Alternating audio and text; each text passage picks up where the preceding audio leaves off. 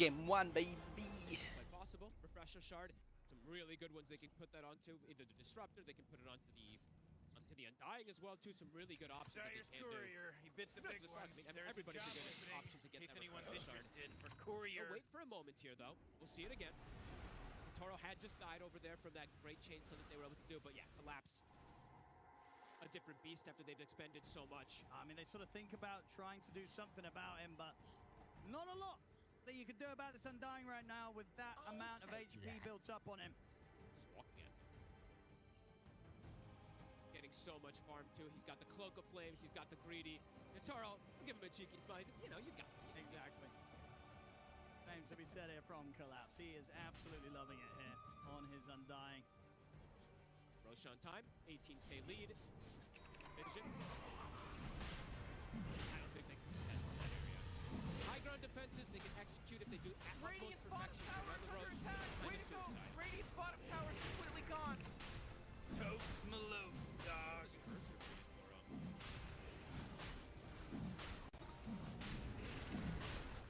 All right, Radiant just swiped out the Roshan Available guy. here for Collapse. Oh god, Collapse has a full hex now too. Oh my goodness. Just keeps flirting out the items. Oh, Radiant's keeping bottom up with tower is farm under that attack. Very impressive what he's been able to do. We see Satanic, his farm is pretty impressive too, but still, at that back foot. Even bigger rate. I mean, the statics can be massive. We don't see Disruptor very often. I actually forgot that was even a talent farm at 20. With that Chasm Stone too, this statics So many things that they're going to have to pre-BKB. yeah, either have to pre-BKB or if they jump the Disruptor and kill him at the start of the fight. So they're just gonna get decimated from that Axe. Push coming in toward the north side. Yeah. Collapse now finally switches to neutral item. And immediately Satanic has to put this BKB. He's so terrified about what they'll throw at him. A quick tombstone dodge off the arrow. I mean, he needs to use that. Has to. It's so scary. Otherwise, he's gonna get hexed. Well, 9 class outside of the base. Collapse is waiting from inside of the base. 9 class. You get glimpsed back.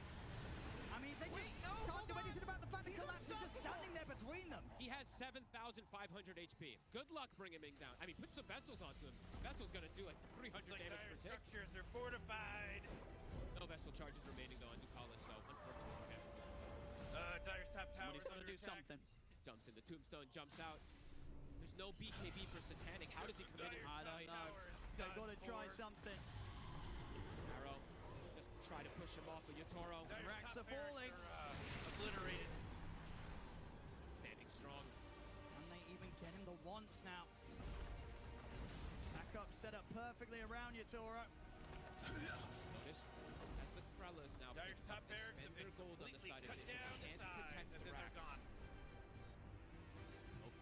Strong They're gonna siya. continue in this area. Continue the push. Anyone steps out, if Rue sees them, he will just blink Static Stone and grab them. Desperate move here. They're on the low ground. Notice he's going to try to jump, but he doesn't find an angle to get the call off. The Static Stone's laid down into the fear from the Requiem. He used his gold too to buy the Krellas. He does not have buyback. Starts to not make any sense. Own it. See how it takes here to finish up the final set of Rex. Here, connects. Satanic is going to try and jump the backlines. Maybe look to see if he can kill off the support. So put the BKB, look to chase down the Willow. Can he at least get that? There's going to be ult to keep it safe. No one's just getting shredded. Finding the right clicks of Yatoro. No one's gone. He's out for 100. They're getting close to killing off Collapse. He'll heal up with the Soul Rip and the Decay. It is and the Tombstone. He's still alive. Satanic is trying to run. No one coming with a tether to bail him out of this. He'll be able to live, Satanic. They're just way too far ahead. Oh, and they're all too tanky. Toro's damage. He shreds. I can't believe no one actually gets away. And Collapse. He's back in with another jump. They get the hex onto Ducalis. He's out. He'll buy back. Satanic's going to jump in with a slide chains over towards Yatoro, but it's a triple kill for Yatoro. GG is called. GG is called. Team Spirit will take game one. Yatoro finishes with a rampage here in Shanghai. Getting too excited. The legendary carry himself having a pretty free game this time around. Vision trying. Free game, boy. Something so they should be able to easily move past this into game 2, but as for this game 1 strat, it did not work out. It was a strat that we weren't necessarily sure how it was going to play out. We saw so many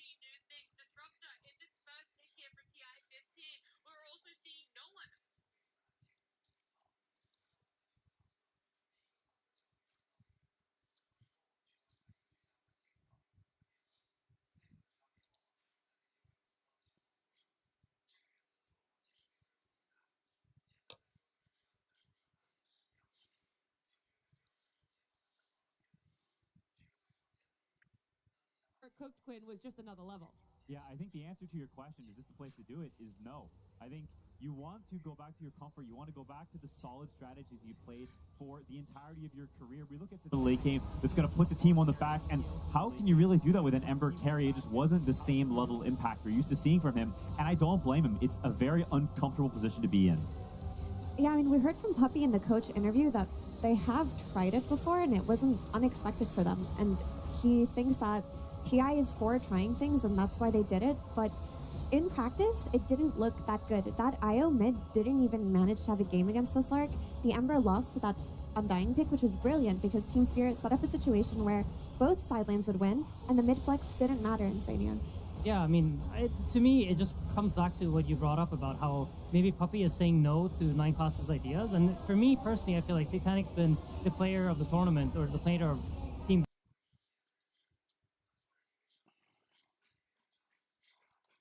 Browser.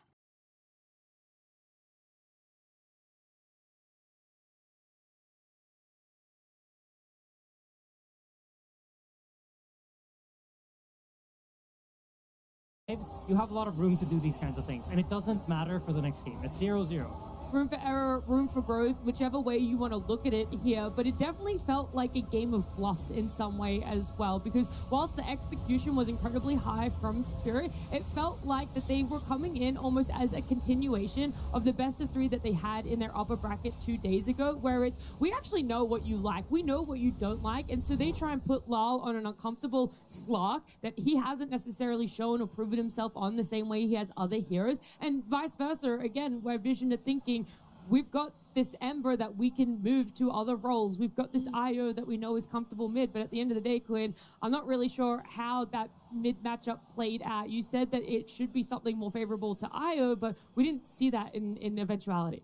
Yeah, I think it probably should. It ended up being where Slark takes a relatively decent early CS advantage, and I think you can chalk a lot of that up to no one's inexperienced on the hero. It's quite a very player-specific hero. You need a lot of reps into how you move the spirits back and forth. It's a very finicky, I don't know, very IO-specific mechanic that not any other heroes have. And so I think I chalked that up to inexperience, and I think it's not just sort of a fault of Vision, but it's a skill that Spirit is really good at. And I think specifically in finals, I've felt this myself, that they are really good at taking you out of your comfort zone. It's not just Vision doing it to themselves. They're picking things and banning in a way that forces you to do that, or you feel compelled to it, almost like they're mind controlling you. On that topic of potential inexperience on the mid IO, that may very well be true, but watching it play out, I don't think IO has any inherent advantages against Slark.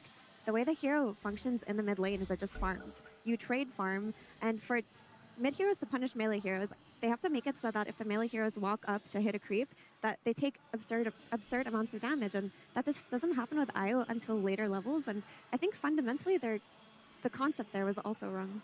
We're going to look at the earlier mark between these two, right? Looking at about 10 minutes, I feel like that's that moment where you're wanting to see a little bit more movement coming out from your mid. You're hoping that they're going to be up there, the playmaker, or the solid rock for your team, and hopefully that they've had a good enough lane for themselves. But when it comes to this mark, it's not necessarily a glaring obvious who is doing that for their team, right, Quinn? Yeah, it's very even, and you've got the pressure on the side lanes, and I think that's Spirit, that's how they love to play. They want to have Laurel just chilling, playing some matchup that's whatever, that's normal, that he's fine in, and they put pressure and they put the precedence on their side lanes to do well and have good matchups, and I think that came to fruition completely this game. It's exactly how they want to play. It's a bread and butter Spirit draft. I feel like the main thing that I take away from the is the net worth. The Wisp has to be a lot more farmed coming out of that matchup. Honestly, it needs to be almost 1,000 gold higher at minute time. Okay, that is a big difference. And you mentioned something briefly, Quinn, where you're talking about it's a lot down to the side lanes. What's happening on the action there as well? How much more can their mids offer, depending on how well their side lanes are going? And we've already talked about it. This is the first official we've seen Satanic on that Ember Spirit. And luckily we have Purge, who's going to give us more information about how it played out for him. Yeah, they tried out the Ember Spirit with the shift to the safe lane. They thought they could make it work. Last I saw was Team Liquid playing it. And it's definitely a little bit harder here. Satanic did his best in the lane. He did some nice little tricky things like dodging the Willow blasts here. But after a quick level 2 on Willow, she got a D-ward here. This really nice root is going to guarantee the kill on Satanic. That got him a first blood.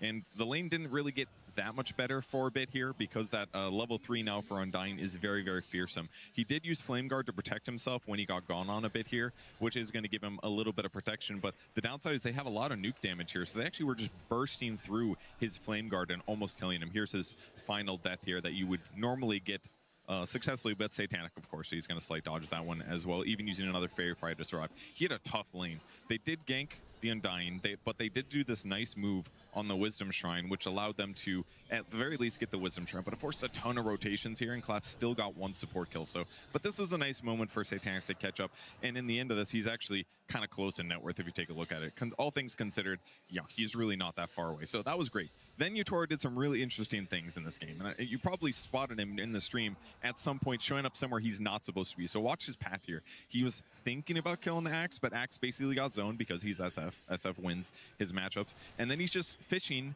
to do mid pressure. There's a catapult at this moment, so this is a really good time for him to be here, because if he's just successful at helping to get a kill, then they get a whole bunch more damage. And this is probably the moment you saw him on stream when he came here and double raised the enemy mid. This is kind of crazy to look at, but if you look at what happened on the map here, he's basically forcing the IO to go farm these camps over here, which means he's super far away from the mid lane, so it basically makes it easier for them to pressure the mid lane and for his Slark to get as much farm as he wants. And a short time later, he basically does the same thing. He's going to clear the wave, he's going to walk towards mid, he's going to take this nice little ancient stack, which is beautiful for him, and he's going to do the same thing, hiding behind the tower, looking for a hero. He ends up spotting out 9 class, which guarantees the vision, which guarantees the kill, and again, guarantees the tower. So this early pressure that Yatoro did to rotate, it didn't take a huge amount of him. He lost a little bit of gold, but he got some nice ganks in. That pressure really opened things up on the map. The mid was opened up, Collapse had this really sick play, getting the kill on Satanic, and as a whole, the lanes just went great for Team Spirit. Thank you so much, Purge. We're seeing it play out in real time. The Yatoro of TI-10, that's what he was praised for time and time again, was how early he was willing to rotate to mid, how he was willing to help out other cores despite this more traditional viewpoint of a carry being the #1 farmer. You're supposed to always be farming if you're not out there in your lane. And at the end of the day, he goes, well, there's other means to get kills, there's other means to be able to shut down our opponents, and that is pushing the mid laner out as far as possible. Yeah, I love those clips. I think that it really shows some of the skills that the Yatoro doesn't always show, but somehow when it comes to TI, when it comes to the finals, he just builds this extra awareness of places he can be, places he can pressure. These are split-second decisions that you need to make in very specific moments, or you're just going to miss the opportunity, and he's so in the moment. He's so clutch in these finals. Almost no one else would make these moves, but Yatoro in zone is just a different beast. To add on to that, it's just Team Spirit's understanding of which lanes to focus on has always been some of the most impressive out of all the teams in Dota. But they had this knowledge that if IO doesn't have any kind of farm, they won't be able to make moves because both side lanes were shut down. So if they moved their emphasis to the mid lane and pushed no one into the jungle, then there really was no tempo or counterplay for a very long time. And I do have to give them props for how they set up the Disruptor. Playing Disruptor with Slark's night vision and an SF coming mid, you're just happy in that situation, aren't you, Insanian? Yeah, I mean, I think when I played Disruptor, 2 of my favorite heroes to lane with were TB and SF, and it's just because they provide so much overwhelming damage. Whenever you glimpse someone back, they just immediately die. And that's like what they do on the lane, but then Yatoro takes it one step further, and he just makes sure that he's connected to all the moves that Disruptor wants to make. When Disruptor wants to move mid, well, he's there to provide the damage. And now suddenly, anybody that's within 1,600 range of a Disruptor is just dead. Yeah, you can see it even from just the positioning. The SF is not playing like a typical turret and that he's standing behind everyone. For the majority of this game, Yatoro is standing in front of everyone because his supports wants to stand behind. He's charging at them so then the Disruptor can glimpse them back. That's such an unusual sort of switch of priority in how you're even just standing. These are the little things that go into the greatness that is these Tier 1 carry players or Tier 1 players in general on the biggest stage that he sees in the moment. This is a time for me to walk up and chat up for my supports who are going to sit behind. Compared to the inverse, that is amazing awareness in the moment.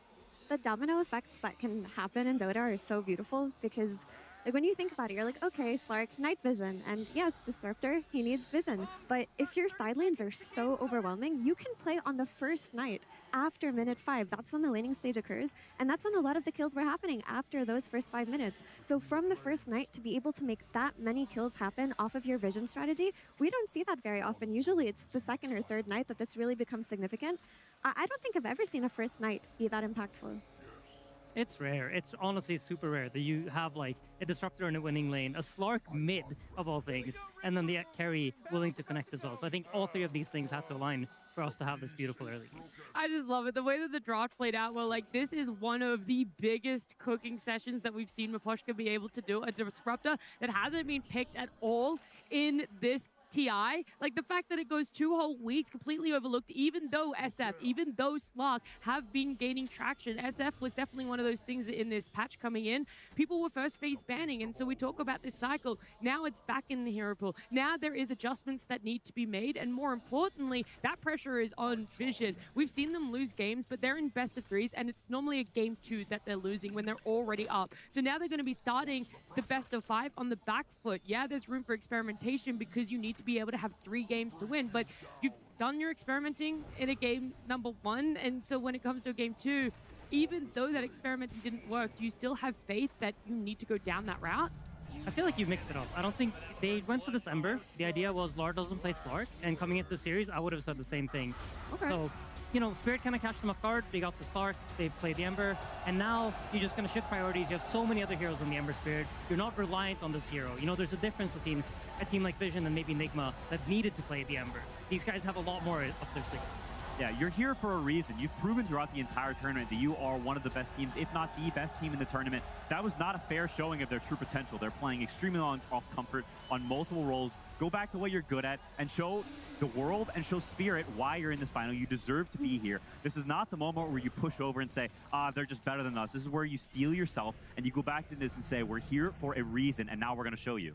Yeah, that felt like a statement by Puppey that if they take Ember away from Team Spirit, then Laurel doesn't have heroes that they're uncomfortable dealing with in terms of tempo. Because if not the Ember, what have we seen Laurel play that pushed the Team Spirit supports forward on the map?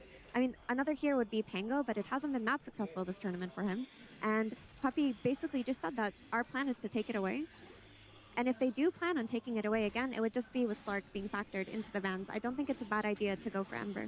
Yeah, absolutely. But then you open up doors for potentially a Bane, potentially a Winter Wyvern, and we just honestly, I feel like we just got to see how they react to this. It's hard to make any sort of predictions about what their take from the game is, because for me, at least watching, I think you don't want Satanic on Ember. We want him on some sort of win condition. And if this is the plan B, then I don't like the plan. Yeah. I think it's also interesting how the sort of the order of these drafts pans out whenever hard counters like the Slark versus Ember arise. Ember, through a lot of this tournament, I think would be getting first pick, but there's this one pesky Slark. And so that means Ember is will be a second pick only hero because you need to pick it on the end of the first phase, so then you can ban the Slark in the next phase. Compared to if you try to pre-ban it, then they will just respond with the Ember ban. So you can actually never get Ember if you're first pick. And these things can arise and change how teams prioritize draft order and how the lineups are created, because maybe Ember was crucial and now you can't get it anymore from that pick side.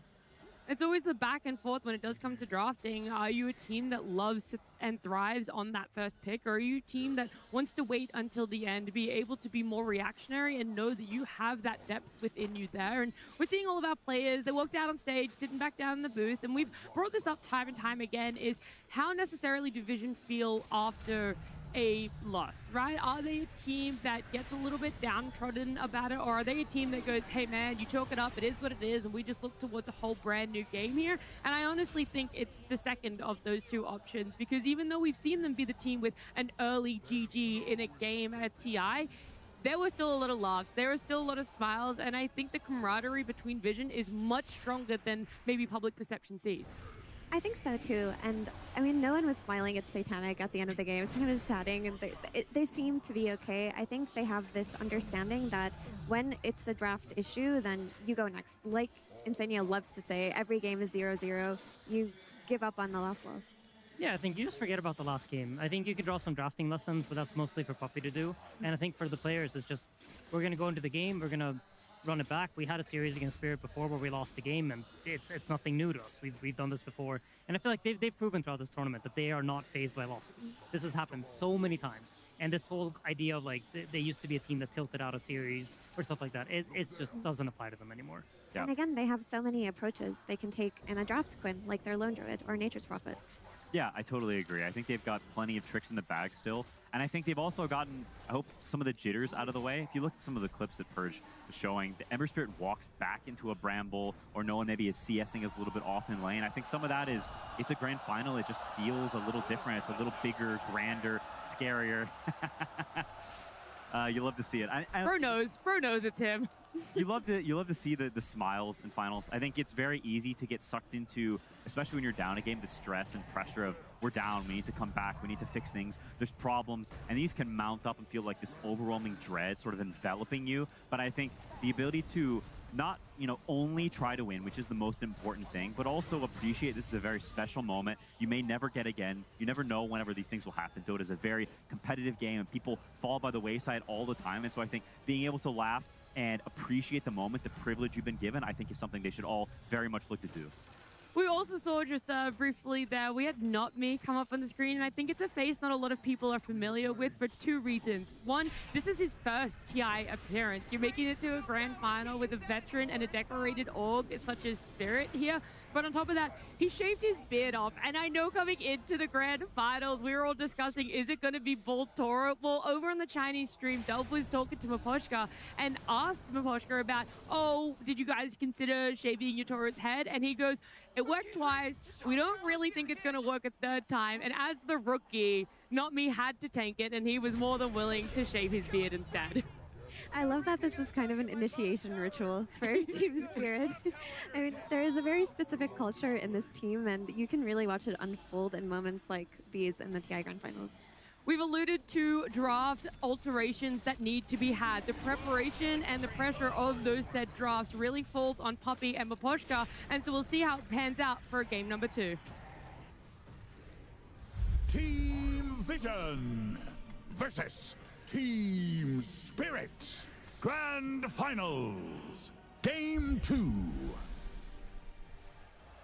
Spirit is up 1 game here in a best of 5 for our TI-15 Grand Finals. We had Vision with first pick in game number 1, and it has been flipped this time around. It's going to be Spirit with their first pick, and so it does bring back all of those theories that you guys were crafting. Where does this Ember take priority now? Where does the Slark fall in the draft if you're willing or wanting to take Ember in the first phase? Yeah. There's this really cool thing you can do here if you're Team Spirit. Like, let's see, we're going to see Vision's 2 first bans. And if they notice that there's like 2 heroes that they want to ban out, that we know they want to ban, and we don't want to give them the opportunity to do it, you can ban out the Slark, forcing them to ban the Ember, and then giving you one of those heroes that you want to play in the upcoming situation. Yeah, it's definitely something you consider, and with the way the bans have been changed over the years, the order of them is very important, and trading bans in that forced way is definitely a smart and cool tactic. They choose to pass on it in this instance, but it's something that may come into effect in later games as well. With the Nature's Prophet taken out by Team Spirit, I think if you're Team Vision, you can comfortably lean back on your Lone Druid. I mean, there's always the concern of the first pick Winter Wyvern coming out from Team Spirit, but you have 2 bans here. Instead, they ban the Bane. Bane covers for Ember, it covers for Io. Yeah, I wonder if these will be the bans that they continue with throughout the series. I know in the finals we played that sometimes you're wrong about the first phase bans. It can be a bit tricky to actually get those right, and it's so much easier from a third eye perspective, or from after the series to feel like, oh, obviously we should have banned this instead. Nature's Prophet was too broken. But sometimes you get mixed up and you ban the wrong heroes in the moment, and I think considering those and really making sure, is this really integral to their draft? Is this what binds them together is such an important thing. Vision are looking at their final ban here, and what's being left in the pool from game number 1 is that Wyvern. It's also the Earth Spirit and the Coddle, and now it feels like you're in a tricky situation because at least 2 of those are getting through, along again with maybe that Ember. I mean, I think that you have a lot of things to consider here, right? If you ban the Slark, then Spirit picks Ember. Are you happy to play Earth Spirit into Ember? We've seen quite a lot of success in that matchup specifically. Winter Wyvern has been Spirit's go-to first pick, I feel like, in every single game that we've seen them play. When it's there, they always go for it. So it's a tricky situation. You have to kind of look at the matchups that you get and what kind of trade you want to make here. They definitely could go for a Spirit trade. They've left Earth Spirit, a hero that's been very, very dominant. Laurel's very capable of. Ember is a classic response. It's not really a lane counter anymore, but in the game you buy Vessel and you buy Mage Slayer and you can negate some of his fighting with your own fighting. So they could be saying, hey, you take one Spirit, we take the other. But Spirit declines the trade and says, Yatoro cooked so hard last game, we're just running it back because we don't think you have answers. I wonder if they think that Notice Hero Pool suffers very hard against the Shadow Fiend, because there is always the potential of a Darkseer coming out to counter the SF, but maybe they think that that's very easy to deal with any kind of Dispel, any Enchantress, any Largo. I think the Darkseer against SF matchup is very much a laning, or not so much of a laning matchup, and I feel like the way that Team Spirit are playing right now, I feel like if they can guarantee that they have side lane pressure from Yatoro's SF, they're just going to go for the SF, looking at the matchup, seeing like nothing really pressures us. They might be counters to us down the line, like we saw them earlier today run the TV themselves. So there are ways to deal with it, but they just want to get that pressure early on. They don't want to let the lanes snowball. And Team Vision go for the Earth Spirit. It's a very solid response. There's nothing wrong with this at all. And to be honest, I already like this opener more for Vision than I did last game. This Earth Spirit hero, it's just so good against all the turrets because you have a way to gap close. And so you get on top of the Shadow Fiend, you make him start running, and the whole advantage turrets have is they can hit you while you run into them. So if you close that gap immediately and you just roll on top of them, well, now suddenly he's running away, and those are valuable seconds that he's not hitting you and dealing DPS. Yeah, on the flip side of that is Earth Spirit, we've seen him kind of struggle when he rolls in and there's a turret hitting him. Like, if he misses his initial stun and he doesn't have backup, you're getting 5-shotted by the Shadow Fiend. So a lot of it is execution-based at later stages of the game, too. And Darkseer does get taken out. I think once the Earth Spirit shows you can't let Darkseer through, it just creates too strong of a combination. Yep, absolutely agree. I think, you know, if you have the opportunity to ban heroes, of course you should ban the heroes that counter you down the line, right? You don't need to give away the possible best matchups with your opponents. So good ban from Spirit here. I'm trying to think, because we've talked about how important the supports have been in this matchup, and I think, there you go, the Coddle's out. This was a hero that pairs very well with both Ember and the Earth Spirit. Any sort of Spirit, really, Coddle's happy to play with. And 9class has proven to find opportunities to make moves with this hero that no other player has done at this tournament. Yeah, it's very impressive. I think also, I mean, like, the man on camera, he has been so impressive. And the fact that there's a clockwork first phase ban, a hero that no one else really cares about that much, but he is so terrifying with the accuracy of these cogs. They feel like they have to first phase ban it every game. That's so much value. That's why you're getting the Shadow Fiend, is because he's so proficient at that clockwork. These things add up like crazy. Rue is good too. I do think you have to account for a potential Ember still on Vision, like maybe an Enchantress for Ducalis or something, because it's still in the pool. We know Laurel's going to play it. Yeah, there you go. You've got nice call, Mira. The spells for the Flame Guard and the mid-pressure. I do wonder, though, if you're getting run at non-stop by an Enchantress as an Ember Spirit, like, what do you need from your supports, Quinn? I think you want pressure elsewhere. Yeah. Like, Enchantress, the biggest thing about this hero is if she's free to attack. She doesn't actually have any spells, and so it takes her a little bit of time to get the creep, to walk there, to get the right angle, to wait for Enchant to come off cooldown so you can slow with the creep. There's a lot of prerequisites that sort of have to be met, and if there's a ton of fighting and there's gate ganking and all these things, the pressure in the side lanes, well, she doesn't have the time and the freedom to go mid and make moves there. So I think you're kind of like, yo, team, can y'all put some pressure elsewhere and let me, like, do my thing here? And I think that is Spirit's MO, right? Like, they want to have that side lane pressure to prevent you from going mid, to prevent you from pressuring this Laurel potential Ember Spirit. We haven't even seen it yet, but of course we have to consider it here. I love this. They're moving the priority up on the Slaughter because we saw it get banned out in the final phases of bans. And I know that they were going for more of a different trajectory when it came to Spirit, but to be able to have it so freely right now, I'm excited to see what it's going to bring in a grand final. That's really cool. I mean, I love the combo of amplify damage with SF, but outside of that, Slardar was kind of the lane counter to Earth Spirit for a while last month, and people gave up on it. I think another nice dynamic with Slardar is Lina, who's very popular in this patch, has been shown to be countered by Slardar the last couple of days. Yeah, you're reducing options, right? You pick Slardar, you know they're not going to pick any Linas from this point onward. Also, I think what Spirit does is really cool here, because they have the flex on the Slardar, right, between the mid and the off lane. But because they already see the mid laner, they know that they guaranteed have one good lane for the Slardar. Even if there comes the hardest counter pick of all time on the safe lane, you guaranteed can put the Slardar in a nice position, but they could still put it on the off lane if you don't address this. So now Vision have to address the Slardar in the off lane, so that, or they're gonna just end up playing against it mid. And it's a really cool draft here from Spirit. I love what they're doing. Do you think Enchantress is enough versus an offlane Slardar? Because you can dispel sprint and maybe go for a kill combo? I think it's a decent hero, but the thing with Enchantress is she doesn't really do anything except auto attack, and Slardar has really high armor, so he tanks that pretty decently. It's also kind of a cool situation in that Vision, whenever you see Slaughter SF, you want to pick the high armor carries. You want Phantom Lancer, Terrorblade, you want Illusion Bros that can outscale the Shadow Fiend, but it's tricky to actually pick it on 16-17 on the Underlord Rubik spots because you're you're going to get counterpicked by the offlane because of that Slardar flex. And so because he can go in either lane, if you pick that carry there, well, suddenly a bunch of magic damage is getting slapped down right after, and you don't have as good of a matchup anymore. And so as it goes to the last pick, they have the option to ban the Terror Blades and the Phantom Lancers, these heroes that counter the Shadow Fiend, which, you know, sort of goes more into just a very nice order of things from Spirit. Hooray! The enemy's bottom tower is destroyed. Hooray! We're going to be waiting not too much longer for what Spirit are deciding for themselves, and it is that Undying. And again, it still keeps a lot of things open for themselves because we know how strong of a lane an SF and Undying can be together, but we also just saw in game number 1, Collapse won't shy away from picking up that Undying too. Yeah, there's absolutely the potential for Collapse to play it. I mean, we touched upon it earlier in the tournament, but this Undying has some purpose when playing against Earth Spirit, where if Earth Spirit rolls in, and nowadays Earth Spirits tend to have a very low level roll, max out the other 2 spells, Undying can slow you, drop a Tombstone, and you just can't get out of that fight. And all the Spirit heroes, they love to kite, they don't like getting slowed, they don't like being rooted down into one place. And these are 2 of some of the high strength gain heroes in Dota, in Earth Spirit and Underlord, and an offlane Undying is a very strong counter pick as he scales. Yep. Keeping the flex potential open, it's very, very nice.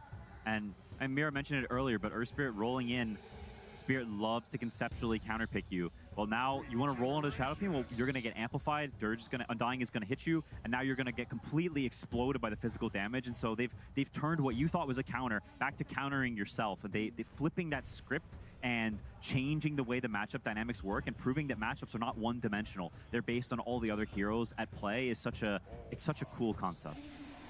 Yeah, I mean, this is what Spirit does, right? They always look at how to conceptually beat what you're doing. They also take out the TB. It's a great matchup against the SF. We saw them run this exact same matchup earlier today, so I like the position that they're in. I feel like when I think of Earth Spirit and how he deals damage, it's by being tanky. It's by staying alive, letting that Magnetize run. It takes time. But when you don't have time to do that, suddenly this hero isn't that super high magic damage hero that we've seen throughout the rest of the tournament.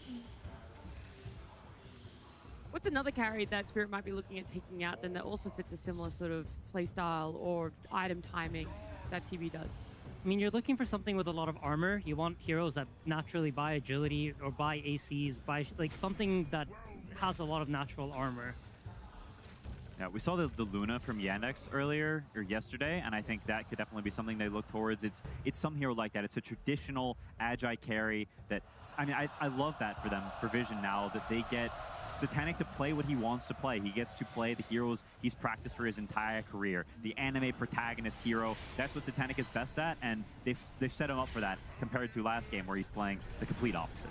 A lot of his go-tos are kind of uncomfortable in this position, though. I mean, I think the only one that looks decent is the Templar Assassin, but we did see her lose to Slardar yesterday.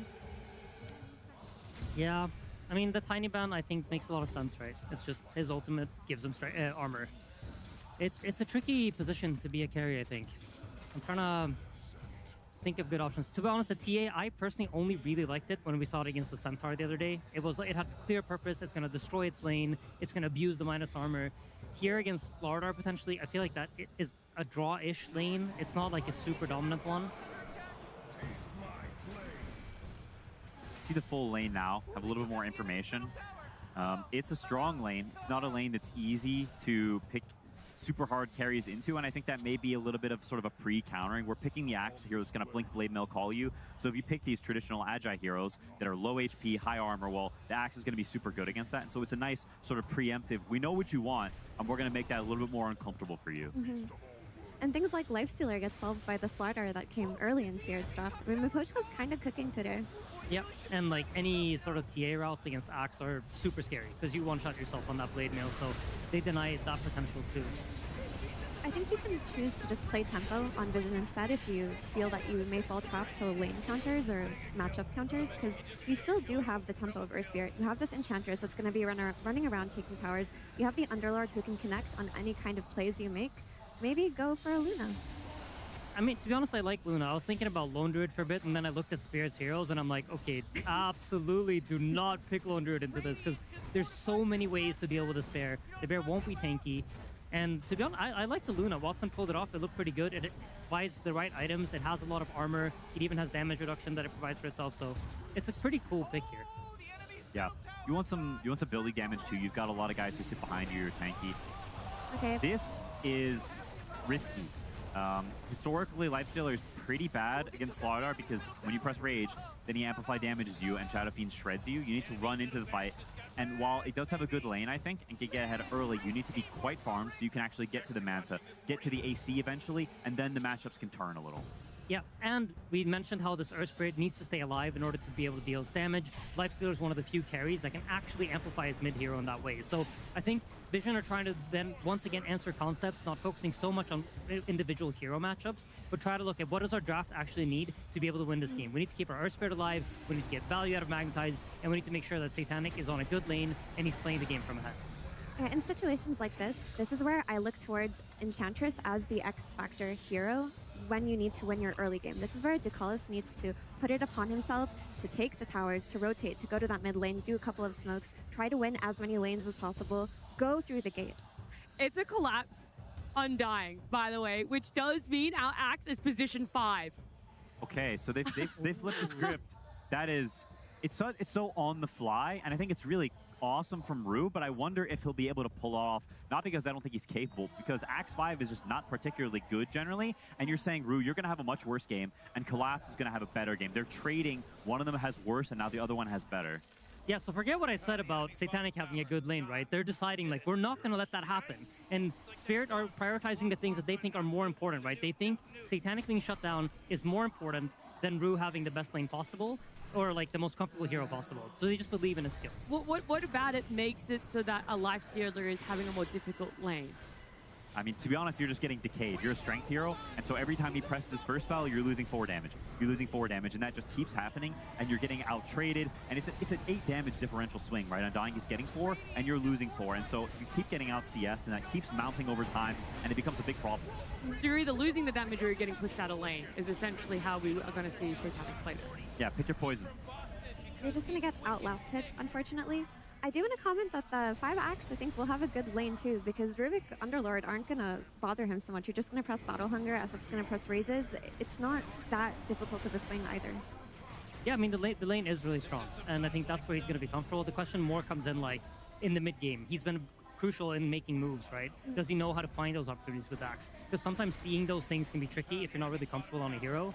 But to be honest, I think from Spirit's perspective, this kind of switch, it shows that they're like really thinking about the game, and it's really impressive to see them do it. Well, we've loved getting to see that little switcheroo right at the end there, seeing the Axe go into position 5. But let's get a couple more details about it, because Tsunami has Miposhka standing by. That's exactly what was on my mind. Miposhka seems like quite the last-second pivot. Support Axe. What was the idea? Idea was like we picked Dynamic and Axe, so we can flex them between both roles. For example, they picked Axe, and we just decided that Dynamic would be much better at line up against Lifestealer, and Dynamic just wouldn't. So, but Axe is still just under Shadow Fiend. He anyway will be useful. He anyway will get his blink. He anyway will stun some heroes. I mean Agar, and he will do his impact anyway. But Dynamic will just kill them later. So you definitely planned this out quite a bit, and I'm wondering, you are now on a 7-game win streak right now at TI. Obviously from players, I hear what a hot streak feels like. You know, your clicks feel better, you always know where the enemy is. But as a drafter, do you also feel like, oh man, I feel hot right now? Maybe in that grand final I would say yes, because I feel like also support from my players, like they believe in my ideas sometimes, like they trust me. For example, we let our Spirit enemies, but we choose to pick Shadow Fiends. That was my idea, and he just wants to like how to like play very tempo and just kill them until he gets his items, for example. And we can see how it will go. But they believe in me. I believe in my teammates, and we just has a very good synergy right now. And the harmony is working out great. Miposhka, good luck in game number 2 as we send it to our casters. Game 2 time, ladies and gentlemen, here between Team Vision and Team Spirit. And before we get into breaking down what's going on and what we're going to see, I believe we actually have some quick words from no one in the booth. Let's hear what he had to say. I mean, this guy play X5 in the TI finals. Good luck to him. What can I say? Oh, there we go. Good luck indeed. I mean, as we saw, they know themselves, right? Team Vision, and according to Puppy, this is where you got to try the different stuff. Team Vision tried the different stuff in game 1. Didn't work too hot for them. So indeed, no one's like, well, Spirit, you could try something a bit different, putting Rue on this position 5. Let's see if it works for you. I mean, Spirit tried something different last game too, the Disruptor, And it was unbelievably good. I was shocked that it's the first Disruptor when we did see it start playing out versus Ember versus Io. It did seem like a matchup. Maybe that's what it is. Rue's like, I just want to play something different every game. Could be the case. No, I understand. Like, you know, this pivot, very appropriate in the game. They saw how good of a game Collapse also had on that last one. As soon as they see that Lifestealer pick, it can be annoying for Satanic. You're already starting to see that damage differential. Lifestealer's damage early isn't really so high in particular, just because you have very good attack speed that builds in that you can get these extra last hits. But yeah, you're just going to constantly get the K spam. You're going to get... See if it works for you. I mean, Spirit tried something different last game too, the Disruptor, and it was Let's go. unbelievably good. I was shocked that it's the first Disruptor. How Rue is gonna play off lane. Second skill. It did seem like Second skill and core. That's what it is. Rue's like, I just want to play something different every game. Could be the case. No, I understand. Like, you know, this pivot, very appropriate in the game. They saw how good of a game Collapse also had on that last one. As soon as they see that Lifestealer pick, it can be annoying for Satanic. You're already starting to see that damage differential. Lifestealer's damage early isn't really so high in particular, just because you have very good attack speed that builds in that you can get these extra last hits. But yeah, you're just going to constantly get the TA spam. You're going to get hit also from the Hoodwink. Can be a bit annoying in the laning phase. So from what I see from Spirit is they're really looking to dominate these lanes. But I think overall, Vision's approach is much better this game. Oh, then game one. Infinite. No doubt about it. This game, we should get to see some back and forth. Oh, yeah. We should get to see Satanic be much more in his element. Sure, as you say, and as we heard from the panel, there are many ways that the Lifestealer can be pressured and can suffer in this game, but it's not a carry out. Satanic on the Lifestealer. It's going to be super comfortable, and even if they do bring in this challenge, he's going to be able to rise up and meet it when he's on something like the Lifestealer. Exactly. And the Axe pivot, right? To talk about it, Amira mentioned it there. This Axe lane, playing versus Rubik, you can trade pretty decently. Rubik doesn't really have that highest damage in particular in the laning phase. You get hungered. Axe has crazy high HP regen, decent armor to trade with too, so you can be that protective force for a Shadow Fiend, and you provide the catch later on that the team is going to watch. A BKB piercing disable. They have multiple of them to deal with the Lifestealer. Already we see 9 class starting to pull some waves. You're playing versus Shadow Fiend with Underlord. It's a very difficult lane to be able to pressure your Toro. Mid lane, pretty even so far. In fact, dead even. Well, let's see how Satanic deals with when the levels start coming out down here. This just does not feel like an easy lane for him to just really last it. Can potential just get burst. Especially not when Collapse is going to absolutely be in the zone after his game 1 Undying performance. And I love that Not Me did this. It's a usual thing we see on the Hoodwinks, but some players have strayed away from it lately. It's just buying a Blightstone. I mean, Orb of Blight, sorry if I have a name change, but it's very strong versus something like Lifestealer. You're very low armor. It's very annoying to deal with this constant harassment, and Collapse's damage is high. If he gets a couple right clicks with a Blightstone, it's going to be crazy how much he actually deals. Not actually that easy for Satanic to step up to the creep wave. Each and every time he's having to use this rage to just not get caught by these bushwhacks from Not Me. So it could be that case. Well, sure, it's not a side lane Ember where he's just struggling to get that full recovery, but it's going to be Yatoro with absolute free farm to a bit of a slowdown Satanic. Their structures, good work. Try and go for a bit of a dive here with the tombstone. Satanic will turn to try and take it out, but a little bit of soul reveal comes out onto the tombstone, and Satanic, he's going down. First blood here for Collapse. They will get Not Me. It's a big creep wave though. Punishing Collapse with it is not easy. Too many creeps. He can easily walk this one off. I mean, already showing that with this aggression spirit, they're ready to punish Satanic early. They don't want him to have a free game at all. And talking about the Lifestealer as well too, they went for this last pick, but by no means is this a free Lifestealer game by any means, right? They're playing into the Corrosive Haze from the Slardar, the minus armor that comes up from the Shadow Fiend, the Axe that has the call versus him, and a difficult lane as we're seeing. So already seeing the approach from Spirit to shut things down. No one though, he's going to be that one to watch. His Earth Spirit has been phenomenal in these games. Absolutely can punish these side lanes if he's off to a good start, and he is off to a good start into a counter pick matchup. He's got to be careful. He tried to strike from the side here, but Collapse and Nami just turned towards him. He's dead. Blood grenades on him. Actually, okay, Not Me should have the connection. They should get him with the decay. They do. So another kill here for the duo off lane. Off Team Spirit. These two are owning. I mean, Not Me in so many of these games has been incredible for this team. The newer pickups. Laurel. Living on the edge there here against no one. We'll have to back in once he's got the South. Bruce coming in with the rotation.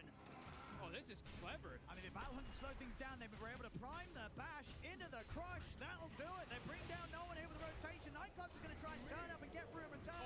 Paul's going to buy him a bit of extra safety. Not enough to survive the tower, but enough to maybe just set up the wall. and at the same time down bottom, they've just killed Satanic again! They're breaking the game, Owen. The movements that they're doing is forcing these reactions from Vision that they're not used to having to do. They probably want to have their usual game plan where they're like, okay, Enchantress is able to get a creep. I'm able to swing toward the mid lane, play around this timing. This is so fast from Spirit. So early, and of course top lane, Yatoro. Free farm. It's happening again for him. It is. And in a situation where this came out very early in the draft, Bog, the question is, did Vision, can you see at least what Vision did try and do to adapt and say, hey, we cannot let the SF, Yatoro, get as free as a game as he did in game one? Like, do you see an idea here? I see them having damage mitigation at the least, right? The Underlord plus the Rubik, just the Fade Bolt plus the Atrophy Aura that comes into play in mid-game team fights can be very strong, and they have a gap closer that comes in from the Earth Spirit. But if he falls too far behind, this Earth Spirit, Panel was talking about it too. If he rolls in, you're going to have level 1 roll very early into Undying, SF, Slardar, and Stunned. It's not an easy game for him to just roll in and get out if he does get committed in. Back to ball. Won't be able to bring down Notice. Pulling away from the wave, making sure that Yatoro continues to get all the space in the world in his safe lane. Dire's top tower is under attack. It collapsed now at this point. It's done to that 7-minute mark too, so even if he does die down here, he will be able to respawn instantly and continue that pressure onto Satanic as well. And they'll have to bring a lot of resources to kill him too, even if they want to. Trying to poke onto Collapse here. They have the creep from the Enchantress, but he's still healthy. Satanic's damage just continues to get limited. Every single time these decays come out, -8 this time. Yatoro, with a similar rotation that he did the last game, they are reading it. They do get the scan. Spirit bringing even more reinforcements to potentially look for a tower push here and force Satanic to jungle. Not going to want to step anywhere near the lane whilst he's aware that this they was looked towards. Spirit know that they know though, and will turn Yatoro back up to the top lane. The nice thing I will say for Satanic in this game though, even before he has Radiance, he kind of can turn up. Sure, not in like a very aggressive way, but playing into this Infest to protect his Earth Spirit could be these small moves that they can look for if they start to fall too far behind. Mid, Laurel. Buster's going to come in with the rotation. TP's coming in as well from Spirit. No one trying to stand his ground with the magnetized damage, but backup's coming in. No one careful. Lars just kills him off. Lars should die. He catches there onto the two of them coming in. Collapse comes out. Takes out 9 class. Vision, they've got to back off. Tombstone's down. They can't handle it. Something I didn't really look at either about the game is they don't really have the best ways to hit this Tombstone. Lifestealer doesn't want to rage and commit for it. There's double supports that are ranged, but not the greatest ones to be able to go for it here. Palace is going to finish it off here at the least with that +125. Collapse, the Spirit, you can see the way they're playing. Very active on the map, looking to respond to the moves. Top. Go for Yatoro. Yatoro, he's got backup for Not Me. But they're onto no one. Not Me. Ready to set up onto him. Heavy damage here with the acorn shot. He's dead! The Amplify puts that is a very, very painful death for no one. Turning up to the top, immediately getting destroyed on top of Notice, getting taken out. This is bad, bro. These are so painful, these early deaths here on these cores, folks. Not Me is owning. Look at the damage from the acorn shot with the Orb of Blight, with the Amplify. Earth Spirit just comes in and dies immediately, put at negative armor. These are incredible moves from Spirit, and teams have talked about the best way to deal with Earth Spirit currently in this meta is shut down his early game. The hero is a lot about that momentum. Yes, he has absurd scaling, but if you slow down the vessel timing, this hero can fall off pretty quickly. How much damage he can put out versus these tanky heroes too, which they do have. They have a Slardar, they have the Undying. Carl having a hell of a game this time. Last game, he did struggle a little bit in the mid game on the Slark, although his team was owning.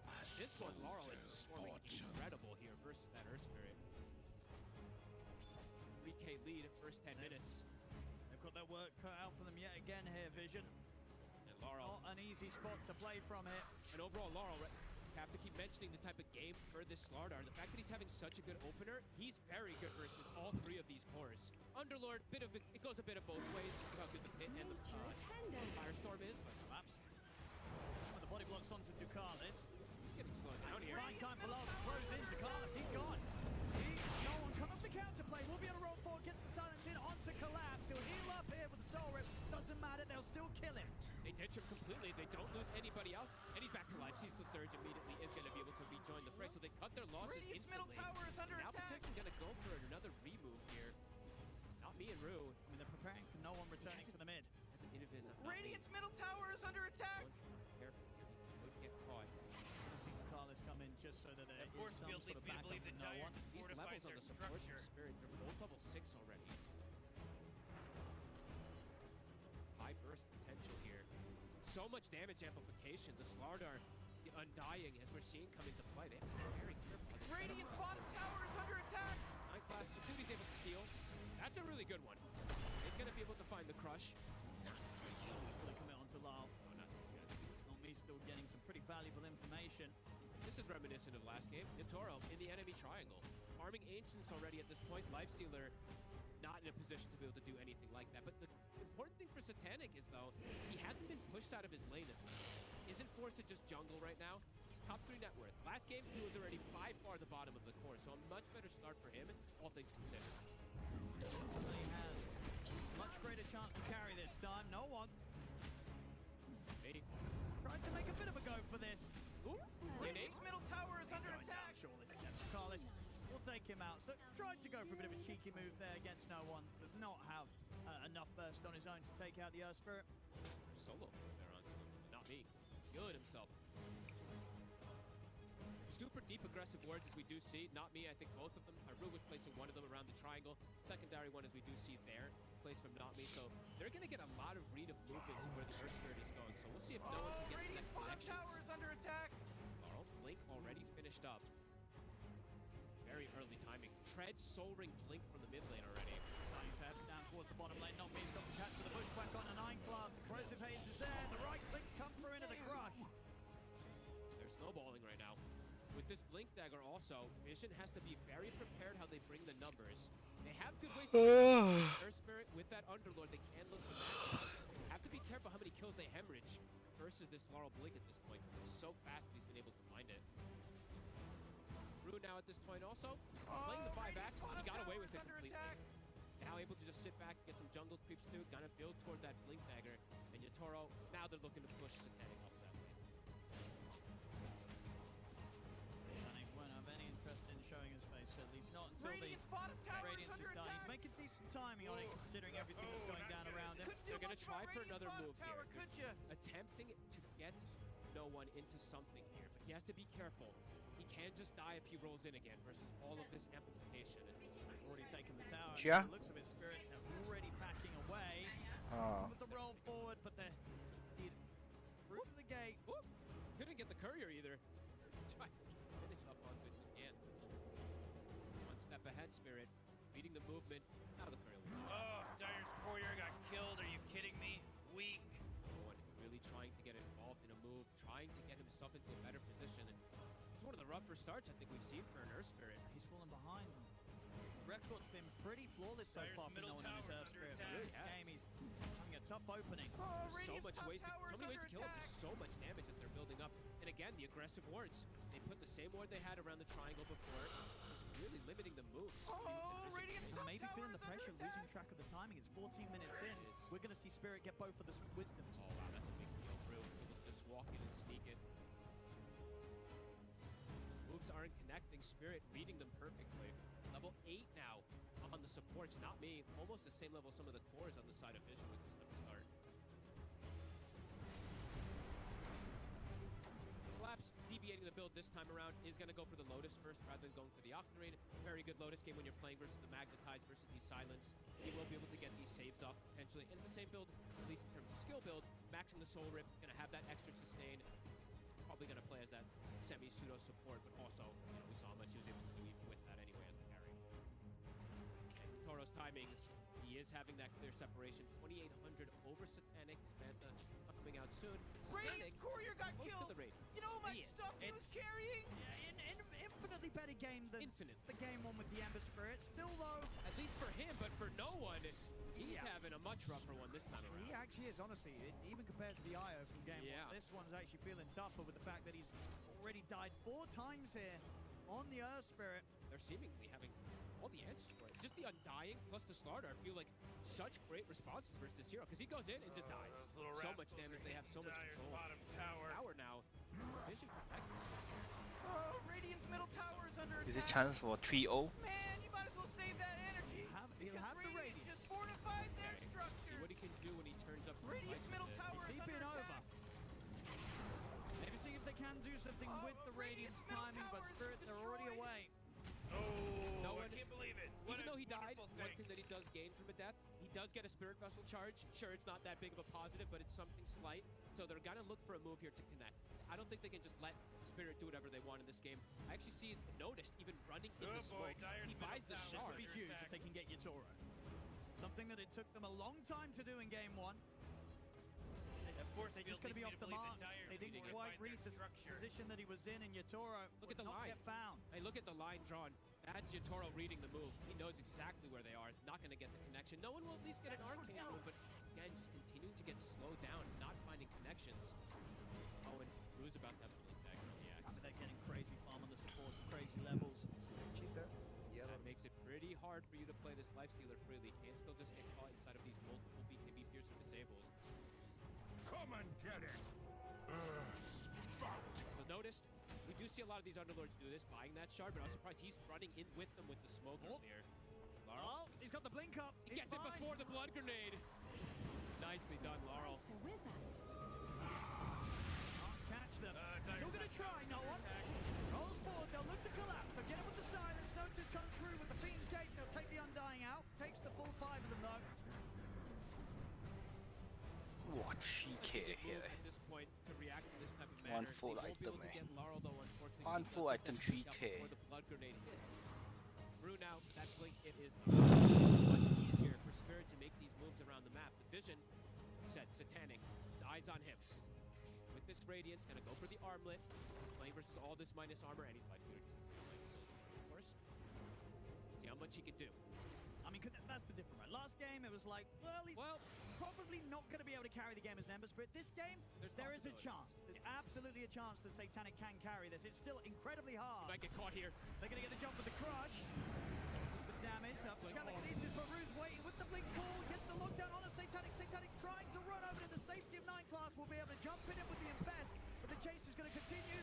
They're surrounded. He's going to blink up in a second. He'll get the corrosive phase on towards 9 class. 9 class is gone. Laurel blink in 2, 1. Second, there's Rue with the jump. Gets the blink call. Dragging Satanic back. Lal jumps in. Push right there to look. No one's here. Come in to help out. Ooh. This. This. But no one still dies. And Lal and So Yatoro strong, man. continue the chase over to Notice. Notice tries to turn. The bash comes in. The detour to hold Yatoro back momentarily. But the bushwhack for Nobby still reaches forward. Sets up for the raise. Notice falls. They're able to at least bring a fair few of Spirit down with them, Vision, but still losing all 3 cores themselves and not being able to do anything about Yatoro. Couldn't protect Satanic, but the best trade they've gotten this game so far, this series in fact, getting these extra kills, no one getting the connection. The Radiance damage did start to build up, but just like Yatoro, just like last time, an amp damage spawns right outside the pit. Kind of be able to commit for this Roche. The scan will connect. They're a little scared. Well, not scared necessarily, maybe just looking to see if they can find a kill before they go for the Roche. Satanic. Dire's middle tower's The under axe is in attack. position for the call. Invest is on He cooldown gets for it. 10 seconds as well. Rue, he's got the setup into the bushwhack. Satanic, he's got again. This amp damage. And Yatoro with the amp damage. A couple of right clicks. The uphill miss. Doesn't matter. Still gets the job done. Double kill for Yatoro. Even Gaben on Spirit's side here, that amp damage spawning down here. They're going to be able to commit for the Roche. Laurel has a medallion too that he got with his tier 2 neutral, level 2 corrosive haze. This Roche is dead. Back-to-back deaths for Satanic. The last pick Lifestealer, even though he's having a much better entry into this game, still having those 4 deaths. They have a lot of answers for him. Dire's top tower. Or you know that Roshian guy that just got killed by Difficult one Dire. yet again He'll here need for money. Vision in this grand finals game 2. But better than last time. Still It ways is, to but- see ways to enter these Dire's fights. top But yeah, tower's under Yatoro, attack. he is 4K ahead. I mean, if they don't manage to turn this game and we go to game 3, surely there's something that they can do to ensure that Yatoro's just not getting these sort of starts 2 times back-to-back here on his SF. He's making this grand finals look easy so far. He is. And Collapse now, maybe starting to try to get into no one's head as well. No one rolls top, the rune spawns bottom. Not going to be fortunate for him. Collapse looking at a shield rune. And with this minus armor, can actually just go for an immediate Tormentor. Super efficient one, Nice as well, one too. as well. Gets it on not many of the better shards we can get. Oh boy, Dire's middle tower's denied. For the What are side you gonna do of now? Vision, they don't really have these BKB piercing disables. They have much harder ways to start fights and force fights, it really has to be around no one. And as we've seen multiple times, he has to be careful, because once he's committed in those fights, he dies in just so fast of all this physical damage. Hard for them to make these moves aggressively. They want to try and push. They get the setup here with the bit on the two of them. This is a good connection. Okay, can they bring him down quickly though once they catch? The Aegis gone. Oh, this is a huge catch. 9class gets the sharpshooter steal too. They're trying to bring back up over to help him out. They're looking for the Requiem, but they stun from the Centaurus there to put a stop to it. The Toro's going down. Take it out. No one gets the kill. Rue, he'll TP out of there. A Vision finally being able to take out Yatoro in a situation where he had that Aegis, so a rare sort of misstep from Yatoro where he may have just felt that he was a bit further ahead than he is. You know, he's incredibly far ahead, but not that far ahead enough, Fog, that he can just step up with the Aegis without a team behind him. Vision, they'll punish that any day of the week. The last game, when they did this type of move, they had Collapse with them. This time, not having Collapse, absolutely crucial. They see that on the side of Vision. They bring all 5 heroes with the Fiends game. Nice move from Notice. Easier for him to get involved this game. So, not having the initiation from the Earth Spirit this time, but having the Ags on the Underlord actually making the difference. So, good timing. Solid bit of a slowdown there from Vision. Well needed as well. If Spirit were allowed to continue to pick up objectives with that Aegis, this game would have fallen into an incredibly dire position. But hopes here now for Vision. Regen has been found. Sharpshooter will connect. Comes around to make it a little less appealing for Spirit to commit for Ducalis. Trying to get him out of here won't happen. Ducalis goes down. Away. Also get the call onto 9class as well as the Battle Hunger. They should be able to pick up both supports. He'll try and lift himself away. Lulls in with the blink. Double kill for Yatoro. Speed from Spirit. No Magnetize available. No Underlord Gate. They immediately run at them. We'll be able to catch those 2 supports, but not more kills. Instant smoke, though. They do want to find another one. Panic showing himself up top. Armlet is done. Gonna go for that Manta. Dyer's top tower's under Like the build. attack. It's pretty standard this game. Going for the Armlet. Manta, AC, playing versus his physical damage. Wants a way to dispel that Corrosive Phase 2. All makes sense from Satanic. Dyer's top tower's under attack. Rotations. Even if these two do, won't be the easiest of kills. No, they probably want Yatoro to be in there if they want to go for a trying play. It's not going to be the case. 9class, I like that he buys this shard this game. Knows that he needs to be the save for Satanic or for no one to bail them out of a potential bad scenario. I like it quite a lot. No one starting to recover. Has a way to protect himself now too. Does have the plate mail. So will be able to potentially survive versus that high person. They're getting aggressive again. Multi's at the ready. They've got Fiend's Gate. See who no one can find. Really big slowdown that they were able to do on Yatoro once. And they find another core kill. Yatoro, this time, does need a BKB this game. Not going to do it before the Shadow Blade, but the next item after that will be that BKB versus the Magnetize and the Underlord. So they do have windows. If they get on top of him at the moment, they will kill him. Dyer's top tower's fallen. His build. Okay. Still this Lotus, going for that Octarine, and then the eventual Blink Shard for the save. But this time also on Collapse, being slowed down himself. Not having that same performance as he did on the Undying last time. Have been slowed down. Dyer's top tower's under attack. Get any kills with that move. They do manage to secure Tier 1 tower. They get a rune as well too for no one, so he's gonna have the amp damage in the next fight, and almost a Shivas too. So things starting to come more and more together for the side of Vision to take these fights versus Spirit. Spirit. Just want to call this. In the river. He has got no one by his side if no one wants to fight, but seeing the three of them make it come.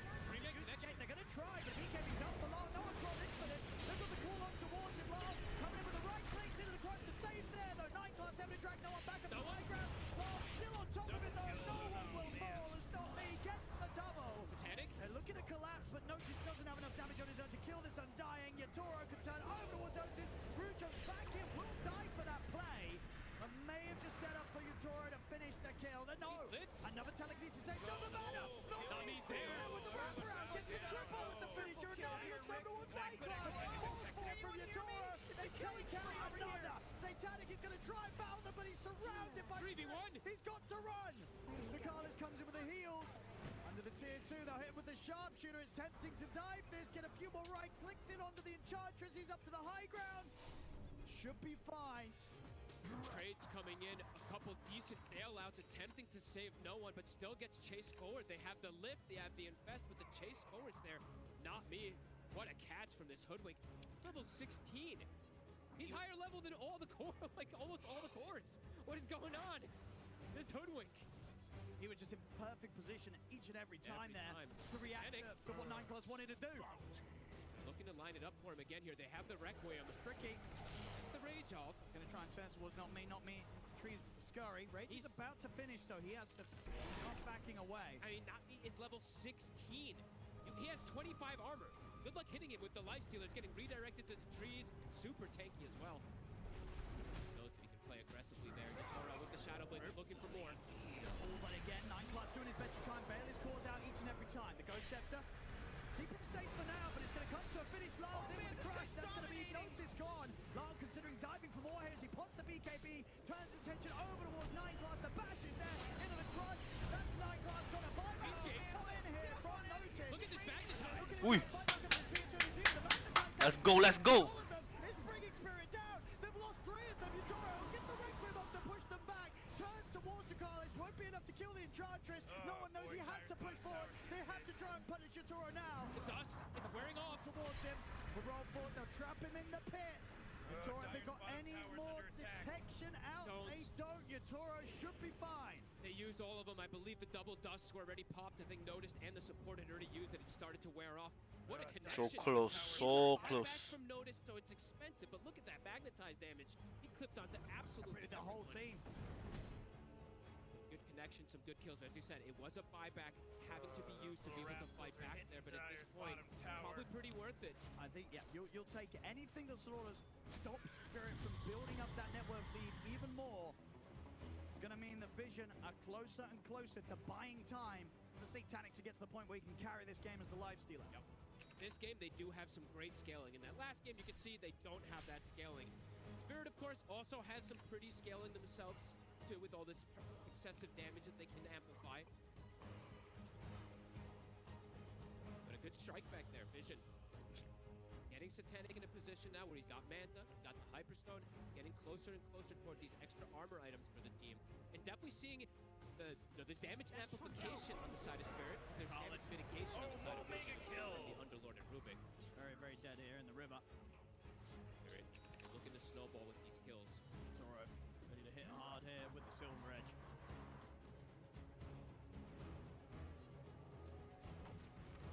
Find anyone around the tower. Satanic. Oh. Look at the Rage off, but still heavy damage through it. What the fuck? Dodge off the core, allows him to get the infest off. And still the core, find the Bushwhack. Another big magnetize comes out with the BKB's up for well. The Ghost Scepter's buying some protection in for no one to notice, but not enough to keep no one alive, as no one will fall. They try so hard to protect Satanic, but Spirit, they know exactly where he is. And no one, even though he's got Shivas and Ghost Scepter, still vulnerable. It was so good dodge, way. That was a fucking dodge. With the Dodge. dodge of the call, but still not enough to get away from Spirit. It's insane how aggressive they're playing, Owen. It's 29 minutes, 29 kills. They are not playing a farming series by any means. They want to put this pressure on as much as possible onto Vision, force them to play reactive. That's exactly what it is, right? A reactive game from Vision, which usually it's them on the aggression. Melvin continues to get caught. 7 deaths now for this Earth Spirit. Bringing in the mid wave and the bottom wave. And it's, for me, it's for Yatoro. Still only the 1 death is very impressive in this game, having a lot of magical damage to go through him. Looks like he is going to go back for that BKB potentially here too, which is going to protect a lot. Radiant's top tower is under attack. He's going to be pretty much invincible with the BKB. Yeah, he is.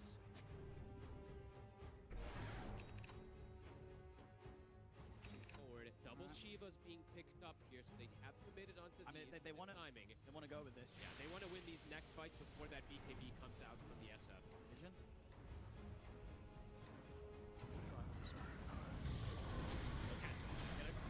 Catch to start this one. Not a lot the Rue can do. Catch also looking for another one onto not be Satanic's on top of him. All right, they'll get the chase down. Put him in the pit. They'll get the 2 supports. I think that's the first aggressive move that we see Vision actually able to connect with. It is just the 2 supports again, but it's around a good time. It's 20 seconds until Roche is going to be spawning. And they didn't commit the Magnetize. They did use Fiend's Gate, but they have Magnetize for the upcoming fight.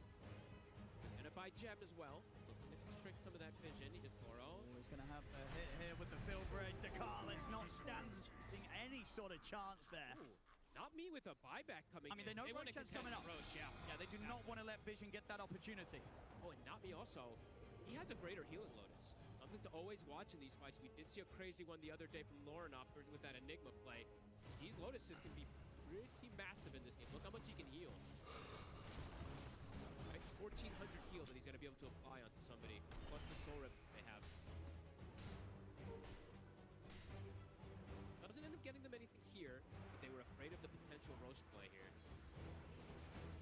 Big pickups. I mean, he's pretty much got this nullifier done. You can get that relic sent over. And they did commit for the double Ghost Scepters plus the Shiva, so those Ghost Scepters aren't going to be as good in these next upcoming moves either. No BKBs for Vision just yet. Quite vulnerable versus the Disables. Probably, yeah, Krella's going to come up for Underlord, BKB for no one eventually at some point. Keeping this game stuck at 6K. Spirit looking to blow it open here. Is Vision going to be prepared for the move? It looks like they are right now. No one. In position to break the smoke. He is beating it. They've hit the scan. Know that Vision's up here.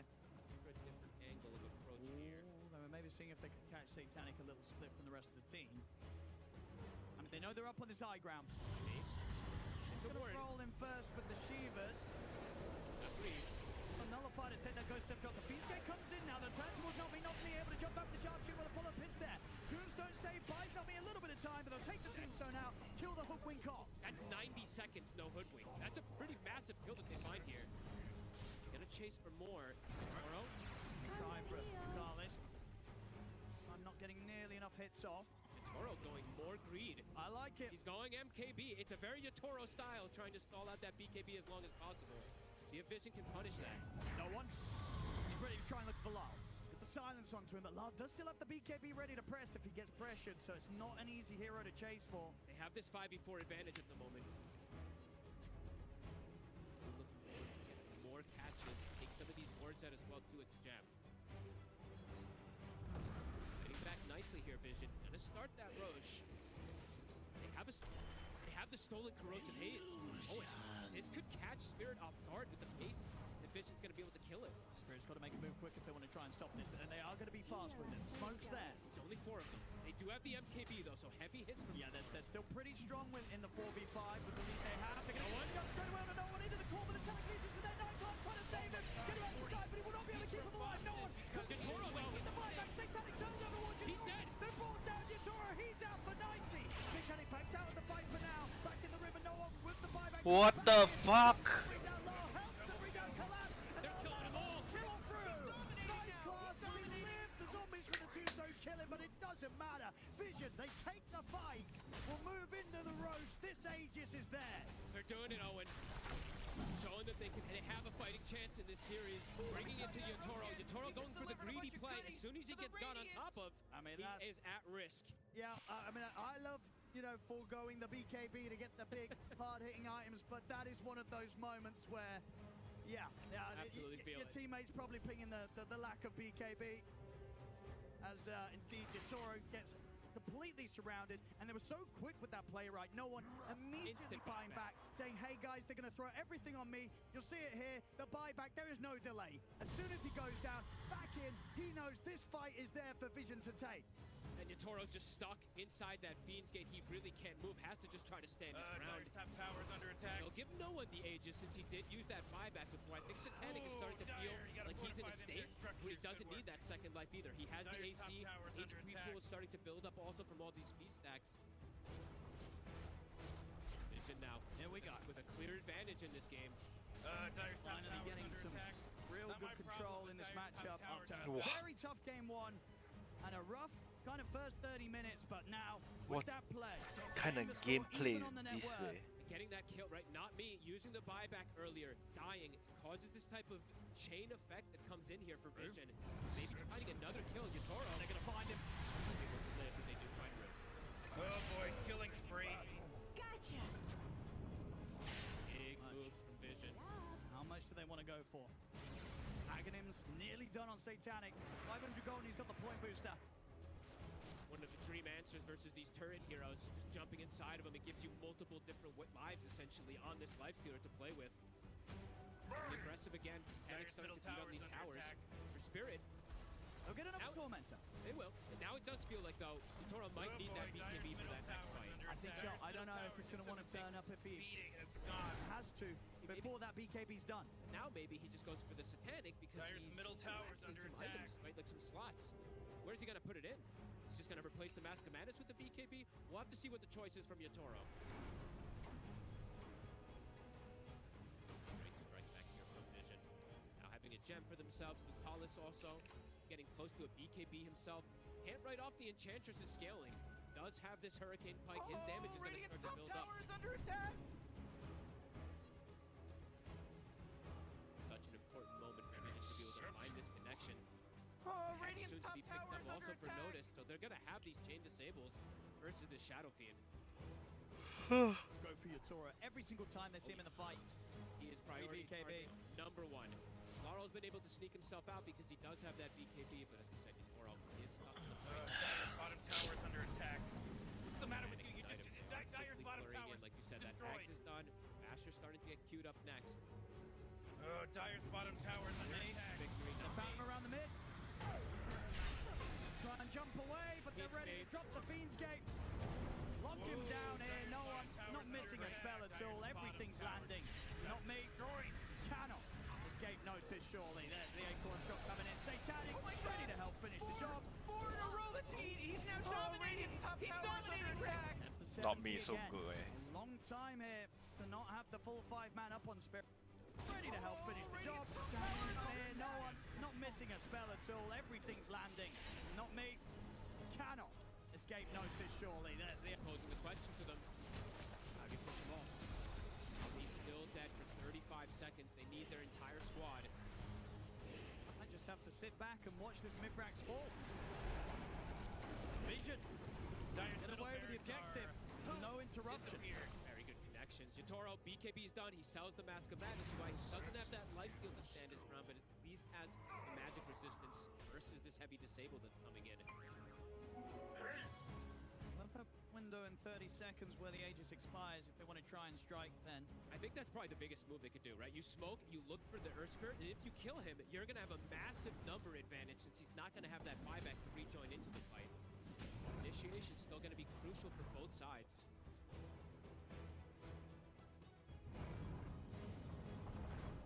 Collapse also now switching the build again, right? Now he's got an Aghanim to this game, so looking to build up in the longer team fights with these decays. Catch again, they're ready with the setup. Look towards Lau, force the BKB out of him immediately. Rue will get the call for it. Only on to 9 class. They'll turn and take him out very quickly with the damage to Yatoro. Hex, it's on to Yatoro. Satanic turns towards the SF. Yatoro put the Manta back away. Now try and turn stand his ground. The Infest comes in to try and save the Carlos. My goodness. The BKB on Rue comes in with another come on. No one, they've got the call control onto no one. They bring him down. No one's gone. But they've lost Rue and they've lost Lau. Can Yatoro get out? It looks like he can. Collapse is burning up a lot of HP in this fight. They're buying back on Rue. Satanic's kind of chomping through that HP though. Collapse starting to fall. Rue's going to be able to come in and keep it coming in with the League Company. Had to fight back for this. Yatoro? Yatoro tries with the Requiem, but the rage was up, and now with the Infest, he's in trouble. Yatoro will slot. He's alive.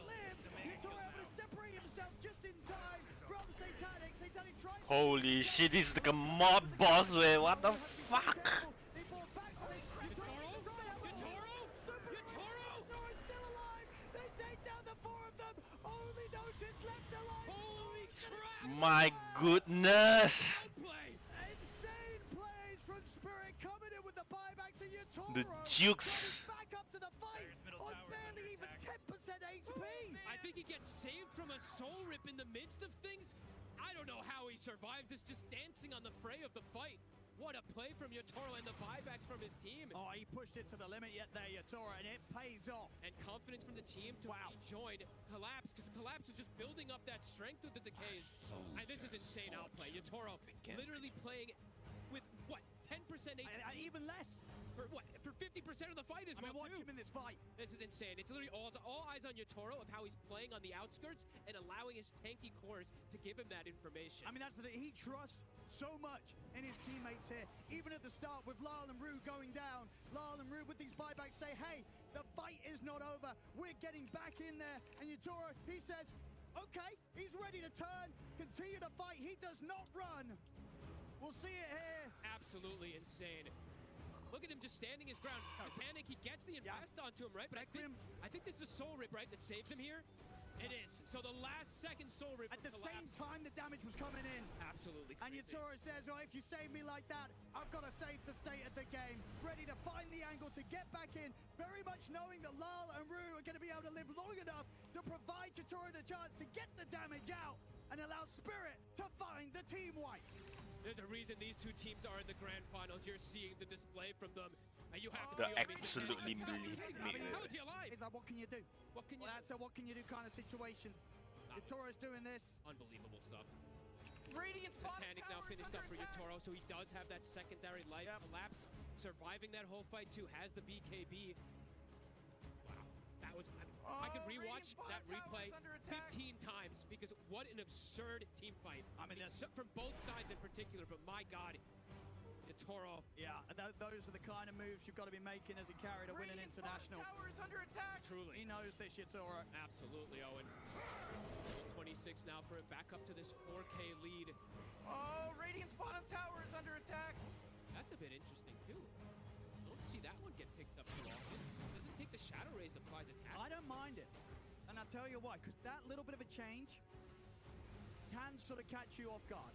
When you're trying to kind of hold back on the rage and the infest, it might surprise you. That little bit of a difference on the Requiem timing, it could trip up even the best of carries. I don't think I've seen anybody take this talent. It's big break. The other one as a carry. And these are the sort of moments again in the international grand finals to do stuff that's going to be just that little bit of a difference in feel and vibe that catches the enemy cores off guard. This is such an amazing game. Best game of the tournament so far here for me. 40 minutes in, super even. Yeah, both teams absolutely with a chance. As much as that fight was phenomenal for Yatoro, did obviously mean that they had to use a lot of buybacks. It was. This can be punished by vision. Hey, buybacks feel like it's going to be the name of the game, this one, right? Earth Spirit did use the last buyback, ends up winning the fight. This time, it's Spirit with the buyback, so could see it go the other way again. Well, that's the right thing, afterwards. As impressive as it is to win the team fight in that fashion, it's not the way you always want to do it, right? Sure. The plan is never to sort of let your carry get to sort of as close to death, the edge of death as the situation was there for Yatoro. That's not always plan A. And so now, Vision, next time round, if they're able to push him over the edge that little bit more, the outcome could be vastly different. Level 25 starting to get hit. Lifestealer level 25, Underlord, Shadow Fiend, and the Slardar and the Undying. So 3 level 25 cores on the side of Spirit. So much money on Satanic. He's got pretty much 5k gold. Because he has to eat the Aghanims, and he's still considering what he wants to do. If he wants to get more damage or a bastion. I mean, they're going to see Yatoro. They're going to go straight over the wall. Rue's ever keeping coming in with a call. Has a bit of control here. On towards Satanic. The head's out. The Yatoro is tanking it, man. What the fuck? Satanic reigns supreme. Ready to go over towards Collapse. He'll try for the BKB TP out. The damage. What? Satanic gets the double. Oh, and just like that, might be able to push toward the base. The Undying respawns, does have the Ceaseless Surge available, but no Yatoro for 80 seconds. I mean, it's always going to be the difference maker, right? If they can kill Yatoro at the start of the fight, that's the key. A much different outcome to these team fights. And 9 class now, I think this is the 3rd time I've seen him be able to steal Corrosive Haze. So that extra physical damage, it makes the difference. Oh, not me might try for a steal. Oh, no, he's not going to get the chance. They were ready for it. They had to outplay pretty hard in that last phase fight on Spirit with the buybacks, but now truly seeing Satanic able to stand his ground. He's able to just stick on top of that Shadow Fiend. Has the damage. What rupee got? Oh, that's so strong. Well. And 9 class. How did he die? Can I see what's the summary of it? Bro. If they get that sort of situation where they can just surround the SF, that's just going to make that situation so much more easier. They will kill him so quickly with how much Satanic has ready to take him down, especially when he's going for, obviously, with this Daedalus next. He wants to make sure that he pops Rage, hits this SF, and Yatoro is just dead. There's not going to be a situation where Yatoro can stand and trade back against a Lifestealer with a Daedalus. That also was a fight for Spirit. As I said, the triple 4 level 25s. Not Vision with the triple 4 25s. Now no one does. X 要 jump 啊 ，X 要 jump 啊。 Where Dire top tower used to be. Seconds till Yatoro respawns. They will respect it. They start backing away. As in they're gone. Find some sort of grab. They see them. A great ward place. That's so fast hand, man.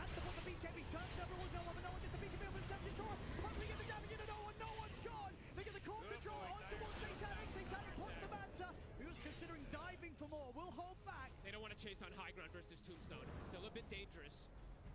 One for one. Middle tower for 9,200 HP. That's a lot of health. They have so much percent damage. I mean, Collapse, he wants to still kind of go for this.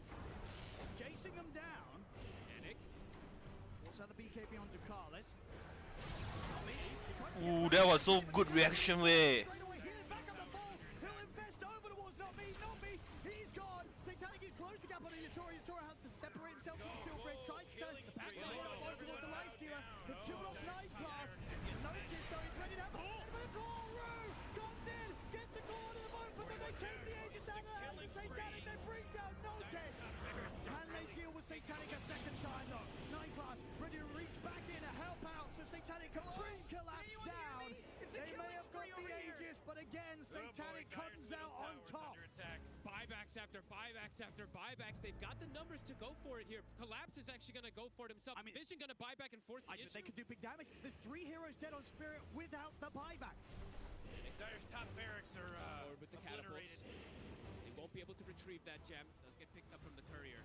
Do they want to try and push for the 3rd set? Don't know with the buyback. Okay, the buyback's actually back up here for Brew on the Axe. Okay.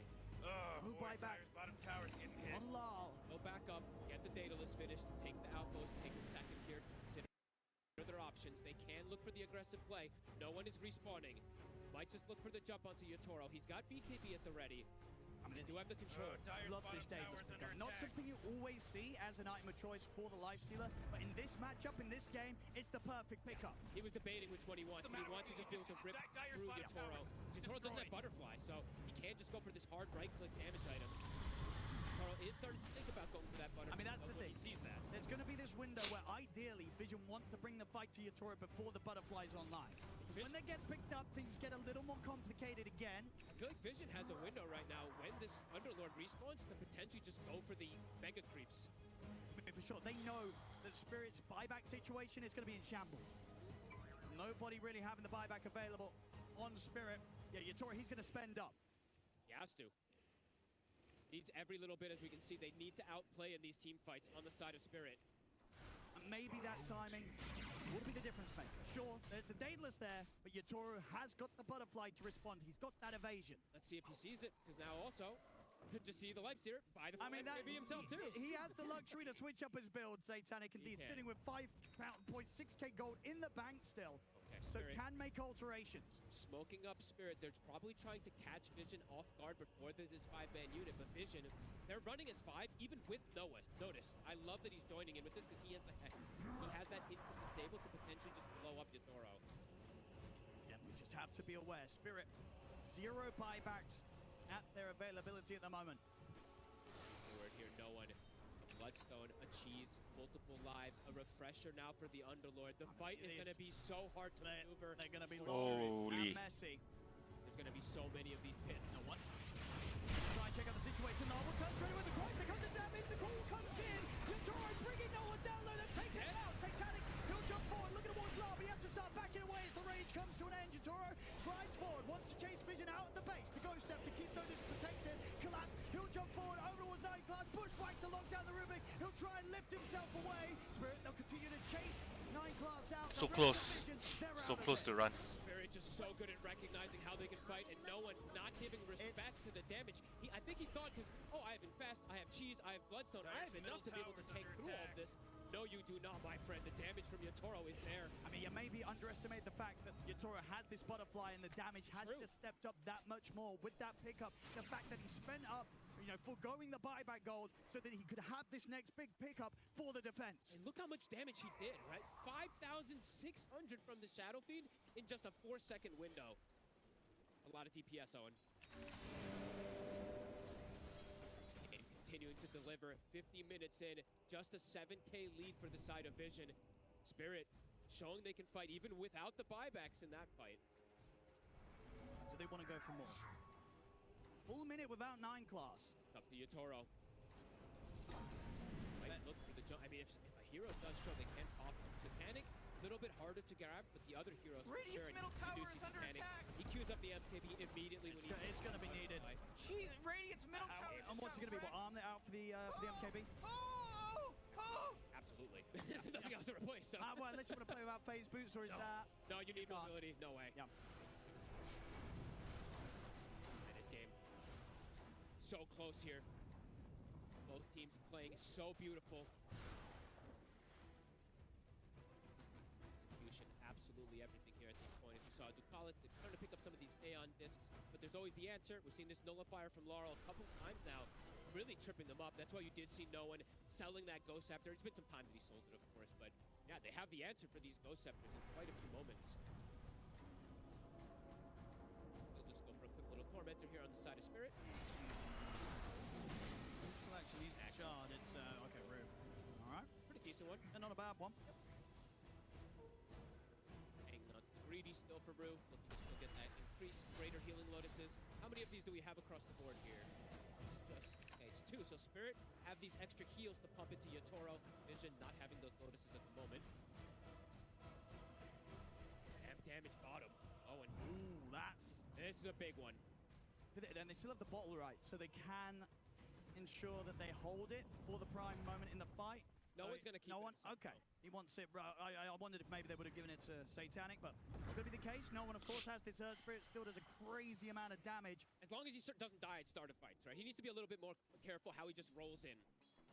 Either that or 9 class has to, all 9 class has to be there for the lift bailout if he does roll for that. Because that is the thing, right? No one, he does have to be the one that initiates. Nobody else is really going to be going in first out of the line.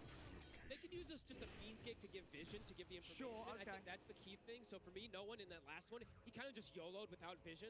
I think next one, you throw the Fiend's Gate at least to get some information, and then you can maybe pick and choose if you do want to roll in. Because you see, they have the damage for him. They will blow him up in one shot. Rue will just call him. Laura will just corrosive phase him. The Spirit is now. Here's the gate. Try and start things off. Collapse. A lot of damage building up. Look at the call at the side. Yatoro seeing if there's going to be an angle to get in on this to try and help Collapse out. They're trying with the wraparound, but Collapse, he's already gone. Satanic takes him out very quickly. He's got Ceaseless Thirds, though. He did use buyback before, but he can rejoin into the fray with these boots of travel. Odds 2, in fact, so can keep right in. See his team. He probably tells his team, guys, don't help me. I know I don't have buyback, but I've got the Ceaseless Thirds built in.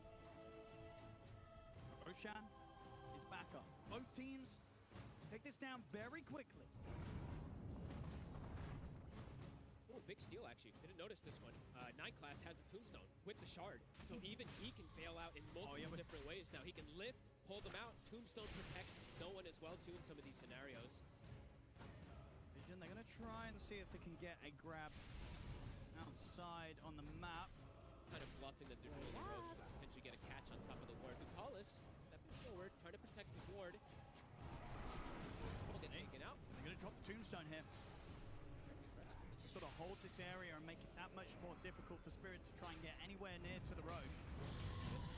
Outside the Roche. They're going to look for a wraparound play to get over here. It's dangerous.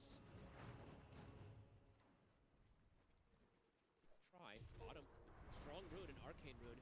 Not me. In a very aggressive position to give some information. He's super deep, but he's kind of getting away with it. I like that play from Notice. Tanks the sharpshooter just so they don't see how What? Roche is even. What they are doing is so good. Weirdo. Yeah, he's giant has the nullifier himself as well. To be able to stick onto some of these pesky targets. Those scepters won't be as strong now at this point. Laurel hanging on to a lot of gold here. He has not really increased too much in the last few moments. I mean, what is the item? He's thinking about it. I saw him queue up like 2 different things, so. Bloodthorn can catch them off guard here. Maybe he does just do some type of armor item. See what the option's gonna be for Laurel. Disarm, bro. Get a disarm these guys. He appears to BKB. Slippery. Blink. Save. So good. 4 minutes. Vision looking to hunt. Spirit looking to just avoid and just play for the high ground D. They have to protect this last set of racks. They don't want to get caught outside, which means the fight. Very close to having all their buybacks back online. How long? I pretty much have it, yeah. Yep. 300 gold left to collapse if you can find that. One kill in the fight or a couple of these creeps that are coming into the base. We've got to watch out for those, because as we've been seeing so far this game, both teams very ready to come in with buybacks to throw extra lives into the action. Pressure shard, it is on no one now. It does have insane amounts of magnetize. If you can keep it spreading, it will last forever. See what they can do with the push vision. Slowly but surely starting to fall. BKB himself. Won't have to deal with that nullifier. He's trying to see what he can force out of Spirit. Buildings are dropping. He's doing a decent amount here. He's going to get caught by the call, but the tombstone save will be there. Magnetize is starting to spread. And they have to start backing off. I mean, Carlos is pretty much just taking these racks down on his own. They're going to get the Magnetize. They can't get him off the racks. What the fuck? The color's so strong. Out here for Team Vision. Super clever way to go for the push, not showing Satanic at all. Just, okay, you want to go for Ducalis? Go for it. Because it's a hard call to make, right? Yep. You don't want to overcommit onto the Enchantress, but at the same time, that's the Enchantress taking your barracks. I like this much better, right? Instead of no one just YOLO rolling in, play it slow. You don't need to force too hard there. Spirit, let's see if they can come back from Megas. We saw one in this tournament. I think that's the only time it was done right. And I wanted in a long time. I was talking backstage. They were actually saying in multiple TIs we have not seen many Mega Creep comebacks. So if Spirit can do this in this type of way, especially nowadays when it seems harder than ever. Oh yeah. Hydra Breath now starting to get picked up. The Toro looking for that extra bit of damage to go through these tanky cores.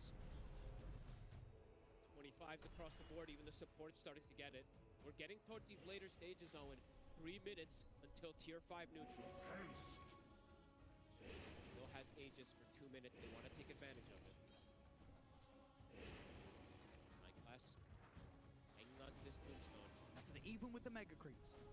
It's going to be hard to sort of push this game over the edge because of all the buybacks the Spirit have available. Lal, BKB to run. They've got their hands on and collapse. Collapse is down pretty quickly. They'll keep beyond again to the tombstone. Satanic can have used the raise zone and take the tombstone out. Will succeed. Bring collapse out of the fight. They've got collapse. They did lose to Carlos in return. Panic lifted out. And Class able to take him away to safety. Magnetize is building up, Owen. He's keeping it going. Yatoro's getting very, very low here off to the side. Heal him up and provide him with the Lotus. He'll heal back up with the Satanic. Buyback did have to come out here though from collapse to try and continue this hold. Go back up and reset. They're happy with that. Spells trouble. Kind of magnetized plus the Mega Creeps were literally killing Yatoro. Each and every buyback that they can get out is a step closer to being able to close this game 2 up, Vision. They just killed Radiant's courier. Bit of gold. 1 minute left on Aegis. Buybacks have been the name of the game, so Collapse not having it. He will, fortunately, though, 30 seconds, he does have Ceaseless Third, so he has that kind of built-in buyback for himself. That's a rough one there for Lal, though, spending up for the heart and losing the courier, so won't even get the benefit of taking this risk to put the buyback to the side. He lost his heart? It's gone, the courier sniped. That's 3 minutes without it.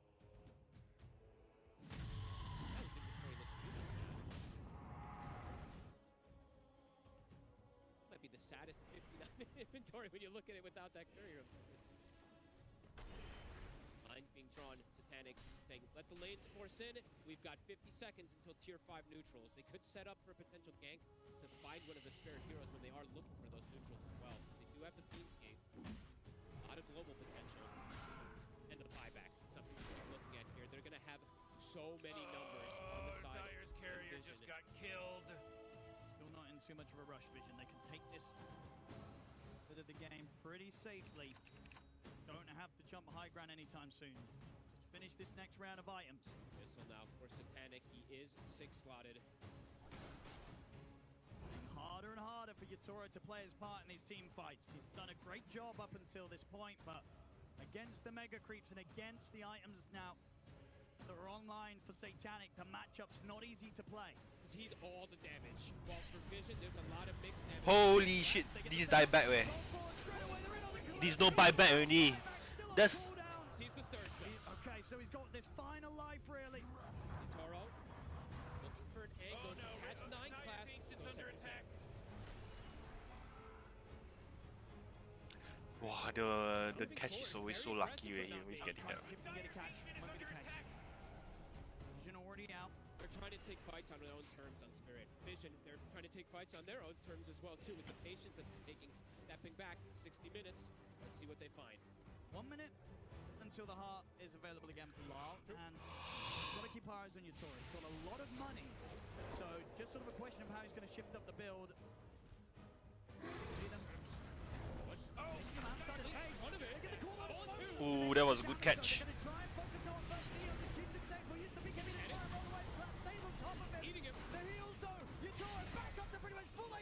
One.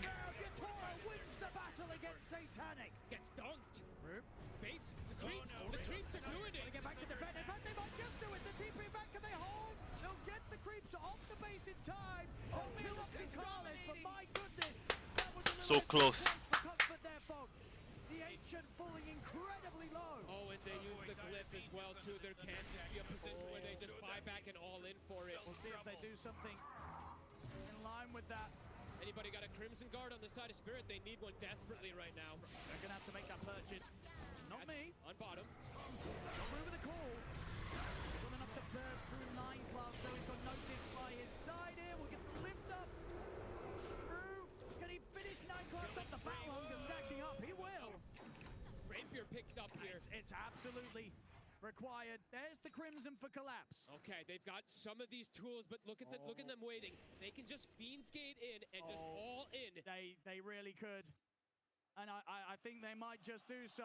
Oh, and amp damage, Jatoro. But is it enough? This game is absolutely insane. Can Spirit really turn this around? They've been mega creep. They're Ancient falling down to nearly 10% of its HP. No fortification left for Spirit. Who's got the Crimson? It's collapsed too, so it's a very strong Crimson Guard. If he pops the Flesh Golem, he pops the Crimson, it's gonna block almost all the damage that they're gonna be able to dish through it. Crimson also purchased from Notice. Teams. And on the plus side for Spirit, right, it's only really Satanic that can tear through the Ancient. Nobody else is hitting too crazy or... Sure. That's true. So if they keep track and keep hold of the Life Stealer, they'll have a chance of keeping their Ancient alive. Oh my god. It is going to start healing, so it looks like they can't just fully all in for it here just yet. Rue is also, look at the positioning. Rue is like, okay, I'm the BKB piercing call. I'm the answer if they do try to go for it here. Collapse is the answer to protect Yatoro. Swift Blink, Divine Rapier, Stygian Desolator with the Audacious. Oh my goodness. Not all in. I gotta stand back up. These heroes, some of them are gonna die in like 2-3 hits. Yeah, I gotta stand back up. You gotta watch out for Yatoro's moves. Level 30's been hit as well too. I mean, if they get their way out of this situation in the grand finals of the International, this is gonna be insane from Team Spirit. It still looks like they're absolutely against all the odds here. Because Vision, they must feel so close to being able to get this game to victory. 2 minutes left on the glyph. The lines are drawn. All the lanes starting to get forced in. Here we go. Vision ready to put an end to this game too. Tense moments, not me, trying to shove out the waves. Might get caught. He is. They've got him with the Hex, and he does not, oh he does, he has to go for buyback, so not me. We'll be ready to return. Creeps have gone in, back door is gone. And here comes the jump. They're getting the gate, on towards Slaw, they get the lift up and force out the BKB. Yatoro ready to present himself, turns up. Magnetize, kept going here by no one, big damage. Forcing no one to have to roll away. Nice spreading. Skate. I mean, Vision approaching. Yatoro's getting very low. He's going to put the BKB. Has to heal up on the back of the creeps. He's had to use that pretty early. Satanic ready to now close it on towards him. The pit drops down on towards Yatoro. Roll ball for no one. Yatoro caught in the dust. GG. Looking to be over. The Ancient remains exposed. Vision close up game 2. Oh my gosh, how they won that! My god, what a game 2. Oh, and we've got 3 more games potentially. What a step up.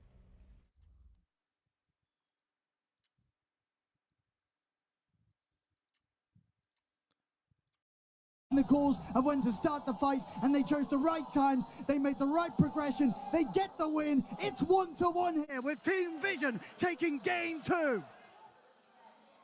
Everything was so perfect for Vision. It all ended up coming together for themselves, and we thought that this Spirit advantage in lanes was going to be enough to see a similar of what happened in game 1. But Vision go, we're not bending over that easily. It's not going to be that sort of game number 2, and I am so impressed with how they were able to keep their composure, especially when it comes to pushing high ground, Quinn. You get into this position, you're pushing it, you're at the advantage, and you think it should be easy, but at the end of the day, it isn't. And too many times at once, if you go all in, that game slips out of your hands. So massive props to Vision and how they tackled that. Yeah, Spirit just got a little bit cocky, and it only takes a couple of fights before Earthspirit's inevitability kicks in. He starts getting the levels up. The 25 gets nearer and nearer, and once it arrives, you've got some big problems that you do not have answers for.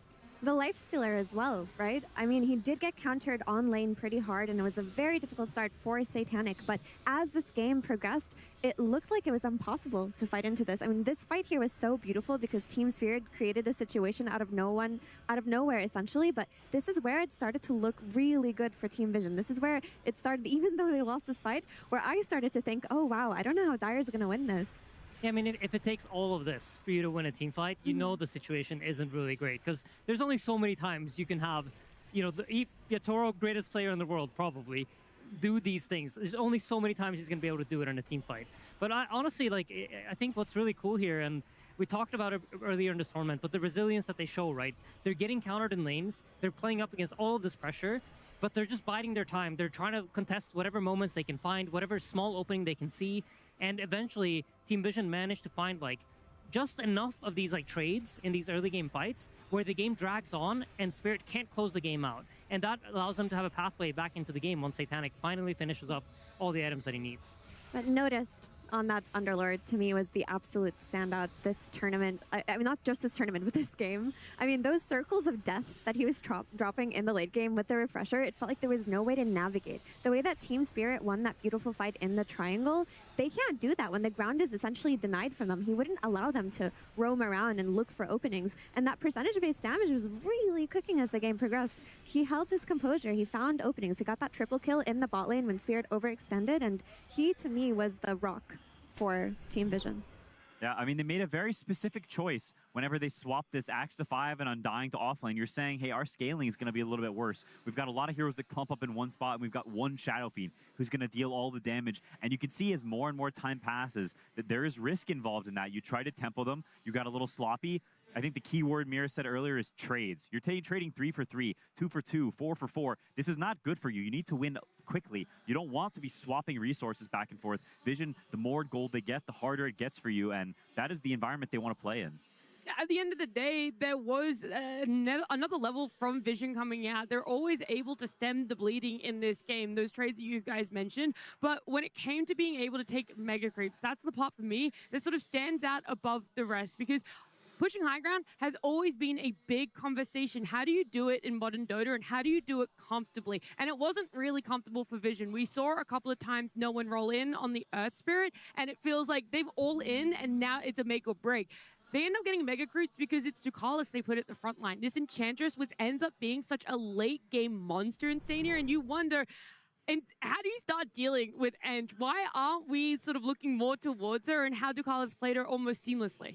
I mean, to be honest, they had pretty decent answers. Like when the Ench was amped and SF hit her a few times, she just exploded. But luckily, Nineclass has stolen a tombstone. And when the tombstone's next to her, she's sitting next to the tombstone. So every time SF comes up to hit her, she has the potential of just hiding in the tombstone. And SF has to be scared of any sort of counter initiation, right? Rubik, Blink, Lift, any sort of roll in with an infested Nakes. It's super scary to stand there and try to hit the tomb down. So this steal, honestly, is what secured them the Mega Creep. So huge props to Nineclass as well for securing that high ground. Yeah, it shows a lot of in-the-moment presence of mind to be like, we're not going to siege them the typical way. Our carry is not going to hit the high ground. That's not an intuitive thing to do. And so to me, it says they've recovered completely from game one. The nerves are gone. I think especially at the start of this game, you see a little bit of that shakiness still. But as more time passes, they start to win fights. I think they regain that confidence, that belief in themselves. They remember what got us here in the first place. And that is incredible individual skill. It's excellence from all their players. And they show that and they bring it back. And I think that is very hard to do, especially against a team that is as terrifying as Team Spirit is. Yeah, ultimately, ultimately Vision were able to do that for themselves. We see the run up that, Vision has been throughout the upper bracket here, and they really take it to Spirit. But the early game wasn't necessarily that easy. Again, we talk about it. Spirit getting their hands on this slaughter was incredibly impactful throughout their TI run too. And this time around, it didn't really feel like it was much different, but Purge is going to give us some more information on how that happened. Thank you, Nat. Yeah, Laurel had a lot of bad matchups today. Almost every single game that he played, he had to play losing matchups, which made his lane tough. But in this game, he had an incredible performance here. I love how he went for this trade here, leading up to the gank that was coming. He pops his salve, knowing that the gank is about to happen, and he's going to run into this fight low HP, but knowing that no one has no mana. So when Rue ends up rotating here, and they go for this pressure, he's going to get a full healing salve under the threat of enemy heroes, which is crazy. And this TP by 9 class, which was fantastic. But unfortunately for him, he barely killed the Axe, and he ends up giving Laurel a double kill as a result. So Laurel gets to run with this game a little bit, no pun intended, as he TPs at the top lane, sprinting all the way towards no one. Now he lowers the armor here of no one, and what happens next is Nami is going to shoot his Acorn that's going to bounce a bunch of times, doing a ton of physical damage to no one. So despite after getting killed in the lane for no one, his next immediate rotation was shut down by Laurel as well due to this great rotation. Now he gets Blink Dagger, he goes to gank the safe lane. Very easy ultimate. Blink Crush is tons of physical damage against these supports. They've really got to worry about this. And the next couple of minutes was them basically just controlling the map, not letting their opponents get much done. So what Earth Spirit does is he uses his spells to clear the creep wave, but immediately afterwards, there's Slardar on top of him, stunning him and having huge movement speed, which means very, very easy for him to block the roll here. Laurel just absolutely demolished the mid game. He gave a lot of control for his team, and that allowed the Shadow Fiend, who had tons of net worth, to just stay on top for such a long time in this game. So excellent early game for Team Spirit, but in the end, they didn't win by enough. Thank you, Purge, breaking it all down. And I love this so much because it really, again, emphasizes just what Vision were able to do for themselves. Not only get a foot back into this game, but to close it out, to become victorious after you see what this slaughter is, what this nuisance of a hero can really push you to, and the limits that you're tested between. And it also gives that little bit of advantage when it comes to a draft, because often teams have been worried about a slaughter. They've had to focus on banning it, and despite slaughter getting off to a fantastic start that Purge showed us there, they were still able to beat it. And now you feel a little less worried about having to ban it, a little bit more confident, and if you guys want to run it, by all means. Yeah, I think that's such a massive part of how these series go, is not just the actual strength of the heroes, but how they feel. Are you scared of Slaughter? When they pick it, how does that make you feel? These are genuinely really important aspects of the game, because now, like you said, when they pick Slaughter, maybe you feel like we have answers for it, or we know the scaling's not very good, or this or that, the other. There are so many factors that play into these drafts, and each time you get a win like this, it instills a lot of confidence in you. I think also in regards to the draft, this Underlord has to have shifted up in priority. And this is a hero Team Spirit were also running, but the way that Notice made it look as a means to hold out the game, to later deny team fights just by just throwing those pits out over and over again, this is the hero to look at, in my opinion, for the next game. Yeah, I mean, you mentioned it earlier. He was absolutely a rock for them. I think what's really fascinating, though, is like when we were looking at this draft, it's really hard to see a good carry pick. Like we can't identify what is the hero to slot in here. Traditionally, Naix is not a very good hero against Slaughter and SF, but due to the items that he buys, he goes for Manta, he goes for AC, he goes for Radiance, he buys Armlet. All these items are giving him armor, it's giving him evasion. He's just tanking up and he's buying all the right items. And I feel like recognizing that in the draft and going for a hero that's traditionally not good matchup, but because he buys the right items, he becomes that, is really, really cool. Yeah, it's a great point, and I think it's a testament to how in Dota sometimes you're almost picking items than you are picking a hero. Like, you look at a draft and you know you need certain items. A classic example is like you see their heroes and you know you need a pipe, and so you pick pipe. You pick any hero that can buy it naturally in his item build, and I think I totally agree. I think that's sort of what they did this game, and it's ingenious and creative, and I don't know, it's just... It speaks to how high level these two teams are, that they had the awareness of that. They're not just looking at the matchups on terms of a hero-to-hero basis, but understanding that items can fix those problems. It's very good. Yeah, it's a statement to say we're going to choose a weaker lane and win later on in the game, because Lifestealer absolutely had the scaling that game. But that early game was really rough. And while Team Spirit did end up losing it, I think they have to account for the way that the supports rotated and connected to Laurel, the way that the pressure was ongoing on no one. This is 2 games in a row. He's had 4 people in his lane, like minute 8.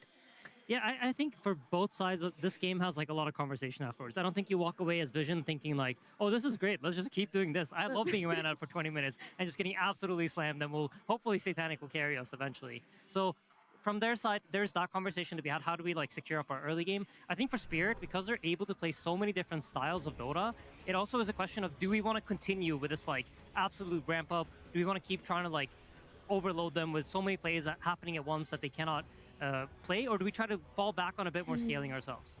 Yeah.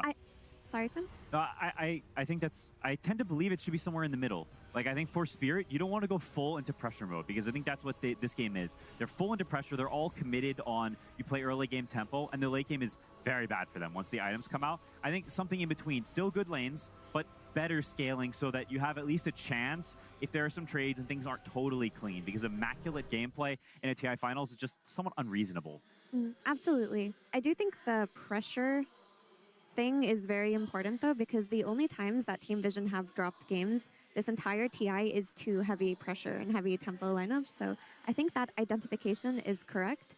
And you can just iron out, like you said, pick some more scaling, maybe take away something like an Underlord that can allow them to hold the game out for longer with tower defenses and with team fights.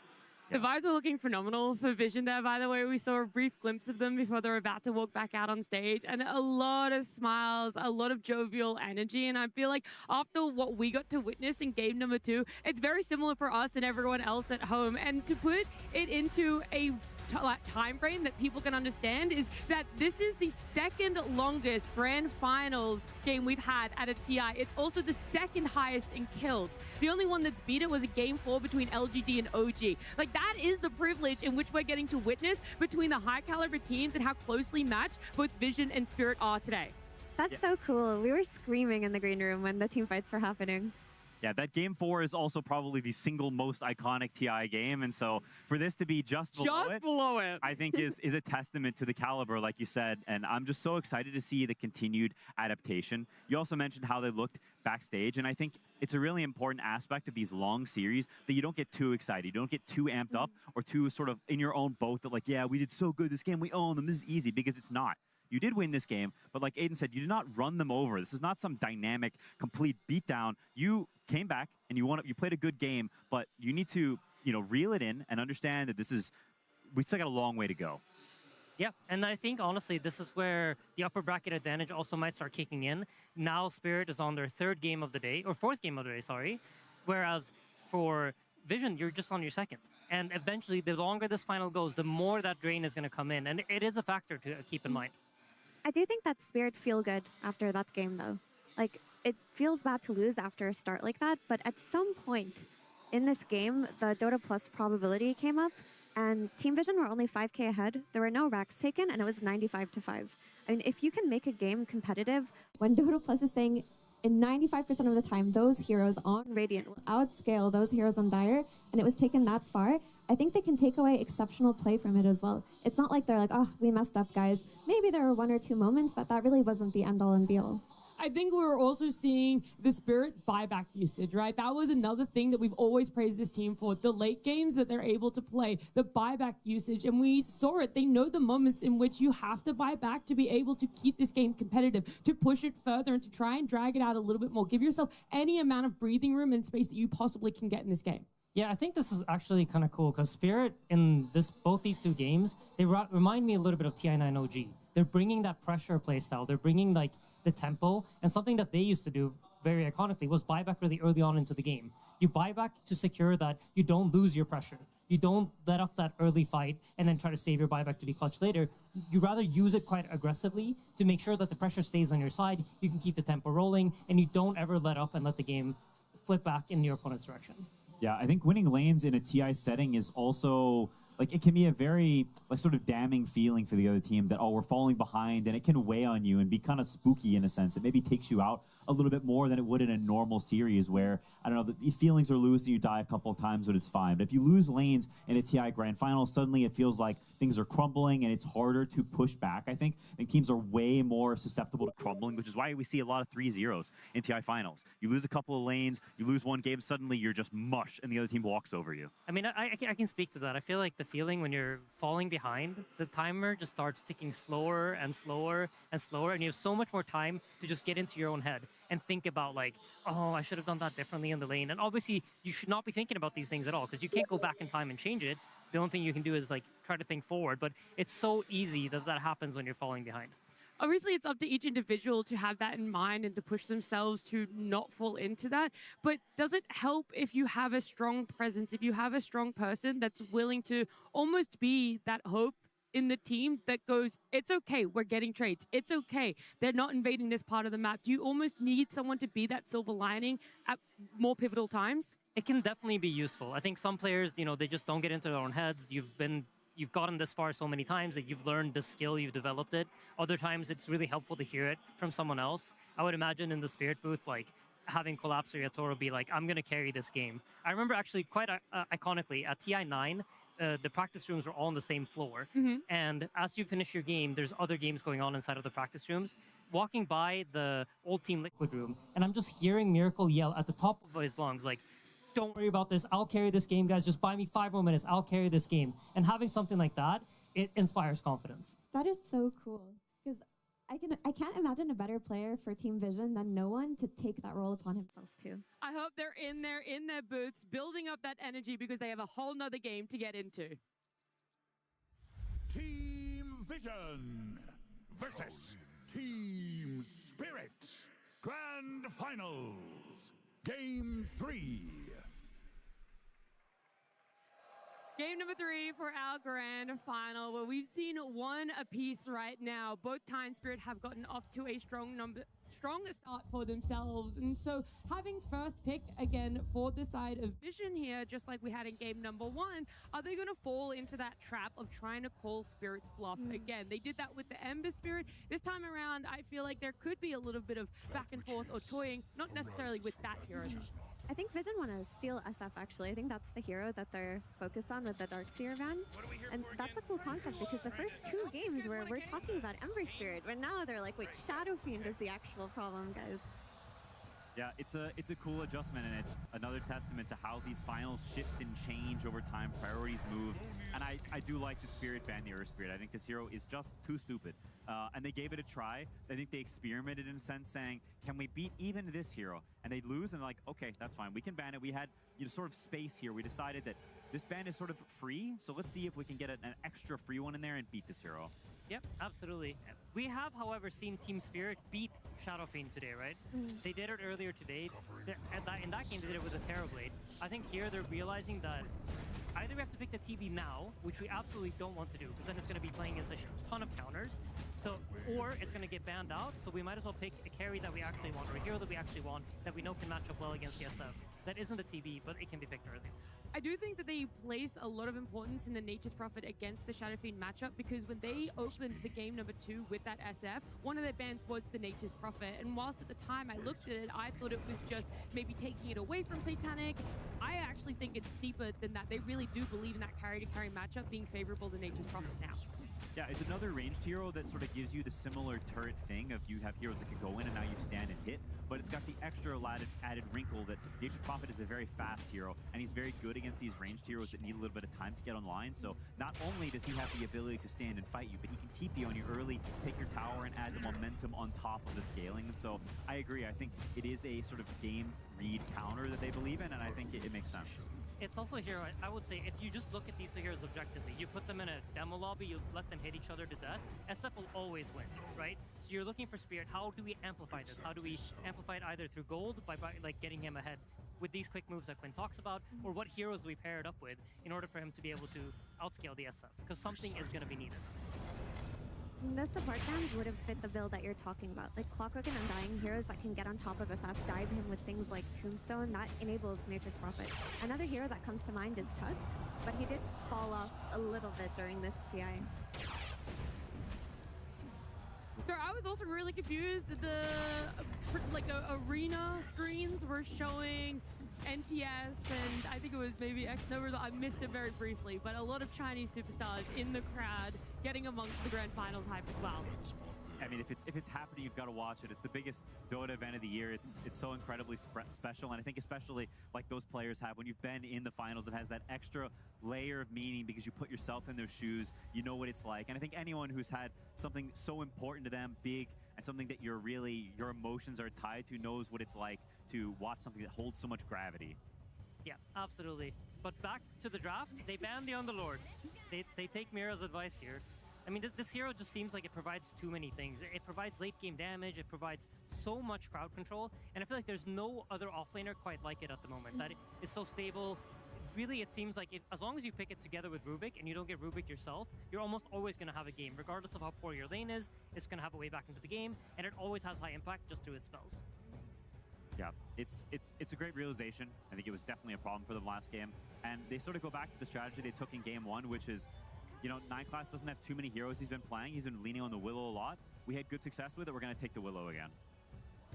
And so long as Ember is still in the pool, this Ducalis Enchantress will keep coming out. There were moments last game where I thought he clutched really hard. There was this one fight where he got a last-second stomp with his Centaur creep that killed Gyutoro that started the cascading effect.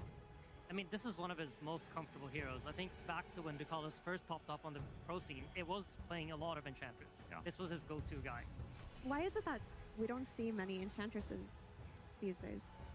I'm actually not sure. I mean, usually what ends up happening is that other heroes that jet out, but if you look at the bans here, most of the really popular position 5 heroes are banned out. So that leaves, you take away the S tier, and now you enter the A tier, where Enchantress obviously sits somewhere in that range. It gets outscaled, outshined by the other heroes, but when you take them away, suddenly Ench is a very good hero.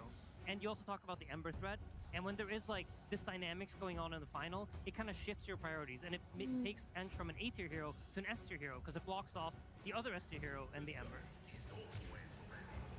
There's also sort of an interesting dynamic going on that because the Slark has proven to be just unbeatable for Ember Spirit, now it's shifted to where first pick, having the last pick in that second phase, you have the advantage because Team Spirit can't pick Ember Spirit here, even if they wanted to, because you will get responded with Slark. And so now Team Vision gets the choice. If we want Ember Spirit on the last pick of the second phase, we can just take it, and it's already a great looking Ember game for Vision. I think it's absolutely genius. They pick this Enchantress, they try to cut off any possible angles that Spirit pick it early on. They still have the threat of Slark open, so Spirit can't pick it now. And then on 18, or as we refer to, which is this last pick of the second phase, you can secure that Ember Spirit for yourself if you want to, following it up with a Slark ban, maybe even a Huskar ban if you're scared of that, probably not, but you can cover your hero. The Tusk, to me, is very good because I think you need some way to prevent this Nature's Prophet from getting bursted by Slardar Shadow Fiend. They're presenting this problem similarly to last game where it's all this physical damage. Nature's Prophet can buy a Manta, but you've got multiple other tools to turn it around. Because Vision's game plan is Slardar jumps in, you burst. Okay, now you've got Call turnaround, you've got Snowball turnaround. To me, this is a very calculated and geared to what Vision has response, and that we want a way to turn this around. Our Nature's Prophet is the core of our draft, and like you said, we need some sort of steroid, something to change the man-fighting dynamic of these two heroes, and we feel like this is what it is. For sure. I also think the Tusk was being talked about when the Nature's Prophet came out, because if the clock wasn't given to Team Spirit by Vision, there really aren't any archetypes that substitute for it except the Tusk. You need something that can dive the Shadow Fiend. You need to be able to just bring pressure to him whenever it's possible, and Nature's Prophet is a hero that can connect to any Tusk setup. Yep, so think about, if we look at Vision's draft, and you think about how do these heroes come together, there's a lot of amplification going on, right? There's Satanic on his SF, who self-amplifies by having his lasting presence, which provides minus armor on everyone. You get Slardar adding to that, you have Pango adding to that, and then on top of that, Enchantress could take a Wolf creep, and suddenly you're providing additional attack damage to everybody in the area. So this is kind of like the idea that they're going with is that nothing is going to be unkillable. No matter how much armor you stack up, you're never stacking up enough armor to get past this. Yeah, I also think this Pangolin pick is actually better than the Ember would have been because it gives you an opportunity to break Spirit's response to your jump. So the Slardar jumps initially. Now you've got a Pangolin who can jump the backline, roll around, and make this Tusk and Axe's life hell. So it's not as easy for them to just blink in compared to Ember, who until you get an Axe, which is much later down the line, it's not as easy to disrupt the backline. And so Vision realizing that and saying, okay, we see what you're doing here, and this is our response to that. I think this is a very calculated and thought out back and forth here, not just a we see what you have and insta-pick the #1 Dota buff counter pick. In a way, that dynamic can function the same way for Team Spirit, right? Where there are double jump heroes in Team Vision, like you mentioned, but also 2 jump heroes in Axe and Tusk. The issue with getting the 2 jump heroes on Spirit right now to that moment is that their lanes do seem a little bit harder. Like, you've got this Axe who's going to be going up against the SF, the Tusk who is probably just going to be pulling waves because there's really not that much you can do after that, and the Blink Daggers are going to be delayed because of that. Whereas Pango, he doesn't really need a Blink Dagger. He's just got the Rolling Thunder, and Slardar, he's got the Sprint as well. Like, they have more gap close naturally early on than Team Spirit. Yeah, it's definitely true. They may consider swapping lane supports, putting Tusk in the safe lane to help with that a little bit, or altering things. I know Team Spirit is a team that's very good at recognizing potential problems in the early game and swapping things around, getting creative, moving their heroes in a way to combine and get kills so that they're enabled to reach their mid-game and late-game timings. Yeah, I would like that a lot. And then you can just send Tusk through the gate to dive the SF after Willow sets up with a Bramble or something. Yeah, exactly. I mean, for Spirit's side, what they got going for themselves here, right? It's a lot of early game pressure again. If you think about it, Axe has a slow, Willow has a root. There's a lot of ways to slow down the SF to allow for the Nature's Prophet TPN, or like Mira said, have Tusk connect from the gate, which also sets up for the Nature's Prophet. So for Spirit, it's all about pressure. It's all about tempo. It's all about how do we connect our heroes, how do we outnumber them. And I think what's cool here for Vision is they're saying, we like our draft, our heroes are good, we just need to come online, right? So how do you prevent them from coming online? Well, you destroy the Pango mid. You send them into the abyss, as Quinn would say. And they've banned the 2 heroes that can do that. They've banned the Snapfire, they've banned the Monkey King, and they're trying to secure themselves a good laning phase. Because even if this Ember comes out, which traditionally was pretty good against Pango, it's not that punishing. Yeah. It's very true, and also because they have the Slaughter SF, they have this minus armor. That some of the heroes that we've also traditionally see against a Pangler, something like a Huskar or a Lina, you don't really want these heroes because, yes, you may win the lane, but 5 minutes later, you really wish you were another hero, and it's also not particularly Laurel's favorite type of... That's a Marcy. Very observant of you, Quinn. I'm very proud to have you in this battle.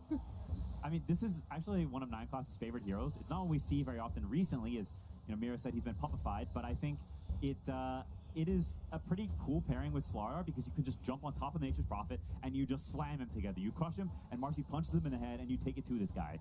I mean, you're seeing it. The only person who does like it is on the side of Vision, and it's 0 pick, 0 ban. So again, this is one of those things that pulls back similar to when we saw Disruptor come out for the side of Spirit. I love this. This is the creativity that you need to be bringing into a grand finals. This changes the dynamic of the Spirit's safe lane in a very big way. Because before, whether you were laning against the Slardar or the Pango Flex, your Nature's Prophet was going to have a good time. You know, he was just going to be right-clicking them, free farming. You bring in Marcy, and all of a sudden, Slardar becomes a killer threat. He's not just a hero that you can beat up. He will be on top of you. The second you have level 2 rebound, there's not that much you can do on Nature's Prophet when you get connected on. Yeah, I mean, luckily for I think now the Tusk has to be in that safe lane, right? The idea then is like, you're going to have to use that snowball to dodge that stun, and that way try to like battle out the lane. But it absolutely is. Okay, they changed it up. Oh my, wow, TB didn't get banned. Yeah, so they just fully did not expect Laurel to be playing the Nature's Prophet, and now they've got an incredible TB game. You talk about minus armor, well, TB is the king of armor. He has like 10 armor level 1, and it only goes up from there with the items he buys. So a lot of your strategy, the way focusing down one hero with right clicks, has been nerfed pretty hard. I just assumed TB was banned. Like, I just didn't even think about the existence of this hero. It's honestly an amazing pick, because if you take a look at Team Vision's draft, they have essentially no magic damage. Yeah. And the way you usually beat TB is by heavy magic damage. So this is a very good Terrorblade game. Laurel of Nature's Prophet, however, for me is a little bit of an unknown. I haven't really seen them play that much. I wouldn't say it's like he's a typical Nature's Prophet guy. But the things that we talked about earlier on, they still exist. The draft can still do the same things, and maybe even faster with Nature's Prophet from the mid lane, because he gets up level 6 a bit faster, he can connect a little bit more, he's not as concerned about his own game, so see really cool things happening from both sides. I think Laurel's the type of player that will do what you need him to do, and Team Vision have learned that today with the Slark pick after the Ember that they didn't really think that he would do with this Nature's Prophet flex. They were caught off guard with this Terrorblade. This is really cool to me, and I think Team Spirit have absolutely secured the scaling in this game. Yeah, the shoe's on the other foot. Last game, Vision could just chill and farm, and I think this game, Spirit have secured that with also the potential to play the lanes well, and so I think it's been a great punchback from Aposhka in this game. This is a masterclass. Yeah, I probably would have said before this last pick TB, I really like the Vision draft, and I would have put it maybe like 65 to 35, but after that, I think it's a lot closer to 50-50. I love hearing a good 50-50 split on a draft. More importantly, I love hearing from our coaches. That Terrorblade had us in a little bit of a head scratch as to how it got let through, but I wonder exactly how Poppy felt when he saw it come out. Thank you so much. Yes, I am here. The king himself, Mr. Puppy. Such a pleasure to see you here on the main stage again. Let's talk a little bit about this. You have let 9 Class out of his cage. He is playing the meme heroes again. Where did this Marcy come from? How do you have the balls to pick a hero like this on the main stage of TI? 9 Class has a lot of balls. That's all I can say. Fantastic. Was this his idea or yours? It was his idea. I completely approve of it. Okay. I was about to say maybe you were distancing yourself from that, but no, you fully support. Whose idea was it to let the Terrorblade through? They already had Furion, and we basically guessed if they're going to swap this Furion somewhere, they're going to just lose their team fights everywhere. So we're not afraid. Hey, not afraid. It was actually pretty interesting to see a team be able to strike some blood against you guys, right? Were you surprised with how those games went so far? Not necessarily. I think they won the drafts 2 games in a row. This time, I think we have the edge. Hey, that's what I like to see. Now, last question here, well, are they ever going to get another moment, my friend, or is this the end of their ride? Is it going to be the full reverso sweep? I hope so. Right. Thank you so much, Puppy. Absolute pleasure to see you again on the stage. Throw it to our casters to get ready for this game. This time, I think we have the edge. Game 3 time, ladies and gentlemen, here in the grand finals of the International 2026. Team Vision against Team Spirit. The picks fog. We continue to get some exciting stuff. Marcy being thrown into the mix. Another new hit. About to start. Thank you so much, Puppy. An absolute pleasure to see you again on the stage. And we'll throw it to our casters to get ready for this game. Game 3 time, ladies and gentlemen, here in the grand finals of the International 2026. Team Spirit, the picks fogged. We continue to get some exciting stuff. Marcy being thrown into the mix. Another new hero for this international. And I tell you what, one that I kind of like. I think this hero's got a lot of potential. And of course, especially when he's in the hands of 9 Class. And when you've got something like a super hard carry to play around, right? Sure, you don't use that sidekick. You don't notice the bodyguard as much as it once was. But it still can be a very strong tool. Or something like a Shadow Fiend. These turret heroes, even though we don't see Marcy, definitely can see some type of potential from it. And what do you make of the switch up? Obviously, as Puppy talked about, they weren't too fussed about banning the Terrorblade because they considered, well, if they do go for this Spirit, we have overwhelming team fight. It's going to be this Nature's Prophet mid, and that might leave some openings that Vision can punish. Do you think they can, or do you think the fact that there is a Terrorblade, and it is a very good Terrorblade game, might fight them back? It could. It definitely could, but Vision also very strong at being able to play versus these type of drafts and just knowing when to just always take the team fight advantage. I've seen them so many times in this tournament having team fight advantage. So let's see if that position for them is going to be working for them. While for Spirit, much more scaling draft, right? Looking for the MP to get that scaling. I'm curious to see how active Laurel's going to be if he's going to TP to safe lane. I could see him make those moves, right? You want to punish Satanic. You don't want this Nature's Prophet to have a free time. And the lane overall for Laurel, it should be good. Just got killed. I want to see him play pretty aggressive on this Nature's Prophet. TPing in, shut down Satanic, even potentially going for the TP plays on the safe lane if they do overextend onto Yatoro. Because that's what it would have to be. If they do try to go for these kills onto Yatoro, it's going to have to be out of these overextensions. And we're seeing the lane switch-ups, right? Instead of having the Marcy with the Slardar, since it's a Terrorblade down there now, they put the Marcy up top with the Shadow Fiend. It's strong pairing as well to be able to. And they've done this a couple of times, right, Vision, on their run here at the International between the supports. They have that flexibility, and I think last time they made that switch up, it went pretty well for them. It did, and it's a lot because they end up leaving Notice alone. Ducalis gets that level 3, and he starts sandwiching on the mid-wave. And Laurel, right, Nature's Prophet playing versus Pango, you definitely can't be dope. Not me. Raze comes in. He's healing. He's healing. They should be all right. I mean, can 9 Class get in range for another dispose? Can. Tree plant. He can't quite grab him. Can't see him. Nice play there from Not Me. Now able to beat back onto him, even though there's that movement speed advantage from the Marcy. Not Me with a little branch play. Actually, he's able to distance himself a knife there. Looking forward to see, of course, what Satanic is ready to do on the SF. Last 2 games, he's been watching Yatoro play the hero. Sure, Yatoro didn't win last game, but still individually, he had a pretty good game on the SF. Satanic, he's ready to try and see if he can replicate that on his own Shadow Fiend performance. We're having some pretty explosive starts to the games in particular. In that last game, did have that lead. did end up dying a couple times. That bottom play from Yatoro hurt quite a lot when he died with Ye just the first time, and then the second one around the Roche. Again, at the lanes though, Spirit looking to dominate them. Trying to make a move onto Notice, but difficult to do so. At least until they sort of see a chance where Yatoro's going to be happy to pop the meta and try and force the kill. Yatoro just buys the boots very early. He knows he's not really at threat down here. So it is going to be a free farm again for Yatoro, but this time it does feel like Satanic's in a better position to get the free farm as well. So we're going to free farm carries versus each other, depending on what Laurel wants to do. I'm still just going to look at the Nature's Prophet. Are they actually going to use the TP to pressure, or are they just going to wait for the level 6 with the Wrath of Nature to go for these kills early on?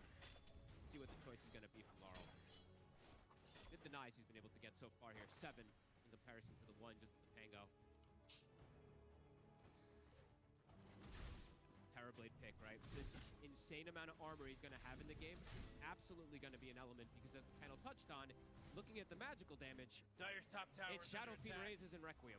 That is literally it, pretty much. So it's going to be really interesting to see if they can actually bring him down versus all that plus armor he has. Noticed, snowball connection. He's going to put the meta to try and bully him, but indeed the sprint's up.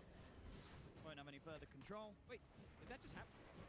Laurel denied a water rune with his trees and no one bottled it. The thing happened. Oh, it did happen. It does happen on the same tick sometimes. 9 class doesn't have rage for the rebound. They've got the call. Oh, man, That'll do it. First First blood coming in for not me. It's actually a big deal that no one was able to get the refill, even though it was killed. You can literally see it if you pop up with the chat wheel there, or the chat thing there. Denied water rune, but bottled at the same time. So a frame perfect bottling. Frame perfect.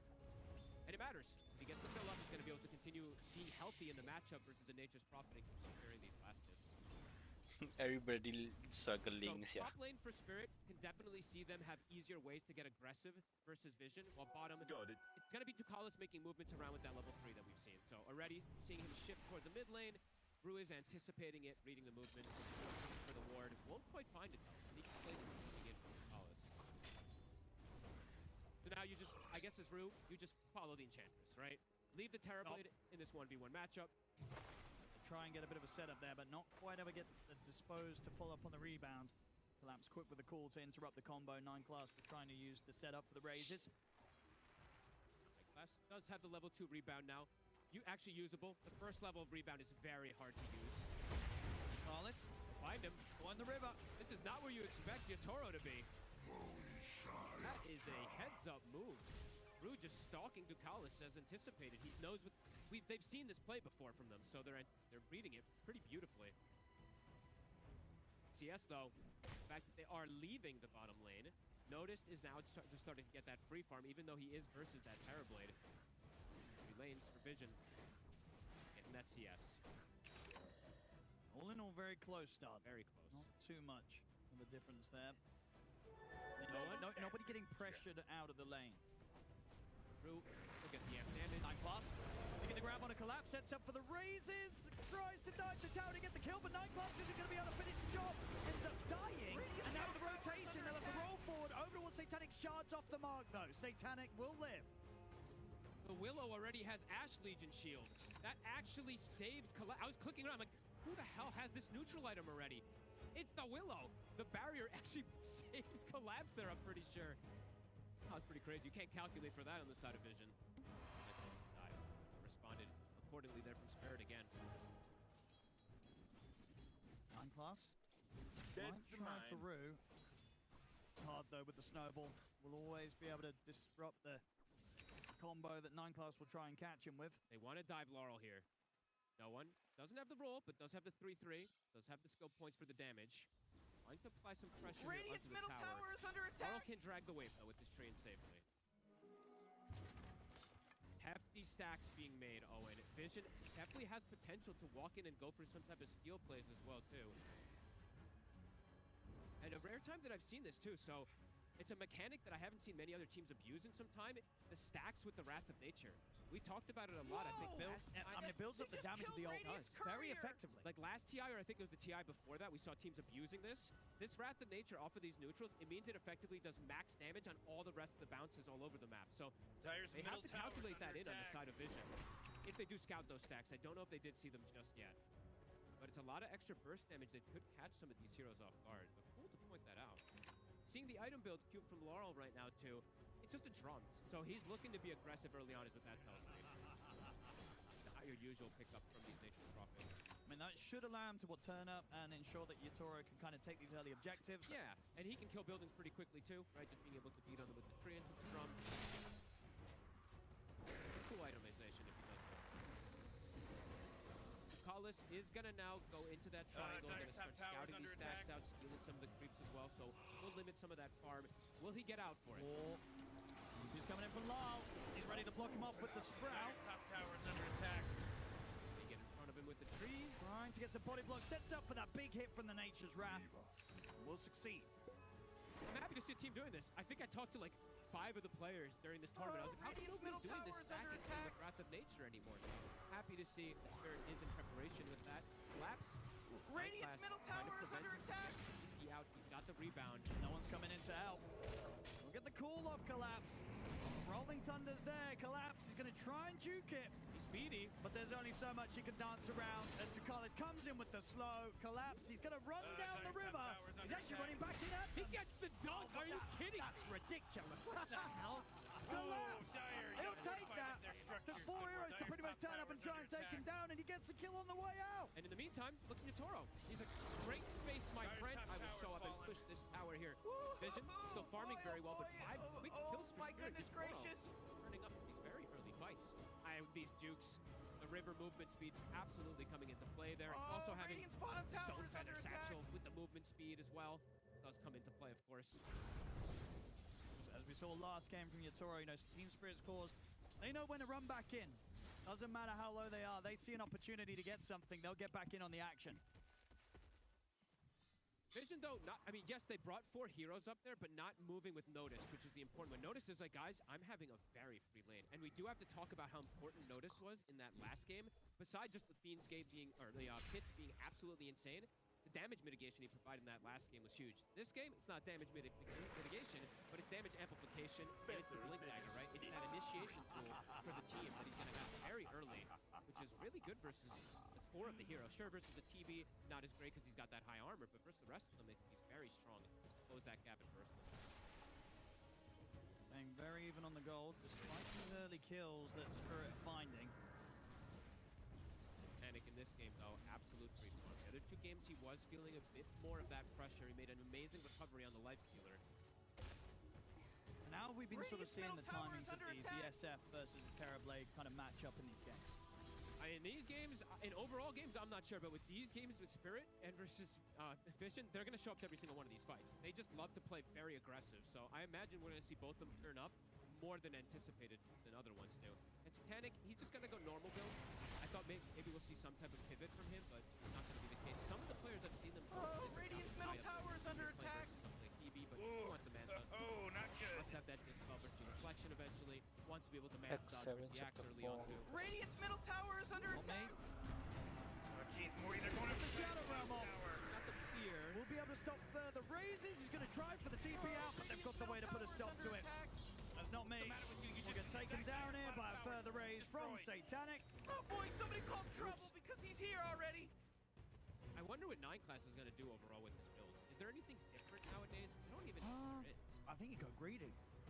Surely. I mean, you go like phase boot and something. Maybe you go Blink Dagger. Phase boot, save. BKB, Crystallis, Daedalus, Basha. That's what I want to see. No one. No connection. Will hit Yatoro. Nice shards to protect. Jump over. Still going to be able to jump in. And as Notice coming in with a crush. They have to be careful. The Texas Thunder will get it off, but he's surrounded by the whole team. The snowball save comes into play. Rolled up to the high ground with a stun. Oh my gosh. Satanic gets the double kill. Oh, Vision.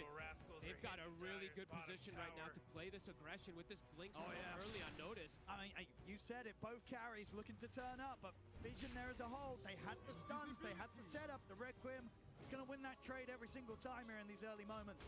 This mid game, it does feel like it's going to be quite hard for Spirit in particular since they're playing versus this heavy team fight and this Slarda with this early blink. Laurel, he's not going to really want to turn up too much. He's going to go more greedy route, go for the Maelstrom, go for this scaling potential eventually, but that does mean the window is going to be open for Vision to shut down Yatoro, look for the Axe, look for these kills to set the pace in this game. And that's the thing, right? They've got so much gap close on Vision, the Slardar, the Pango, the Marcy. They're going to look to get straight on top of Spirit each and every time in these team fights. I think he's just gonna. Okay, good. He does. I was figuring he does this on the Marcy. You just go blink because you're the save. You're like the Tusk. Yes, they go on the Shadow Fiend. You end up rebounding him and pulling him out. So I think this is the best option for 9 class to go for in this game. Panic.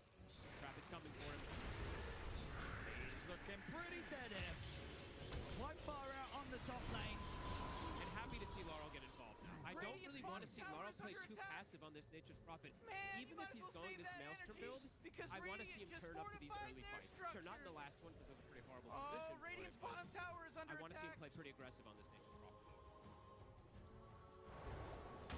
Fizzle, done for no one.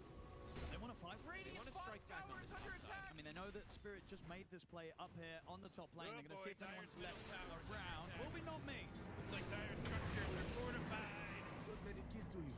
Couldn't do much about Radiant's bottom tower, could you? Find the connection. Dire's middle tower is under attack. Or the mid, potentially for the rune as well too. 10 seconds till it will spawn. See if no one gets lucky for it. Yeah, if there's these 5v5 engagements, right, Vision have the clear advantage in the mid game. If they can somehow split it up, though, on Spirit, that's the key to their success, right? All about the split push, forcing Vision to react and taking the fights with the numbers. Yeah, I think at the least, Spirit, they're not going to want to fight until Collapse has this Blink Dagger on top of lane now. That's the next timing that Spirit are going to try and find. Radiant's middle tower is under attack. Very happy to hit the creep. Jeez, Radiant's middle tower just got wrecked.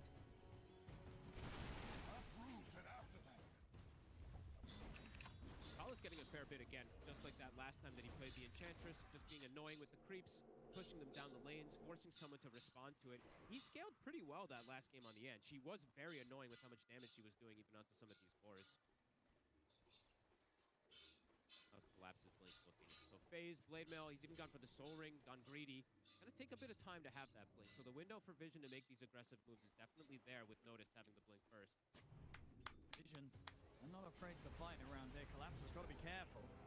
Alice starting to poke him. 9 class is closing in. Can't quite reach. Collapse far enough away to survive. The Zebru off to the side though, he's in trouble. He'll get the shards out to try and block him off. Another snowball to buy a bit more time, but with the 4 of them chasing him out, no way out of this for Rick. Radiant's top tower is under attack. It's gonna be so much overwhelming physical damage in this game. Even though there is this Terrorblade, it's good for him to have this armor, but the rest of his heroes are definitely gonna be struggling at that front.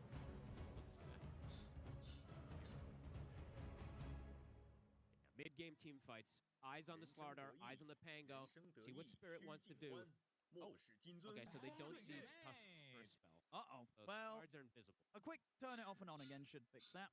It's a pretty important game to see those shards do when you're playing with Pango. Because that shard can trip up the Rolling Thunder pretty hard in the mid-game.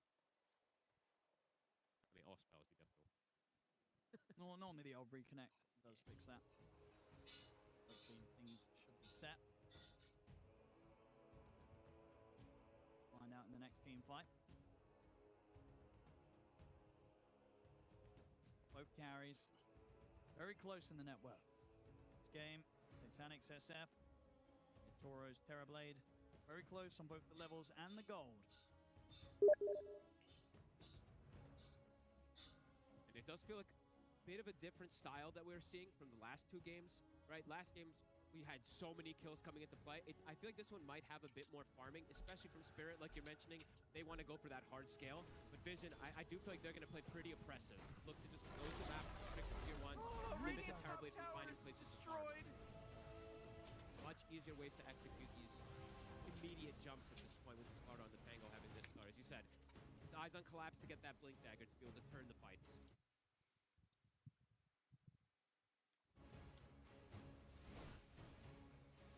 Vision. See how much action they can continue to bring before Collapse is allowed to get that pickup.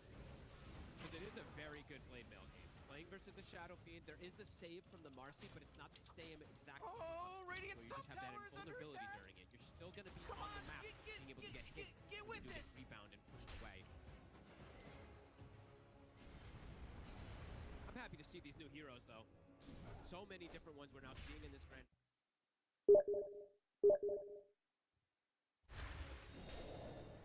And as always, as I like to ask when we do see these new heroes, why is no one else playing Marcy? What is the risk with this hero? It's not in the best state, Owen. It really isn't. It doesn't really have too much team fight. There's other heroes that are just better in replication of these saves and all that. This is just a 9-class hero. And why is that? What about this hero suits 9-class's playstyle as a support? It's just odd. It can scale. And then also, I mean, in particular for this game, right, it's a gap closer. When they were seeing the Nature's Prophet, they wanted that gap close to be able to bring the Slardar in. Even though the lanes have ended up being switched up, it still has that same potential to gap close, get on top of something that doesn't like to get on top of.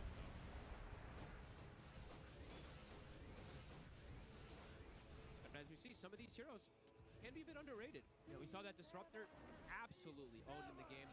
Could be some similar things. You know, if he just gets a rebound save in some of these moves, could be absolutely epic. Yeah, we saw what last game as well, the pivot for the support axe from Rue. That nearly worked out, so pretty good. Innovation, definitely the name of the game here in this grand finals. Vision, in all this downtime, they are farming a bit harder here. Even though we're talking about Spirit, they're content to hit some of these creeps. It's Vision getting more out of the map. Yes. So then, with this Blink Dagger and Blade Mail done on Collapse, yeah, absolutely. They almost have Blink on Rue as well, too. So if they do get a kill, they'll have double Blink Daggers to go for these fights. So right now, let's see if Vision is prepared for the move. 9-class has to hug Satanic. That's all they can get. Satanic's going to show. He's got the backup setup behind him. They're reading this move. Bit of a bait. Do Spirit fall for this? Me? Doesn't look like they will. He's been spotted out to the side. Waiting around the rune. They'll get a haste. They won't jump in on this. They know that Vision's setting up for some sort of counterplay. What? 怎么反应啊? What the? See? Didn't see him coming, so did have a moment to be able to press it there, but still dodging it away. Notice now also has the shard, so very big damage potential for the side of Vision in these next upcoming fights. Still easier for them to take the fights. Spirit won't hemorrhage anything though. They Dagger's middle tower is under attack. Gameplay that Vision was setting up. I think they will maybe finish off this tower with the illusion. Illusions versus illusions. Satanics wins. Tower. 9-class. Dyer's middle tower's under attack. No, Dyer's middle finish the tower job. just took a big beating. It's gone. Blink Dagger done for the Tusk. Blink still far away for 9-class. So now Spirit, much easier access to look for fights themselves as well too versus Vision. But the team fight, still difficult when they have the numbers on the side of Vision. Spirit wants to pop a target first. Through these quieter moments, you see Satanic farming just that little bit quicker than your Toro in this downtime. I like watching. Look at 9-class. Literally just hugging him. Not moving from the side of Satanic, because if there's a move that comes out, he can bail him out of it with this rebound. Starting to get points in the bodyguard as well, too, so that extra bonus that Satanic's going to have. And it is the most likely move, right? If Spirits disappear off the map, go for some sort of smoke play, you know that their top target, it's going to be Satanic. 100%. This bodyguard, I'm going to watch to see how much he can do in this game, too, because Satanic, unlike Yatoro, doesn't go the Mask of Madness, so he will have that lifesteal coming from the Marcy in the fights. See how much that actually matters. Here we go. Spirit, ready to attempt another smoke. Both teams keen to fight, though. Vision, so far, been very prepared for these sort of plays. And no one has a full Aghanim for this next fight, too. He might be big priority number 1. The question is, do they kill him in a call? Can't notice. With the call and the blade mail up, there's the punch, the snowball, the control, the dunk comes a little early, but it doesn't matter. The damage enough to help bring him down. What? The rolling thunder. Found his way over towards Yatoro. Yatoro does not have mana for a potential Sunder. Doesn't matter though, Vision, they still hold back away from the Terrorblade. A little awkward for no one to go for the full commitment, but it's an Arcane Rune, so we'll just be able to roll, get himself out. Nice kill there from Spirit, finding the angle onto the Slardar there. Closing the gap on the gold. This is how they want to take the fights. They don't want to take head-on team fights. They want to kill one target first and then potentially look for the catch afterwards. Notice being slowed down. Collapse now. Tied net worth with that Slardar.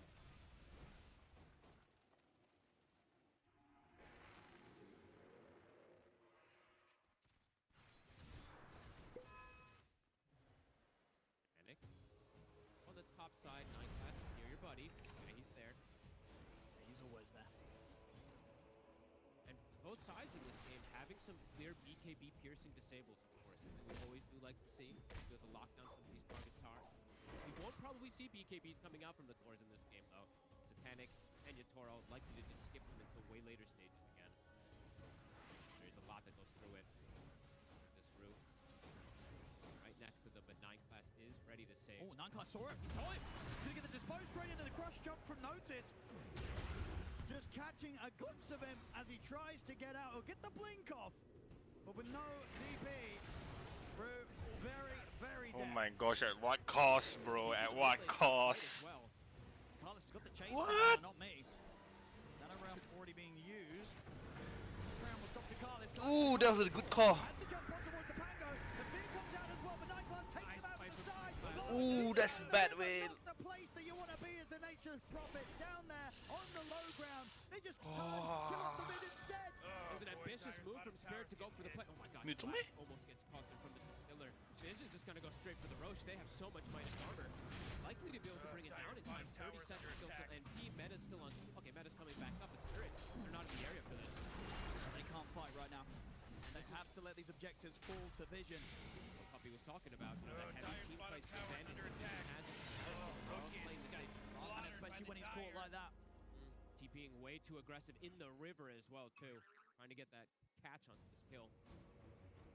Now Satanic has an Aegis to play with, and now even more so where they have that team fight advantage. They have the second life. They look to get very, very involved.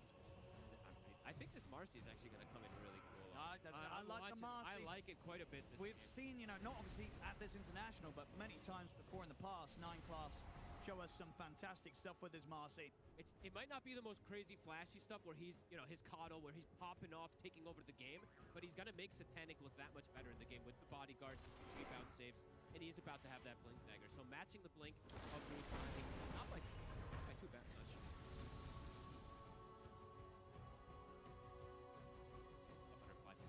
Also in this game, going to be a big pickup. And the reason I'm mentioning the Marcy more so as well, besides just that rebound, the bodyguard, when something like an SF is playing versus Axe, who has this blade mail, that bodyguard, that lifesteal, absolutely will come into play. He won't die during a call. Maybe if Lal and Yatoro are around, but if they don't have those two punching into him, Satanic will very likely survive through the jump. Oh, Radiant's bottom tower is under attack. Get the push going themselves. We saw a similar push that Spirit was doing in the last game, but they didn't have their full squad with the Shadow Fiend. So Vision looking to apply this pressure with all the assists. Radiant's bottom tower is under attack. Looks like they're not even going to try to go for the reaction. Anticipating that everybody on Vision is set up at the moment here. Gonna know right now that Radiant's bottom the tower decision to fight is going to be pretty much down to the calls that Yatoro makes. Nice 40. Good one. Yatoro's not ready to go. They do not want to turn up. They're going to have, very specific conditions to look for those fights. Rue has the snowball and the blink. But he is hazed, so they see exactly where he is. And Notice is going to be able to continue the chase down in the river. Shards will block him off. But he gets around. Rue will have blink again in a few seconds. Jumps already there. Back online from Notice. They do manage to bait 9 class in also, and Rue lives. What? They couldn't kill him, and Rue actually having the backup coming over ready to join him. Those are some beautiful individual plays coming in from Rue, just stalling out Notice. I thought he was going to die for sure there. 9 class ends up being the catch. Moro turns up and gets the kill. Little meta play for him. Butterfly now finished up for Satanic. Very strong timing. I mean, having that in this matchup, you know, Yatoro not really going to be able to fit any sort of true strike into his build anytime early. Oh, he's going to have to hope for that serrated shiv in particular around that tier 3 neutral if he can get the RNG for it. Satanic is super deep right now. He's got the jump on 9 class, but the backup is gone for Satanic, who does of course still have this Aegis, so he'll have 2 lives to play with. Notice in with the blink push onto Lyle. Slide forward for Satanic. Lyle dying again immediately at the front of these fights. He is just But they're so evenly, what the fuck?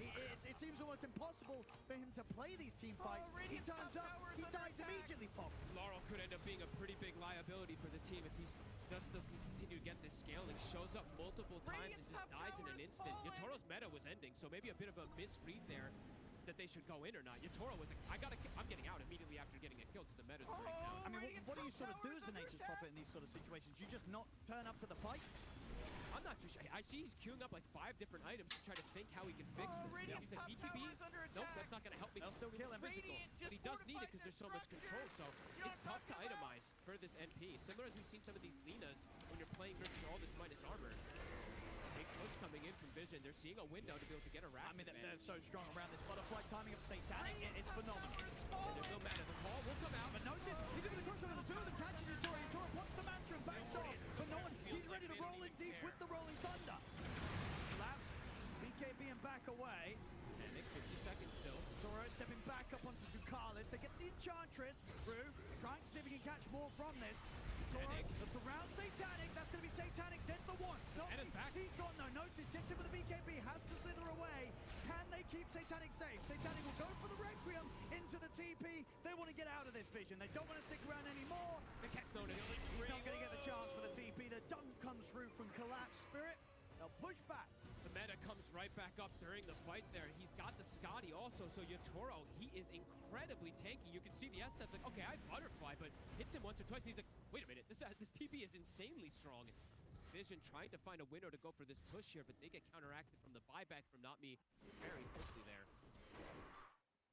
And Spirit's draft, you know, sure, for Laurel, it can be some difficulties, but they do scale extremely hard this game. The greed can absolutely pay off. Vision really wanted to get some type of Rax advantage there with this Aegis usage. Not quite able to just yet there.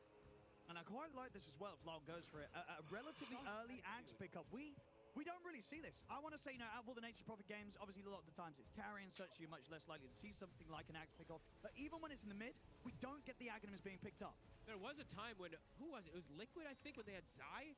I remember he was buying this a lot, and you're just playing that. You're the anti-carry, right? Because you apply this AoE disarm onto multiple different heroes, and as we mentioned for Vision, it's all physical damage. If they're all disarmed, there ain't no damage. So pretty cool approaches if he does pivot toward that way. Cool. And I think Spirit knows, right? If they can just keep this game going, they're gonna have that crazy scaling. Yeah, they believe in your Toro to carry this one, and Lyle to be the backup carry. This pressure. 19 on Satanic, still standing strong with this butterfly. Very close to having the full Satanic himself.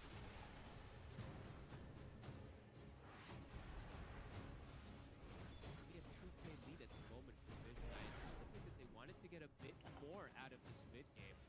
Their team fight advantage. Of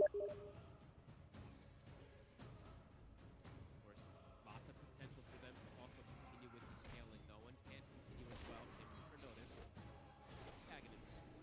With me. I think we're truly in for a treat this game as well, too. These teams just on such even footing, matching each other's movements. Sure, this one, not 29 kills at the 29-minute mark that we did see last time from one team, but still very impressive little macro plays that both teams are doing. In terms of the timings, in the mid. No one. Don't get Brew here.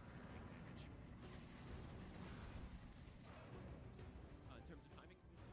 If you're Vision, what are you waiting for next? Is it sort of the case of just waiting for next Roshan? Are you able to still try and force a fight before the Rosh? I think you take any fight you can take, but you want to fight around that Rosh especially too. You just have to be very aware of the positioning. Collapse now does have the BKB as well too.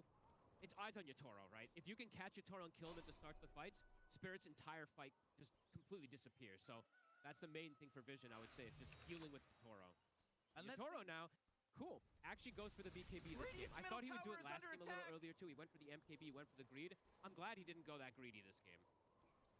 I mean, these two iron timings are going to give them a pretty good chance to fight. So we see the Axe now done on Lyle.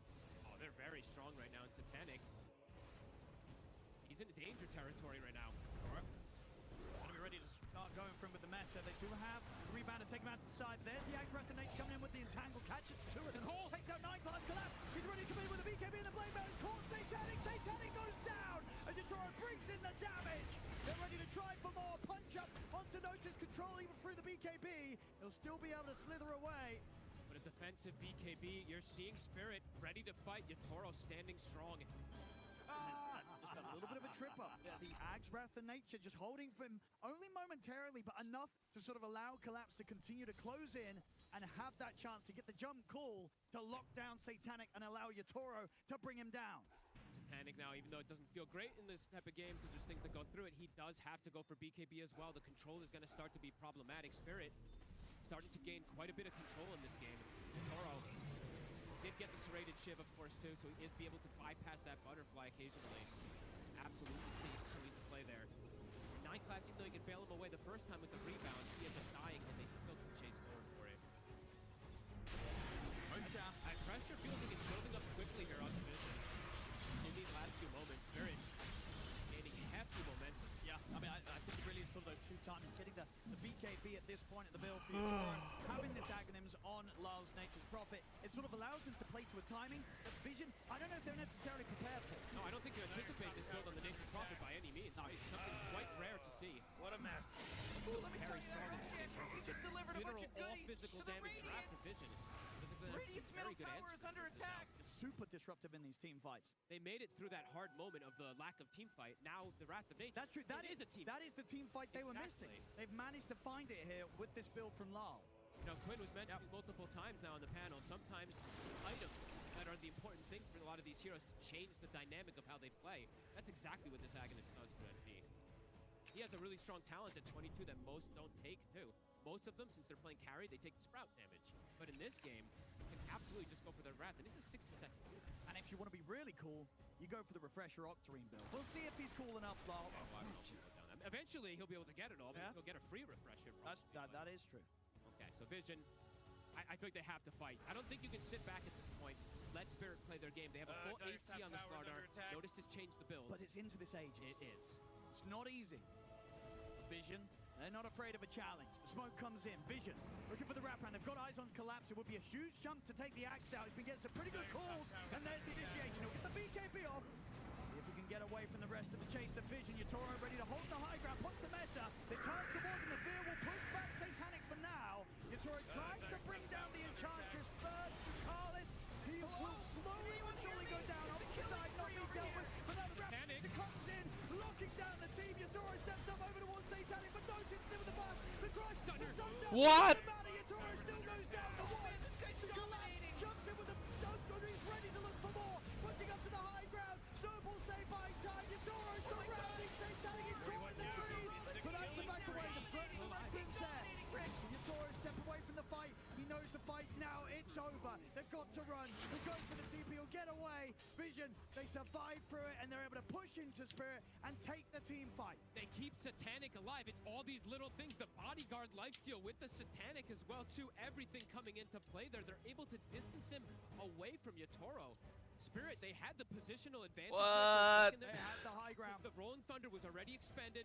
He was able to keep wailing on them, but they get the distancing there. Just watch how they bail out. It's all about Satanic, right? So throw all the buffs on him, but watch 9 class sitting on the sidelines, waiting for the moves to get that save when it looks scary for Satanic for a second. Middle tower and RC's doing the work. And honestly, the fact that Vision were as split as they were here, it kind of worked to their favor. Because Spirit, you can sort of tell they didn't really know where to go for. Yatoro, he had to use a fair bit of time at the start to bring down the Enchantress. So by the time he turns up to try and take down the rest of them, they've got enough firepower and survivability to take the fight in their favor, and Yatoro, you can feel it here. He's like, guys, we can't do this. I've got to get out of this one. Oh, and this is such absurdly high skill Dota. Satanic, full MKB now to have the answer for the eventual butterfly. I mean, I say eventual. Yatoro has the butterfly, and he's got an MKB as it comes out. That's huge. Massive for Satanic. And they got the gem there right as well. They did.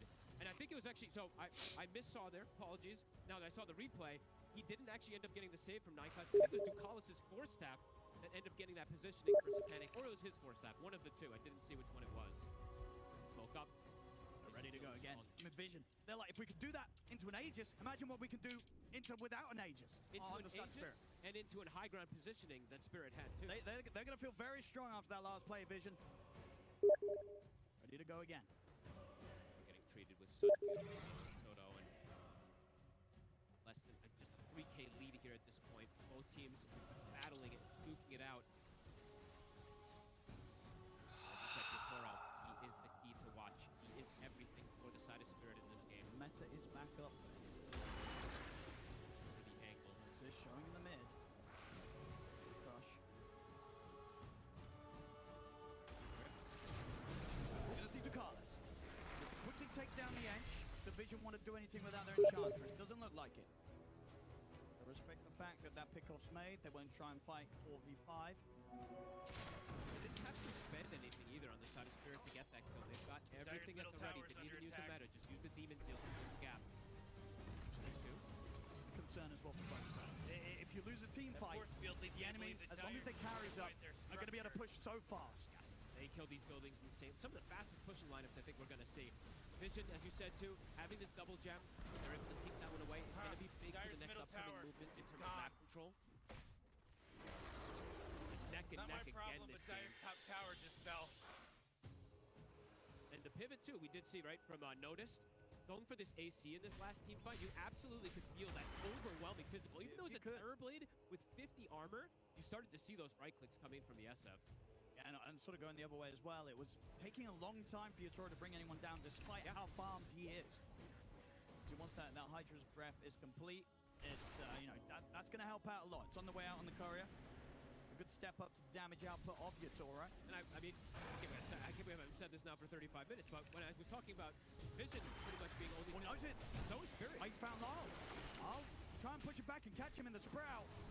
He's going to be careful, feels that Lyle might have backup, so doesn't want to try and push to finish the kill. Same time, Spirit, they look to see if they can catch the rest of Vision split up, but no, he's already in with the jump on towards them, commits him with the Rolling Thunder. They're going to find the Dark Willow, they've got the Yule's control onto Collapse, sets up for Notice to come in with the crush. Collapse, he has to put the BKB and step back. No, wrap around Yatoro, in with the Metamorphosis, damage in on the Satanic tries to force away. Look at the red monster, but the BKB's out for Yatoro. Satanic, he's thrown back by Notice. What? Getting back there, doesn't matter, the final right clicks fly through. Satanic will fall. How does Yatoro get that positioning? That was insane. Has the Hydra breath for the fight too, so just grips this Shadow King. And they were so quick to make that move. They saw sort of that play that Notice went for down bottom onto Lyle. And no. Try and force the chaos, and they succeed in doing so. At this point, there's no SF for a full minute. Are they going to close the game? They're going tier 4s. They're going to feel it. The glyph was popped. They know with the pickup for the MKB, spent the money. He does not have the money for buyback. Yatoro knows that this is their opportunity to do serious damage and maybe even threaten the game. Oh, and they might be able to close it out. It's 50 seconds. And they take the building so fast. Notice, in with the crush. It should be collapsed. Not getting the core connection onto Notice. Notice turns towards Yatoro, but he's got to be careful. They hit side. The wrath comes through. The root's there. Notice is gone. Tiger's middle barracks are getting flashed. Yatoro, how does he find that angle to get on top of them there? Notice is going to have to buy back. Okay. Tier 4s are dropping. No one. Good angle here with the Rolling Thunder. Catching by the mid of the carry. Jump into the crush. That's Lyle gone. And they chase for more. Lyle does have a buyback if he wants to make a crazy move. Toro. Snowball. Be there to take him out. 9 class is no one. They're going to try and jump forward to chase on towards him. Coming down. The call's there. Collapse. Gets the dunk on the 9 class. That's 9 class out. He keeps Lyle and Yatoro saved. Look, Yatoro, he wants to go back in on this. He's looking towards Noah, but the bash comes in from Notice. Yatoro trying to stand his ground against the Slardar. He's fighting. The trade. The bash is there. The impetus. It will work. He's back up with the HP. Dakar still trying to push him away. Rue, he's going to be the sacrifice. Leave the touch behind. Get your Terrorblade out of there. Oh my god, he literally just got the mana. He was sitting at 25, just picks it up to that 50 and gets the Sunder on his illusion. Tiger's middle barracks are getting plunged into a sea of abuse. Oh my goodness, they get double tier 4s. They'll get the range tracks, not the melee, but forcing heavy buybacks. Even no one as well expending his. Laurel. 2 big core buybacks. Laurel did buy back in to make sure that he could protect his buddy. So that was used there. But a big hit Spirit blowing open the game. And I could watch Satanic in the fight. I mean, we'll wait for this one again afterwards, actually. Chase forward. Just able to bail Yatoro out. Maybe if they got that Yatoro kill, things would have looked to be in a bit of a smoother spot off the defense, but not getting the Terrorblade as desperately as they tried. Collapse, keeping him safe from that initial jump from 9 class. And at this point, even though Notice gets on top of him, Yatoro's so farmed. He's got so much armor. It's so hard for Notice to finish off the job. And as you say, getting just enough here to get that Sunder play off. It was literally, look at this. He even toggled his back. He needed it. Yep, the tread switch did it. I think he had enough mana anyway without it. But it was still cool to see that he goes for the play, right? He's anticipating these type of moves. I mean, massive from Spirit. And Yatoro now level 25. It's hard for Satanic, it's hard for SF in general to team fight versus a TB, but without BKB, he's just getting, he can't lifesteal. Spirit, they're going to be ready to jump again. Satanic might not be ready for this. Collapse. It's quick. Oh, he's able to slide away from the range of the call. I mean, Satanic needs more help in these fights, though, because he can't lifesteal. You're getting hit from this Scotty. You cannot turn and lifesteal with your Satanic.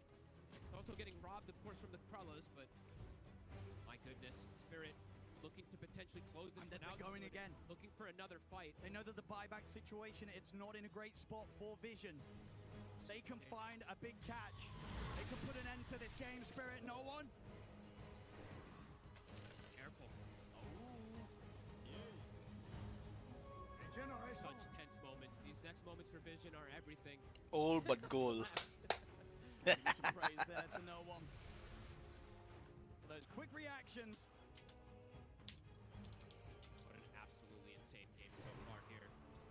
So in these team fights, what do you do if you're Vision? Is it sort of just a case then for Satanic to sort of, if he sees the Metamorphosis come out, you have to just get out completely? Can you actually fight into your Toro when he has the Metamorphosis up? It's hard to say exactly. This TB is something, they just, it's a force to be reckoned with. They don't really have the best answers. Even the kiting factor isn't there. Satanic, the matchup in general, right? TB versus SF, it's heavily favored for TB once it starts getting to these points, because he just has that range advantage. So, oh my just god. All-inning, right? They have to close the gap and fully all in for Yatoro and just somehow try to bring him down with that, but it's easier said than done.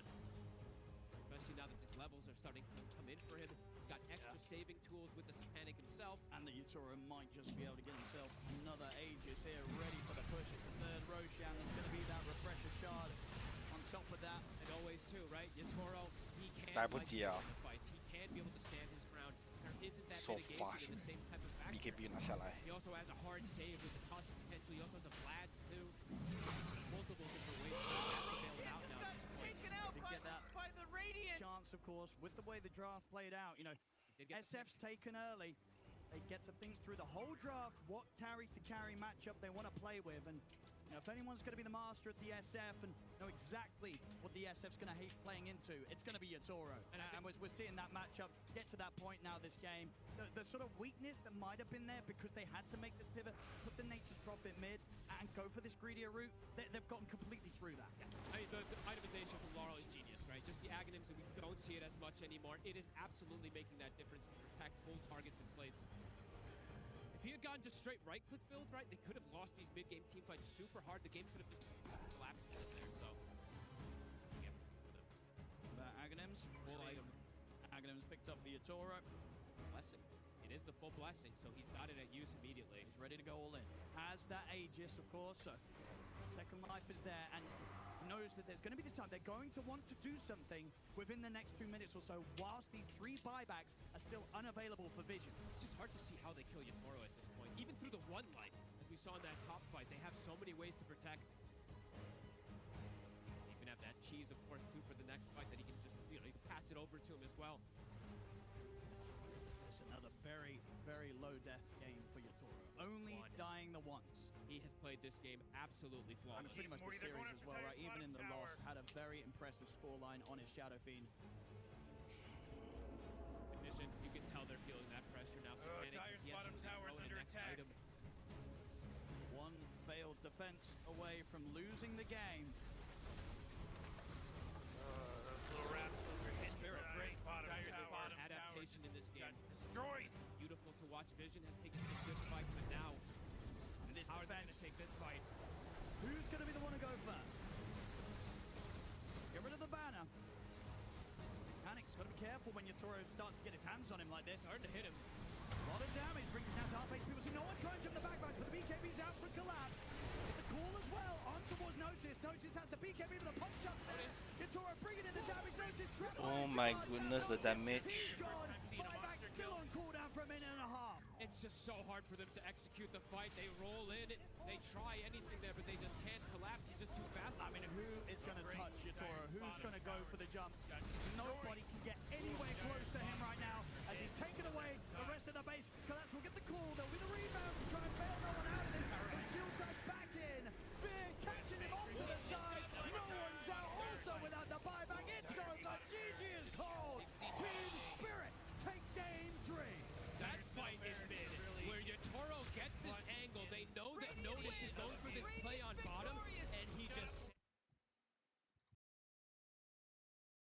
Vision, they felt that if it was going to come in and the switch-up had to happen with the Nature's Prophet going mid, that they'd have the counter, they'd have the advantage in the team fights. They just couldn't find enough of them. The game stagnated, slowed down, and Spirit are able to close it up. 2-1 right now in this grand finals here at the International for Spirit. It is exactly what Lal was talking about in one of his winners interviews yesterday, where he said, we can play late game, we can play it fast, we can play essentially whatever we want to be able to draft for themselves. And this time around, it really shows because we favored them each and every game into the laning phase and out of it. But this time around, it felt like, well, they're going to have more of a competition. At the end of the day, Quinn, they very clearly live up to that and surpass it. Yeah, I think this is more what traditional Spirit compared to, I think the past couple of games, like you said, have been very much about early tempo, about winning lanes, a very different look that's more suited to their new supports. But this game was classic Spirit. They've got the late game. They know they've got the late game. They've got the carry matchup, and they're chilling. They're vibing. They're taking incredibly clutch fights and outplaying people and just biding their time because the clock is ticking. Vision can hear it in their ear, but they can't do anything about it.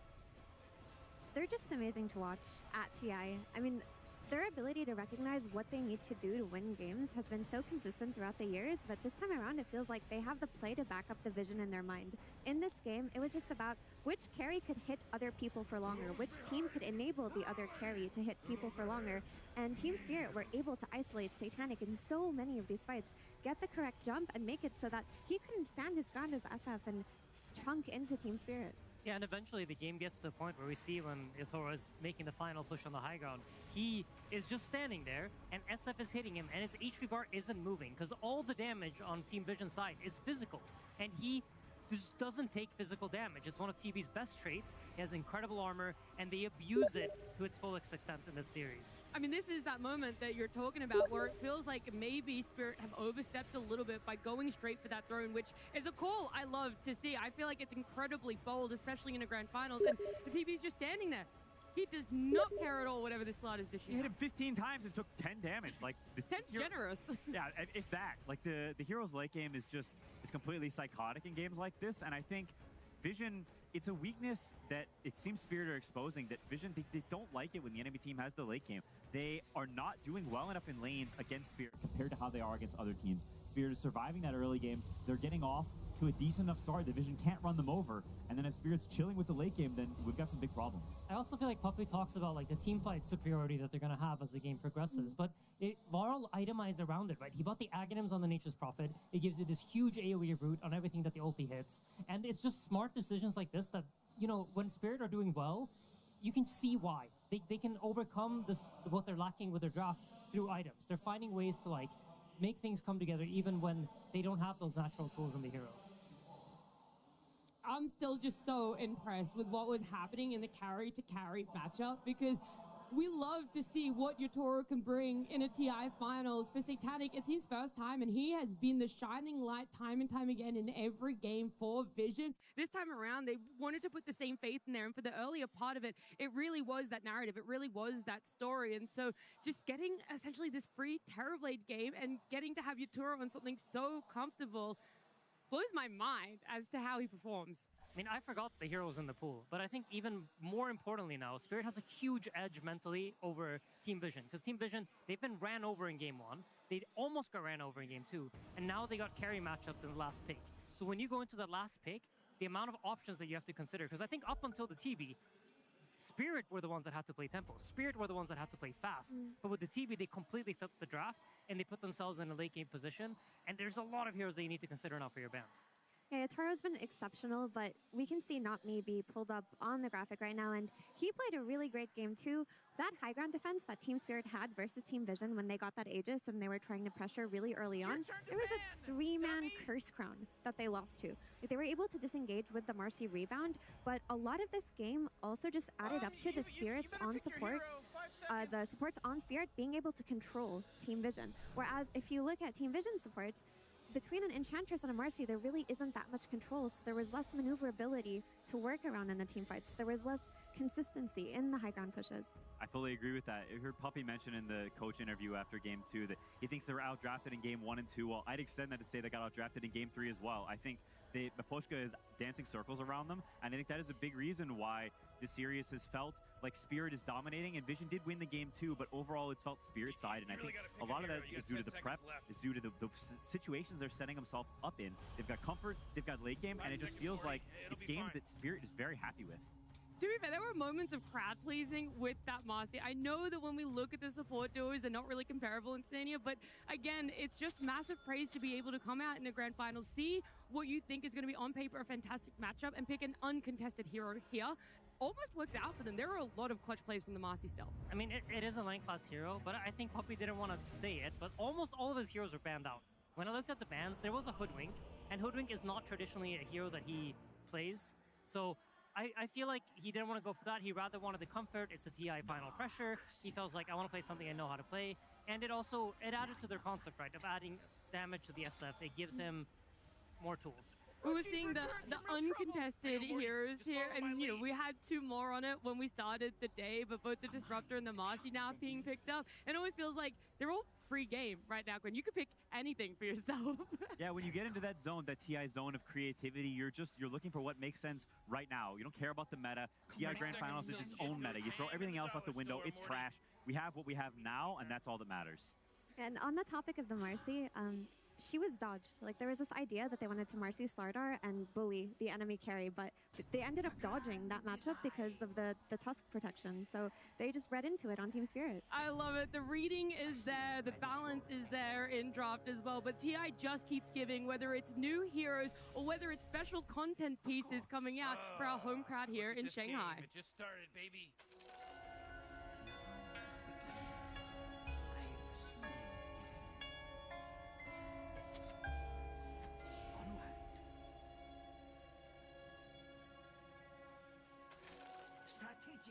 Deployment. 折腾了这么久，我终于找到你了。以你的天赋和技巧，世上最会刷钱之人。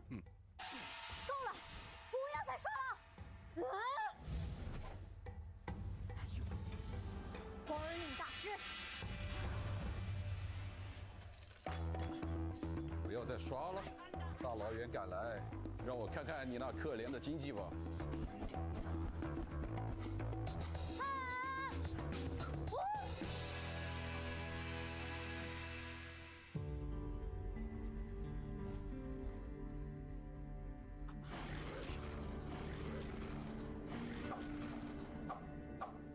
天哥，你觉得我是个严厉的师傅吗？那你根本不知道接下来你要面对的是什么。我已经把你那可怜的矿子清完了，再给我来10波远古，天亮之前再给我拿30步赢。我儿近日大有长进，但我只能教你打拳之道。要真正超凡入圣，你必须领悟成为强者所需的一切。为此，你必须踏入Dota江湖。江湖路远，刀剑无眼，你得学会征服痛苦。我的第一位大师非常的严格，他教会了我怎么样补刀，怎么样刷钱。但是这仅仅是我旅途的开始，我现在准备好去拜见我的第2位大师了。DY 大师，感谢你教了我这么多。当然，不用客气。倒下的敌人是不会反抗你的。黑暗行者。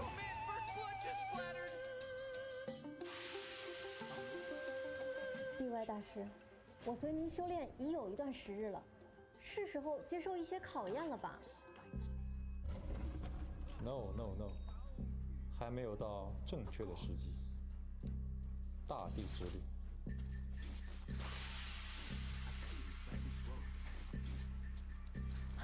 DY 大师，我已经跟随您修炼20多天了，我们到底什么时候才能开启这个悟道之门啊？不，你还有很多东西可以学。吃桃子可以回血，然后我可以过拆，拆掉你的藤甲，然后用酒，就是这些牌有很多东西都要学。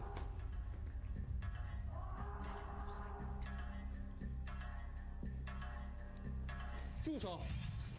这扇门后藏着世界上最恐怖的东西，它力大无穷，知道如何面对它，就等于知道如何面对世界上最大的痛苦。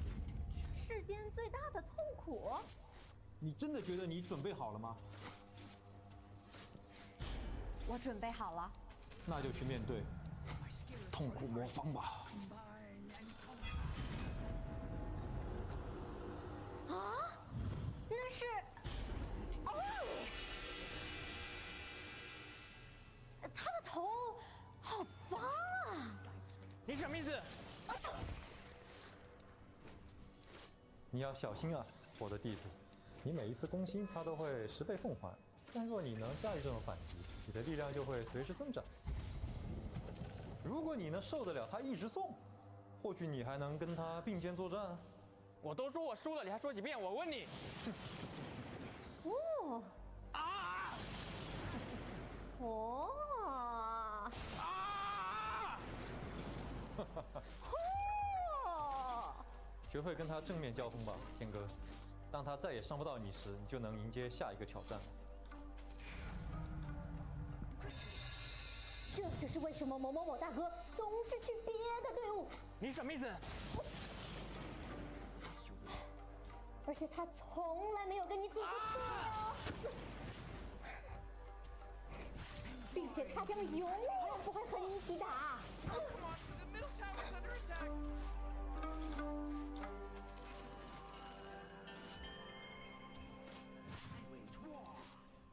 我的第2位大师们，有点奇怪，但是他们教会了我如何在精神上战胜敌人。接下来我将要去拜访我的第3位大师，让我的身体变得更强壮。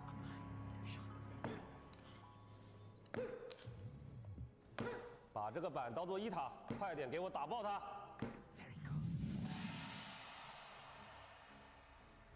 是萨姆的大师。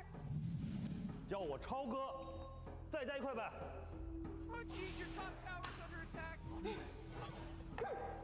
说实话，你硬推这个1塔没什么用。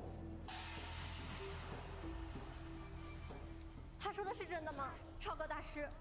再说一次，我的名字叫路遥，再加1块。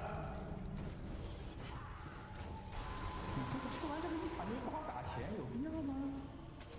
别理他，他有毛病。还有你，太弱了。要想变强，你就给我每天早睡早起，多晒太阳。哎呀，真的假的？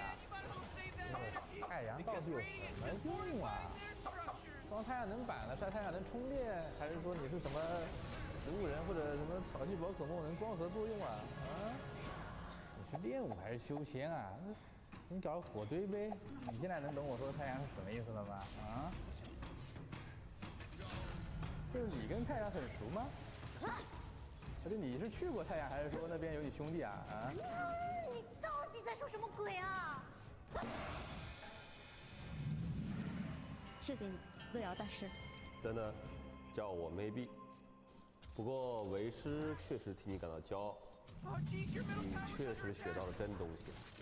是真东西，不是真东西，真东西，真学到真东西了。学到啥了呀？要我看不如。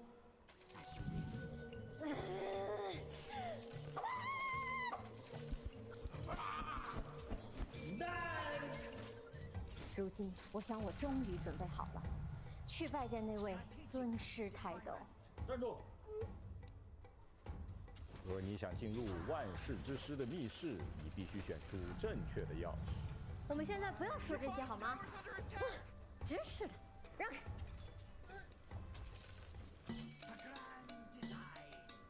在下天哥前来拜会宗师泰斗，弟子苦练多时，恳请尊师指点。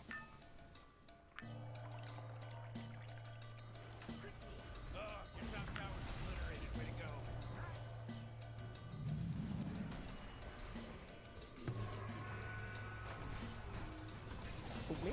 No, that's.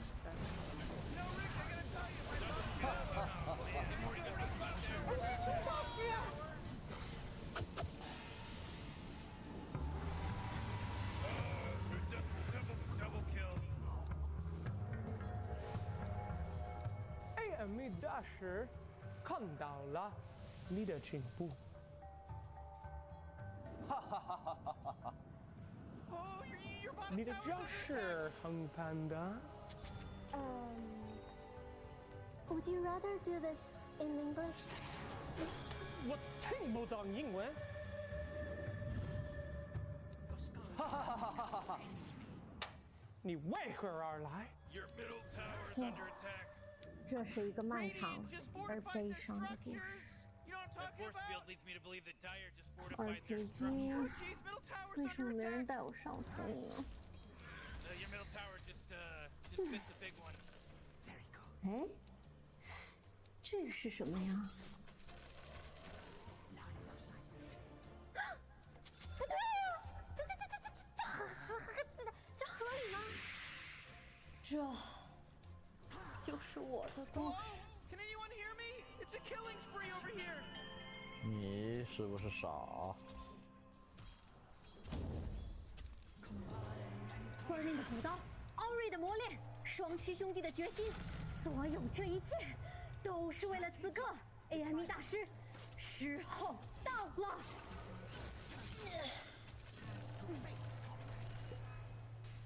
天哥，你已经准备好了。经济发育，真诚、钢铁、心境。唯有烈火方能淬炼。相信自己。妈妈，牛来。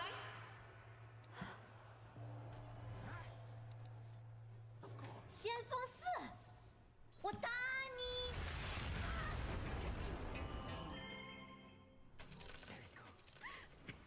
What a fantastic content piece coming out here for this year's TI. It is such an enjoyable moment every year where we get to see the creativeness that comes out. And Skydub getting the absolute long list of legends and masterful training there just for Herald 4 like the rest of us. Yeah, I'm not sure I understood all the references, but I still enjoyed it mightily. My goodness. It's also cool to get to see all the sort of the Chinese pros and people in the scene from, like, I don't know, it's been such a long time we've been in Dota. So to get to see Burning and, I don't know, all these legends is very, very cool. And hearing the crowd respond to all the cameos was incredible. They were so loud, especially for Slacks. You know what I mean? The master of all masters. That was a great content piece. I had a blast with it. It was really, really nice.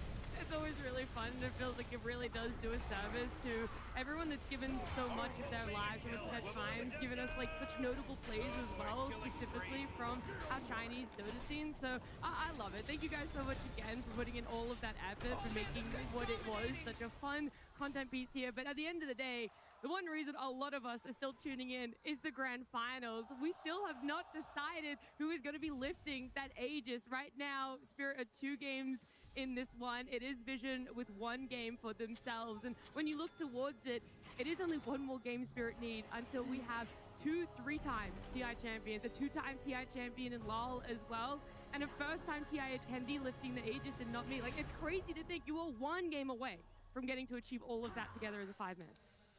Yeah, I think you need to be careful that that pressure doesn't affect you. I think this team is as good at not doing that as anyone, is staying strong and focusing on the gameplay at hand. But the closer you get, I think the more of a temptation it becomes. And it's a classic Kuro line of don't think about winning. And I think there is truth in that you want to stay focused on actually playing the game, not on the result that happens if you do. Because while that's cool and all, that is not relevant right now because it's not a reality. Yep, it's 0-0, right? You start over the game just fresh. Nothing. Dota doesn't care that you're 2 games up, right? It's not going to be more forgiving to you, or it's not going to make you deal more damage. None of your heroes change. It's all starting over from scratch, and an equal opportunity for both teams here, really. We're looking at the number of TI appearances, and it's so fun to get to look at the numbers and then kind of put it into a percentage, into a different sort of perspective. If Spirit were to win on here, it would be a 50% win rate at TI for Yotoro, Maposhka, and Collapse. That's crazy. They've attended 6, this one being their 6, and to win 3 of them would be wild. That's insane. That's like, because the TIs that Team Spirit didn't win, they got knocked out early. Yeah. So it really feels like the story with this team has been, if you don't knock them out early, they're going to evolve and develop into this Pokemon that no one can defeat, you know? Just like Dove went on her journey in that content piece to become the master of all masters. This is what's happening here.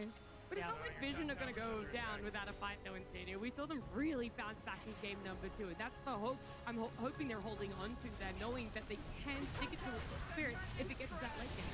Absolutely, and I think they've proved it time and time again throughout the event. All their matches have been 2-1s. that means you've been put in these positions before where you're only one game away from losing the series and you have to clutch it out. So they know it's not a position they're not familiar with. They're very familiar with it, and I think they are just like Spirit. They're a team that learns a lot from the drafts. They can improve with every game that they play. And to be honest, the story of this series so far seems to be like, you want to make sure you have the end game win. Yeah, and they also haven't had that for those 3 games. So while they may be down and it may seem like Spirit has been doing better throughout the series, it's not that distant. Like, that's the thing about these games, is you can be losing and can even feel dominant. But when you go back and you watch the replay or you look at the draft, it's such small things change that give you such a big advantage. And you've had a bigger gap now, right? Between games 3 or between games 2, no, 3 and 4, sorry. Yes, there is a longer break. And so that means you have more time to think about things, more time to reset a little bit, to process how you want to change your draft and come in stronger. And so I think that break helps the team that's down a little bit, because you get to process things and figure a little bit more out. I know this is such a weird question to ask, but when you go to a game number 4 and you get that elongated break, what is the process of it? Because I'm also aware that these guys have been going at it for hours, and I know that recovering is one aspect of it, but are you out there caffeinating more? Are you eating? Like, what are the other ways in which you're trying to utilize the fact that you have a longer break instead of just talking about the Dota? I think a lot of it depends from person to person. I think because some people need to work on the draft, but that's not everyone. It's not something you want too many cooks in the kitchen. You want just enough. And so I think some people are leaning back in their chair. You have a little bit of food. You're just chilling and sort of, I don't know, you eat a little bit and you wait for the next game. And I think some people are going the other route. They're drinking coffee. They're drinking whatever caffeine they need, and they're focusing on the draft, doing the hard work. And so I think the leadership roles and the No One and the Puppy, they're taking the hard road of we need to fix problems and work on things. And your Satanics and your Notice, your newer players, I'm going to steel myself. I'm going to play as well as I can for this upcoming game. I do think that a pep talk needs to happen, though, for Vision, especially for their supports. Because something that I wanted to talk about was I do think the supports, the duos are getting diffed this game. Even in that game, too, I feel like in all 3 games, Team Spirit supports have been moving to the mid lane and outpacing Vision supports. They've been clutching the late game. They've been able to do more with what they have than Team Vision. And when I look at this, I don't really see the issues with the cores and how they've been playing. It's more so how the supports are enabling them, and Team Vision are a little bit lackluster today compared to Ruin, not me. I mean, it ties to the hero pools and the drafts, right? We saw in this game 3, Spirit's bans are all over 9 class. None of the heroes that he really, wants to play are given to him. He's forced to play this Marcy. I know Puppy said they wanted to do it. It's a cool idea. I could definitely see it work. There's potential for it, and I think honestly any other hero than the TB, they probably put it with the Star Dart, like you said, Mira, and then they try to run over that lane. But once TB comes out, it's just, this isn't possible anymore. And that's just, I think draft-wise, Spirit has been solving that. They're making it hard for the supports to have that impact. I think another big factor that comes into it is these games for us, you just have to stay mentally strong. That to me was the biggest thing about playing in a TI final, is it's such a mental test. It's just different than every other series, and all your hopes and dreams are so close, especially now that you've gotten deeper into the series. Being able to just focus on the Dota and push all those things aside is one of the hardest things I've ever had to do. And so I feel for these players, and I look and see how they come into the booths and how the game starts, and trying to feel how they feel, because it is, I think, honestly, it's harder than the Dota itself, is the mentality that goes into it, and being strong and fortifying yourself to actually be able to play the game to the fullest of your ability. Yeah, I do think that's where Team Spirit shines, with that mental fortification. But just to address the graphic that came on screen, they had the same kill participation in 9 class and not me. And what Aiden mentioned about the draft is very true, because if your Willow has 3-man curse crowns and 1 terrorize in a team fight, and your Marcy, all she can do is rebound, there's not that much you can do. The support duos in their heroes have looked like they don't have enough. I mean, at some point you can break Dota down simply to the more control we have, the easier the late game will be. And you could just look towards fixing the angles of control. Maybe Enchantress should be benched for the next game. Perhaps. I mean, I think the idea with the Marcy here was just we're going to bail out our carry, right? But bailing someone out when he's in a losing matchup and he doesn't win by surviving is the issue. That really is where it's just Spirit they're geniuses, and there's a reason they're here. And it's honestly impressive that they can do that with just 1 pick. Yeah, it feels like when you're doing the Marcy and that is the pivotal part for her, that's the role that she wants to play, you're almost saying, we don't actually really want a team fight. We might poke and we might try and all in, but at the end of the day, that isn't really our MO with what we're going for here. Yeah, it's it's tough, and you just have to you either have to pick a path and do your own thing and you hit your own heroes and say Spirit's going to counter us, and that's okay. We believe in our heroes a whole lot. That's one path. And the other route is you try to play Spirit's game. You say you're going to counter our strategy on a higher level. We're going to try to do the same thing. And I think you have to kind of pick a path, because in some ways I think they're dilly-dallying between the two. Sometimes they're picking their own stuff, and sometimes they're trying to overarch and counter. I think they're getting a bit outplayed at Spirit's game, and they're not quite fully committing to the other way. Yeah, I mean, what you mentioned there in regards to the previous game, like they opened up with a Shadow Fiend. They wanted to build up the Shadow Fiend to be this critical point in the game where Satanic just stands there and chunks at everybody. So they enable him with an amp damage and a Mercy sidekick, but at some point, it really wasn't working out to actually get him to play. The game ended with Yatora's Terrorblade having 55,000 hero damage and Satanic's SF having 20,000 hero damage. He just was not able to stand there and hit, so maybe it's because they didn't fully commit to the idea of building up a turret in SF. Maybe the Pango plus Starter together made it redundant and they needed one more enabler. I do think there's even more credit that goes to the way of Spirit and Maposhka is because they first picked the Nature's Prophet, and they go in thinking that this is going to be a Yatora Nature's Prophet, right? They're not really calling this that Lal is going to be comfortable playing it, and even if they do, then they're willing to call that bluff.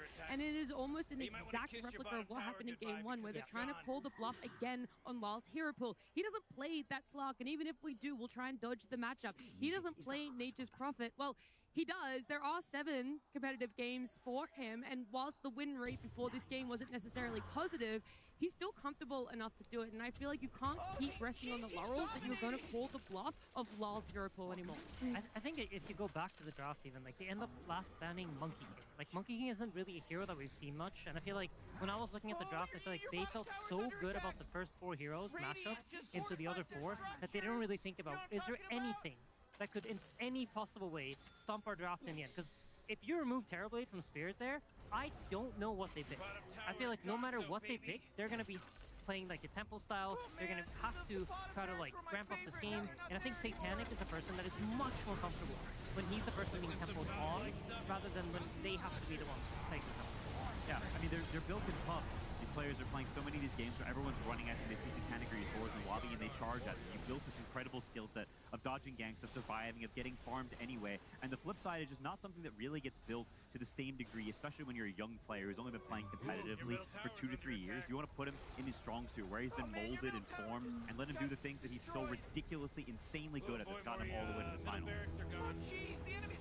I'm just looking at the fact that Spirit, once again, they sacrificed some part of the hair to the Dota gods, and it feels like right now the tides aren't turning against them when it comes to favorability, because they have had that advantage now, you guys have coined it, in all 3 drafts. Vision aren't looking necessarily like the team that they have in the upper bracket, where they haven't dropped a single series, where they took that path into the grand finals here, because they're 1 game down, and whilst they take to the stage again, there is that seed of doubt. This could be your final game of TI-15. This could be it that makes or breaks you. Yep, there's a feeling as you walk onto the stage of you looking at the crowd and trying to savor it, but also focusing that mix of relishing the moment, but also you need to win. Your life is on the line here. Provision and Spirit is 1 game away from being the undisputed GOATs. Yeah, it's so close, you know. I think for them, they've been compared to OG for all these years. You know, 2 TI wins each. Who's truly better? And today they have the chance to finally end all discussion. There's no discussion after this. Yeah. If they get the 3-peat, it's over. And Quinn, you've been in a position where you're like 1 game from elimination at a TI Grand Finals against Team Spirit. Like, how do you steel yourself against the force that they are? I think so much of it has to do with like honesty with each other. I think a lot of times, at least for us, pressure can get to you and people can start to feel bad, and you can feel that in their communication, their atmosphere, and it bleeds into everyone else. It becomes sort of this fog in the air that you can't quite see through. And so I think, I don't know, having an honest conversation, people who are anxious talking about that, and you get to the human side of it and you realize that, hey, this is a privilege. It's a very hard thing. We're all together, and we're just going to push through it and do the best that we can. We're seeing here both Collapse and Yatora, the potential 3-timers. The fact that they're 1 game away, and when you look at them, I mean, more now than ever before, but I feel like I can't read them. I cannot read them at all. They already have 2 of these TI rings to themselves. To add a 3rd would be insane, and all 3 as a player. No one's done that. 3 rings as a player. I mean, it's a crazy achievement. I'm sad to see that they both have a full head of hair walking on, honestly. I was hoping somebody would have shaved their head before coming out. But They're yeah, locked crazy. in. Yeah, they're locked in. They're locked into the point where they don't need to sacrifice their own hair. It's just time to get rid of Nami's beard. You know, he's the newbie. They're going to get him the TI win so long as he's able to give up. It's crazy to think we have 14 of those beautiful pieces of jewelry there to commemorate every year that we've gotten to see a team take to that stage to win a grand finals and to eventuate the dreams of lifting an Aegis. Yeah, that spot is just waiting for them, ready to be etched in. Their name is already in game twice when you hover over that Aegis. They're close to having their name a third time. You're barely going to be able to play the game without seeing their names everywhere at this point. So synonymous with Dota in the past 6 years, and I think it is just such an iconic series, and the history of those players, the fact that Puppey won his first, and now at the end of all the 15, right, the most recent TI, the potential to win it again. It's part of why Dota's so great. It's such a rich history and so many players that have been around for so long. It makes all these series mean just that much more. Yeah, I just find it so poetic if Team Spirit are able to do this. It's because Mipushka came back to the team as a coach. It really did feel like when they didn't have him earlier in this year, they were lacking something very deep. His ideas in Dota really are why Team Spirit became what they are. He's the one who influenced Collapse and Yatoro and turned them into the players that they are. He's the one who influenced Satanic. Satanic, when he played on the stint on Team Spirit, it was Mipushka who took the guiding role and talked to him about their ideas. And now he's come as a coach. He lost the best of 3 2 days ago to Puppey. A lot of it was due to getting outdrafted by Puppey, but he prepared really hard. He's been showing up today, and he's been absolutely frying him, to be honest. Yeah, I mean, this is all about the strategies. I think both teams, honestly, when you look at the gameplay, they are playing well. All the players deserve to be here. They're playing at a level that, you know, it is where you have to be able to play at in order to be in a TI Grand Finals. But ultimately, when the teams are so closely matched, it's going to come down to who has those slight advantages through the draft, who has the slightly easier draft to execute, and who has more opportunities to do things in the games, and who has more opportunities to win the games. And I think right now, Mipushka's giving that to his team. There's still full belief, though, that Puppey is able to take this extended break between a game 3 or 4, work out that maybe they're playing too much into what Spirit want for themselves, playing their game, lost themselves a little bit, because it's not over. You have this game, and you still have Satanic on your team. Satanic stood in for Team Spirit when Yatoro wanted to take a break. He ends up joining Vision. They hit top 3 last year. They at least bested this year with a guaranteed top 2. But they want to take it that one step further, and you want to be able to push it to a game number 5 to show that this Prince and King battle isn't as straightforward as everyone wants to chalk it up to be. Yeah, this is not over yet. Vision have something to say, and they get a chance to prove it here. They bounced back once before. They bounced back in every series they played to get here. If anyone can do it, it's them. Their players are incredible, and they have all the tools. Man, I wish we would just stop talking. So casters, please give us game, and we can just go watch some good Dota, please, Nat. I promise you the grand finals is continuing as a lot rides on game number 4. Team Vision versus Team Spirit. Grand Finals. Game 4. The lobby start button at least has been pressed. The game start is still to be decided as we want to see what 5 heroes these guys are going to pick for themselves. What 10 we will have in our matchup, because game 4, we said it before and we'll say it again, it is a make or break. Dakal has asked for the rematch of the Prince and the King, and you got to wonder what exactly are they going to plan for themselves here. Is it going to be another carry to carry matchup where you want to be able to put all of your eggs into the Satanic basket? Or will we be seeing more emphasis placed on the supports? As right now, a Treant Protector, Dark Willow, Bounty Hunter, Nature's Prophet, and Shadow Fiend taken out. Yeah, it's interesting that Shadow Fiend was super heavily prioritized by both teams, getting first pick the last 2 games, and now Spirit is first pick, and they ban it out. So clearly they have another path. They don't want to mess around with these SF lines anymore. They want to find something new, a new avenue to go down. Yeah, I mean, it's going to be a different game, right? They've changed basically the hero that's been so defining for this entire series in the SF. It's what made the game 1 happen, it's what made game 2 happen, and it's also what made game 3 happen. So we have a completely new draft in front of us. We see Lone Druid is finally banned out by Vision this time around. It's been a hero that I feel like both teams have kind of drafted around this entire time. We haven't seen him pop up, but the threat of him has been influencing every single pick we've seen in the previous games. Yeah, and I think that was a really strong read by Puppey to ban the Lone Druid, because what other hero could justify banning Asaphany of first pick. It is the lone druid, and you don't want to play against these SF plus Slardar matchups again versus him. Puppy is like, nah, we see you, we're not doing it, and they end up banning Earth Spirit at the end. Another big difference in this draft is that all the supports are in. We've been seeing all the supports getting banned out in all the previous games. Spirit in this position have been prioritizing Winter Wyvern a lot in previous games. And for Vision, we have the potential of an Ember coming out into a Slark ban. So there's a lot of these things that are going on right now, and the conversations are surrounding these heroes and how we can counter them down the line if they do come out. There's also Bane that's been getting consistently banned, that's been let through. Same thing with the Coddle for Vision. So I honestly like this adaptation for Vision, saying we're banning supports before, it wasn't working. Okay, give them their subs, whatever, we'll ban the cores instead. I think this is a cool change up and forces a different angle that maybe Spirit has less preparation for. Again, also an IO angle that this hero has emerged as one of the heroes of TI, and when you have the Winter Wyvern on your team, you could be preparing for it as well as a soft counter to the IO. Yeah, you're absolutely right. I mean, I think even in the first game when Vision played IO, I feel like they never really got to play the hero. So it's something that they might still look for down the line. I think it's absolutely a threat. Wyvern is good against it, but it's such a strong hero that you're going to need more than that. And we talked about a couple of times that 9 class has been really heavily focused in the bans, and to me this is also a good adaptation, saying he's been playing Hoodwink and Marcy, and some heroes are a little bit less ideal for him, and so we're saying we're just going to give him a hero that's not only great against Winter Wyvern, but is just a super comfort hero for him, and Vision have had a lot of success with. It opens up for a lot of combinations that Vision are really comfortable with the Coddle, like the Ember Spirit and the Pango. The Ember gets taken out, and I wonder if they care enough or are threatened enough by the Pango to address it or to just let it through. Yeah, I mean, it remains to be seen. Wyvern, I think, is a pretty decent hero against Pango in some ways, because you can kind of juke him out over hills, you can play over cliffs, you also have the curse. If you manage to curse a strong turret hero to the Pango, it sometimes almost immediately kills him. So there is some counterplay there with the Wyvern, but I don't think it's not enough to dissuade you from picking Pango if it's good against the rest of the heroes. Yeah, definitely still an option. All the things you said are very true. I think it's with Coddle, generally you want spellcasting mids, right? You want to enable some hero that abuses the mana so you can farm faster and you can fight more, have more uptime on the map. That's one of Coddle's biggest strengths, is it allows your cores, especially your mid hero, because subs just tend to play with the mid hero, that means they can stay on the map, which gives you more attacks, allows you to defend more places because resources are such a huge part of the early game.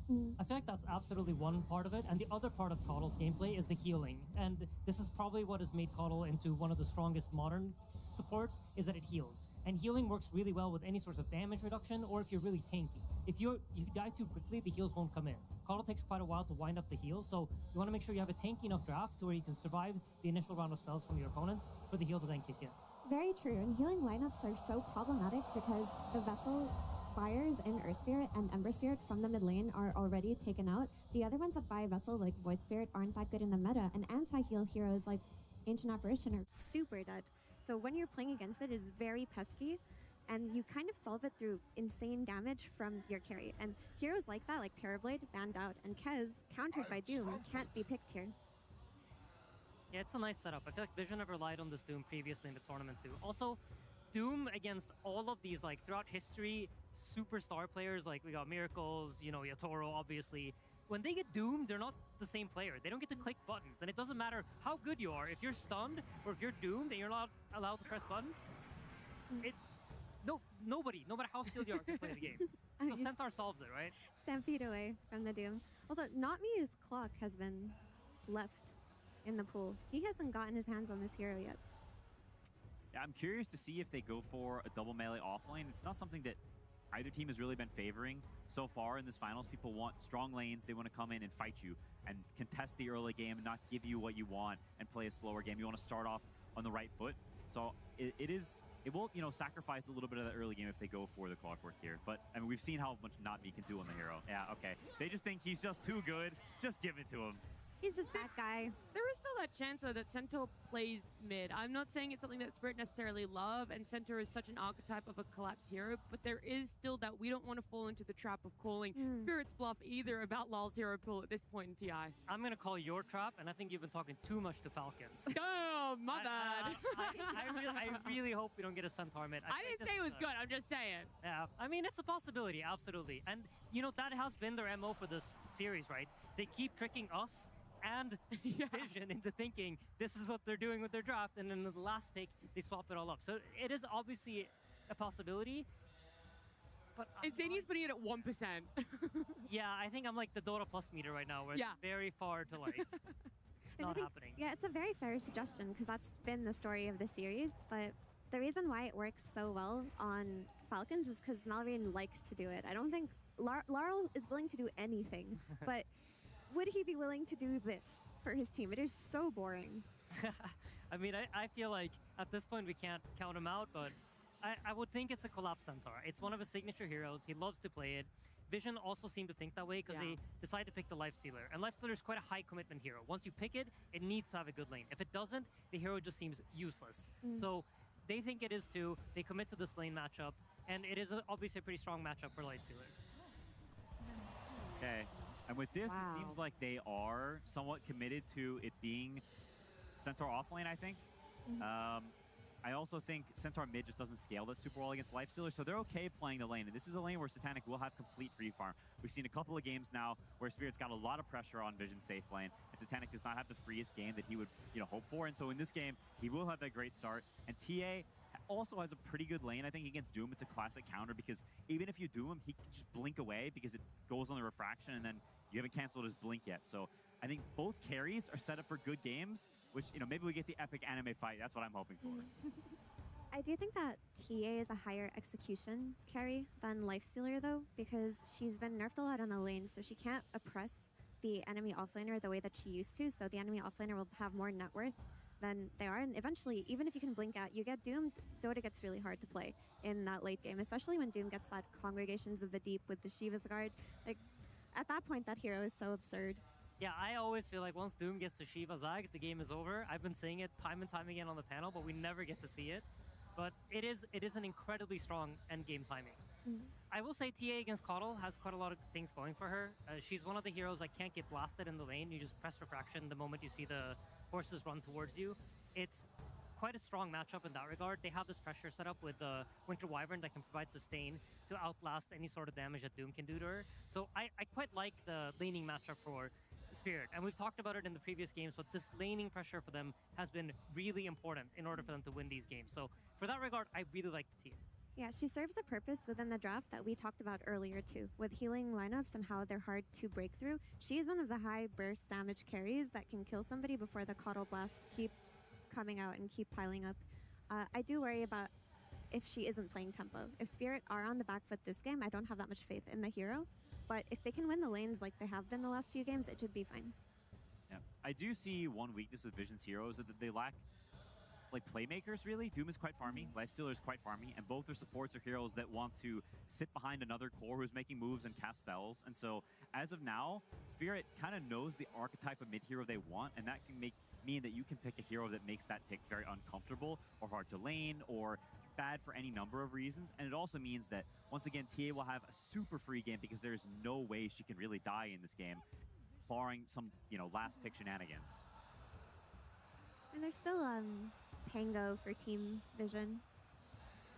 The only counter would be the Winter Wyvern, but they need that Coddle combination. They need something that can play with Mirana's aggression. I think leaving it is fair, though, from Spirit, because that matchup against Clockwork is actually quite bad. When he presses roll, you just press cogs, and it's very hard to steer, even if you've got, some serious driver's license. And on top of that, TA, when you're rolling in, she can meld you and just keep blasting you, as she's sort of a traditional turret. So it's not the easiest Pangolier game, but the Coddle helps with some of those problems. I mean, the other deterrent is Wyvern, right? You have the triple melee core lineup, so it's high likelihood that if you're playing Pango, you're going to have heroes close to you that potentially could get cursed with you. Is Void Spirit pickable for Vision, Quinn? Depends on the mid hero. Up the supports, yes, absolutely. Neither of them has very much lockdown, really. So if you kind of dart in and out, you get on top of the Winter Wyvern, and you're very hard to pin down. It is just not a very good hero right now. We've seen it picked before. Lornov played it once during the main stage, and it did not look super great. And so it's got to be a pretty perfect game for that hero, I think, to pull it out. Storm Spirit. Interesting. It's a brave hero into Doom. This hero can absolutely ruin your day. Generally a Storm like, of course you can keep zipping around all the time and you'll never get doomed, but that drains your mana really quickly. And this hero actually relies on auto-attacking a lot more than people realize. You kind of want to sit in a place, hit a bit, use the zip to chase someone down. You don't really want to use it to just stay invulnerable the entire time. And you can explain this a lot better than I can. No, it's absolutely true, and I think it's a very underrated part of Storm. Storm, for all intents and purposes, is just a right-click hero, and the zip is a way of getting close and getting far away from people. So if you can't stand there and hit, then that means you don't actually do any damage, because just flying around doesn't do anything. You cast one static remnant, okay, it's a 300 damage nuke. That's not enough for a core contribution in a fight. It is still, in a way, denying Vision being able to have a good cuddle combo from the mid in that Storm Spirit. You don't have an infinite amount of bans, so leaving it in, picking it up for yourself, even if it does feel scary playing it into Doom, it at least makes Vision have to think a bit more and end up with a Sand King last pick. Yeah, the Sand King is just solving the issue of now you have a Storm Spirit, we don't have enough stuns, how do we deal with the Storm Spirit? And nothing really was left in the pool aside from this Sand King. Yeah, and I mean, it's not the Falcons' influence that we talked about earlier, but we definitely see their influence on this final, right? The Sand King mid comes out, Malrine special. I do remember no one, they obviously plays top 3 at last TI. Last TI was a lot about these Sand Kings and Earthshakers and this archetype of hero mid, so he's definitely played this before. He knows how the hero works. He's like, oh god, mid Sand King again? That's how I have to witness this. Yeah, there will be a lot of trying to draw the mid lane and playing off stacks. That's so much about what this hero is about. He doesn't pressure you, but it's very hard to pressure him. And so attacking Vision's triangle, potentially fighting these stacks, could be a big look for Team Spirit. But I think this is a game that's very based off skill. I think a lot of the early game, there's a lot of potential moves for different places. This one, honestly, is a draft that I chalk much more to being even than the other games. I think Vision has done a good job at pulling it back. And this is a game that I think they should be very happy with. Honestly, I think the draft is the best so far, and it's not super easy for Spirit. When you talk about, sorry, very quickly, talking about invading that trying to take stacks, which hero on the side of Spirit is going to utilize that the best, and you're hoping is going to be able to take advantage of it? Probably anybody but Centaur. If you're doing well in lanes, just charge and get in there. Yeah, I mean, this top lane, I think, is going to determine a lot. With how this TA matchup into Doom goes, I think will determine whether they can actually invade a triangle or not. And if they're able to do that, they're set up in a great position. And if they're not able to do that, I think it's quite a tricky position to be in. I think it's very important for Vision supports to be able to enable No One Sand King and play with them, because Team Spirit supports have been running mid and playing with Laurel for the last few games. And if they can get some combos going with the Impale and Tamarana arrow, this game will be a lot more even than the last one. So there's more faith then in the earlier part of what Vision have for themselves, but then the question is, because Spirit have already coined that they can play every type of game, every playstyle needed. Is that late game also still incredibly favorable if Vision just want to sit back and farm? I think Vision has a much stronger scaling in this game than they've had in any other game. It's not as hard or not, yeah. Fully agree. All right, that is a lot of props to Vision then, being able to take advantage of that longer break there. But we are instead going to be talking to Spirit's coach. It's Maposhka standing by with Slacks. Thank you so much. Yes, here with Maposhka. One more game. One more game to be one of the most legendary Dota players of all time. I just want to talk to you about how you're feeling right now, man. We're going into it. A bit nervous. A bit nervous? You, the GOAT? No, of course. It's I feel like I'm excited, one more game, as you said. And I can believe in our draft. I see an idea. I'm sure that we can win this game, so that's why I'm nervous, because they also might win. They also have some good idea in their draft, so we'll see. May the best team win then. I did want to ask you about being a leader in your region. You've trained up. And I can believe in our draft. Relax, Morty. Relax. Come here. I'm sure that we can win this game, so that's why I'm nervous, because they also might win. They also have some good idea in their draft. So we'll see. May the best team win then. I did want to ask you about being a leader in your region. You've trained up so many incredible talents, especially when Satanic was starting off. I know that you had a big relationship with him. You raised him up from the ground. Do you regret that? Yeah, it's true. Do you regret that at all? What? Do you regret making Satanic good? I don't know what is regret. Well, I'm sure there are no regrets going into this series. Thank you so much, and incredible to have you here. And we will get into that game. here we go. Game 4 time, ladies and gentlemen, here in the grand finals of the International 2026. Spirit versus Vision and the draft. They continue to excite Bog right up until the end. We're getting maybe a couple of minutes that we have seen, but something that I didn't necessarily expect to see in this sort of situation here from these two teams. Lyle bringing in the Storm, and then this pick and response. No one. He's coming in with his mid Sand King. Very interesting approaches coming out from both sides. Lots of iconic heroes that teams do like to play with. Laurel, his Storm is one of his best. The TA, we don't see that many people playing it, but Yatoro, another iconic one for him. And talking about some of these supports, right? We have to mention them. 9 class, this time playing his Coddle. We did mention what he could try to do on the Marcy in that last game, but started to feel the weaknesses of it.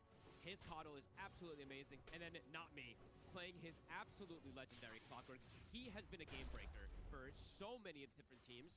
He's just been able to do so much with this hero that so many other players haven't after some of these nerfs. So my big eyes are on those two players. Yes, the cores end up doing so much in these games, but my eyes are on the core positions right now. I mean, all in all, what did these two drafts sort of say to you in terms of how the teams want to play? Are we seeing Spirit and Vision do something that they've already done so far this grand finals, or is one of these teams switching it up a bit more than the other relative to what they've played so far? It's different drafts, but you can see some type of styles as both teams being like, we're going to have the late game. No, we're going to have the late game. But then you look this time with this Sand King last pick, it does seem like a fantastic answer to be able to get to this late game scaling, because they will have this chain stun that can come out. They have the Coddle that synergizes with it. And if he can get these big connections with his Epis, it's going to be able to bypass the Wyvern saves, bypass potentially that Centaur protecting some of these heroes too, because it is that much overwhelming damage. So I quite like this pick. I'm not sure if it's going to fully end up working out, but I do like the idea that I see behind the attack. Looking forward to see what no one's going to be able to do on it. He is a fantastic playmaker from the mid. Something a little different from him personally in response to what we've had from him elsewise on the mid heroes. Bottom. Arrow will connect onto Collapse. Panic trying to trade. Back and forth playing this double melee as the strength hero. Double strength as well too. We'll see what Satanic can do. Had a very solid life stealer showing earlier in this grand finals. He's set up for success in this lane, right? He should be able to farm pretty consistent down here, unless Not Me does some type of crazy cosplay, which we can't write that off, of course, because of how nuts he really is on this hero.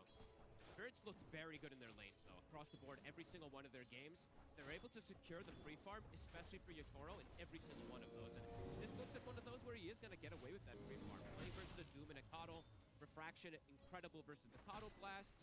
And then just the Meld versus that Doom. Every time he walks in, he eats a Meld hit.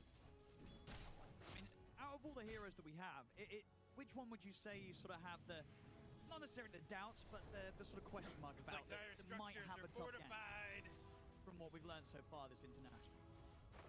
I would say it would be the Storm from what we see, but the lack of stun and control could make Laurel that's look the thing, good. right? It should be a good Storm game, but I feel like we have felt that in some of the other times we've seen Storm.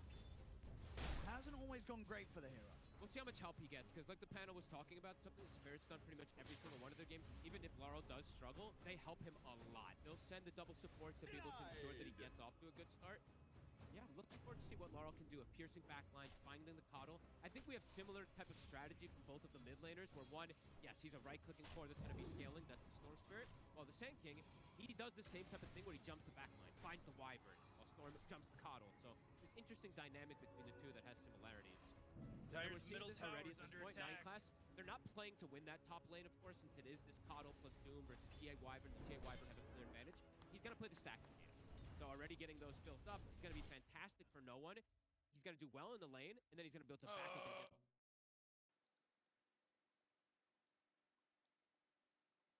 They did secure themselves with quite a lot of team fight this time around, too. Last time round, obviously we saw the importance of how the carry-to-carry matchup played out between sort of these Terrorblades and SF. This time round, with the Lifestealer and the TA, how do sort of the timings come into play there? Quite different styles. I haven't seen this matchup as much nowadays with the Aghanims, with the Lifestealer, where you can jump inside the TA, but in the past, for some time, TA just accelerates that much faster because you get the death. So you're the one that's setting the pace of the game. You're getting Roshan, and you're playing with a big advantage over something like Lifestealer. So curious to see how it's going to end up going down.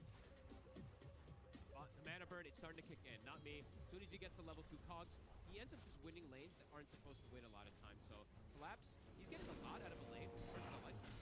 Sometimes we have seen these Lifestealers be able to fully.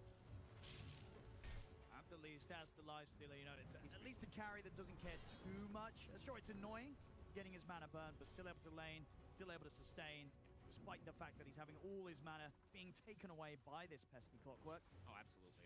And looking forward to see what Ducalis is going to do. How's that mid-rotation going to look? Is he going to be able to get the connection with the chain stun for the Sand King to get the kill on the Storm? That's how they have to kill the Storm. That's really their only stun combo. So they have to get it, get that connection, and to finish off Laurel. Look towards him, but with the 6 online, not a lot that can be done with these two. Chakra will be there, so no one will have the mana. He'll have another stun, potentially clearing out the wave. So this wave is going to shove into Laurel, which might secure No in the rune as well, too. Dire's middle tower's under Couple attack. Rotations from the supports. This time it's Vision with the supports and action. He's actually ready to go aggressive on, and Not Me has the burrow strike into the arrow. Not Me will drop down the cogs, try and get out of this. Actually protect him. Unable to find that extra connection. Can't go for the leap place through the cogs. Double D wards though, Ducalis. Reading where these obs are placed from Not Me. That's 2 of them he's been able to grab. It's a lot of experience you get this early in the game, like Mirana. See in the mid, a number of attempts on Zalal. It's a lot of burst. Still, always going to be quite a tough kill to find in the early stages. It's a big deal that Ducalis gets this double obs board. He's going to be very high level on Mirana. This is a decent damage dealing support too, if you do get off to a good start. And he is crucial for this game to have that chain stun versus the Storm. I mean, and that's going to keep this area of the map so safe for Satanic, right? In a game as well where it's not going to be the easiest to gank this lifestealer, right? True. Trying to get aggressive here to steal the wisdom. Going for the 7-minute play. Whoa! Be able to hold Ducalis off this. Indeed, notice. Through. We'll see them try for the play. Satanic coming in with the raid. Arrow onto collapse. Hit the Who stop on the Vortex is there onto Satanic, but no one. He's here to help out. Lyle has to zip away. Cox pushing back on towards Ducalis. He'll take him down. No one claim the Shrine of Wisdom. Clever movement there from No One. They'll be able to gain the double, and they also get the first blood for Doom, which I mean, you wouldn't really expect in this game in the lane that he's been put up against, but because he finds the Wyvern on the side alone, this Doom is now level 6. Very big deal for Vision to have this type of start into the game. The Lifestealer's free farming, Sand King's off to a good start with stacks to go back to, and Doom now at this point overperforming for what maybe he could have had. Yeah, being able to make those plays on both sides of the map at the same time here, 7 minutes in. Really like that move from No One. As Sand King, it's like the similar thing of the Monkey King of the old days where you just go to that, you know, you go to that shrine, how are you going to contest him? The Sandstorm gets popped down, it's way too much damage. Panic? Not quite able to get the cog onto him, at least the first one. But if maybe been close to threatening him here. He might if they got the 2 connections, yeah, he's super low. Might still be at jeopardy here. Not Me is trying to close the gap. Tower is under attack. Movement. He'll be able to distance himself away. Oh, really? I mean, Not Me is stalking him. He's got Tempted another to be a bit cog. greedy here, Satanic. Can he line him up? One. Get the second, but the battery is so. Radiant's bottom Oh, tower's it's close, under attack. but it won't quite get it. Satanic lives. A good effort there from Not Me. Satanic ready with the dodges. Satanic's had practice versus this minigame quite a lot here. Rotation's coming in from Notice. He's ready to swing across from the top lane. Root looking pretty dead here, caught in the Sandstorm. This is going to be a very farm I mean, they're building up the kills here early, Vision. And they're going to be able to keep this coming in right. We're going to expect a lot of fast plays from No One, obviously going for this Blink Dagger rush. It's going to be such a fast pace that he gets it because of those stacks. He was able to just go back and clear. He finishes them super quick. Because he has this good entry into the game. 4-4-0. He can wait to go for the epicenter afterwards. Radiant's top tower is under attack.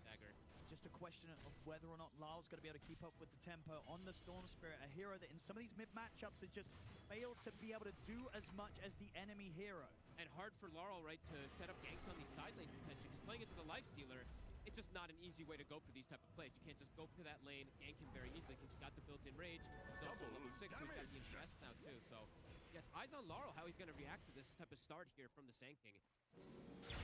And damage. Mal going to jump in. He does not have a lot of mana. The arrow comes in. Lyle's dead. He cannot make moves like that. A very aggressive play, zipping into the river. Even if they didn't catch him in the stuns, I don't know if he would have had enough mana to break away from them. That was a move gone horribly wrong there for Lyle. These Storms have had trouble in this tournament. We've seen it time and time again. No one now even able to invade. They see a triple stack. They actually, I don't know if they saw it. He pulled the camp away as they did. Right, if they do see that. Radiant's top tower is under attack. Vision. No one at this point. He's going to have the Blink Dagger at one of the record timings that we do see. He's crushing it here.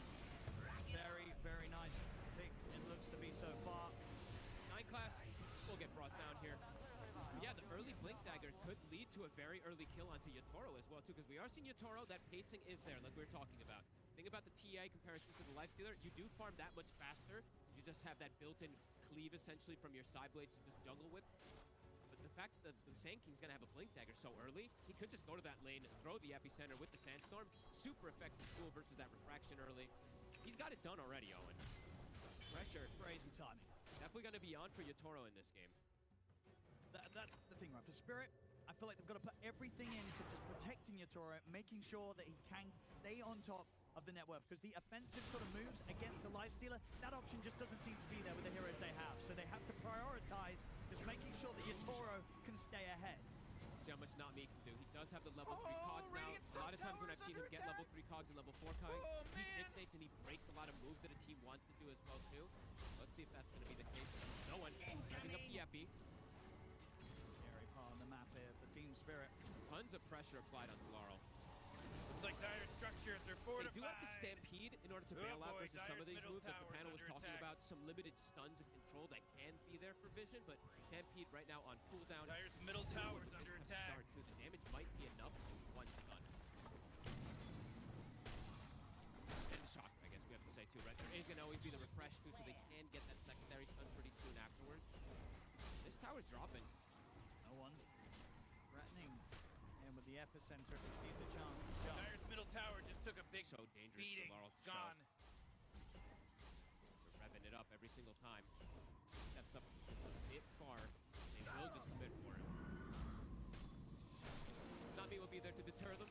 Try to protect at least a bit here. He's only level 5 though. The Colossus is 7. No one is ready to go. Now as the corner breaks to try and protect Not Me, but still a lot of magical damage coming out, and it just sets up for the arrow to connect. Lyle, low on the mana, tries to turn towards Noah, but another strikes there. They'll use the curse to give space for Lyle to back away from no one and allow Yatoro to move in and take no one down. He's got the Deso finished up. He actually did not get a Deso stack from the hit. That was a little weird. I don't know why that happened, but... Oh my goodness. Forward to let Lyle go down there. He's going to be the key to watch because he does have that. The Lifestealer, he can turn up a lot easier. Lifesteal, when he's got the Radiance, Panic can do a lot more, but looking at the level.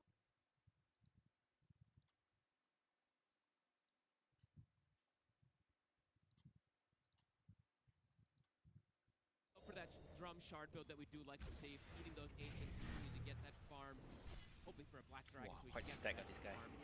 Run! Run! He is speedy. It's quite fast. Set up onto this Doom. And I think the next time for no one, probably going to try to save this epicenter for a core kill. Because sure, he got the clock, but ends up paying with his life. Smoke move from Vision might catch Spirit off guard. They want Yatoro. Ooh, that's a good catch. There with the Burrow strike onto the boat with an arrow connection in onto Yatoro. He did have the refraction up already, so a bit of protection and a stampede's there. He missed him away. Vortex over towards no one. Lau moves in, but he's completely out of mana. No one trying to step away. Notice, gets in, drops the Doom down onto Yatoro. Carlos jumping in with the extra burst. Yatoro will tick out. He's going to try and bring down kills with him.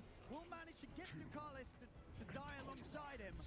But that is Yatoro gone. Vision bringing in the aggression around that top tier 1. They get away with it. Really nice double stun. It looked close for a second there because he did get the refraction off before the initial stun and actually blocked a fair bit of that damage there, but good persistence from Vision. Slow down the TA, allow the Lifestealer to catch back up. Satanic very, very close to having that Radiance timing, and that will allow him to start closing the gap in farm between him and Yatoro. And he can show up to fights. He's got methods of delivery, right? He's got this Sand King. He can jump inside. Morty, they're going after Dire's that bottom gap tower. as well versus the TA. Laurel, standard build, is going to be going down for this Switchblade, but he is bottom of the course. Dire's in a bottom rough spot. tower's under Like we said attack. multiple times. We've seen we've seen this before. A very difficult hero to make work right now. Whoa, Dire's bottom tower's tough under time attack. ahead. Gonna be able to grab him with the hook shot. Cogs connect. 9 Class go down. No one's gonna jump in and try and take Brew out in return. No one. Eating Cogs Arcanes as well, too. A lot of them. Now Burrows tried back up in a second though with this Arcane. He'll use it to get away from them. Dire's top lead at the moment here for Vision. Great moves around the map, and a lot to Callis. Watching his movements and the levels that he has this early on this Mirana, level 8 already. So he's got the good follow-up, level 2 arrow, that extra stun, extra burst, and just max Starstorm. You're seeing the damage coming in from him. Spirit trying to react, but Cold Embrace is not going to be a save in this game. So much magic damage they have that goes through, and in fact, it's going to set up for some of these arrows potentially too. Notice, did get the RNG. Well, I say RNG, you're going to find the dragon most of the situations anyway. So he's got the drums, he's got the shard, he's got this built-in cleave now to increase the farm. And it's really nice to have this fireball as well too, versus the refraction, and to just farm from the sides. You don't have to show yourself in these lanes. So Vision, their advantage at the moment here. Miyatoro, how involved does he want to be now? He has to be. Blink Deso online. We're going to see him fight. Yep, has to be involved. I don't think they want to keep falling behind here. Bottom tower is under attack. He's the strongest hero for his team on the map. He does have ways to bail himself out. With the Blink Dagger now, with the Refraction, even if he gets caught by the Doom initially, Dire's bottom tower. What's the matter with you? Dire's bottom tower. And they've got Stampede. Destroyed. Don't mind if I do. Right now, Vision looking to be in a very comfortable spot in this game. And as the panel talked too, they have a great scaling draft this time around as well. Yeah, I mean, you can just look at the net worth, right? All three of their cores absolutely on track to get that scaling going. They're very happy with this opening. For the play. No one. Will get caught by the dust, still able to break the distance over towards Not Me with the Burrow Strike Blink. Shot away. Oh, will allow him to actually live. They don't want to chase any further here for the Clockwork. Happy just pushing him off the tower. With the rotation actually from Ducalis and Satanic also joining here for this push. They should be able to bring this tier 1 down. Dire's top tower is under attack. Oh, I'm going to try to burn mana. We're going to see if they can try and find one of these supports. Baruch able to fly over to the low ground. PP attempts here from Not Me will not succeed. Satanic has the damage to finish him off and keep this tier 1 tower push going. Just Satanic sitting there like, you know what? You can burn my mana, but I've got a coddle. So whatever. Immediately comes right back afterwards. The burn mana is crazy, It's going to be a Ray. bit dangerous here for Spirit in these next few moments. A lot easier ways that I'm seeing Vision able to set up these aggressive plays. While for the side of Spirit, a lot around Laurel, and as we've seen, I don't know how aggressive he really wants to get. You can't just die in these stuns super easy. Early days, but yeah, that 4K gold lead does loom over the heads of Team Spirit. As Toro, what net worth still on the Dire's TA. middle tower is under He attack. is going to have to do quite a lot this game. As Chica's noticed, all three cores, like you said, are having this great game. Notice especially, I think this is the key one for me to look at because he was counterpicked in the lane, and the fact that he's the top net worth for the team is a pretty big deal. This Doom is going to be very relevant in the game, and how tanky he can be in the front line too. If he's able to get to the Shivas, they're going to have some limited damage for him. So much Toro is going to be able to do, and will of course have to get this BKB first before he gets the big damage items online. Absolutely needs it this game versus the same. If he doesn't go pretty much, yeah, this BKB is the next item, he will just continue to die every single time, so. Vision having a very nice mixed damage, multiple different cores that are having this good game. And Armlet done, starting to invade the triangle as well now. And that extra farm from Collapse. Collapse being a bit quiet this game. He is a Centaur, so it is much more of that farmy hero we know. Gonna go down that heart build. That does mean that the Life Stealer is gonna have a very nice target to feast off. Lal, still gonna be a bit of time until we see him be able to really make the moves in these team fights. He's got a lot of catching up to do. How do they protect him, right? That's the biggest thing. Can't just die to the burst damage that comes out and just let these stuns from the side of Vision. Got the Aghanims, the Aghanims already finished for no one. Dangerous moments for Spirit. Team fight's pretty terrifying around this Sand King. He's gonna end up walking into an epicenter. Hook shot away, but Satanic looks to be there to finish him off. Maybe the Stampede will save him. Notice he's gonna try and jump forward with the fire laid down on the Committed ground. too much already. Wow. You can see the posturing from Spirit. They're like, as soon as they see the Sand King, they're like, we can't really fight. Epi was used now. They're seeing Notice trickle a bit deep. They're trying to punish him. Trying to see if they can get some sort of catch up there. Thinking about going for Notice. Power Rune. Take it away. They won't want to do that now with the amplified damage rune on the Doom. Anything notice might be ready to just come back in on them. He's got the blink up, Doom's at the ready. Play it safe though, stick to the triangle. They don't want to force anything too much here, Vision. They know that they're starting to build this comfortable lead across the board on all 3 cores. And getting all 3 towers very early too, which is all important. You're playing versus a TA, you're able to limit the map, constrict where she can farm, take away her ancients as well too. So Panic, he just keeps walking into the triangle, Radiant's middle stealing tower that is under farm, not attack. letting the TA get to that area as well. Who could do anything about him? Not much. Only Yatora really can threaten this Lifestealer. The rest of Spirit, they just have to sort of watch whilst he gets this free farm, Satanic. So for Spirit, I guess the timing, it's going to be that BKB from Yatoro and potentially just looking for that force fight, or maybe forcing an objective, because they do take these objectives very fast, either that Tormentor or the Roche. Roche, of course, more important for these teams. Collapse now does have heart, very tanky. But as said, there is percent damage in this game. The Infernal Blade going to be very effective versus that heart. Same thing for the Lifestealer with the Feast. And again, they'll get the Shrine, so Not me. Tries to hook shot away, but does not make a successful connection. He'll go for the TP out. They're ready to put a stop to that. It's not me. Dead again. Inside, no one. Gone pretty deep for this. Yatoro's going to look to fight back. Will kill no one off. massive kill. Carl finally able to find him. Not worth it, eh? Bottom side. Toro joining in. They're looking to pressure Satanic a bit here. Hard to close. Sorry, yeah, he's got the infest if he feels pressured. Got the Moonlight as well, too, to be able to reset. We'll be fine. No one, though. Has to get caught. That's a massive kill they're able to find onto him there to slow down some of that momentum that Vision is building. Still in a very comfortable spot, though. We're seeing that Storm struggle.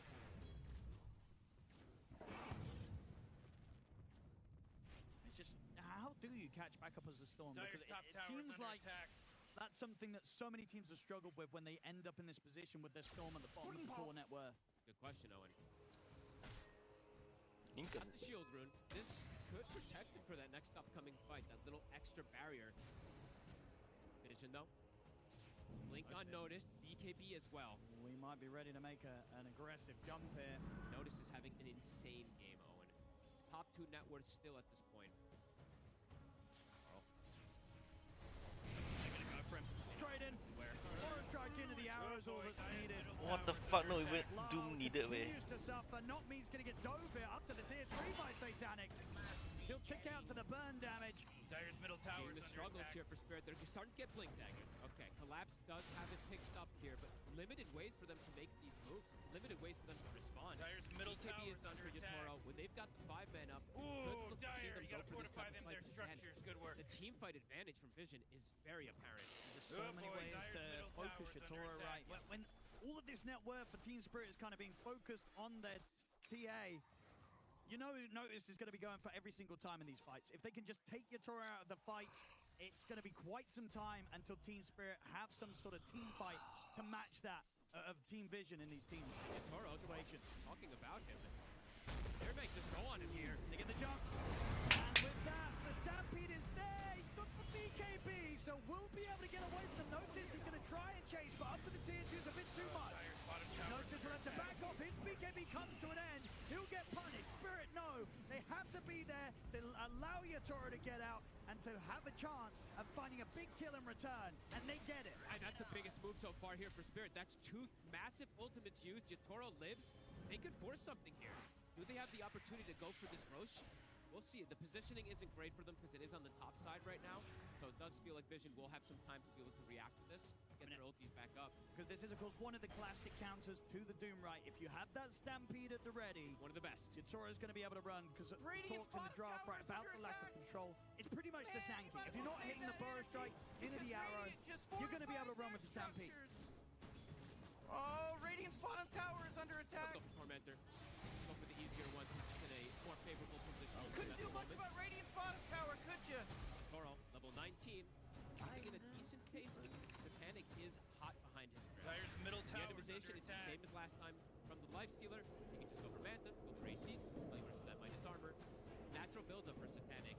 He is Dire's middle tower is under attack. He looks set up for it. I mean, obviously feels that he has ways out of this with Rage, Invest, immediate Rage there as Collapse tries to get the jump in on him, and Chakra him as well too, so have a Raging well. He's going to be fine. Yeah, straight into the Mud Golem with the Infest. He'll zoom out of there. Collapse is thinking about chasing, but it's such a hard kill to go for, especially when he's on the retreat. There's going to be time for backup to be around. You just cannot commit for this kill. Doom going to be coming back up in 20 seconds. Epi is back and at the ready here for no one. Gonna look for a fight again, no one. Not me. That's this. Gonna try and make quick work of the clock. Back to business. Don't find the kill on TA earlier, but still looking to get very aggressive here with these timings. Dire's middle tower is under attack. It's back online here. Dire's middle tower. Tier 2 defense ready for no one. Able to just walk up and clean that one out. Gonna have the plate mill or the hyperstone for the next fight. Radiant's top tower is under attack. Panic here. Such a tricky kill to execute. For the majority of this game, it's going to be that case until they do have a hard, either a silence or a hard stun onto him. Radiant's bottom Hex, tower is under attack. It's going to be attack. difficult for them to bring down this lifestealer in most situations. Almost just requires Satanic to overcommit and dive a bit too deep, but those sort of mistakes he doesn't really make. Notice plate mail now picked up for him, so a lot safer. Nice lead at that 5 to 6K. In the area around this Roche. Oro gonna start committing for that MKB. That radiance. That is one of the things that might be achievable even when they're behind right around your Toro's TA. They could try and find an option to sneak into the Roshan and take it down. Absolutely. They have good ways to bail heroes out. If these connections aren't outside of vision, that stampede could be just key. The Shiva's getting pretty close to Jeez, Morty, they're going after Tire's We're probably going to see double tower. Shivas again since both this mid and this offlaner are so good at having it for the side of vision. I mean, they know as well, right? As long as they can keep their armor up and eliminate the threat of Yatoro kind of two-shot, three-shotting them, they're going to fare pretty well in the fights for the majority of this game. Laurel is making a decent recovery, though, Owen. I've seen a lot of these other Storms just completely falter at this point. He's getting close to having the BKB himself. Only a couple thousand behind that Sanctum, so his scaling is continuing. And in these team fights, what's Laurel's job going to sort of be? Who's he looking to sort of commit with under the cover of the BKB and just try and disrupt the team fight playoff? I want to say it's the Coddle that he wants to jump, but it's not easy, actually. I'm looking at the itemization here from 9 class. He's been quietly farming on the side here. He is not an easy grab. Ghost Scepter, Force, Holy Locket. It's going to be difficult for Laurel to focus fire that one, so we'll have to see. I mean, Laurel might play more of a defensive route where he just plays where wait for vision to overcommit, and then you're just defending Yatoro. We'll have to see what he does. Yatoro, the farm, continues to fly very close to having the full MKB on top of the BKB, so he's going to hit hard, Yatoro. He is, but it is a lot of pressure onto him, and it's versus that Doom. So in some of these fights, he can't just get a raise. Radiant's top tower is under attack. If they don't just use everything. Come on, get with it. Stupendous. A pretty clear advantage, and as we were mentioning earlier, their scaling is very strong this game. Laps trying to do his best to keep up with the cause. He's farming well. He's not too far behind, and over here, he is going to be very, very tanky and can obviously go for this Aghanims pickup just to try and put everything into keeping Yatoro alive throughout these team Radiant's fights. top tower is under and attack. Ideally allowing Yatoro to go for the more aggressive items after the MKB, and indeed trying to get this Dragon Lance upgraded next into the Hydra's Breath. They need Yatoro to do all of the damage. Pickup, because I think what it is he's trying to save the slot as well too, right? Because he doesn't want Dire's bottom tower is under he attack. just wants all that hard damage versus this triple. Radiant's top tower He needs is to under deal the attack. majority of it for his team. Yeah, I mean, if I can get it. It's just going to be much more value, right, in terms of just having damage on the TA. He could pretty much rely on Rue and not me to pick up the 4 staff. They're both queuing them up. So you're going to have that positioning coming in from your supports. You can trust in them. And as the carry, you can afford to go all in on the offensive build. Class set up. Go here, not me. Let's get right on top of him. Concept is there, but the nice hits onto the side. I mean, he's making them work for it. Backup's coming in, and notice he's ready to jump over to not me. I think 9 class is going to be a massive issue this game. He's super farmed, and jumping him and getting him in the back lines, it just seems very difficult for this team. He's able to get to the point where he has a Hex too. That's where Laurel and Yatoro Radiant's middle tower is under attack. Vision, little lacking. I mean, If you that's... get a Hex. Yeah, that's... And he's well on the way to it. He's very He's close. got 2,800 gold, ready to start building towards that Hex. That pickup's going to be a nightmare for Spirit to deal with. Yeah, I'm feeling some scare for Spirit in these next 5-10 minutes or so. Let's see what they can get around Yatoro with this MKB timing. BKB also finished for Laurel.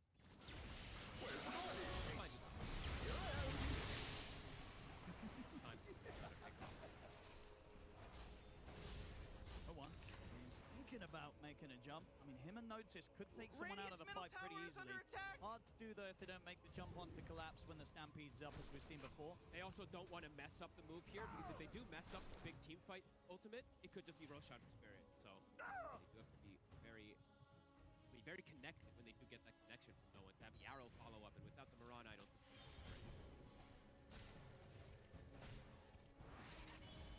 very tense moments here in this game. Tora has to play this out. He does. I feel like the maximum deaths he can really have in this game is like 2, max 3. Because otherwise this lifesteal is just going to be able to catch up, outpace, and just have that nice matchup versus when they have all this gap close. Vision, AC is done. Little small armor items also for no one.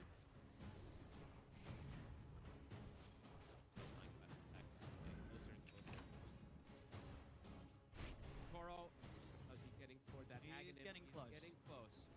All about protecting his Toro. Yeah, Collapse.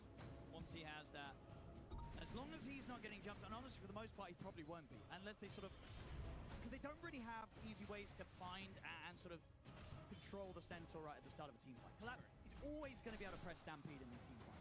He could die to the overall like AoE damage that comes in that sometimes happens during it, but he is very tanky. Top tower's under attack. So might be difficult for them to break right through it, but they do have percent damage on it. So that Infernal Blade, hitting him, it'll build up very quickly. I mean, maybe that's the thing. Is that actually who Notice is going to be looking for the most in these fights as this Doom? Are you trying to jump the Centaur to stop those sort of saves coming in with the Ags, with the Stampede? I think he'll save the Doom probably for the other target, but just hitting the other ones can be very successful. The Roche dropping. I mean, they used the Stampede aggressively. Hook shot in for Not Me. Indeed, they'll be able to finish that Roche. Team Spirit not able to make any sort of jump into the pit. Not Me gets caught outside of it, so Vision, they'll get a kill, they'll get the Roche. They've got the Aegis ready to play with for the next 5 minutes on Satanic. And you deny the Roche away from a TA, a hero that wants to play with that Aegis advantage in this type of matchup. Very heads-up move from Vision. They're running straight towards Tora. This feels like a hard one for Yatoro to carry. It's not the similar one where he's this Terrorblade, this super late game carry that has the edge over the opposing carry. The Lifestealer matchup, when he's on even footing, it's very good. You want to be quite ahead on the TA when you're playing in this matchup.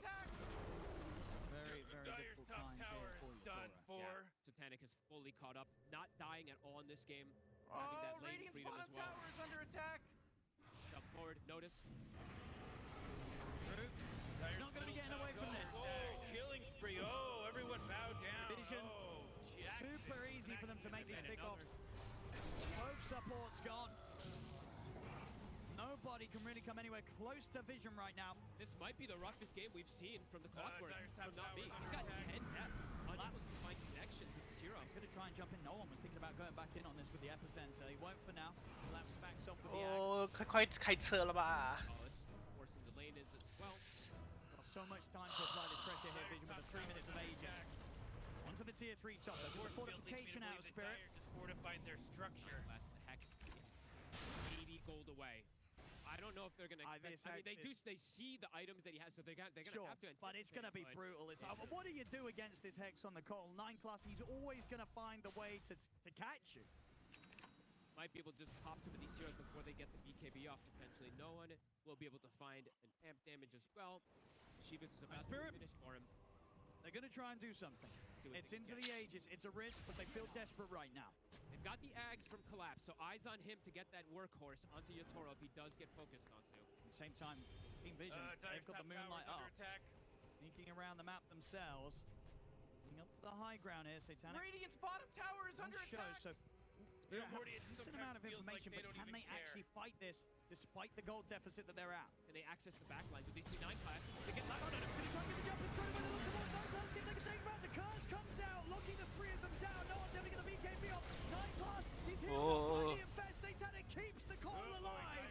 Vision, they won't lose anyone to that attempt there from Spirit. Now Satanic Toro. Toro has any sort of help to get him out of this. Stampede's already been used. Try and run, but the BKB's about to come to an end. They've got a force hit from Rude to try and save Yatoro. Satanic's going to still chase on. No one catches Not Me here in the river with Ducalis.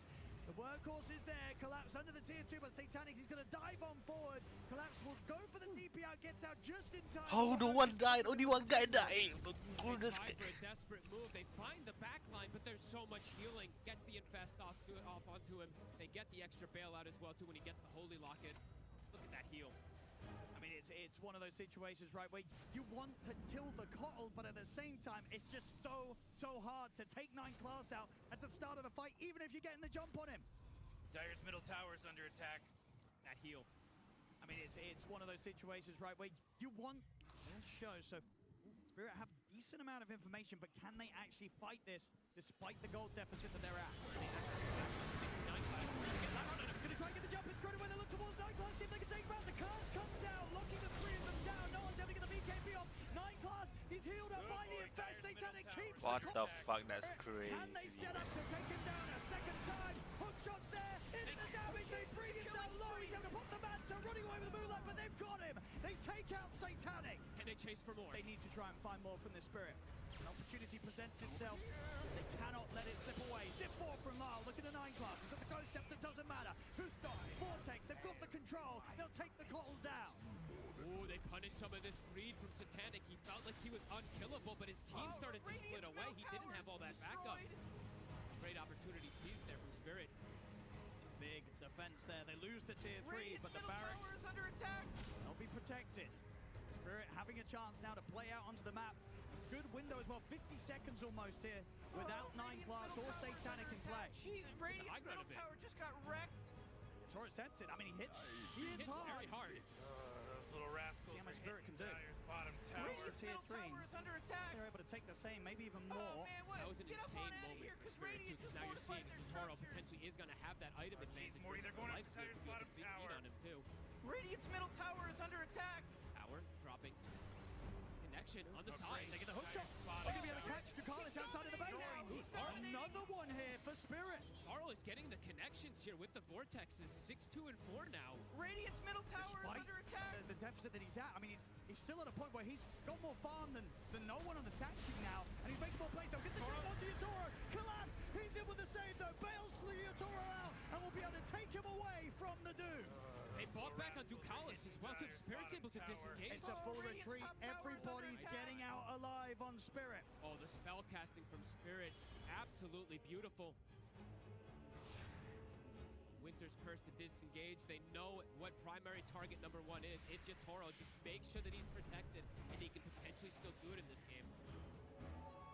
Swift Blink getting pretty close. I mean, he's got that money. Yep, he's got that 3,500 advantage. He's got that full item now over Satanic. Do you spend up for the Swift Blink, or do you hold for buyback? I think he's buying. I don't think this is a game where you can hold your gold. I think you want to be playing with that advantage gold immediately.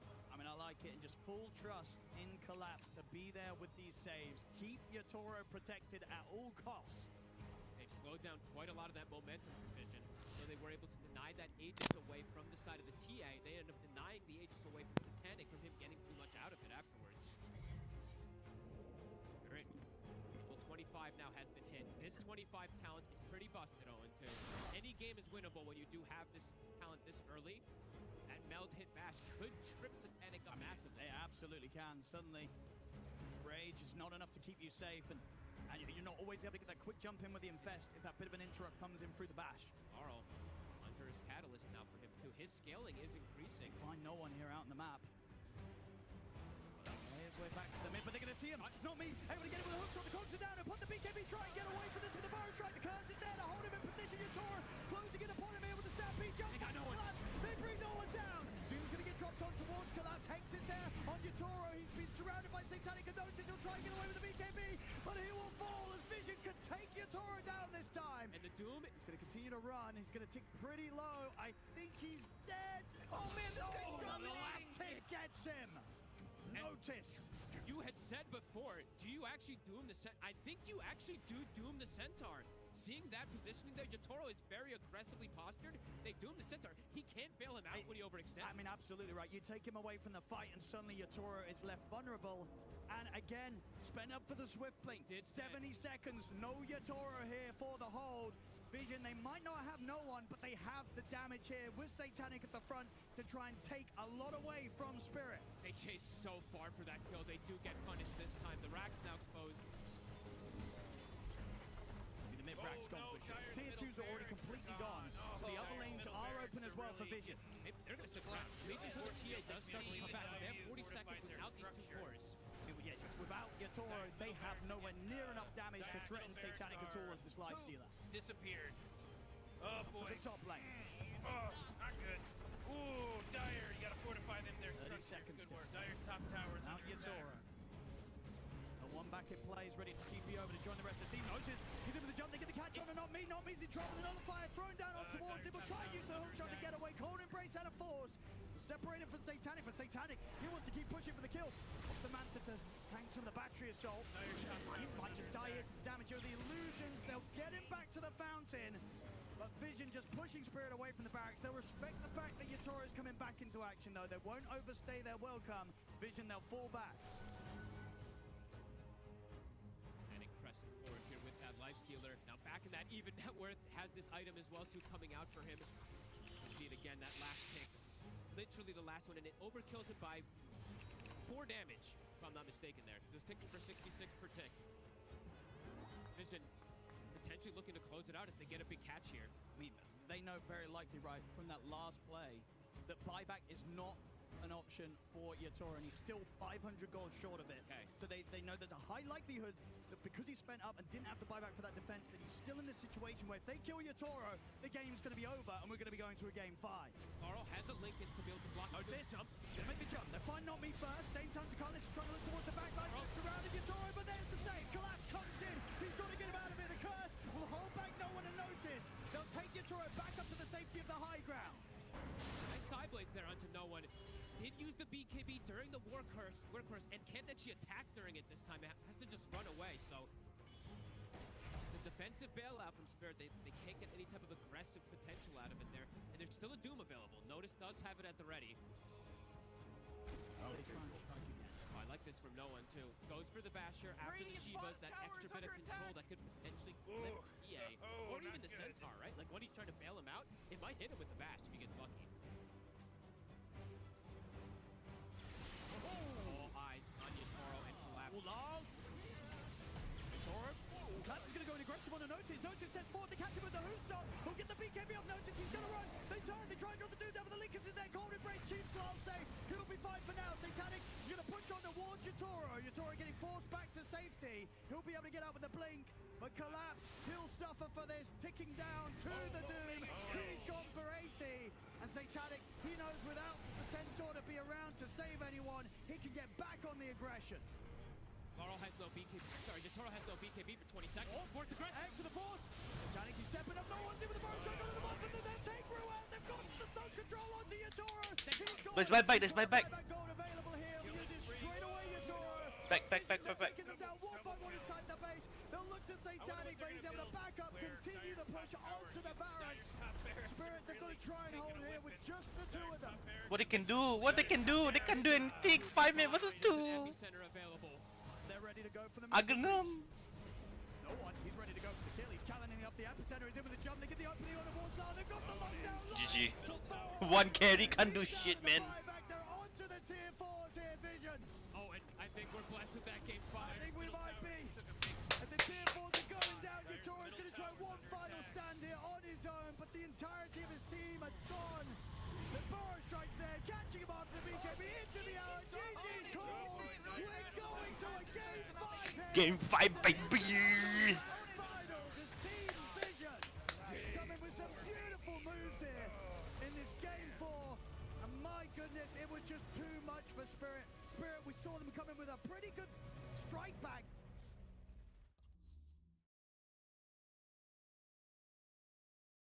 No one. He's just a deterrent. He's forcing a lot of reactions while the other 2 cores, they're hard carrying. Noticed, what a hell of a game from him on this Doom. Starting it out with the first blood somehow, and then ending 9-1 and 11. He played ridiculous. Amazing. Ridiculous stuff across the board there from Team Vision. We are seeing an absolutely beautiful display of Dota here in the grand finals, and we're getting a game 5, 2-2 now, between Vision and Spirit. You cannot ask for anything more than that. A game number 5 between Spirit and Vision. We talked about how evenly matched these two teams were, but it felt like so often Spirit had the advantage in draft. Finally, that break, that elongated break there, Vision were able to take advantage of it. They came back, and this draft we loved. We could see it. Every player was playing something they felt comfortable with, something that they were able to get ahead with, and honestly, they never really stopped. Yeah, this is perfection. Vision played incredibly the draft. They fixed the problems, like you said, and this was, honestly, it swung the other way where it never really looked that close. Spirit had some clutch fights here and there, but for the entirety of the game, pretty much, barring this one moment where Satanic dies, I think Vision were in the driver's seat. The big difference maker for me in this game was no one playing a lane where he wasn't getting run out consistently by multiple heroes from Team Spirit early on. We had 9-class on his Coddle and Decalis on Marana. They were playing around that mid lane. They pressured that tower early on, kicked Laurel out, and they always had that kill threat, that kill combo available to them that made the early game so difficult for Team Spirit. Yeah, I absolutely agree. And on top of that, they had 9-class on Coddle. I feel like this was the first game that we really got to see 9-class show like how good of a player he is. He got to set up the early game for them. He set up the stacks in a triangle that then enables the Sand King. He gets to enable the Doom. I mean, I think Notice had an amazing showing on this Doom. I feel like in both the games where he had a game, he has a hero that he can shine on. He shows that there is no offlane diff in the series, and I don't often get to say that when Collapse is in the game. Yeah, it's crazy how much he has stepped up and how much all of these young players are playing with so much confidence and pizzazz in the hardest and most stressful series of their lives. It is truly incredible, and Vision have, I don't know, they took that break and they made gold of it. I think it's very easy to squander that and to talk about things that doesn't matter, but clearly they went back and they talked with purpose. They spent that time well, and they look like a whole new refurbished team. They look phenomenal. You're bringing up the Notice Doom here, and it shouldn't be any surprise of what he's able to do in it. He has won now 5 games at this international with Doom. If he gets his hands on it, he is going to be able to take it to the safe lane. They're going to be able to take it to the carry here, and that's exactly what Yatoro felt coming up against the Notice Doom. Yeah, when you think about it, a lot of the issues that Team Vision were having earlier in this series kind of chalked down to scaling and going to the late game, and Doom as a hero naturally solves that. Not only is he naturally solving the scaling, but an anti-carry hero versus Yatoro at TI, it makes a lot of sense. There was always the failsafe of this Doom dooming the TA the longer the game went. The fights were not easy to take for Team Spirit, and Notice is such a standout in the sense that we forgot about his Doom because he had so many other heroes he was playing this series. Yeah, and I feel like when you look at the draft from Vision, they are now on the sides of, they have all the synergies, you can see how the heroes come together. And I feel like for Spirit, they've been relying on this concept of like amping up our guy. If we have a TA, it's not just TA, it's TA with a bunch of steroids that are making him even stronger. And in this game, there just really wasn't much. Like, TA doesn't like to get saved. It's not a hero that wants to get frozen by Wyvern. It's not a hero that really, like, he wants to get his damage amped. He wants people to be held in place and for him to just one-shot them when he clicks them one time. And they don't have it this game. I could see it pairing well when the Centaur Cock came out, right? You're able to get a lot of that damage still out whilst not having to take any damage. But the downside to that is even though Doom is a great carry counter, he's also a really good Centaur counter. It's okay. Centaur runs in wanting to try and get into close range for your carry to do that damage. Well, you just doom him instead, and then what's going to end up happening? That carry is going to kind of be left in the middle of where Centaur's taken him. Yeah, it's a testament to how so many matchups in Dota are two-sided. Centaur is typically considered a counter to Doom because you press Stampede and you run away from the Doom. But then suddenly, what if you Doom the Centaur? Or what if you abuse Infernal Blade more and you play the fights a little bit longer? Or you have enough Disables in the Sand King and the Marana Arrow so that even if they press Stampede while they're stunned, who cares if they're fast? I think these things, they all add up. They had great answers. And I think if you look at the past games before this, Spirit supports were a huge reason why they were winning so easily. And this game, they were completely shut down. There was minimal impact from Nami. He was just chain feeding on Clockwork because there's nowhere he can kill. There's nowhere he can really do anything. And a lot of that would tie into Laurel and the hero he's playing and what kind of pressure can come off of the hero. And I do think that Team Vision and Puppy cooked with that last pick Sand King, because it's a hero we haven't seen no one play this entire tournament. He used to play it a lot last year, but again, crickets from this hero. And then we see the Storm Spirit. This was honestly the perfect pick in this scenario. They lacked stuns. They picked a hero that provided that, a hero that can shut down Storm and make it so that Laurel could not do anything. I find it kind of funny because I remember seeing Laurel in the booth. He's like going through the papers, looking at like, so what does no one play? What can he play here that can mess with my Storm game? And I'm sure there wasn't any Sand King on those papers. You know, this hero hasn't really seen the light of day this tournament. So really clutch. We've seen a lot of like first-time appearances for heroes. I don't know if that was it, but Sand King hasn't been picked much. And it's cool to see these coaches and these teams, they go deep into their bag and they find the right hero for the right moment rather than just sticking to the meta. There is the inverse of that, right? Where we're seeing the Wyvern coming out from Spirit. It is first phase banned against them time and time and time again. And if it's not, they will very gladly pick it up. But seeing the impact that it had this time around, Mira, in the earlier game and what we could have, we see what they see, but also that it wasn't necessarily enough for them to turn the tides.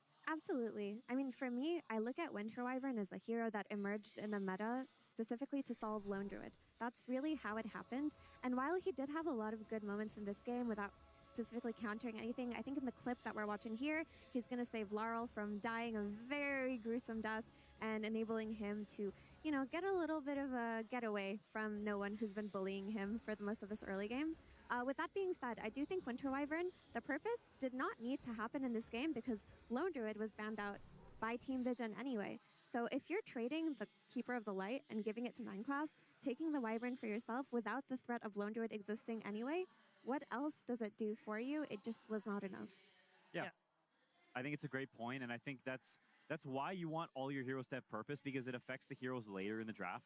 If you first pick this hero and now they've got a great response with it, well, you've had a bad trade. And what Aiden said before about how TA doesn't really like Winter Wyvern, well, now when it comes later on and you want to pick TA because it's a good TA game, well, that means it hurts your Winter Wyvern's game. And so these things tend to build up that if you've had a bad pick, it will affect your later picks and either make them worse or it will hurt the first hero's game because you're picking something that's good against their heroes, not good with yours. You're split between that choice of good versus them or good with us. And you want something in between that does both. I think that's what Vision's draft does. It's good with their heroes and good against the enemy heroes.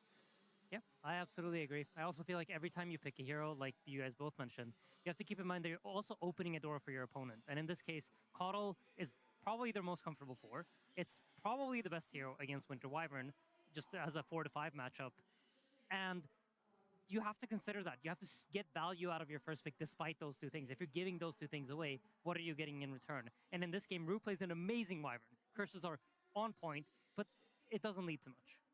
I could see, Vision coming back into this, really prioritizing the supports no matter what. I know that our bans ended up leading that way, but that was one of our biggest takeaways in what had been developing over the first 3 games initially was 9 classes pool in a way is shrinking, and he's kind of pushing to things that, yeah, he knows how to play, but they're not really in the meta. They're not necessarily things that are comfortable, even if it is something he knows how to play. So I just love switching it up and immediately taking it as soon as it was available and not even trying to call the bluff of, will it be available in the second phase? We just need to look at what is doing so well because, yeah, in our other games, we've had Dark Willow, Bounty Hunter, Rubik, Keeper of the Light, Hoodwink. They've all either been banned or picked up by your opposition. Yeah. He's a different beast on his pool of heroes, and we saw the difference here, Quinn. Yeah, we definitely did. I think that is him as a player, right? He's had a small hero pool for his entire career. He plays 2 or 3 heroes per tournament, and he's expanded that to his credit. He is not the same player that he was, but I think whenever you're in the most stressful situations, you tend to go back to who you are as a core of a player. You're not going to play these extremities that are the new branches you've grafted onto your your root here. You're going to go back to what you know best, what you have the most games on. You're going to play your techies. You're going to play your Coddle, the heroes that you have the most games on, because you want to be comfortable. You want to feel calm and chill in these games because there's so much stress, there's so many external pressures. You don't need internal pressure on top of that. On top of that, I think the 1-2 punch being able to exist for Team Vision makes a huge difference because I talked about the supports getting diffed, but largely it was due to draft. And when you have a hero like Mirana playing with a hero like Sand King, it's different because we've had no one on a hero where he's getting run at consistently and is losing the matchup to Laurel. And then his supports are Enchantress and Marcy or something from 9 class. And there are no means for the 3 of them to pose a threat on the map. But in this game, no one and his supports were a huge threat, and they were moving around. And we saw them for a large portion of the game, running into the triangle, running into the camps, making it so that TA can't sit and pick up net worth in that top lane. Yeah, absolutely agree. I mean, this was Vision's game. I think every other game it's been defined by SF, and Spirit were better when it comes to an SF game. I think like that's objectively stated in the series, and SF should probably not see the light of day anymore. I would be surprised if Vision let go of the hero, because I think if it's out, it seems like they have a much better grasp of how to set up the draft in a way that benefits them. I feel like we can't overstate just how exhausted Spirit are probably feeling at this point. You hit this massive adrenaline high coming out onto the stage. There was one before that one as well where they go on from the lower bracket and you win it and you're feeling so good. You too owe that, but now you're looking at a game number 5. They've been playing since 10 a.m. It's 10 hours now that they've been playing for themselves, and I really wonder, how are you going to go the distance? How are you going to look towards a game number 5 and ensure that you're still putting everything you possibly can get into it because of how much is on the line right now? It is one game only, and it decides everything that you've built up over the last 2 weeks of TI-15. Not to mention that, but you just were one game away, and maybe you get a little ahead of yourself, and you hear Maposhka is right. It is one game away, and I think you'd even feel the nerves in his communication. And so you can only imagine what it feels like for the players, and you lose that. You had a safety blanket, and now your safety blanket is gone. You're both one game from losing, one game from winning, and I think that is, I know it's a very cold place to be. It's stressful. You're out in the open. There's nothing protecting you, and I think for both teams, it's so much pressure. They're so close to their dream and so close to failure. I don't know, it's a knife's edge. It's also the coolest game that you could possibly have at TI, right? Yeah. This is truly the maximum amount of pressure for both teams. Every single moment, every single play that you make could be that winning moment, and it goes both ways. Everybody has that in the back of their minds. There's nobody that's thinking to themselves like, oh, it's just another pub I'm sitting at home playing. You know, now everything is on the line. I feel like this is truly what TI is all about. It's about that high stakes, high pressure, the prestige, all of that coming together, and now we get to see that pressure for both teams equally. Yeah, it's people who have put a decade of their lives or longer into something, and now this may not just be the most important part of your Dota career, but to them it may feel like the most important part of the last decade of their lives. Satanic's not even 20 years old. For him, it's half of his life, maybe his entire life. This is the most pivotal moment. There's so much gravity, there's so much importance for all of these players. It's such a huge portion of their life they've dedicated to this, and it's all culminating in one crucial moment. There's no other avenue you get to take. You don't get to rest on the laurels that it's a best of 5. There'll be more chances. There's a lower bracket that we can come up through. It is all or nothing when it comes to a game number 5. This is the last time they will walk out onto this stage in Shanghai. The last opportunity they will get to be able to reach for that Aegis, to lift it in celebration instead of staring at it from a distance. And I could not imagine for the life of me how you recenter yourself, and you have to almost put yourself in the mind frame that there's more out there, and it isn't everything, even though at the end of the day there is a lot towards it. Effie, the best team will be the team to do it. It's just as easy as that. In this game 5, this is where the champion is crowned. Whoever is better here will win, and both of these teams have played their hearts out. We're just gonna have to wait and see. The feeling in the arena, it's electric. Everybody knows this is an iconic series. This is one of these memorable moments that will go down in Dota history, and we get to be here live, appreciating that, soaking in what is an incredible game played by the best players in the world in the most tense moment of their careers. Spirit have seen a game number 5 on a grand final, though. They've been out the other side and walking towards the Aegis, and so it still sits there that they've done it once. Why can't they do it again? And Vision sit there saying, we could be the people that stop them. Stop that 100% win streak that Spirit have in TI grand finals. I mean, last time they did it, they set up a trap in game 5 for the draft. They managed to get their hands on that Magnus, and, you know, the rest is history, right? So it's probably going to look something similar again. I think they've been trying to trap Vision into playing their draft game all day today, and if they manage to do it successfully, I think probably a pretty easy game on their hands. Yeah, it can't be understated how much of this series, how much of this grand finals is a coach-to-coach matchup as well. All of these players have played elite, incredible Dota. Every single one of them has had moments in this series that were just the reason, the game changer, the reason why their team could do it. It's going to be a matter of these traps that you're talking about, but also what the coaches talked about in terms of pep, in terms of motivation.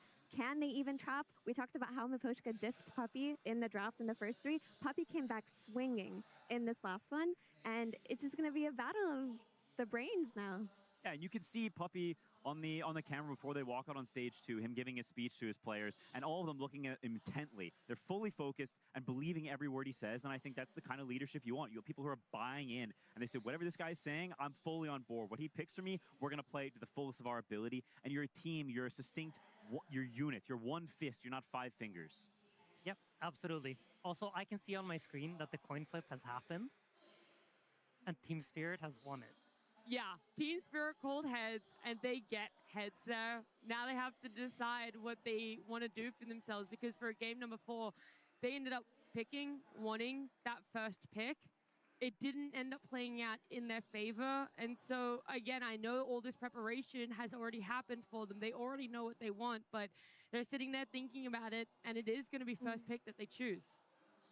It seems to be the preferred choice throughout this tournament, right? Yeah. It seems like a lot of teams prefer the first pick. The cool thing with first pick is that you get to build your draft. You kind of, on first pick, you are the one that's setting the pace. You're the one that's saying, okay, these are the matchups that we're getting. A lot of the times, these teams are so good that they know that if I pick Wyvern, you're going to pick Coddle. They know this is coming. So when you run first pick, you kind of, it's like playing white in chess. You're making the first move. They have to respond to you.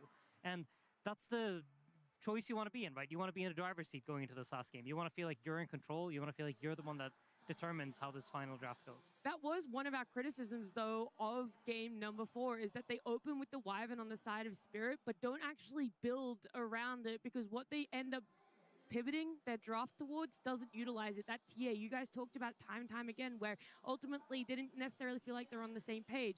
It's not going to be a repeat for game 5, but it does have that little bit of how will they open again if the bans were to go the same way? How will they want to alter or adjust things to ensure that they could still have that advantage with first pick? Absolutely. I mean, the Wyvern to me is still a very valuable hero, but the biggest purpose it serves this TI is that it pre-addresses Lone Druid and it pre-addresses Nature's Prophet. And in that game 4, both of those heroes were banned in the first phase. They didn't even exist within the draft. So you took a hero that becomes very generic in that sense if it isn't aiding your draft. And if you're just going to open with a hero, a clock opener for a support would have been easier to build around than that Wyvern. And I don't think we'll be seeing it in this game unless that Lone Druid is not banned. Yeah, I would be inclined to agree, and I think the bans will probably also be different. I think Spirit has learned from this. They learned, I mean, obviously they know this trade wasn't good.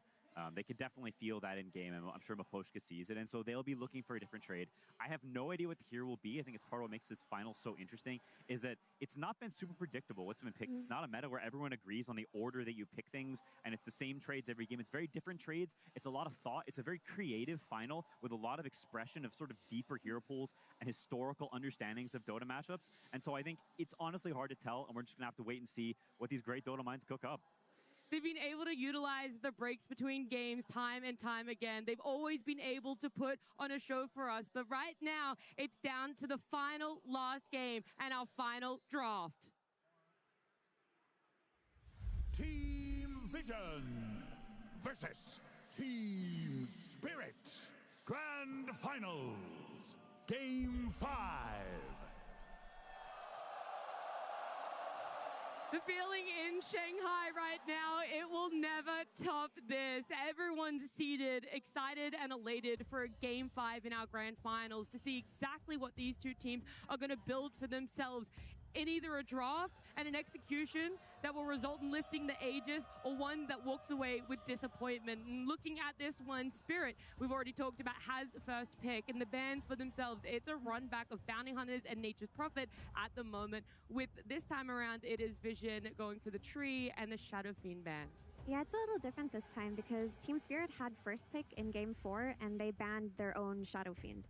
This time around, Vision are the ones that banned the SF, so it makes it that they can choose their pick of the litter here between the Earth Spirit, between the Lone Druid, and the Dark Willow, I believe. Yeah, this is, they're using reserve time on it. They're going to ban the Doom. I really like this. I think now the key thing for Spirit is you want to pick something that doesn't open you up to Keeper of the Light. Either, I don't think they'll take it themselves. It's not super good for Spirit, but you want something that is solid, is fortified, that doesn't have an immediate, easy response, because I think that is most likely what Vision is looking at on the second pick. Yeah, I mean, I think I would even extend it further to say, like, you probably want to pick something that dissuades Keeper of the Light. Yeah. Because I don't think they play it themselves. I don't think I've seen me play it. I don't think so. So I think Vision right now, they're probably thinking, okay, we got our Coddle if we get the chance. Yeah, but also Earth Spirit, right? I mean, no one is undefeated with Earth Spirit this TI. Like, teams have let it through a couple of times, and it doesn't work out. Like, are Spirit really trying to call an Earth Spirit bluff here at a Game 5? I don't think it's calling it bluff so much as they found success when 9 class hasn't had his hero, right? And I think that is why even potentially they might pick the Coddle over it. Oh, they banned it themselves. Okay, interesting. So then I wonder what it's going to be that prevents Coddle in some way, or that maybe that just doesn't care about Coddle. Maybe doesn't prevent it, but is fine playing against it. Because to me, that is crucial. Nothing is coming to me is super apparent. It's been a big hero in this series that prevents Coddle or is really good against Coddle. So this is honestly one of the best heroes you can play against Coddle. Yeah, it is. An old school counter to Coddle because you beat him in lane, you hit so much harder than he does. You're fast, so you can match him when he wants to stack camps. You can sleep him, you can kind of stop Coddle from being Coddle in the early portions of the game. Another drawback to Coddle is that he doesn't have a stun. 9 class has been buying Hex, but it takes about 30 minutes or so before that comes out. So you get a free Fiend's Grip for the majority of the game. It also dissuades from Ember Spirit and a lot of no one's other hero pools, Pango as well. Bane solves for this. This is why this hero has just been so up there and ban priority for a lot of teams. You literally read my mind because I was going to ask, how does this answer a potential just bringing out an Ember Spirit and landing a Slark? And we don't even look towards that. It's straight up an Invoker. I think this plays in directly what y'all are saying about the Pango and the Spirits, right? Those heroes that just run into Bane, they're typically not that good. You want something that's further range that can cancel the grip right off the bat, right? Grip has been answered now for the majority of the early game until this. And so I think it's a very cool pick. It's a clutch pick that just says, hey, this is good against Bane. You picked a hero, we're picking a hero that's good against that. I think that really worked for Vision in the last game. And while it's a different hero, I think not jamming the Coddle into a situation it would be bad in is very smart. But now Invoker is out mid. This can be punished. Like, Laurel does play Pango, and Pango versus Invoker mid is one of the rougher matchups for Invoker. It just tempos very hard, and by having Bane on Team Spirit, they can secure it for themselves with no fear. I absolutely agree that the Invo is great against Bane, but I fear for how the rest of the draft builds, and that's where your point about the Pango comes in. I feel like building around this Bane has a lot less vulnerabilities. The Invoker is a lot more exposed, and there's a lot more potential angles for Spirit to try to exploit here. And heroes like Pangolier, other heroes that might cause issues for Invoker, because he's quite a defining hero from the mid lane. He's not one of those heroes that moves around and makes a lot of moves. You know what kind of heroes he needs. He needs some sort of stuns. He needs Sunstrike setups. The Quasp X angle for the hero doesn't exist right now, so he's very one-dimensional. He gets run at very easily as well. So for example, if something like a Bane plus Mirana come out from Team Spirit, Invoker can't defend himself very well against it. Yeah, you can see Spirit also, they don't care about the Coddle. It may have owned last game, but this is different circumstances. They banned the Dark Willow instead, saying, you want your Coddle again? Brother, take it. We've got answers this game. Yeah, it's just high-level drafting going on right now, right? So Vision, they need to try to secure up this Invoker's game. They need to try to build around him, make sure that he can actually be that Bane counter as the game progresses and actually scale into the game and not just be countered into oblivion by the time the 5th pick comes out from Team Spirit. Yeah, a big way you do that is getting strong lanes and getting some melee hero or some tanky hero that can sort of play in front and give Invoker space, because there's aggression coming towards mid. As soon as you pick Invoker, there's a big spotlight on that mid lane. They want to pressure you, they want to run you over because you're vulnerable early. And so for Vision, having something that protects that area, that can fend off the Bane, whether they be Vision or clutch plays or something to take off the Nightmare, anything really, there's a lot of potential answers, but you want to fortify this guy. I completely agree. Yo, shout out, happy birthday to everyone born today. Guy in the arena celebrating his birthday, celebrating a Game 5 between Spirit and Vision. I don't know if you could be any more blessed, truly. It's a great birthday. And this is a great hero versus Bane. It does all of those things, and it's a very classic response. Yeah, this hero's really good against Bane. It's also a 9-class hero. I will say he doesn't really play it that often, but I think he plays it extremely well. He's one of those people that when you give him something like this that has like some sort of clutch play, some sort of like can do some weird stuff, he usually finds the impact. I know he's a big fan of buying the shard and also lifting his allies out of danger. And here's the Pango, Mira. Yeah, I mean, it's a great lane against Invoker. It has a free BKB. Like, I feel like free BKB in Dota is so conceptually broken. That's why we've seen Lifestealer this series as well. I do want to comment, though, that now that this Rubik is out, a hero that kind of got forgotten about last game was the Underlord that popped off in Game 2. Like, are Spirit in a position where they have to pick it here, or they just give it to Vision? Because Underlord would fit so many builds to set up for this Invoker Cataclysm later on. It's so scary to pick into Rubik. It because is, this it Firestorm is. gets amped up, it deals so much damage, it cuts through you so quickly. You go from being this tanky blob to just being butter. Yeah. You just have to deal with it then. You have to give them the Underlord. That is, I'm not going to lie, it's a very scary prospect. I think it gives you incredible scaling. It gives you real ease of execution where you can sit back and farm, and if Spirit doesn't run at you, that eventually this Bane, this Pangolin, these are heroes that need to commit to fights in some way. And I think Spirit with the Mirana, it's exactly what you mentioned, Mira, but it's very focused on aggression. And if there's an Underlord coming, these are heroes that don't like being held down. They don't deal well with roots. They play well off mobility. And there is a potential serious scaling problem. It's just how heroes can become problems, but then another problem is posed with the Doom in that last game, and then Doom shifts up in priority, and the Underlord that was banned was forgotten about, and it's just so much has been happening this TI Grand Finals. It's wild to keep up with. Yeah, absolutely. I mean, this Underlord, I agree. It poses a lot of issues. It's great against the Pangolier. You get that global root that can set up for spells. They can set up for any sort of lift play from Rubik. Pango does have a shard that kind of protects him against it. And Underlord is yet another hero that does not have a stun to cancel the Fiend's Grip. So if they go for that, that's something that you have to keep in mind. Yeah. Yatoro will also have the pick to counter that, so we'll be able to immediately respond, and they're not going to go for it. Axe into Bane is a little surprising to me. It's something you would typically consider as a pretty good response to Axe, because when he calls a guy, you just sleep him and have a save. So I don't know what you think, but I'm a bit surprised. I am as well. I feel like the Underlord looked a lot more difficult to address within the draft, but it seems like Vision wanted to build around their Invoker. While Underlord would have solved a lot of issues in the game, they looked at it as, we have an Invoker in our first phase. Do we have enough setup for it? Let's just go for Axe, the greatest setup for Invoker in all of Dota. Yeah, it's also a little bit more of a pressure Next laner. to Void. Yeah, I mean, it pressures a bit more on lane, right? Underlord kind of likes to draw out lanes. He doesn't really play so aggressively. He tends to firestorm out the lanes, and that would open up a lot of doors for Yatoro to just kind of pick anything he wants. With Axe, you have to be quite mindful of picking ranged carries. They tend to kill themselves quite easily on blade mails, so a lot of those heroes are now scary for Yatoro to pick. Axe is not the... I mean, there's the Lifestealer, which is... I think it's a pretty good, decent game for it, but it's not something Yatoro particularly likes. It's not in his wheelhouse. I think Satanic is much more comfortable and appreciates the hero a lot more. Classic Yatoro heroes, when I see Invoker, I think something like the Faceless Void. But I don't know, I mean, which I would love to see, but I don't know if it's good enough. Okay. I think I would prefer the Lifestealer, just because of free BKB. We talked about it with Tango. You've got another free BKB, you counter Invoker. Again, Vision are saying with this Axe pick that Invoker is the centerpiece of their draft and they want to build around it, and Spirit choose to conceptually counter that with a hero that is naturally so good against Invoker. Yeah, I think right now looking at Vision's tools, like they can stun the Lifestealer with the Axe, but what next? There needs to be some big physical damage coming out here from Satanic. It is absolutely what he's capable of, but they need to find a way to kill this Lifestealer. This hero has won, I believe, every single game that we've seen him in this Grand Final, and I think he's been quite a big problem in all the games that we've seen in this Grand Final too.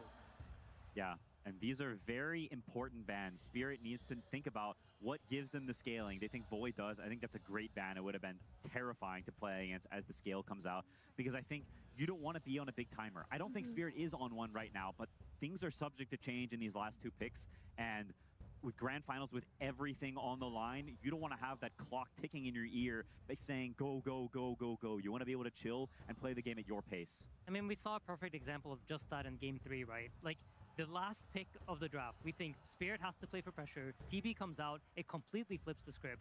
And these heroes obviously exist, right? So I love that the Void gets banned out. This hero, you know, you could say, oh, you can just run it over. It's slow. They have way too many slow heroes. But it's Grand Finals of TI. Yeah. It's a completely different beast. You don't want to be in a position where you guaranteed lose if the game reaches a certain point of time. Yeah, it's just too scary. It's too scary, it's too risky, and it forces too heavy a burden of execution. I genuinely think both teams are gunning so hard for, we just need to be able to scale. We need things that are just good game matchups, because it's just too stressful to play a game like this in a Game 5 where you have to run them over. And there's the TB. It's the other beast that eventually just starts dealing infinite physical damage. both banned out. It's also one of Satanic's absolute favorite heroes, and I think if Satanic could choose to play his favorite hero in his last game of TI, that probably would have been TV. Yeah, another hero I think of when I think of Satanic classic heroes is the Morphling. Not a great hero traditionally, but it does have a good matchup against Lifestealer. That's a good point, yeah. Kez, he likes a lot of Kez too. I mean, he is playing against Bane, which can be very difficult, but he does have a Rubik covering for him if he gets gripped. I mean, so a big portion of their draft is just designed around like, hey, how do we make Bane not have high impact, right? So I feel like if you're Satanic here, you have to trust your team to take care of that Bane for you. Because that's what you've covered. You got Rubik, you got Invoker, you pick Hoodwink, you have a lot of stuns. Hopefully the Bane is not a factor in whatever he decides to pick here, because his team will cover it. A split on the last phase bans. They're taking a Centaur and a Puck out of the pool from the side of Vision, not really knowing if this Pango is still 100% in that mid lane for Lal, despite the success he's had so far at TI on it, or if they're willing to shift it to Collapse, if a better mid laner were to present itself. Yeah, it's smart. I think the Puck could have been pretty good here, despite the hero not having a great track record this tournament. And now Spirit's got to decide where they're putting it. I mean, there are some heroes you can... Sorry, Insidio? Go ahead. Just some blind pick heroes that are comfortable are like Underlord or Tide or something. Darkseer for team fight. Okay. So this is pretty good, but this is a hero that is also susceptible to being counterpicked traditionally. There are some responses, like the Sven that we've seen have a lot of success against the Darkseer. It's a good Sven game. It makes a lot of sense for their heroes. Invoker loves playing with Sven. Sven loves getting alacritied. And it's honestly a pretty decent matchup against Lifestealer, or it can be. But they have this time the steroids on their side, right? You have the Invoker that's going to amp up whatever carry they pick. I kind of like it. It makes a lot of sense to me. Yeah, and it also dissuades from some pesky PL or Naga Siren coming out at the very end. You have to always account for this type of hero at a game 5, and Darkseer gives a solution. Yeah, Darkseer definitely covers the illusion heroes. Usually you tend to want to pick some sort of strength carry core into Darkseer. All the agility heroes give Darkseer a pretty good illusion for him to use. Wow. Bruh! You can't be doing this! Did you see what happened last year? Yesterday. Whoa. That item doesn't exist anymore. That neutral item is gone. That's true. I cannot believe we are seeing a Juggernaut in a game 5 here in Shanghai. This is a crazy pick from Vision and from Satanic.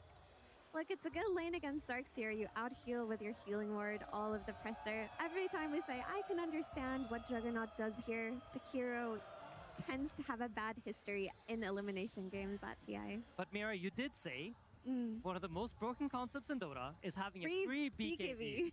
And all the free BKB heroes are in this grand final, game 5 of TI 15. I don't know. I mean, you're playing against Bane. I think there's a lot on Rubik's shoulders to cover against this Bane and make it so that Satanic can play the game.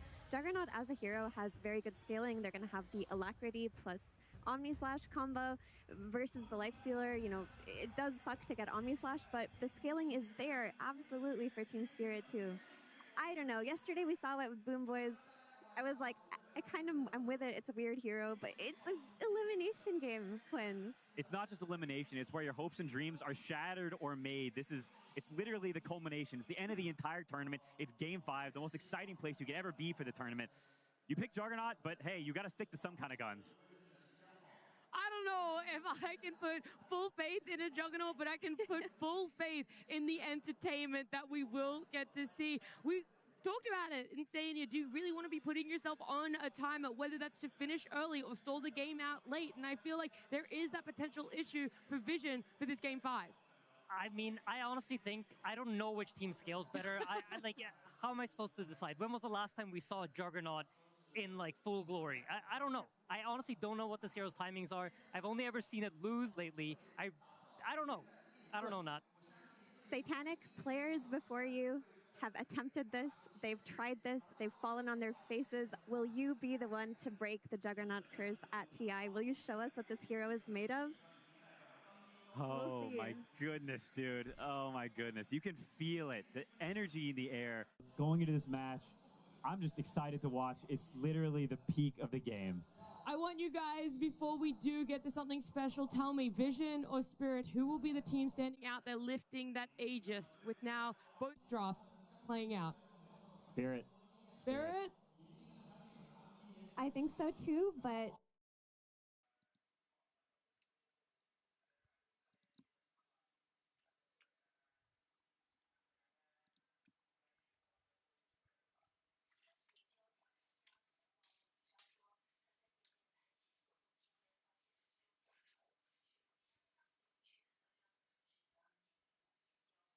局基本上已经代表了当今 Dota 界的最高水平，实力也是非常之接近，咬得非常狠，一人一分的这样你追我赶，而且最后一局的阵容出来，其实我觉得总体来说还是非常接近的。对，我觉得只要雪碧前期打得不是很优的话，拖到后期，我是非常看好 Vision 的阵容的。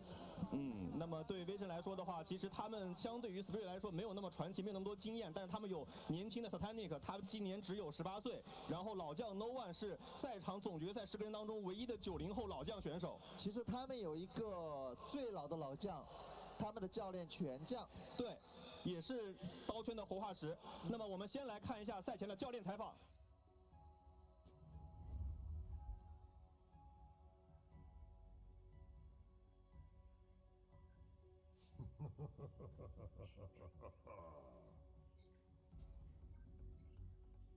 Oh, Morty. Oh, it's about to start, Morty.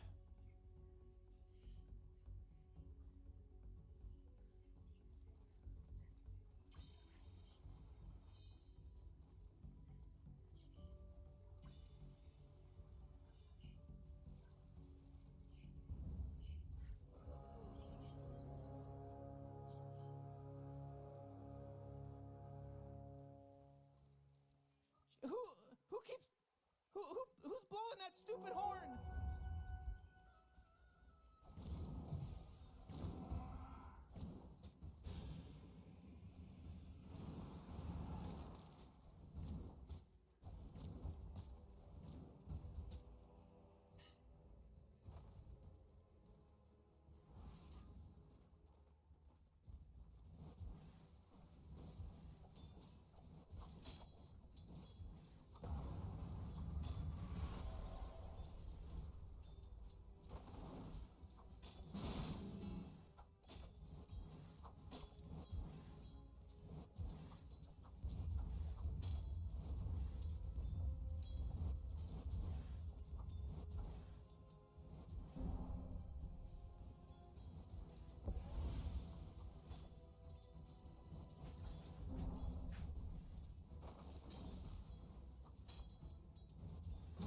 Listen to me.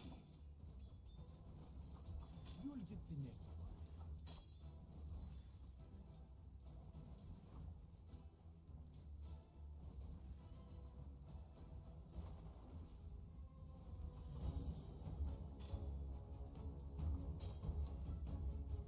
Oh, first blood.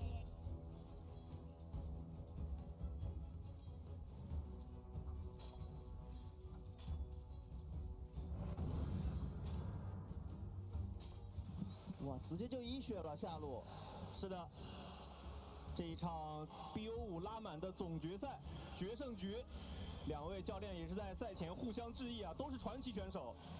可以看到全将对于阵容的调整，其实第3把打完之后，他接受采访，他就说他们在 BP 上做了调整，他相信他们调整过来了，可以打到第5把。是的，这边上面9卡斯也是被冻到手空血，差一下，非常可惜。上路点灯追着小狗，小狗有点顶不住，有没有天火 ？Notice 1打2，天火在吗？没有天火的话，斧王自己带杀喽，靠普攻，似乎还有天火，哦，没有炸到，但是被撞死了，单杀。等于单杀了。是的，上路的狗也死了，下路的话也不是很妙。这一场的阵容加上这个前期的对线，对于 Team Spirit 来说真的非常的不是很妙。这个开局，感觉这个阵容当中 ，Spirit 中单拉尔应该是要在前中期承担起更多的责任的，作为团队当中唯一的节奏点。他这一把必须发大力才行啊！看一下有没有奇迹的诞生。对于他来说，责任太大了啦。玩的时灵剑士应该还是他相对来说比较熟悉的一个英雄。下把 Spirit 双辅助的事件组合也可以伺机而动。3分钟的莲花怎么说？松鼠不敢抢，直接被打走。剑圣的刀太多了，根本不会去靠。上路是拉比克拿到了莲花。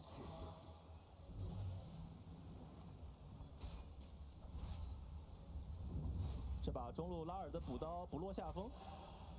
上路鸭头肉的补刀很少啊，可以看到他打斧王加上拉比克的情况下，他的补刀是很少的。对，那个极限击杀没有成功被反杀，还是有点伤，太伤了，应该漏了不少刀在那一波之后。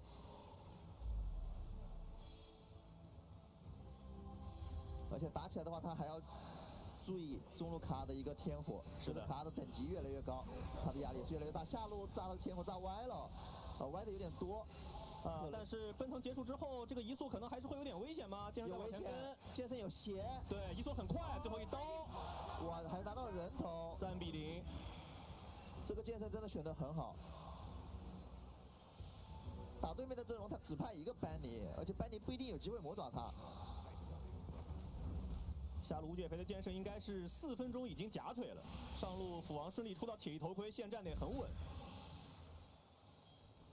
斧王留了一个点，有机会的话可能会学吼配合天火。中路对线基本上是一个5-5开，但是在前期卡尔可以给边路天火支援。对，急速冷却弹掉一个小蓝。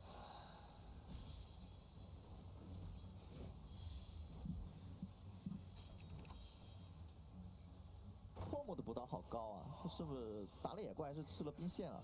可以看到下路黑暗贤者应该是已经放弃对线了，直接钻野。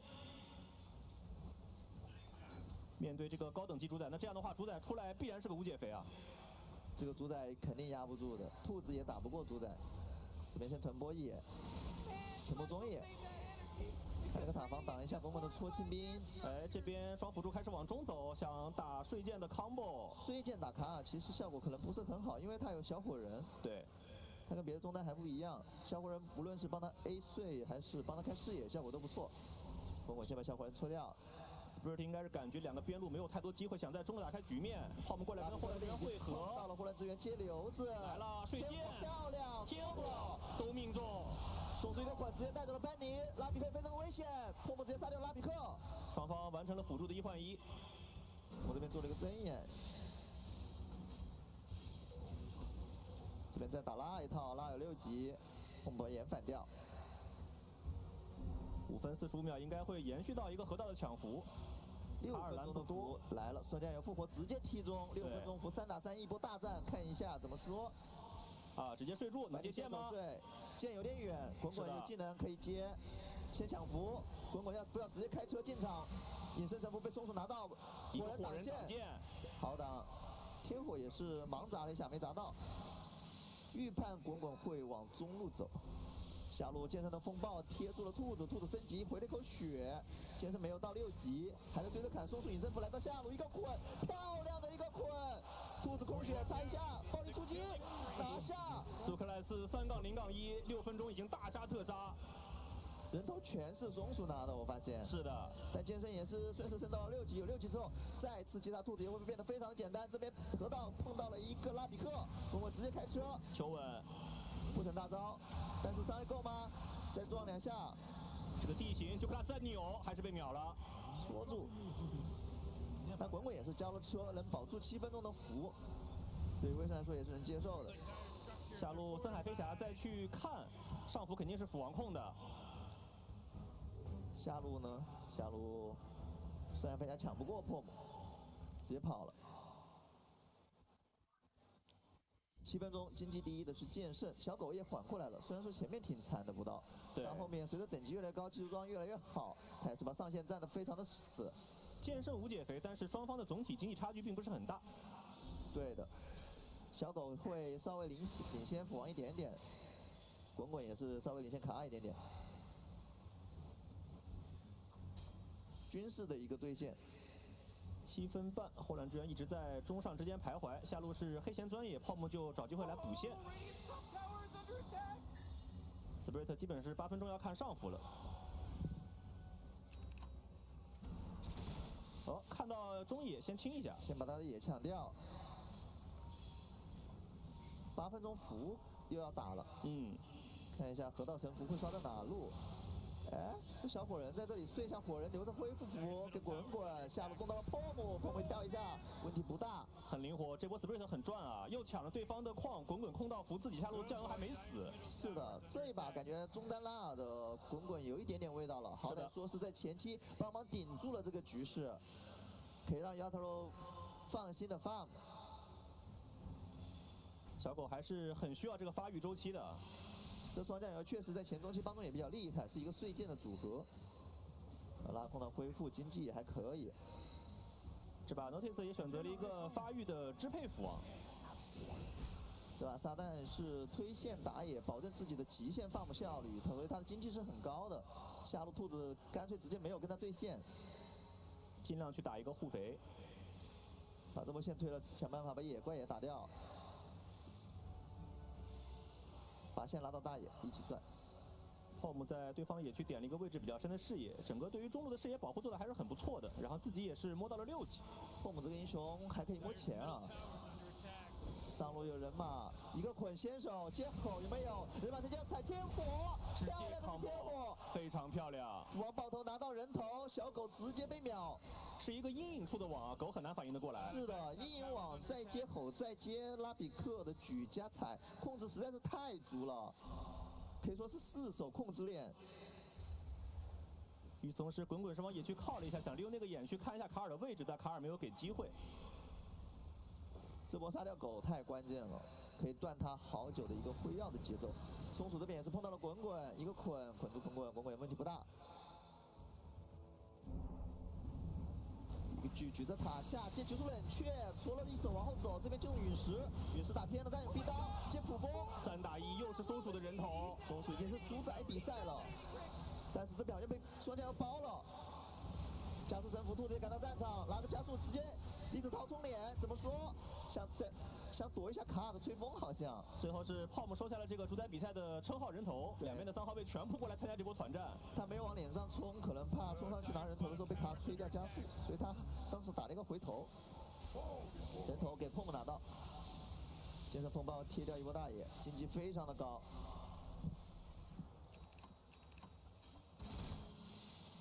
这把2条边路打的整体来说偏对刷，更多还是在中路发生战争。滚滚马上散失了，11分钟散失的滚滚，他是有非常强的一个战斗力的。对，这把拉尔也是选择了一个裸散失来提前带辅助打架。现阶段的一个散失戳，感觉天辉也是没有人扛得住。对。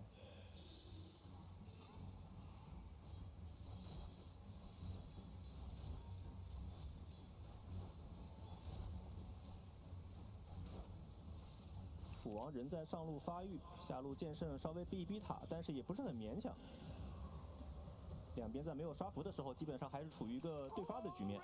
卡是裸了一个陨星锤，用来回蓝加推塔，效果都不错。主宰11分钟假腿狂战开刷，然后滚滚拿到散失，看怎么来组第一波雾。来了，11分钟散失的滚滚要带节奏，11分钟的假腿狂战剑圣超级误解肥。这个散失还是比较快的，线上漏了陨石。卡尔打满伤害，打得很高，直接秒掉了拉尔。散失滚滚第一波被对方先手秒掉，有点大意了拉尔。对卡尔的线真的要小心一点，那个戳不能乱用的。是的，戳得留着，这样的话很断 Spray 的节奏啊。对，等于他这个散失可能是12分多才做出来的。这样12分钟的神符也不太好控了。没有滚滚这边控符怎么说能打吗？看一下，白虎还敢上。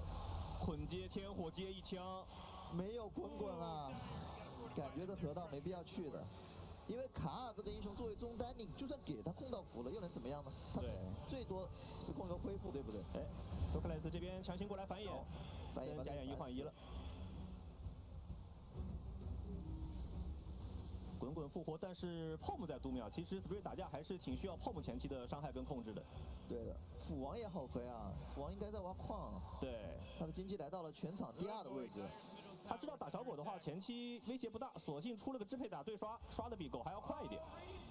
那他这样的对线算是策略非常成功了。是的，很对聪明。线打狗比狗还肥这么多。而且他击杀了一波狗，利用支配头盔加上一个先手的松鼠捆，中塔还是被卡尔拿掉，率先拿掉1塔， 12分钟，威神经济领先到了3000。这波霍乱支援踩真假眼被打了个先手，吹风天火3连，再接天火，伤害不够吗？班尼魔爪，哎，伤害够了。拉比克赶到战场，直接带走了班尼，卡中间，滚滚还想反打一个阵，这波主宰来了，技能，主宰赶到了战场，无敌斩，斩到了谁？斩到了幻象，拉比克偷了魔爪，抓了滚滚，伤害够不够？伤害够了，崩溃哥3杀，斧王也赶到了战场，正面战场是3换2。支配一下，再反跑，拉开高台和 Spray 的视野，双套，想利用支配双套反杀剑圣啊，剑圣有点。剑圣还是比较谨慎的，没有乱冲。乱冲的话，中破木剑可能会有点危险。是的，这波黑弦的支援非常关键啊！幻象拉墙分担无敌斩，完成了3杀。这波黑弦赶到战场实在是太重要了，没有黑弦这个战场要溃败。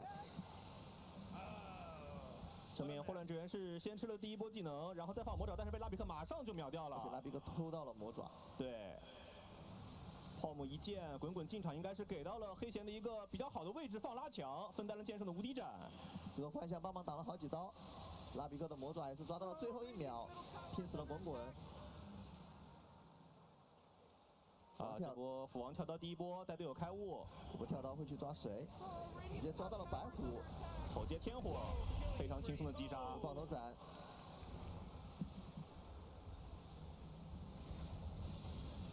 哎，野怪100块，怎么说？松鼠暴力出击被碎，100块是拿到了，这暴力出击的伤害很高。滚滚选择开车动酱油，直接动松鼠。斧王也跳刀，看一下怎么说。斧王要跳吼，跳吼了个班尼，伤害够不够？天护可砸上来，班尼直接被秒。剑圣这边是掩护了一下队友，往后撤退，没有深追。小狗也来到了战场。是的，小狗这一波是有辉耀，想过来参团一下，发现没机会再踢回去。刚出辉耀的狗丫头想参战，但是没有机会，没打起来，再次回到上路刷钱。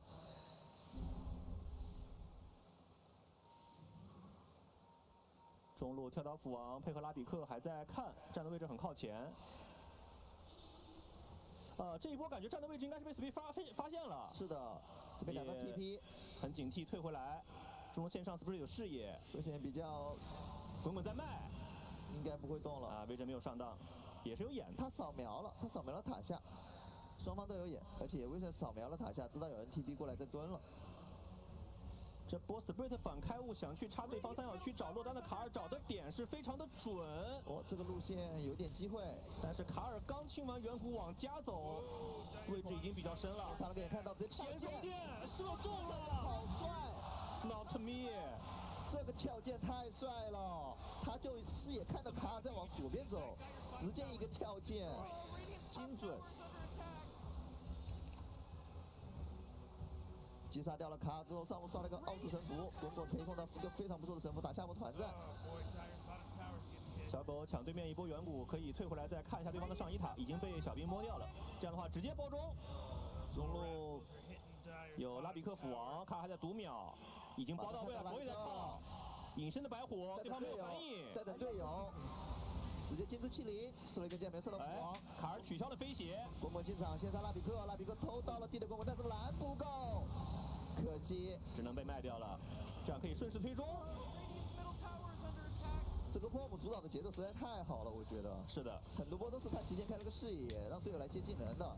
而且可以看到亚托肉他的参战欲望明显比斯坦尼克更强。是的，上一把我记得小狗是很晚才参战的，亚托肉感觉刚出辉耀就想来下路打团，然后 B 站没做出来又去中路帮忙推塔。是的，这样的话 Spread 把对线的经济劣势基本上全追回来了。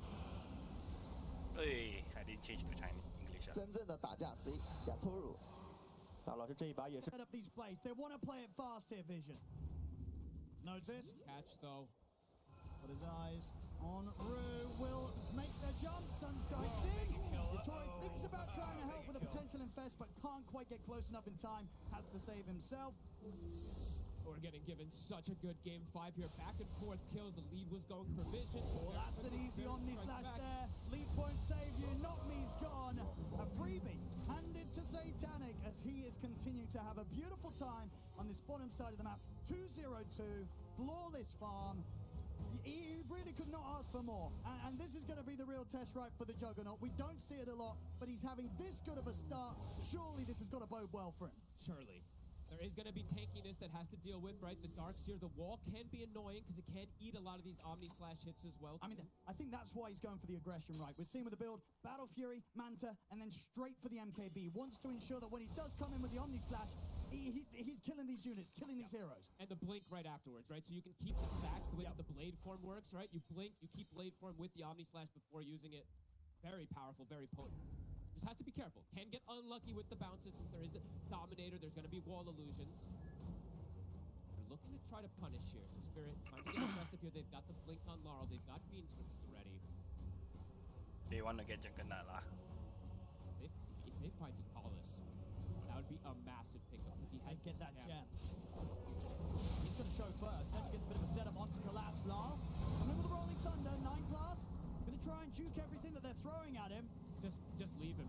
I think Ducalis is like, there's no way I'm joining you, man. I've got the gem. Absolutely not, especially when there's 4 heroes showing up for that play from Spirit. And Ducalis even being extra careful. I mean, he passed the gem over to the Courier. Okay, Collapse is going to continue to chase. So indeed, Ducalis, whilst he might die, he's able to make sure that gem does not switch hands into Spirits. I mean, Big Brain, look, it's on the south side, all the way off the map. He's taking that gem all the way back to the base. So very smart from Ducalis to not lose it. That would have been devastating if he did get caught with it.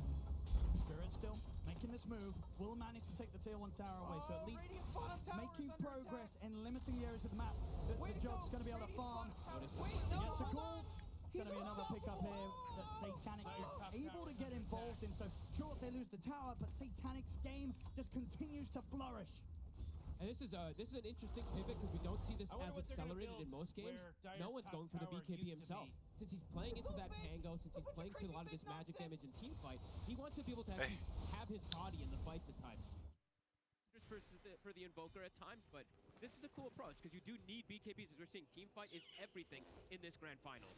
And I like the change up we're potentially going to see from Yatoro as well, right? He is queuing up the S and Y, something we don't always see the carries pick up, but in this game, you need the beefiness, as you say, against the call, against potential Omni Slashes as well. Yatoro needs to be as tanky as possible to survive through those sort of offensive plays. Old school item builds that we used to see a lot versus this Axe when you see these matchups. In terms of that farm speed, though, as predicted, it is going to be tough for Yatoro to keep up with this Juggernaut, especially just due to the fact that Satanic is getting involved in action. 2-0-3, thanks to sort of what's been brought down to this bottom lane.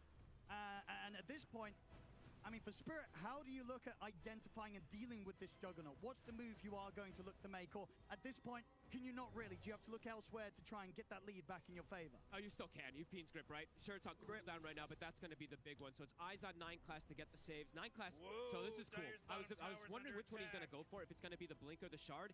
So the Blink allows him to close the gap versus the Bane and stop the Fiend's Grip. The Shard would allow him to lift and move someone out of position, but the Grip will continue. So he goes for the Blink instead for the most aggressive type of play.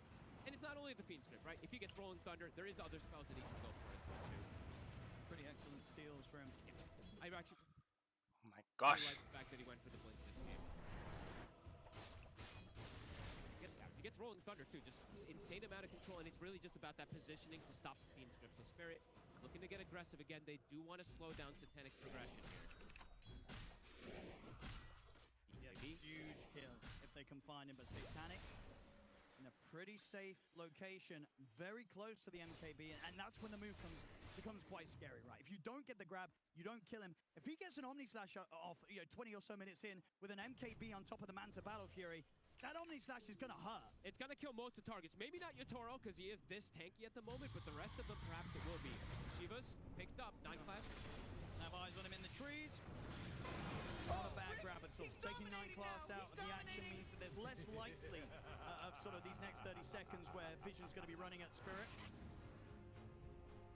Spirit's ease of execution feels a little easier right now with the team fight that comes in from the Darkseer. A lot of the team fight, it's going to be reliant on Noticed and No One at this point in the game. So we'll see if they can get this connection. Noticed, get arrowed.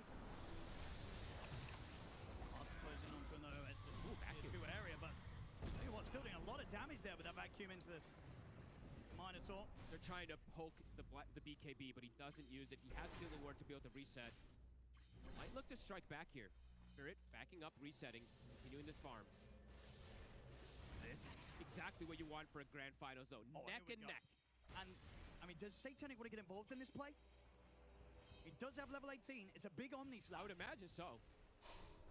If they can get the jump themselves, Vision, and allow Satanic to just step up, get that ult off, as long as he doesn't get too unlucky with the bounces, there's potential for him to do a lot of damage at the moment. So it looks like, I mean, maybe they do this type of play where they put Satanic in a risky position and be like, oh yeah, go for him here. And then that's where 9 class can go for the blink, cancel of the Fiend's Grip, get the potential steal, and turn it around. Because if he gets Fiend's Grip too, right, versus Jotaro, it's one of the best spells of control that he can get.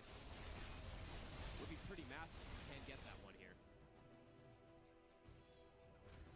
Horde Spirits pushing out one lane, Dominator pushing on another. Neither team gonna run into each other for these next few moments. Collapse buys the shard, blink for team fight, going back for the Lotus. More and more answers they are looking for to deal with that Omni Slash, of course. Carl is gonna go for the Aghanims. Standard build for him.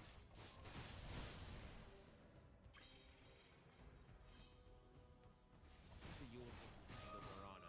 Getting closer and closer. Not me if he's able to find this Yules in these next few moments too. Can be very annoying for Notice. He has BKB, but if you don't use it immediately, it's going to stop your initiation in a lot of these moves. Sneaky.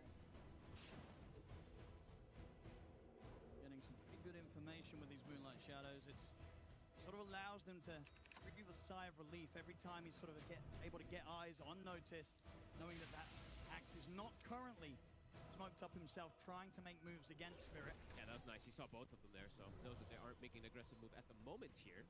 9 class very close to having this shard now finished up as well after the Blink Dagger, so we'll have multiple ways to potentially save. No one buys the shard as well, too, so starting to play with that boss farm to push these waves out, and they gave him the gem. So feeling protected, so he knows if there's any of these sentries placed down for him to play aggressively. For a connection here. They have a kind of triple BKB timing on the side of Vision right now with Noticed, Invoker, and the built-in one on Satanic. For a catch. Ooh, they know someone's in the trees. He's stepping up. He's inching very far forward. Doesn't quite come under vision. Spirit, they're waiting for their next timing. The Aghanims is almost done for Laurel. And I think Yatoro, I think he might not want to show up, honestly, until he kind of has these next couple of items done. AC at least. Yes, AC, and honestly, maybe even the Axe. It's just a question of when his timing is going to hit a point where he's ready to tackle the job. Notice is spending a lot of time moving around. He is 6-0 in this game, but he is spending a lot of time just moving. You're starting to see that differential in gold. He's got the Dominator farming for him, but look at that Darks here. He is starting to pull ahead massively. Gotta be able to farm that Lotus Orb, so I feel like Spirit, they're getting away with some nice greed and some extra answers to deal with the Jug and to deal with the damage that comes out from Vision.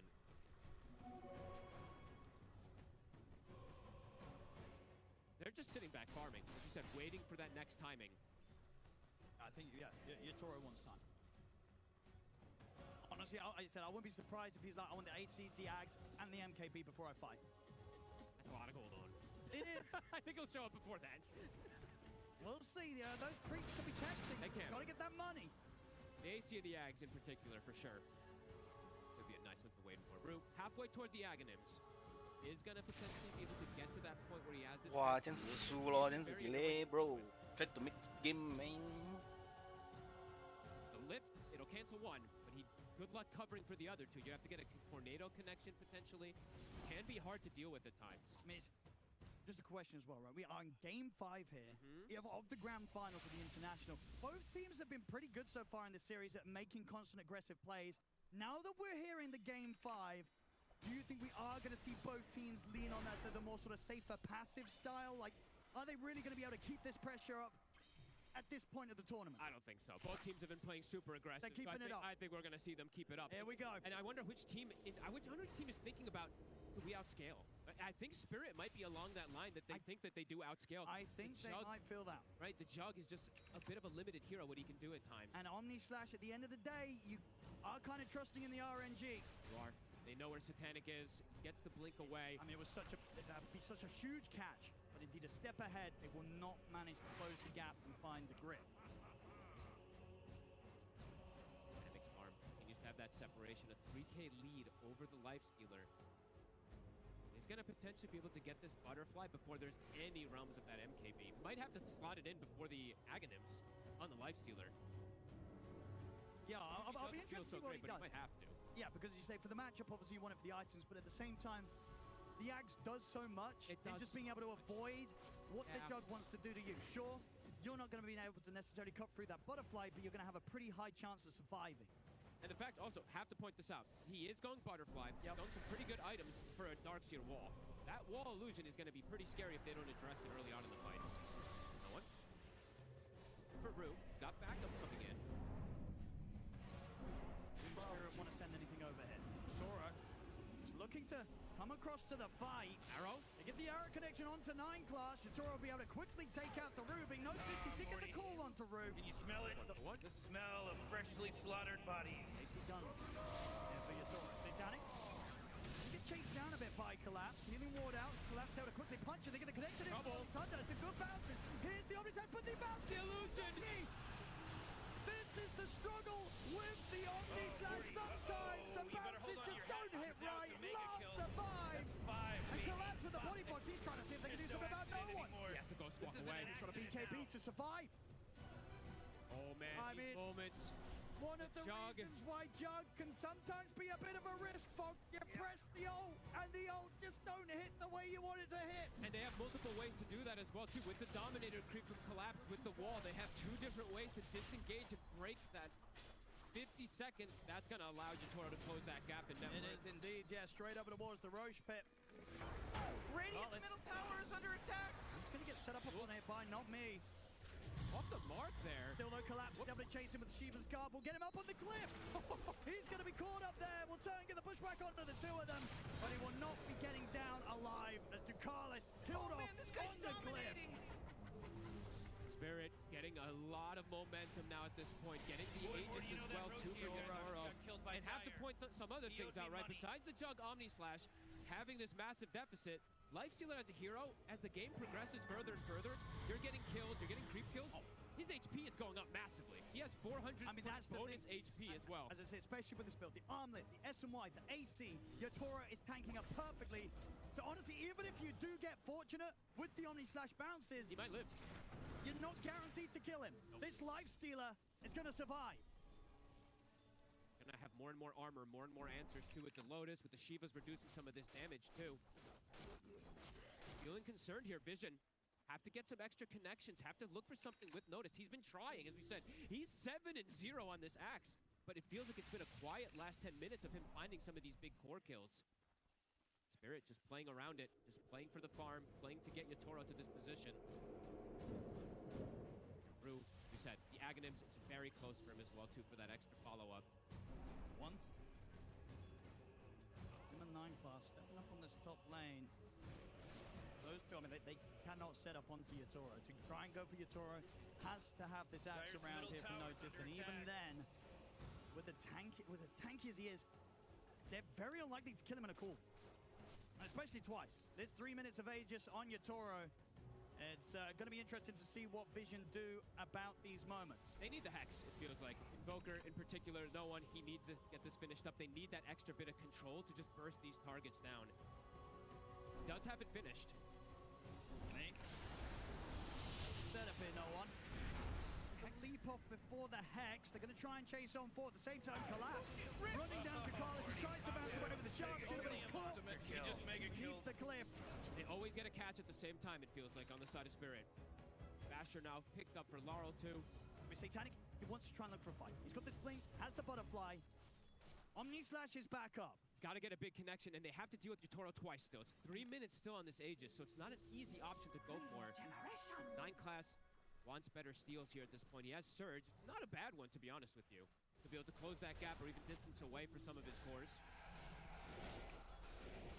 Over to Yotaro. Radiant's middle tower is under attack. Standing strong as he eases around the tier 2 tower. It does feel like the later and later it goes, this Lifestealer is going to be more and more problematic for the damage. I think so. It's really just the Jug who's going to be dealing that damage for him as the game does continue to progress. No one... almost level 20, so almost has that 20 talent for the Chaos Meteors, but he's been quiet in this game too, just in Sunstrikes. 0-2 for him. I mean, they do have a massive sort of combo to throw down on the Lifestealer, right? If they get this call into the Invoker combo, into Satanic, getting in with a big ultimate, big Omni Slash, obviously they have to watch out for the Bane. They have to watch out for the sleep save. It's going to be there to disrupt that sort of play. So at the same time, once they go for this, they're going to look towards the supports, right? They've got to try and find the Bane, take them out to start the fight. Collapse. Eondis is found. Eondis is going to protect him from a lot of the Omnisac bounce. And Collapse. Not to allow him to survive. He gets the surge off. Bushwhack is still there, though. Is he actually able to rope for this Collapse? He does tick out. The Battle Hunger finishes him off. Can they get away on the side of Vision? Back under the tier 2, they should be fine. I think the re-engage. They get the call. But they bring him down. Collapse now gone for a minute.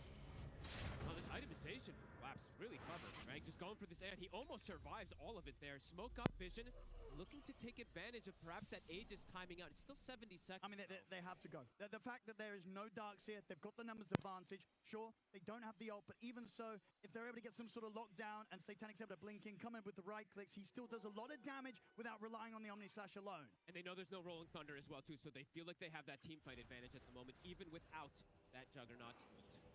Axe, DKB is on cooldown, though, so has to be careful how far forward he goes. He's respawning soon, 20 seconds. Yeah, they want something other than Yatoro. They don't want to try and take this Lifestealer down twice. Seeing the back line, they've got a ward down.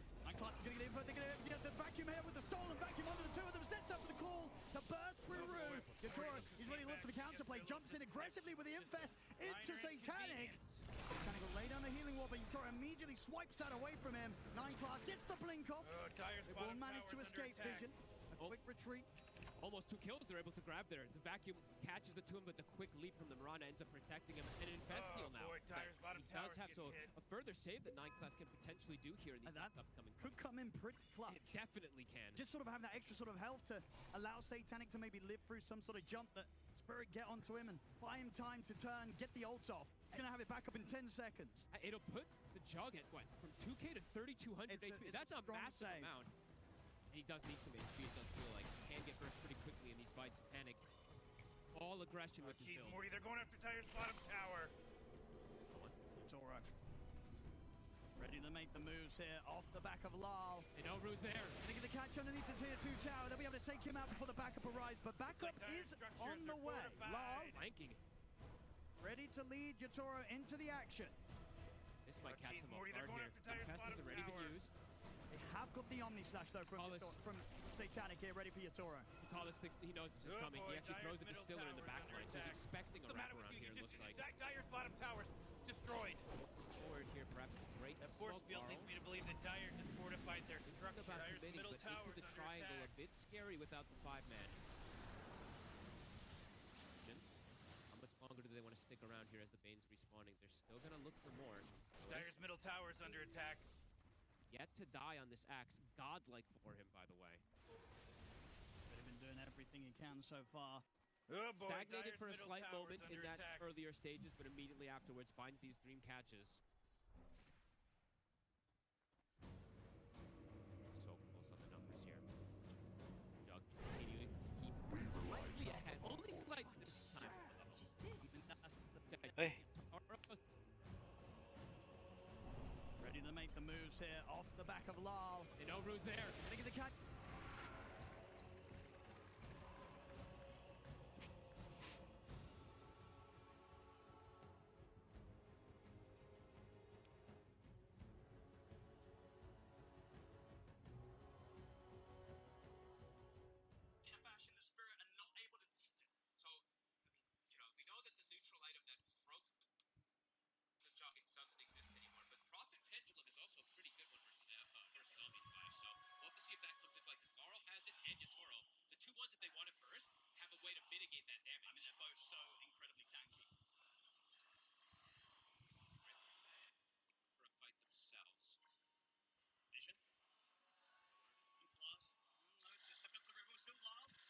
Tries to use in the tree line. Rolling Thunder at the ready. They'll look to chase down the mid.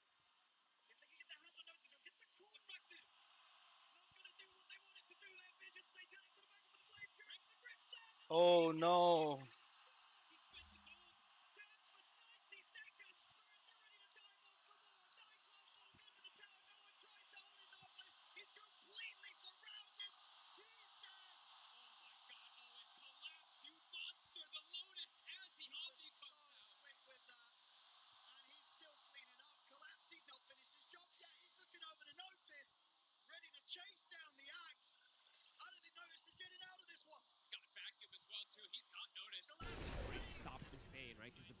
grip the Agamemnons, it is there. I believe they did see it as well. Swift Blink is picked up. And that's Swift Blink on top of the blade form, getting in there. I just think the Game 5 Grand Finals joke fog, I'm getting some similar vibes as we've seen in the past. I'm sure all the viewers are too, the fans as well in the stands. Seeing the reminiscent thing that we saw from Ame last year. We'll see again. It was so quick that he got that Lotus onto him. Just straight in. They want to try and turn and fight. It was like split. He got it like split second, right? I think it really was. Holy crap, collapse. And then the Fiend script, the hard counter versus that Jug. No way to stop it. So fast. Why is he buffering? Their damage really satanic with him gone at the start of any fight. And it's a small gold lead, but it feels like a very commanding move that Spirit was able to hit where you can see the pressure. Satanic, he's starting to feel it. Absolutely. I mean, in the carry-to-carry matchup, you can just tell that Yatoro right now, he is so comfortable, so confident. He knows the matchup. He's not afraid of a Juggernaut. He knows exactly where he needs to be with his item progression. And right now, this lifestealer at a point where it's so hard for the Jug to take him down. Who do you want these, like, with all this armor that they have to Lotus on Laurel, do they just have so many different ways to protect each other? So much armor. It's 50 armor on some of these heroes, it feels like, for just the Jug. It's so difficult for Satanic. He can't get this connection, he can't get the damage either. This Invoker, we've seen it falter in these later stages of this tournament. No one is having a tough time in this mid-game. Who do you Omni like with all this armor that they have to Lotus on Laurel too, they just have so many different ways to protect each other. So much armor. It's 50 armor on some of these heroes, it feels like, for just the Jug. And it's so difficult for Satanic. He can't get this connection, he can't get the damage either. This Invoker, we've seen it falter in these later stages of this tournament. No one is having a tough time in this mid-game. Roche now, the option. Taro will get tossed in the pit from the Roche. They're gonna quickly bring this down. Roar will disarm them for a second, they will get scouted. They even want to fight over here. Dangerous. They can. They've got to sit back, let this go the way of Spirit, this Roche. Oh man, itemize, right? What do you do for Vision to counter this? Everybody else could. Looking for the Lincolns for the Jug. I mean, this is the thing, right, as a Jug as well. It feels like you need so many items to make this hero work, but you've only got 6 slots like the rest of them. And there are counters versus him. There's multiple different ones now with these Lotus Orbs. Even if potentially they have just like Ghost Scepters, right? Because he doesn't even have a Nullifier. I mean, if they even have a Ghost Scepter, they could just eat the whole Omni Slash as well, too. He just needs so much. He needs so much. He wants a Lincoln Sphere, he wants a Nullifier, he wants a BKB, and then at that point, he probably wants more damage as well. So many things that Satanic has got to try and address in so little time and under immense pressure here against the lead that Spirit currently have here in this Game 5. Labs just keeps dunking new items out, too. He has a Hex, he has 7,000 gold after these fights, too. Oh, not their first rodeo, man. Come on. Come on. 18. Spirit with this Aegis going toward the high ground. 4 minutes left on it. Okay, they've got a Nullifier at the least here. So the Axe now has at least the answer versus the Aeon Disc, and I think Collapse needs to be a higher priority target for them. Although these Lotuses are going to be problematic. Collapse has been running sort of literal circles around them in these team fights. True. Very true. Setting up so much. He still hasn't decided what item he does want to go for yet. He's been queuing up Wind Wakers, a couple different ones as well to Collapse, thinking about it still. I mean, Wind Waker could be another one that just really throws another issue the way of the way God wants to play. Bottle's in. He's in, ready for the dive. They're able to catch no one. There'll be a quick lift up from 9 class and an Infest to keep no one safe. He had to put the BKB here, no one. Turn, get the Hex out onto Yatoro. Satanic jumping in, doesn't want to commit with the Omni Slash though. Oh boy, if the Omni Slash is there, he could get put into a dangerous spot and get killed, so he knows how careful he needs to be. 9 class will get nailed by the arrow. He'll be okay. Spirit don't need to sort of make the jump too aggressively to the high ground. Still many minutes here with the Aegis on Yatoro. I think they're starting to feel that power that they have too as the game progresses to this point. Just much easier ways for them to jump and take these fights. It's very difficult to see how Vision, chess kind of angle, how they have to execute the fight. They have to get a successful Omni Slash or the fight's just over. As we said, there's so many different angles, so many different answers. One good fucking call, one good Omni Slash. It's all he needs. One fucking good call. One fucking good call. Longer and longer one good call. Watch that HP pool. 623 now, max HP.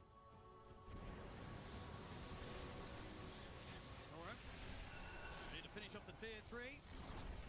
Radiant's top tower is falling. How are they going to push him back? A 1. The Hex into the meatball. Not enough. So many ways to bail him out. Takes some decent damage running along the Meteor, but has the Infest. The protection is there. I mean, Lyle could be ready to jump straight back in with him. They get this creep wave push forward, and Spirit see an opportunity. They might just dive again. No one's BKB back on cooldown in 5 seconds with the Aeon Disc down for 30. Can get caught and killed. Has to play very careful.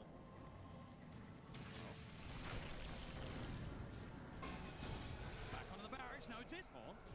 Get the call, be able to drag him in decently deep, but again, the damage to threaten him, even the once, just doesn't seem to be there, folks. He gets instantly lotused as well, too, so you can tell Satanix, I can't Omni Slash him. What am I supposed to do? Spirit. Age is still for 90 seconds. They're backing up, looking to maximize on the map, get some of that extra farm. Not me, looking for the level 20. Getting close to that. It's a lot more burst damage they'll be able to get from that as well. See if Vision, do they want to go for some type of sneaky play outside? It feels almost necessary to catch Spirit off guard now at this point. A head-on fight feels so difficult for the side of Vision. Full Abyssal on Yatora. Keep getting these massive core items. Did Collapse decide which one he wants to go for yet? Okay, he gets a BKB and then he buys it. He's going for the overwhelming blink as well afterwards. So good luck getting that nullifier on him now since he has a BKB. Can't dispel that Aeon Disc either. So looking for more answers. They're answering pretty much everything we do see that Vision is trying to answer their answers with. And especially when you're ahead and you go for this sort of overwhelming blink Shiva's Guard build, it's just so good at jumping in and forcing out these early reactions, right? Making the enemy team feel that they have to press these BKBs before they're able to sort of start the fight on their own accord. And it's going to mitigate the majority of the damage that can come out from the Jug 2, which is most of the damage that we've been seeing.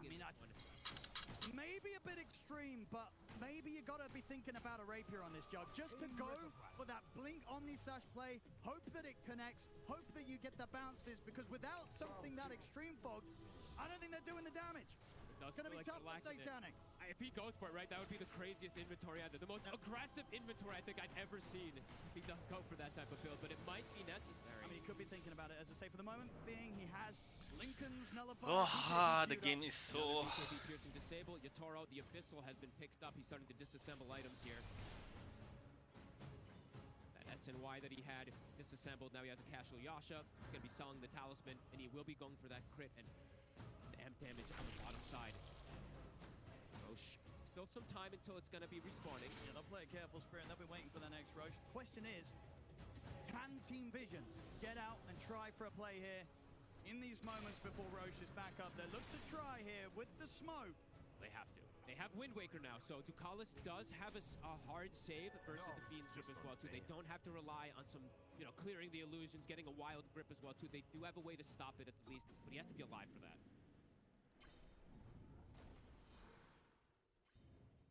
Smoke at the moment doesn't look like it's going to connect. Not me. Playing on the front lines here. Level 20's hit. He does have that extra burst damage now. Vision, they're already heading back. Yeah, they're scared. They could not find a chance to make a jump happen here. Noticed is not, though. He's very deep. He's very far forward. He has some vision to play around it here. He's getting pinged immediately, so it does seem like they are aware of his positioning at the moment. Dire's middle tower. Scaling field continues to grow for Spirit and for Vision. It has stagnated how much they are getting increased. Satanic, he's trying to think of what to buy. He's got the BKB. Feels like he does need that. I don't mind the BKB. The BKB at least allows him to jump in and sort of not have to immediately panic with a Blade Fury or an Omni Slash, right? Should give him a bit of a window to jump in and just get some regular right clicks off and wait out sort of these Lotuses before he goes for the Omni Slash. Still risky, of course. Very likely that there's going to be enough physical damage coming out from Yatoro to sort of tackle him in the 1v1 when they're just right-clicking each other. And they have disables through it too, right? The Abyssal, the Fiend's Grip. I believe the Basher also on Laurel, and he's about to have Abyssal as well too, so multiple different ways if he does go for it. I mean, Vision, they need this to go well. They can connect with no one. He has a lot of items. It just hasn't been able. We haven't been able to see that damage that can come out from him. They just have the answers for him. It feels like. Night class need to wait. I'm sorry to say, Night class need to able wait. to find any sort of window to get the rage off, to get the infest off. Feels like the fight's pretty much going to be over. They have to fully combo him down, and it's so difficult. Execution much harder for Vision. Collapse is switched up, by the way. He's still debating which build he wants to go for here. Refresher is the next one that he is thinking about. Always a good hero to have it.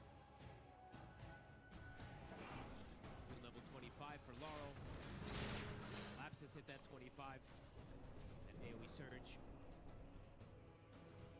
He can zoom in and out of the fights and closing the gaps versus something like the Invoker, which he hates having. Yatoro, they're gonna go for it. They're gonna try.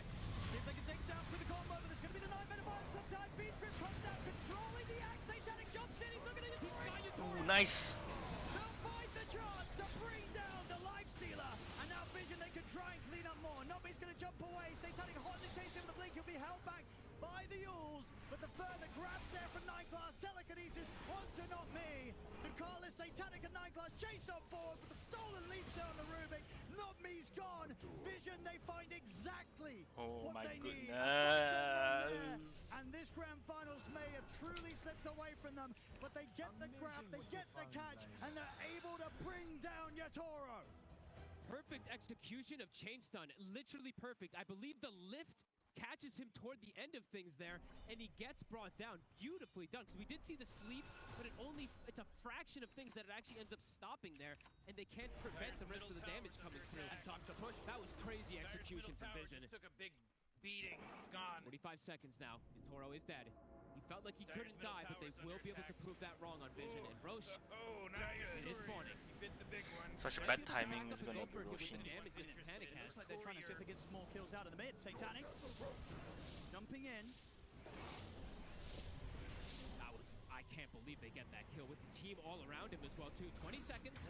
He's trying to do a Meteor Hammer play here, but he gets caught by the vacuum immediately, forced the Aeon Disc out of him. That was very risky there from no one. He gets his Aeon Disc popped, so for the next fight, he won't have that ready. Amplified damage rune here to help with the Roshan.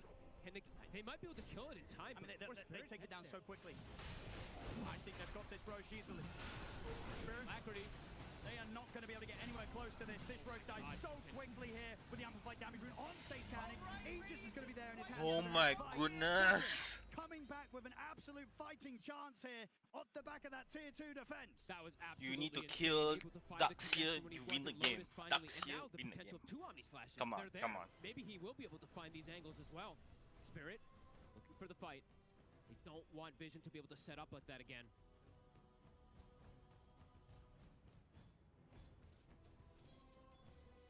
It's longer on the amp damage. Will be going down. Timeless Bauble. Or the Invoker. Long disables that he can put out here. Bringing in both the mid and the bottom lane here, Vision. Just with that kill, it went from what? Dota Plus at 83 down to the 58%.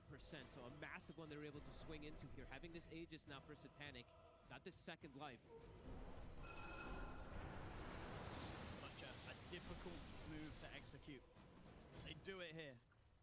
And they do it again. Much harder when it comes to making that play into the hands, into the base of Spirit themselves. Carl immediately gets Lotused up. They're anticipating that they're still standing out there. The banner all the way in the back lines for these creeps. These creeps are going to do some work here. With Alacrity too. Yeah. Surge to go for the banner. He will be able to take it away.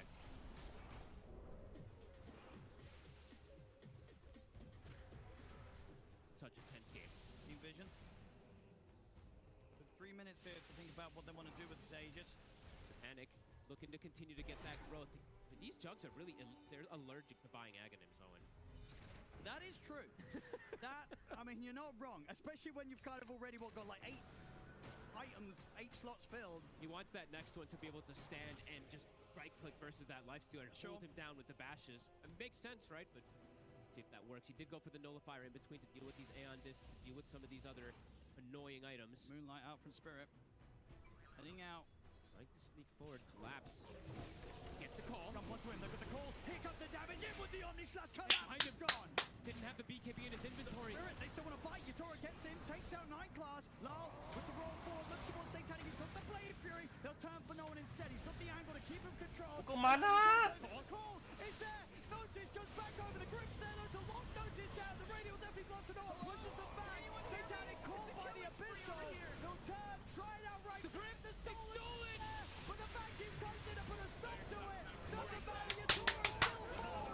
Satanic is ready to go once more. After a fresh out of them, Omni Slash is being tanked heavily by the illusions. He'll blink out off to the side after it collapsed. Will chase out Notice. No one being focused by Lyle. They've taken the Aegis out of his hands here on Satanic. Buyback coming in from both of them. The three of them collapse through Yatoro. They want to go for round two. Satanic can try and Blade Fury and run. They've got any way to catch him. Lyle. Blink gets out. Laurel chasing. Oh, Ducalis.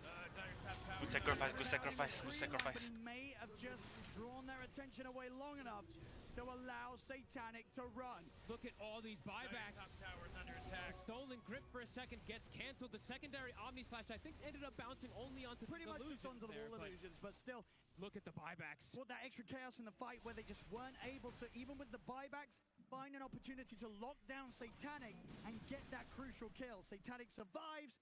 Continues to sit on an absolute mountain of wealth here. 9k gold on the Juggernaut. He has got many options. Are they going to go for him here? They might catch him off guard. Hexor, Alacrity. And then to jump forward, Satanic, the Daydream Blast, locking it down. The Infest will buy him a bit of safety. The rest of the team's trying to get over to help out. At the Abyssal to hold back Satanic and run. Collapse. Should be able to be there with his presence to keep Yatoro safe. I mean, they may be even thinking about trying to turn back over towards the Jug. Satanic heals up back to full with the healing wall. God, that was so scary there. If he does have Omni Slash, they can go for the kill, but Yatoro, knowing that they don't just get that infest, he does survive, but a risky positioning. I mean, Spirit, that was insane. Are they really going to try and stay on the offensive whilst they don't have 3 buybacks? It's going to be pretty crazy. 6 minutes here where they have to be so careful. They're seeing, though, that Yatoro isn't as safe as he anticipated that he was from earlier. These jumps from Vision is catching them off guard a couple times here. Catching me off guard, too.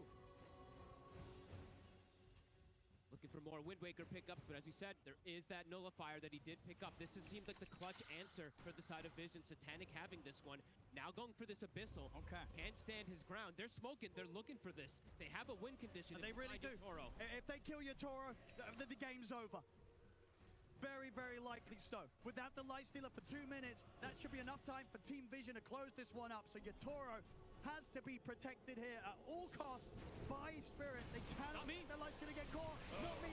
He's foul. Oh, you better hold on to your hat because now it's a mega kill. Have the most raid boss builds I think I've ever seen on these carries. Look at this. They're both completely 6-slotted. Yeah, Yatoro with what, 5k HP here with the arm that turned on, thanks to the fact that he's picked up the Satanic on top of it.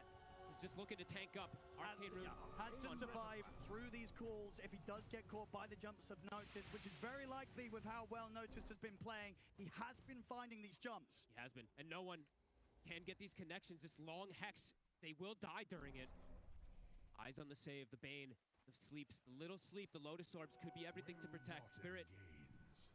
Radiant's middle tower is such a risky position, but this is what we love to see from Spirit. Even when they're in these sort of spots where they don't have buybacks, they are not afraid to take these risks. They know that you have to try for these sort of risky moves if you want to claim the Aegis of Champions. Pretty much even on the net worth here, coming up to 57 minutes here in a game 5. We were asking who's going to think that they have that greater late game. I think we're seeing that both of them have that great late game. Not really clearly seeing an advantage for either one at this point. Yeah, all about the play right now. All about the play, all about the catch. Eyes on Noticed. Both teams have the tools. Yeah, okay, I do see the BKB getting swapped back in, so Collapse not able to play with the Refresher Shard in his inventory. Absolutely necessary. He needs to be able to protect the nullifier. They're going to get a catch on the walls here outside of the base. Lol! He's got by. I mean, Spirit, they're going to try running into this. They're looking at Satanic. Yatoro's going to jump in aggressive over towards him here with the Infest. The wall gets dropped down into the Abyssal. They lock down Satanic. He's going to be saved for now. Can he turn? Abyssal drop down, but he will fall. Spirit on the aggressive here. Despite the fact they don't have the buybacks, they're ready to turn and fight. They look towards Notice. The BKB only going to buy moments here before they inevitably bring him down. Yatoro knows it. He's like, if they don't jump me, I'm going to kill every single one of them. So Laurel, he buys back immediately. Back the other way we go. Again, just doing this in this situation, this is absolutely peak Team Spirit here in the grand finals coming up to 60 minutes in. They never play scared. Never. They never play scared. And now they're in a spot where despite the fact that their buybacks are on cooldown, they might just be able to force these crucial buybacks out from Vision. No one has a full refresher picked up here for the move. How much damage he can do on the hold. And when do the buybacks come out? Do the buybacks come out? What's the move here from Vision? Is under attack. See. Radiant's middle tower is destroyed. Playing it safe, going for the push here. What a joke! Do you buy back or do you let these 2 sets of racks go? Because you still have a tier 2 down on the bottom lane. Do you just sack the 2 sets of racks? I think you might. Unless they overextend on the side of Spirit, you see a position where you can go for this kill on this lifesteal, you might wait. Wow. Team Spirit try and push for them. Take the mid racks and indeed they'll move over towards the top. 20 seconds now. At this point, you do not want to buy back. The Hex will come out. He's got saves. It's a tough call to make here, but it feels like the lesser of the evils really here for Team Vision. They have to hold back on the buyback. They don't actually end up losing the full set top, so a little bit of a bonus for them there in that sense. But overall, Spirit strike back, able to do heavy damage here, taking out the full set mid, taking out the range racks top. But at the least for Team Vision, they don't have those big buybacks forced out. They keep their cool. 2 minutes left till Spirit has their buybacks back at the ready. Spamming the Moonlight Shadow for positioning. Seeing the pickup here from Noticed, I love this. This could be a game-winning refresher. If he gets a double call, trying to find Yatoro on the angle, could be everything for the team. They can follow up. There is going to be saves. We are seeing the Wind Waker now picked up for Not Me. It does have that potential to also get the save, even if there is a nullifier, since it's going to be a raged lifestealer. So there's a lot of layers in these team fights to look out for. Satanic wants the Moon Shard, wants the bots to be able to play out the map, and yeah, still not the Aghanims. Not the Aghanims. They hate it. They don't like it. Nope, they hate it. Don't know why, but they hate it. It is a short Omni Slash, of course, so maybe he's just feeling like it's not going to make the difference anyway.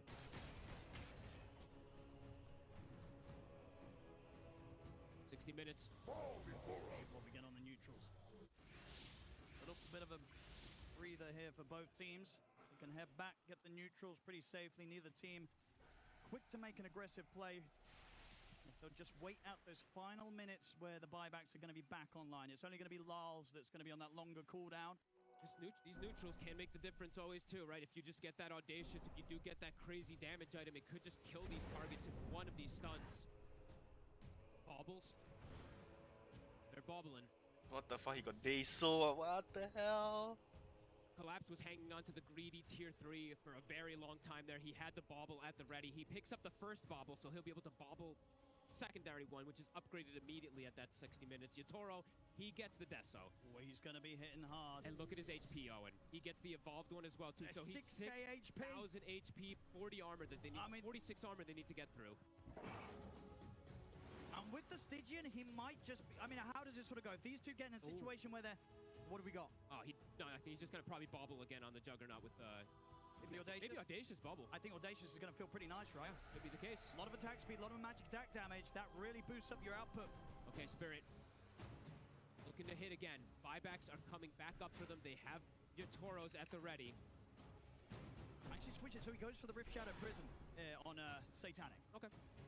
Able to push out a little bit. Those illusions, maybe able to play into the heads of Spirit, try and catch them out, bait them out. That is what a lot of these players do. I mean, Yatoro and Satanic, the most notorious ones for doing these Manta and Illusion plays to bait things. Smoke on smoke action. Will they fall for these plays from Satanic? Roche is up. Nami pushing out the waves with his arrow, with his Starstorm. Both teams pretty much getting the buybacks back online. Look at the Dead scouting a lot here. It's an illusion, so the bait, the Rift Shadow Prism, falls for it once.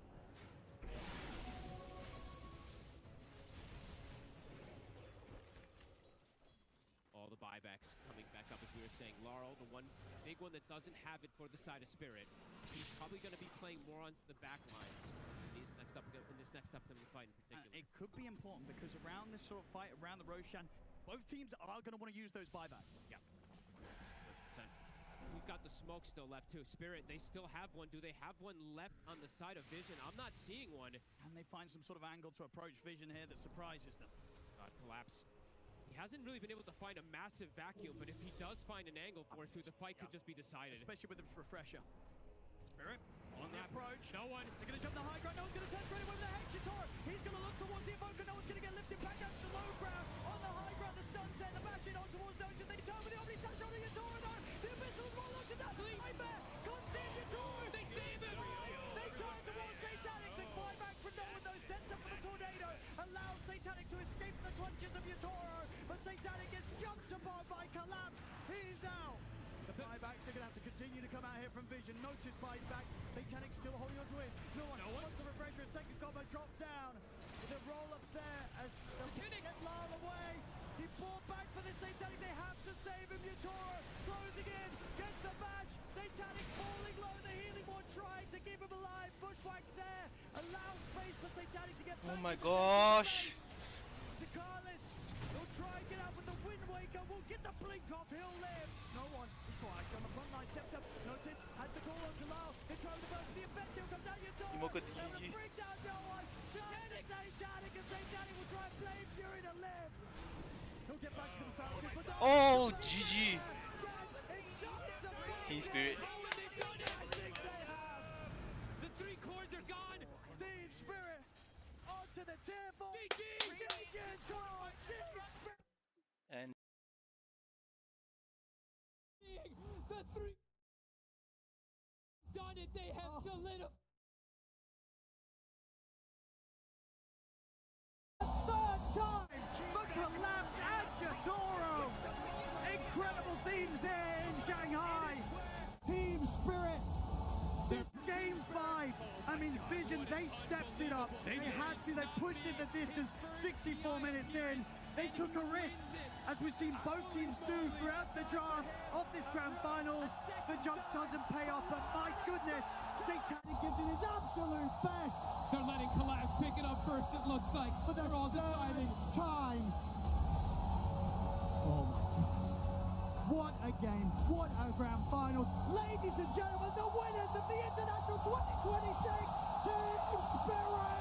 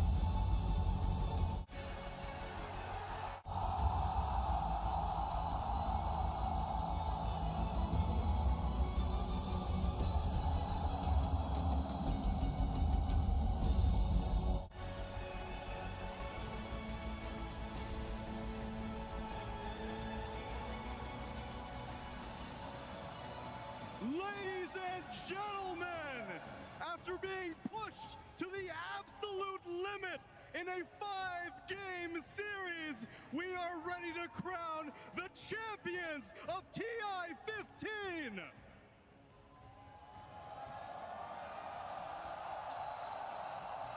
For the first time in Dota history, a team claims 3 agencies! Give it up for Team Spirit!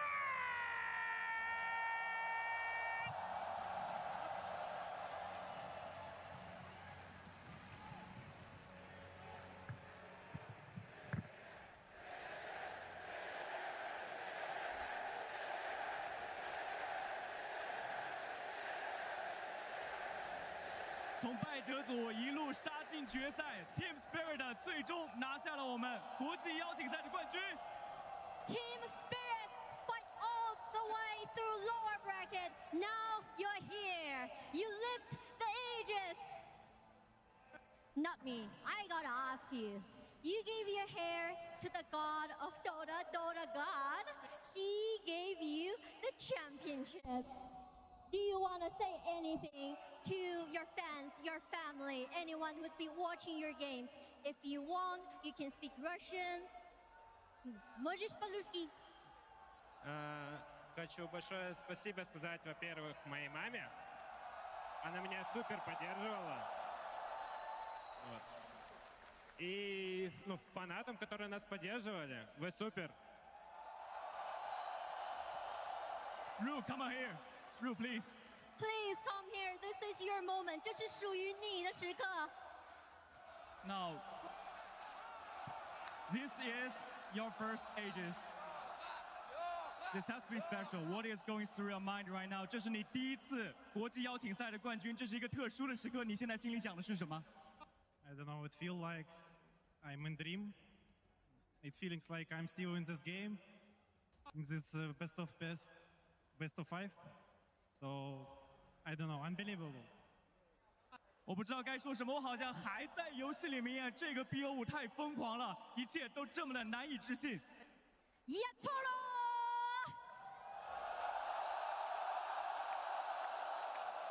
3座神盾，第一次拿下 TI 的时候，你有没有想过这一路会这么的精彩 ？3 Aegis.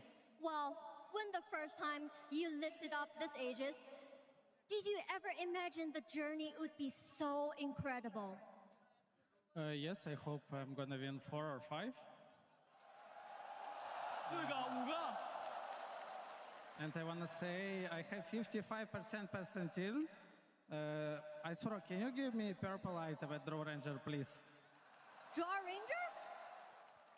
Please, I lost all my predicts.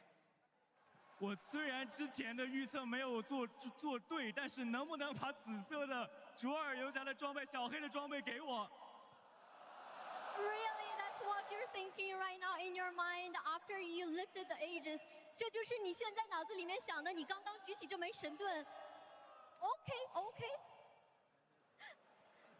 Lau, please. Lau, come on here.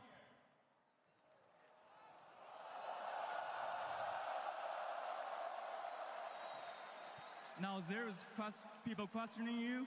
You've won it once, you've done it twice. What's going through your mind right now? 有人质疑过你，你拿到了一次，你又证明了一次自己。你现在心里想的是什么 ？Just feel good. Amazing games. They perform really well. This last fight was amazing. Like screaming, destroy everything. Like when we try to catch them on fountain. So it's just good to play Dota and win Dota. 这次系列赛太疯狂了，最后的一场团战，我们一直在叫，一直在打，我们把眼前所有阻挡我们的东西都摧毁了。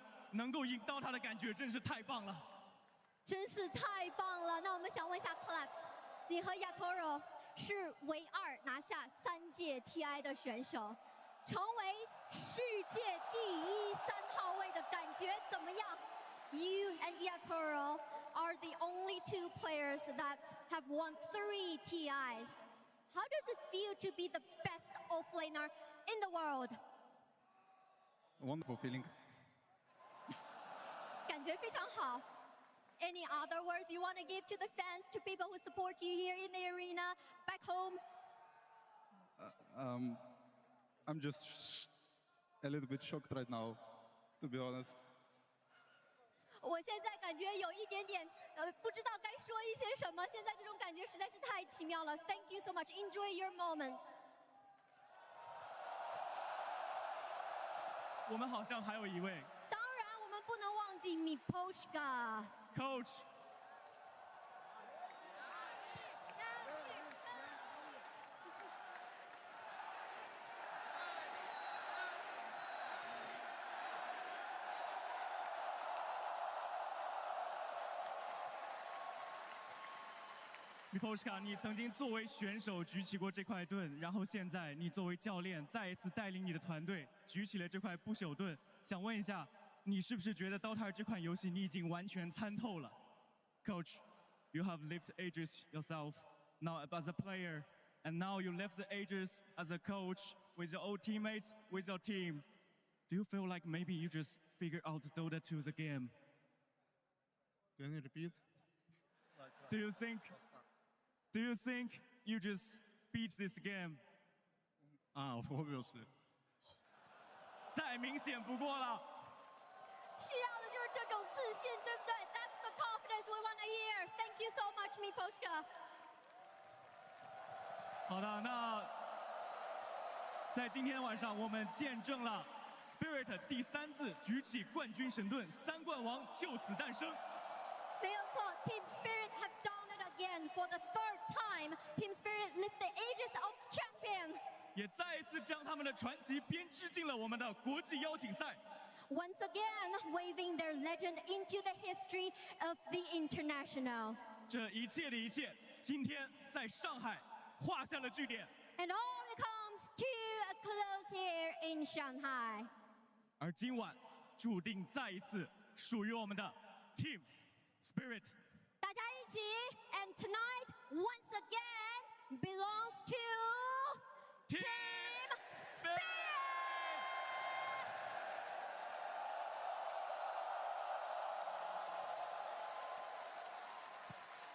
Congratulations to Team Spirit. Every year, a team makes history, but TI-15 is special because this is a legacy that has been created today. A legacy that no one ever thought would happen in the history of TI. We have our first ever 3 TI champions, and Org winning for the 3rd time as well for Team Spirit. Miposhka doing it as a player, as a coach, and not me to come in as his first ever TI appearance and lift that Aegis. Rue as well, coming back for the 2nd time and getting to have success. It really is a fairy tale ending for them here on Spirit. This is the undisputed best team in the history of Dota 2. You go, Quinn. No, they are the GOATs. There's no argument.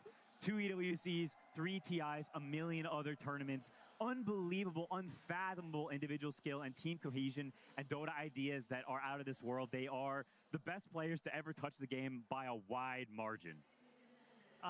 Yeah, I'm at a loss for words. I'm really happy for them. I honestly think as Dota players, we could have no better ambassadors for our game. I think they are beyond just being great Dota players, they're also great people. They're people you can look up to and you can aspire to become like. They're amazing idols for us to have, and I'm honestly really happy that it's them, that we're the first people to ever reach the 3-peat. And no one's done it like this team. 3 TI wins. They are incredible. They have a history of just busting out legendary player after legendary player, bringing in new players, bringing in players who no one heard of before this, who was not me before a few months ago. And all of a sudden, he's lifting the Aegis. Rue, nobody heard of him up until last year when he joined. And all of a sudden, he's the best position 5 in the world. He absolutely demolished this series. And you can see Coach Miposhka on the screen. He is the heart and soul of this team. He is everything that Team Spirit has represented over the years. Perseverance, resilience, friendship, love. It's just such a beautiful story to witness unfold. I mean, the resilience is so key. You can come in through upper bracket. They've done that before for a win, but to come in through lower bracket the way that they did, to essentially feel like they were powering up 2-0 after 2-0, and then again be pushed to the absolute limits. It was 7 games of competitive Dota that these 5 had to play. 2 different opponents in a single day that Miposhka had to draft for this team. And I cannot believe just what they're able to do at each and every turn. It felt like they were 1 step ahead, ready to take team fight after team fight. And that last one, I don't even know what to make of it. I would still be living in that booth if I was one of them. I mean, that sleep that Rue gets off on... I know we're not supposed to talk about the game, but I have to. You can. That sleep that he gets off on Yatoro, he's like 1% HP. He comes in with a clutch sleep, and that just turns everything around. You know, like, Bane is like so slow, and you have to walk your way towards him, watching his HP just dropping. Just finally get into range. You're not fumbling your E, so you like double click it and sleep yourself. You manage to get the Nightmare on him. It wins you TI, and like, yeah, it's honestly amazing. I'm so happy for them. It was a magical moment. I mean, Team Spirit, they just have a history of delivering magical moments at TI Grand Finals. They have a 100% win rate in TI Grand Finals. They have not lost a single one. 3 for 3, baby. 3 for 3. I mean, there is no other team that once they reach this point in the tournament, no one can stop them. They're like a boulder that's just getting bigger and bigger, and they demolish everybody in their way. It's unbelievable. Watching them is truly, it's a work of art, and it's what I think a lifetime of dedication to this game from these players has achieved. This doesn't happen overnight, and it's not just celebrated today, and I hope they're able to cherish this for the rest of their lives, because it is an unbelievable achievement in, I think, one of the hardest and best games ever made. It's what better sector to have such an accomplishment in? They've won TI in so many different ways too, right? That TI-10 was a Cinderella run. Nobody knew who they were coming up against when it came to them. They just crushed. They came from the lower bracket. They fought their way to it, and they won. Their second TI win, they were the best from the start of the tournament until the very end. And this TI win, this third TI win, it wasn't sure. Everyone had them like top 4. Nobody knew if they would make it this far. There was a big story, a big monster, a big final boss in Team Vision, and they beat them in the most convincing fashion And it was the most even Game 5 of a Grand Finals that I've seen in a long time. I honestly did not know who would win up until the very end. Honestly, I think the 10 players in those booths also didn't know, because it felt like we were going to be seeing history repeat itself with this Jug not being able to make it work, not really having a game. But my goodness, massive props to Satanic. I know that it's its Spirit's moment, but they really put so much out there. You were thinking, is this vengeance for Jug? But Spirit at the end of the day have answers for everything you don't even think about. Yeah, Vision put up an incredible fight, all 5 of them. So massive props to them. Even though they're not the victors, it's a side of Dota that's a little uglier and it's rough, but I think their journey is just as commendable. Not me doing the doing the Malrine and Amar. He just needs to fluff after a game like that. And I mean, we have to talk about this guy, not me. A Team Spirit have an eye for talent like no other. Nobody expected him to be this much of a monster. When he debuted in that Dream League season a few months ago, he was two-stepping around people. He was dancing around on his Rubik, stealing every single spell, single-handedly closing out games. And people were asking about, where did he come from? Where did they find him? And here he is, just a few months later, winning TI, lifting the ages. Yeah, it's amazing. Dude, that's Audi for you. He'll always support you, help you out when you need it there. But Spirit just have a family like no other in themselves. The way that you're talking about that they can foster new talent, and it's a true testament to what you're able to do when it comes to an environment. Back each other up. Know that when you're down on a Game 5, the energy's still there, the belief is still there, and at any point, you can take this, and you can be the ones out there like they did today, lifting that Aegis for a 3rd time.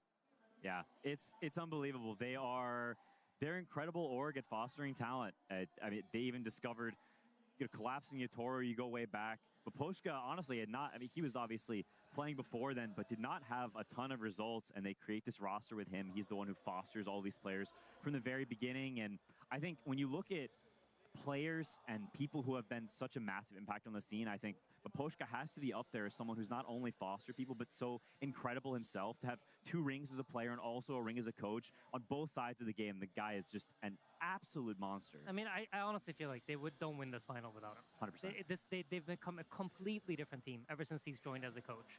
You can see the influence. Like, what's really cool about this iteration of Spirit in my mind is that they can play fast. This is their new play style, what they found from the new supports, the new kids coming in and teaching the old players, like, we can play like this. Whereas Miposhka then also brings the stability and the way to play these long, dragged-out, slower games. And it's a completely different beast than the team that won the first TI. I think if they can keep this kind of form, they will be a very threatening team coming up throughout all of next season as well. No one ever underestimates Team Spirit when it becomes a TI, but this year was so different for them. All of these roster changes we've alluded to, not a single first place at an event that they participated in as well, which is crazy to think about. This team has always been able to find success for themselves throughout a season, no matter what.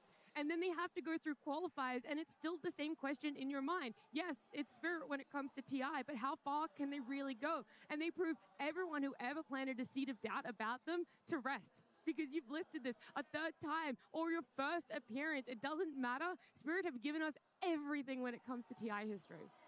And every single player on that team can be praised tenfold. And we have talked about Miposhka, not me, but Collapse and Yatoro, 3 Aegises. Yatoro is undisputably the best carry in all of Dota history. No one's done it like him. No one's looked as dominant as he has once he reaches that main stage and he gets on there. We were joking about bald Yatoro. He didn't need to shave his head. He didn't need to sacrifice to the Dota gods. He is that guy. And Team Vision, unfortunately, they had to face this monster in him. Yeah, I think the one word that describes those 2 players is just clutch. So many people, you can see them get shaky when the chips are down, but they just don't in the same way. I don't know what it is. I don't know how they're like that, but it's unlike any player I've ever seen. They're just, when the moment is the biggest, they play the best, and it's such an incredible skill that's so rare that you can't help but just admire it because it's, I don't know, it's astounding. I want to give each of you guys a moment to give me everything that feels right about TI-15, how you've enjoyed Shanghai in the last 2 weeks that have amounted to Spirit being our champions for this TI. I mean, for me personally, I think Shanghai obviously is where I started my own TI journey. It's amazing to be back. I'm really thankful to be here. And with obviously love to come back to China more. I haven't been here since COVID, so it's amazing to be here. The Dota at this TI has been very entertaining to watch. I feel like we had a grand finals that featured everything. We got really cool strategic victories. We got amazing gameplay victories. And towards the end, we got an absolute slop fest of a game 5 where everybody's just farming. So I feel like we got it all. And I'm, thank you to Valve for believing in us through this grand final panel. And thank you to all the players and all the fans for watching and making it so special. Dota 2 is such a beautiful game. I mean, every TI is a celebration of the community, of the teams, of the talent, of all of us just come together and we show how much we love Dota and what it means to us. And just watching the incredible games aside, being part of it and witnessing it firsthand is something else entirely. And I'm just always so happy to be here. Yeah, incredibly grateful for all of you guys for making this a great experience. Incredibly grateful to all the fans who love this game as much as we do, and that's why it exists in the first place. And thank you to Valve for creating and maintaining what I think is the best game ever made. And also thank you to production, all the people behind the scenes who make this stuff possible. There's so many of them who work unbelievably long hours, much longer than us or any of the players. So shout out to them for making an event exist that would not exist without them. 15 years of beautiful TIs. Here's to 15 more. A massive thank you to everyone, whether you're watching here in Shanghai, around the world, whether it be Australia, North America, Europe. We've appreciated you joining our journey here. And it is with a heart full of love for Dota that I wish you a good night for the last time here at TI 15.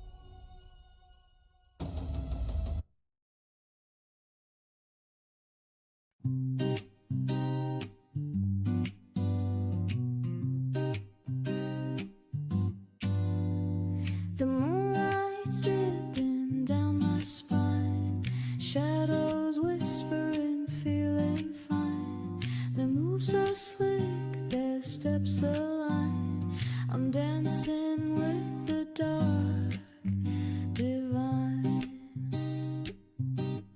dancing with shadows, they know my name, gliding through the night, it's a wicked game, twisting and turning, no one to blame, lost in the rhythm, it's all the same.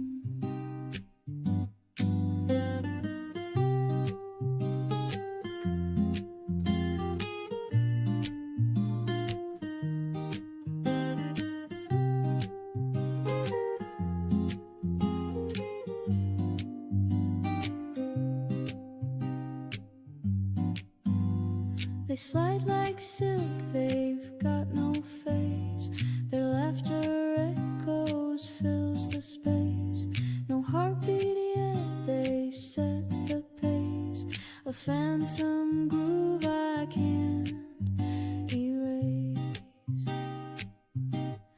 dancing with shadows, they know my name, gliding through the night, it's a wicked game, twisting and turning, no one to blame, lost in the rhythm, it's all the same.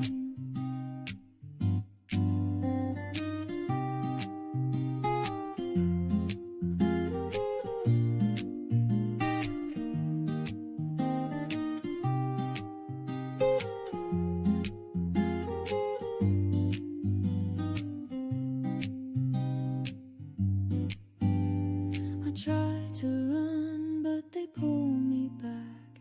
They've got the night, I'm under attack. Their dance is wild, their steps don't lack. They keep the beat, I fade to black. Dancing with shadows, they know my name. Gliding through the night, it's a wicked game. Twisting and turning, no one to blame. Lost in the rhythm, it's all the same.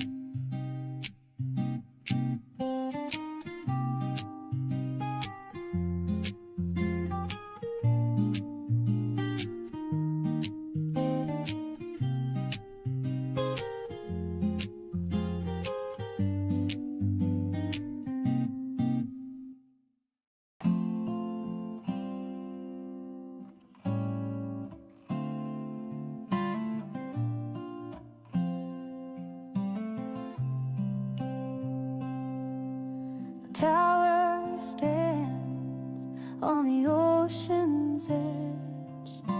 Its light spills out like a secret pledge. Through the mist, it cuts the night, guiding lost hearts to the shore's soft light. Waves crash loud, but it doesn't flinch. Its beam stretches far, every single inch. A quiet hero with a steady glow. It shows the way when you don't know. Oh, lighthouse, keep shining on through the dark till the night is gone. Your beacon whispers soft and true. I'll find my way back home to you. Lonely cliffs and a restless sea, but that light's a promise to you and me. No words spoken, but it says it all. Stand up tall, even when you fall. Clouds may cover and storms may roll, but your flame stays steady at the core. A silent guide with a fiery soul keeps us same aim for the goal. Oh, lighthouse, keep shining on through the dark till the night is gone. Your beacon whispers soft and true. I'll find my way back home to you.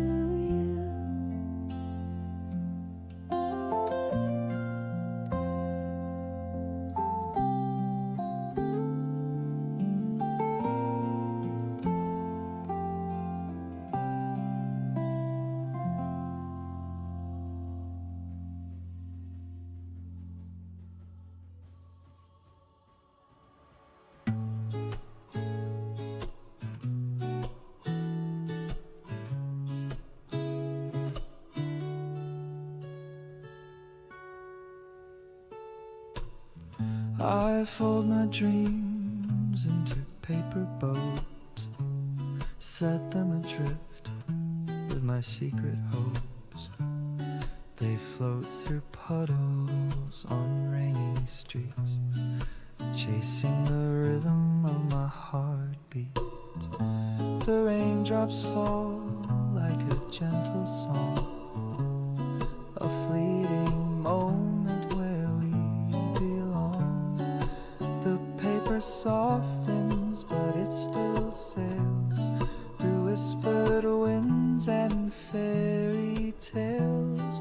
Oh, paper boats in the pouring rain, carrying wishes that can't explain, drifting away on a fragile tide, taking the pieces of me that hide.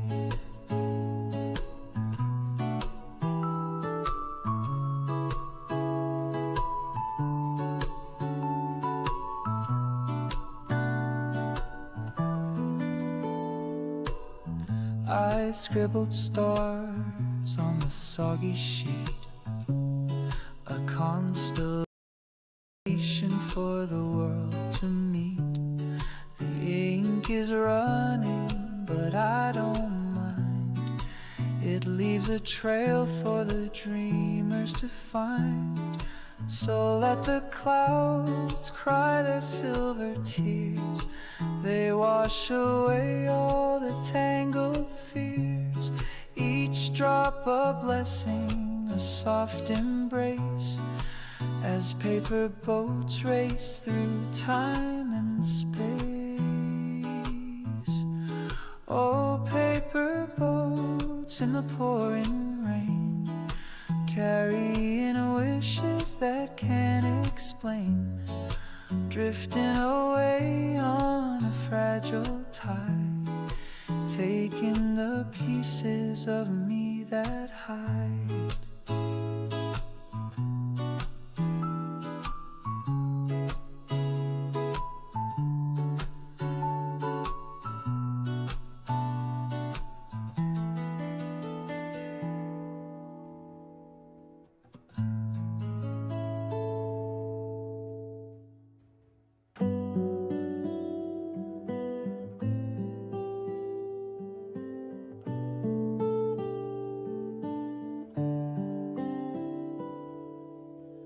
Fold me up, I'm a secret note, gliding on air without a code. Toss me high, I'll kiss the sky, a paper bird that learns to fly. Paper airplanes chasing dreams, floating on invisible streams. With every fold, a story's told, a fragile heart that's brave and bold. Wind's my guide through open space.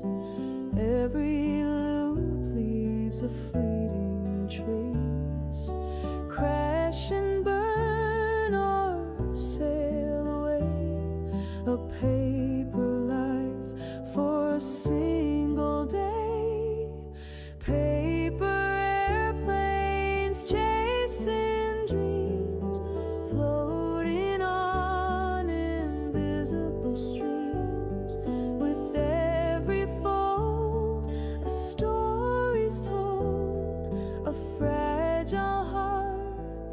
that's brave and bold.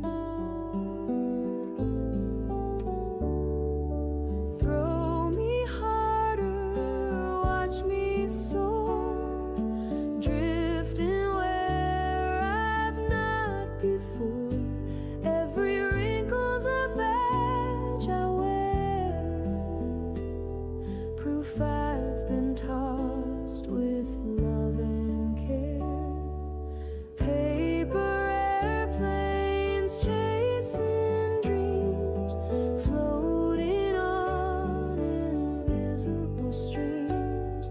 With every fold, a story's told, a fragile heart that's brave and bold.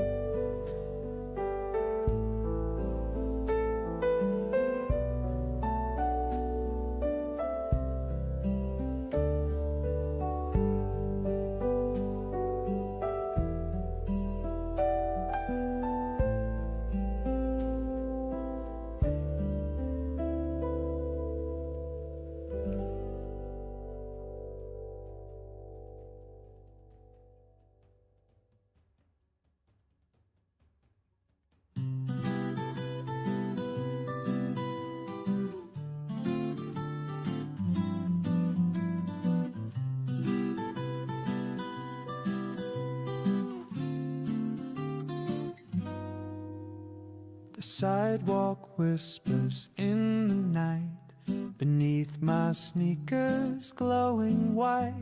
The moon's a spotlight in the sky, as stars keep secrets, don't ask why. I'm chasing shadows, skipping time, with every step a subtle rhyme. The world's asleep, but I'm awake. Moonlit sneakers leave a quake.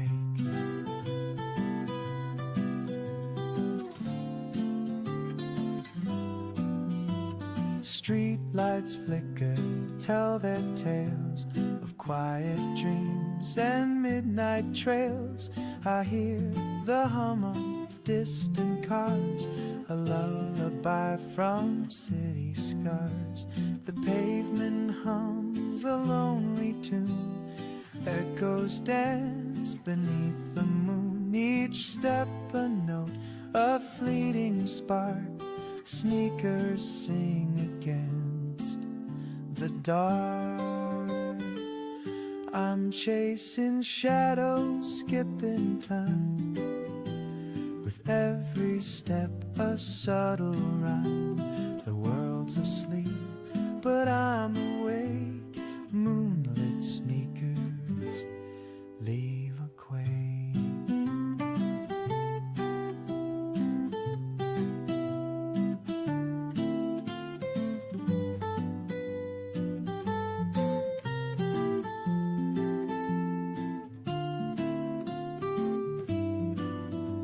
When dawn arrives, the glow will fade, but memories of the night we made will linger soft like fading streams. Moonlit sneakers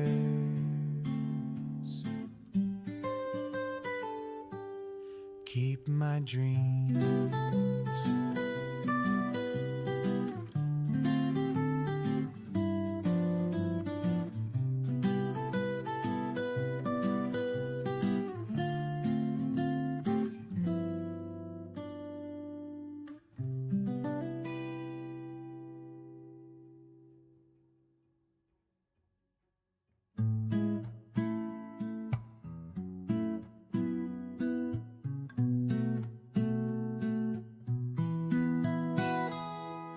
Clock strikes 12, the whistle blows, a shadow moves where no one goes.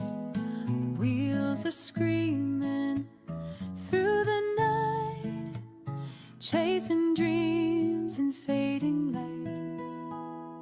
A suitcase packed with hope and fear, each mile a whisper loud and clear. The rails hum low like like a secret tune, the last train home beneath the moon. Hold on tight, don't let it go. This beating heart's about to show. The journey ends where we belong. The last train sings a restless song. The stars look down, but they don't speak. The engine roars its aching streak. A mapless route, a fleeting race. Each station holds a stranger's face. Smoke and sparks, a fleeting flame. We're riding fast through time's own game. The past is left in a blur behind. The future's calling undefined. Hold on tight, don't let it go. This beating heart's about to show. The journey ends where we belong. The last train. Okay, back to on.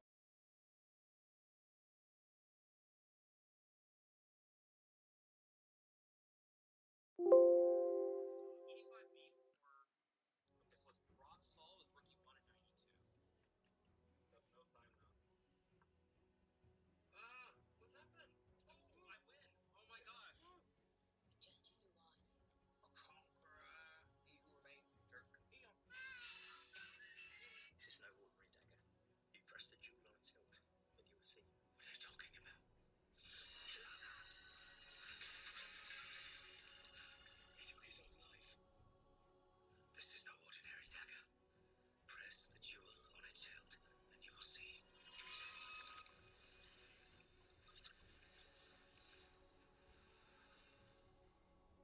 Stop! A moment ago, you died before my eyes. Oh, you pressed it. How did you know? Because we are brothers. I see that that's done as indeed return.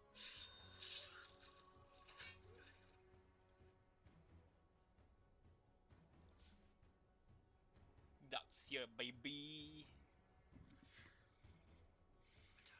So eager for the crown. You dastard. Always charging in. More than something the king scraped off the streets. Glorious as we are. Seems the bond between brothers is no longer the sword that defends our empire. It's no ordinary dagger. I don't know if we ever said this one on camera. They made us for CIA, for our bootcamp. I did everything I could for every moment of the day and made it through opens and we built something nice as a team. We built lots of understanding of the game. We built lots of joint passion and motivation for creating things and moments in the game to happen. We're really doing something great in very short time. And so we come to the TI bootcamp in Canada. We continue. And then we play Liquid and they like 10-0 us. They made me feel like a child. So after scrim number 10, we like every time we played them, we went in full force. We prep, we talk, we get ready, we go in and they just smash us. They brute with us, they don't shoot us, they nakes us. We had nothing against the bullets that they had. And I remember the last time we scrimmed them before TI, we went outside, we sat down on the grass, all of us. And we were just empty, defeated. We're not broken, we're not apart, we're still a group. But we look at each other and it's like, what's wrong? We didn't, and the only conclusion we had was like, guys, we need to play faster. We need to be better and faster, much faster. And it wasn't until that moment that we actually, I think, created the team in a way. They made us. We took lots of strategies. Solo gave me the Nature's Prophet also that I rolled a lot with that TI. Lots of stuff from daily concepts. The Chen was never mine from the beginning of Dota. It was always his. So that was all the things I was trying to absorb and take. But we were not the fast team until we scrimmed Liquid. So thank you very much for helping it. Because fuck, man, I'm telling you. Why didn't you help me? I don't know if we ever said this one on camera. They made Throwback to when this kid basically became a meme after failing so miserably on the game show Brain Surf. It was a Use the omnifix now. Give him to me. Hey, what? Don't. You're not Chromastone. I tried to warn you.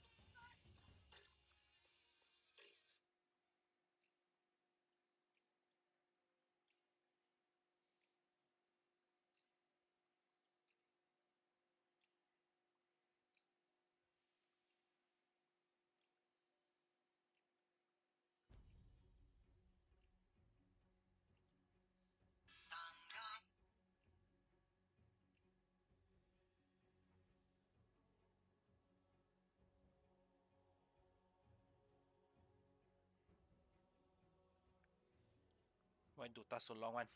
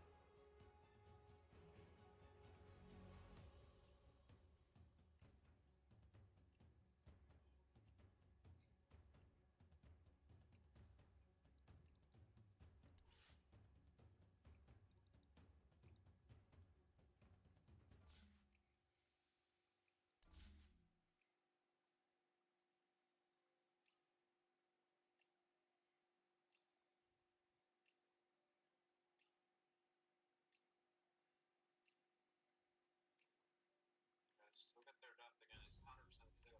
They have one more ban. So what are we looking at? I mean, Wraith King is probably their go-to versus Void, like just to blow you off kind of thing. We do need to find a great hero for you, Anna. Me? Yeah.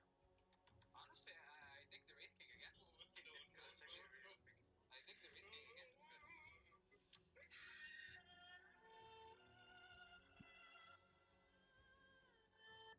Let's look at their depth again. It's 100% clear. They have one more ban. So what are we looking at? I mean, Wraith King is probably their go-to versus Void, like just to blow you up kind of thing. We do need to find a great hero for you, Anna. Me? Yeah. Honestly, I think the Wraith King again. No.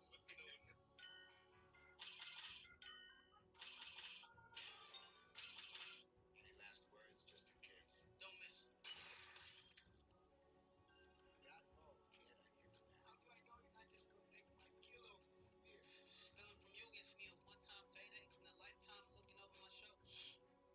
If I move the key and bring it back to cash, I got a friend for life. Got one day to bring the $12,000 to you. How am I supposed to cut it, weigh it, bag it, sell it, and bring it back in cash in one day? Not my problem. Say you have the market. Sure. Did you get this shit? It's my business. Oh, no, baby boy. That ain't how it works. You want to walk out of here? I can't give up my source. Well, I think you can. Here's what I can't tell. Dude, I got that from. Gave me that bird on Kassan. Oh, shit. That's true.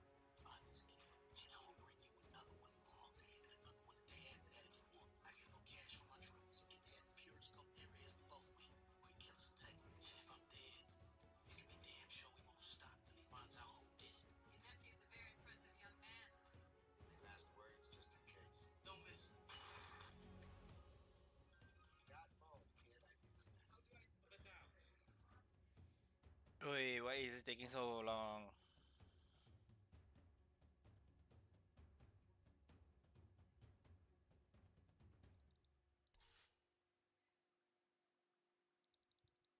So lagging, way. So lagging. Play some Counter Strike lah.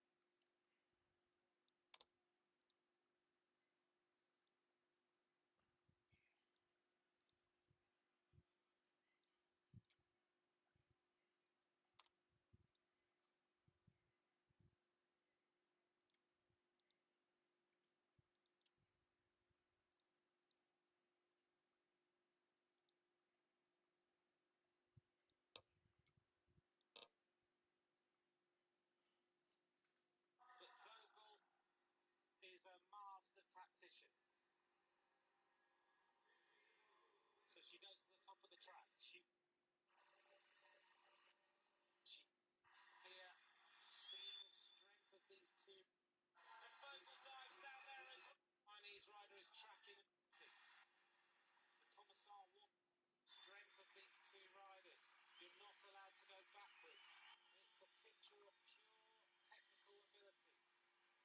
The Commissar walking alongside them. Vogel's decided right now we're going to have to try something else because clearly that is not going to work. She wants the gold medal in 2 rides. She doesn't want the stress of having to go to a 3rd ride here. The Chinese rider is tracking her all the way. What a magnificent performance she's put in. Can she now take it to a decider? He'll work the bell now as Vogel looks around and she goes down to the bottom of the track and Vogel dives down there as well. She closes the door on her. Now Vogel moves around the track. Who's going to take it? Vogel is indicating she's in the speed. She takes a thrilling sprint. Christina Vogel is the one without a doubt. But Vogel is a master tactician. Let's find out where's the power. Let's find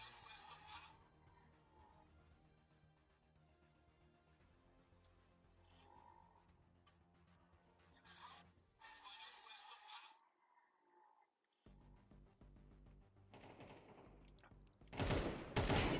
Counter-terrorists win. I'd like for my country to receive an arsenal of nuclear weapons. I place the value of that. Let's go!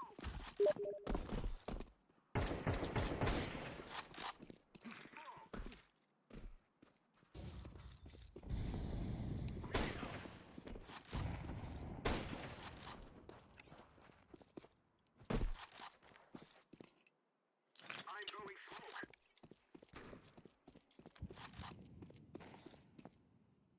Smoke! Flashbang. Darn. I'm throwing the flashbang. Smoking. Flashbang out.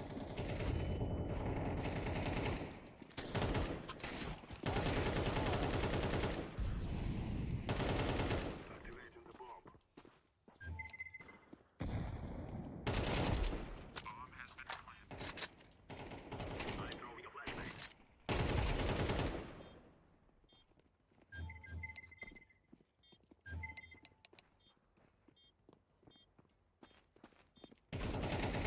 Terrorists win.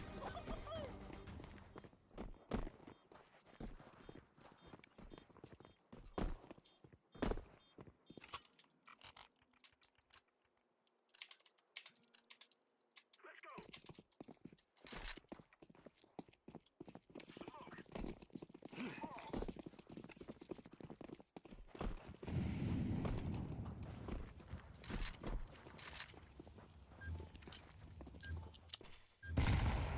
Throwing a flashbang. Flashbang.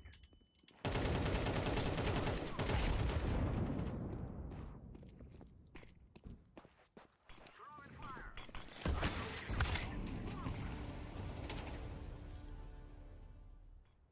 We must move.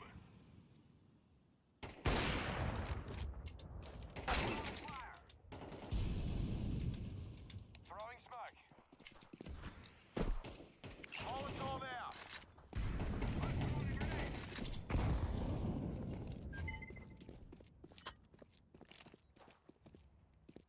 I'm going to plant this thing. Na na na na na na na.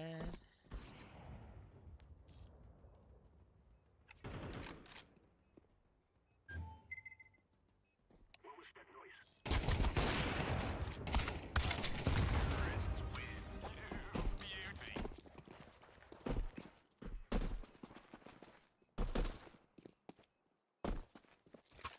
Very good. Time to move, knuckleheads.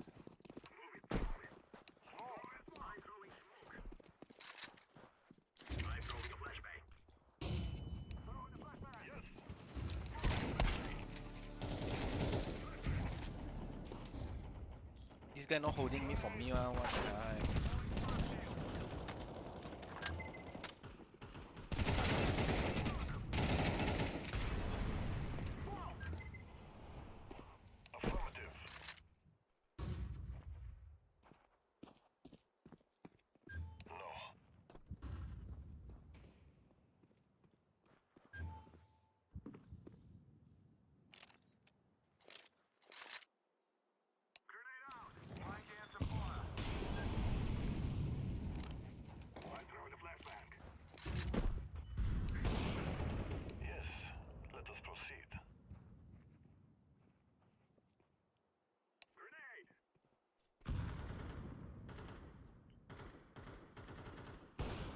Definitely not.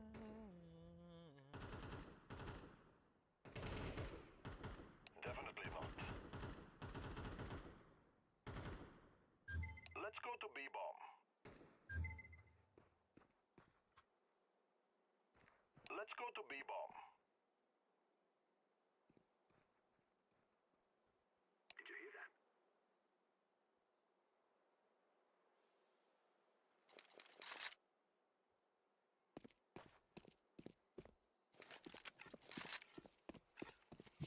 Flashbang.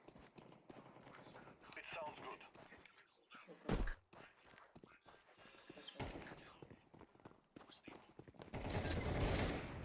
I agree.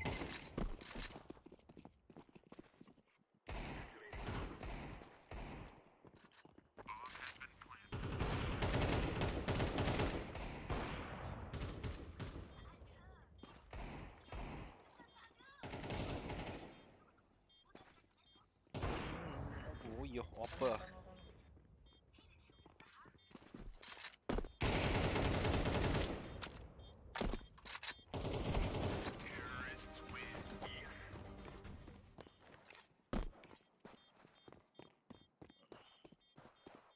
Last round, I can buy up. You know, our advantage also I buy up. Let's move. Smoke flashbang. Flashbang out.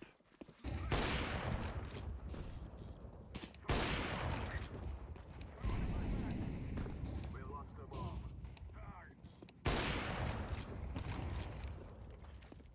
Throwing fire. Throwing a flashbang.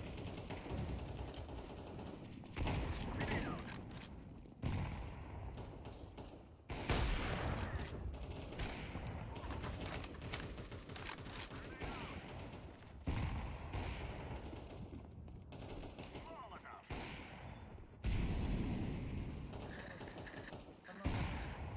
Let's go to A-bomb.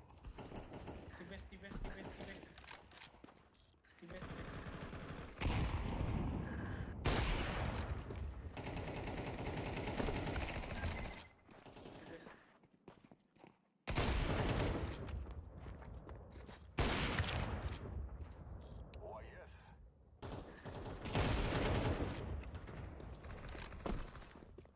I'm throwing smoke.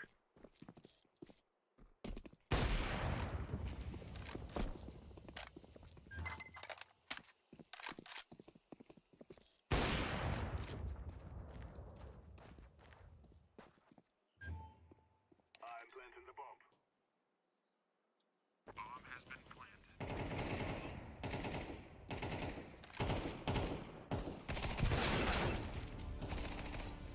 A good idea. Terrorists win. Very good. MVP with the fuck in the up, baby.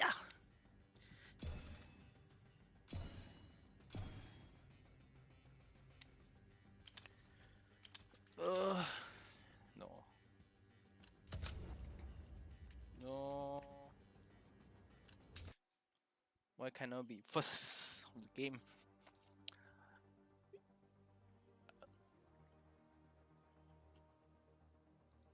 What's this sticker?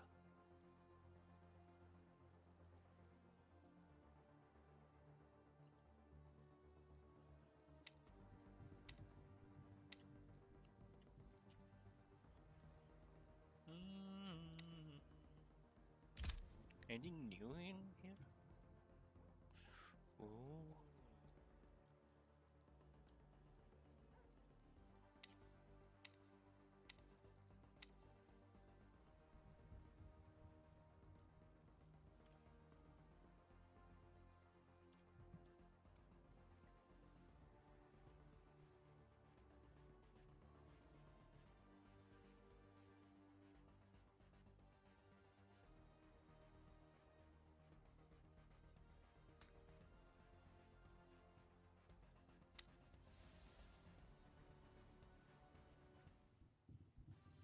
Oh, that's cool.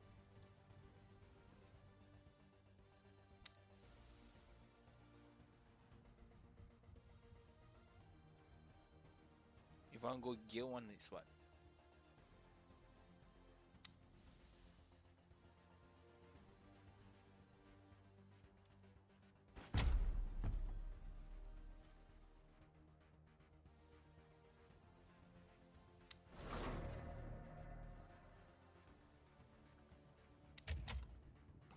I want to go back to Dota, man. CS is not my thing anymore already.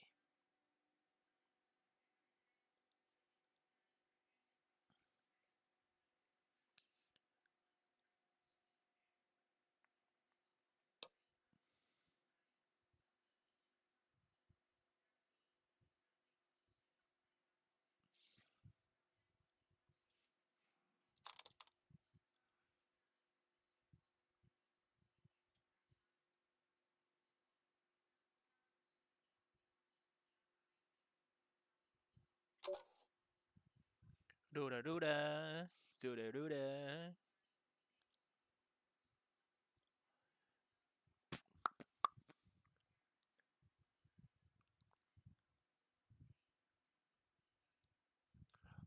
I wish. Hey, I should ask one of my friends to play.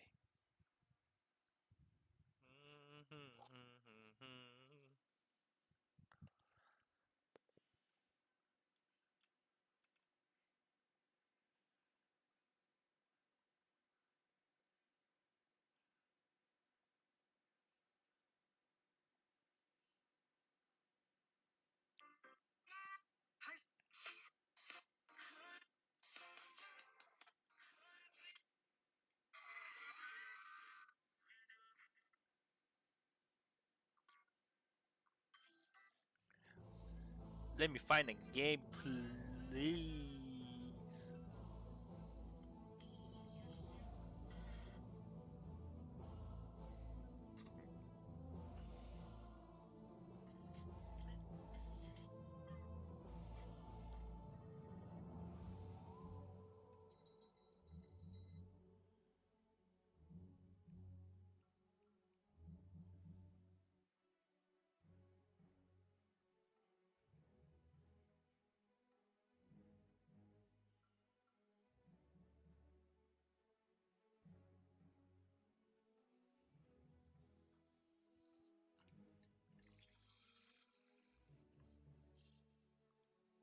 What is this lah? Why is it not loading?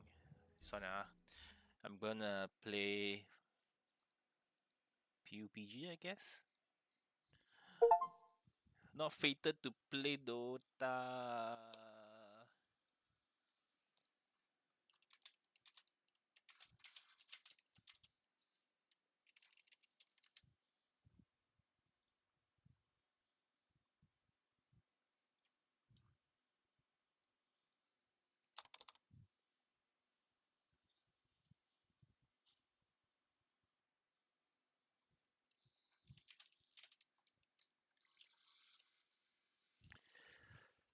Let's see. I should be playing Fallout as well. Try to hit the achievements.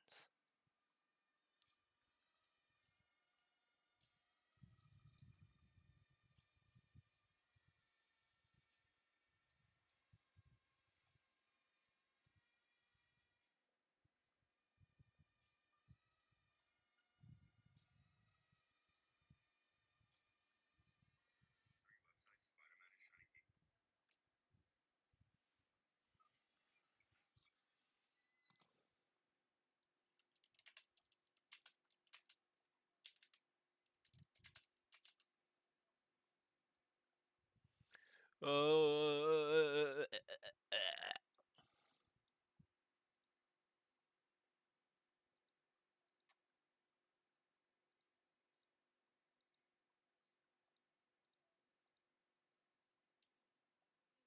video, I'm going to show you the fastest ways to obtain Ranger armor in Fallout New Vegas.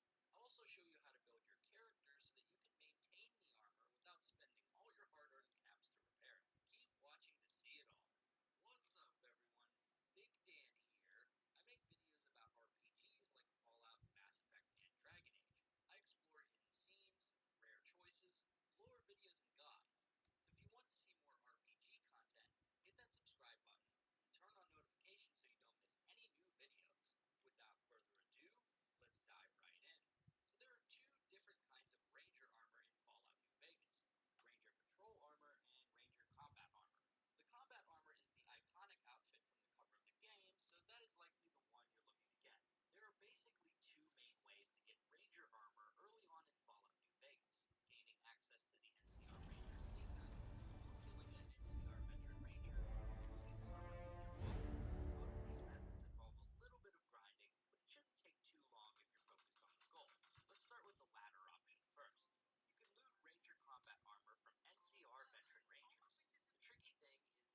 start spawning into the game until you've completed certain quests.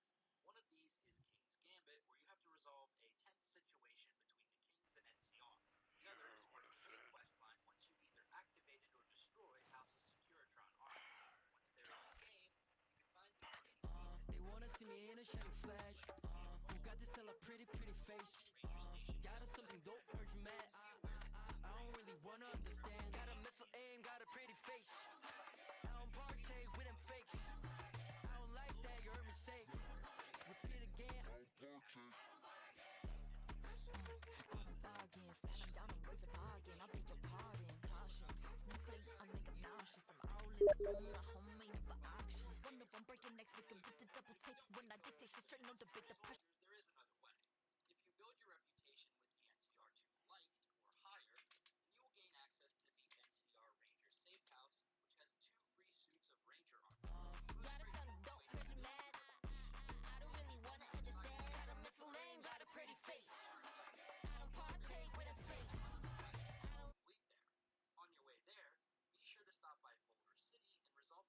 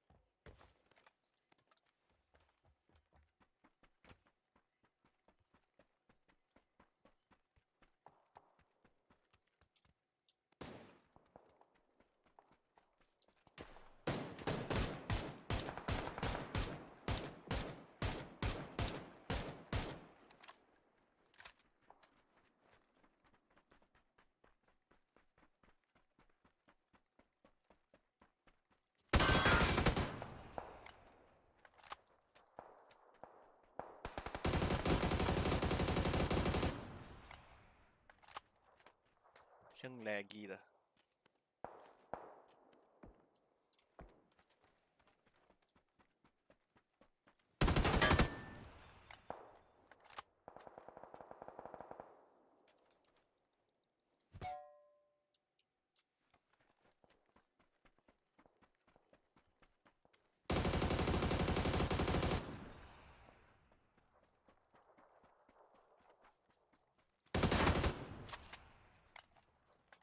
One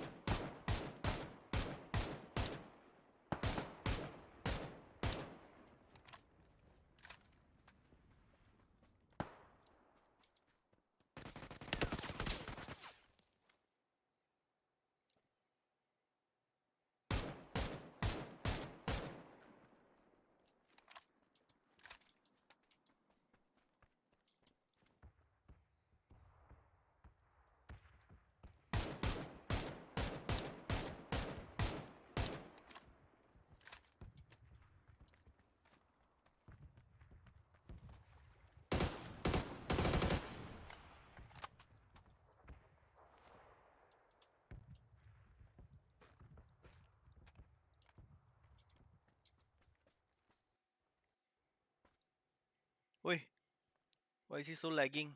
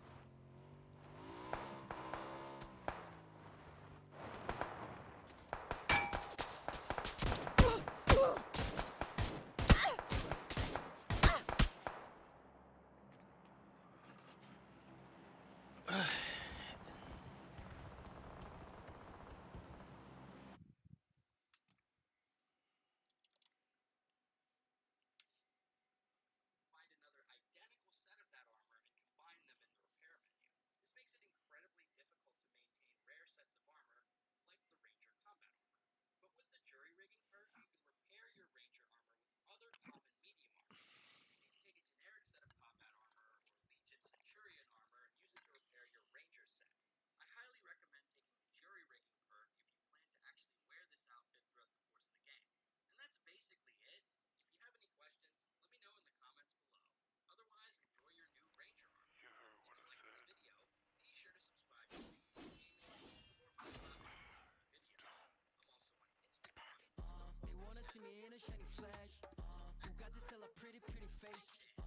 Got us something dope, heard you mad. I don't really wanna understand. Got a missile aim, got a pretty face. I don't partake with them fakes. I don't like that, you heard me say. Repeat again. Boom, bop, boom, bop.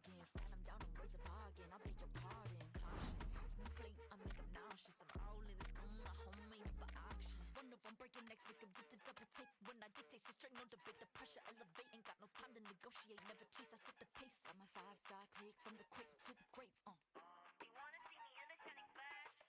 You got this hella pretty face. Got a son dope, heard you mad. I don't really wanna understand. Got a missile aim, got a pretty face. I don't partake with a face. I don't like that, you heard me say. Repeat again. 열심히 뛰어봐 나는 놈이 꾸며봤지 앞에서 해줄게 인사 반응도 못해 다 쓰러져 dominant one and I'm fair game yes I'm a 신사 기상 pack it up 팀사 긴장 shoot Done already. I don't wanna play PUBG. It's no fun playing alone.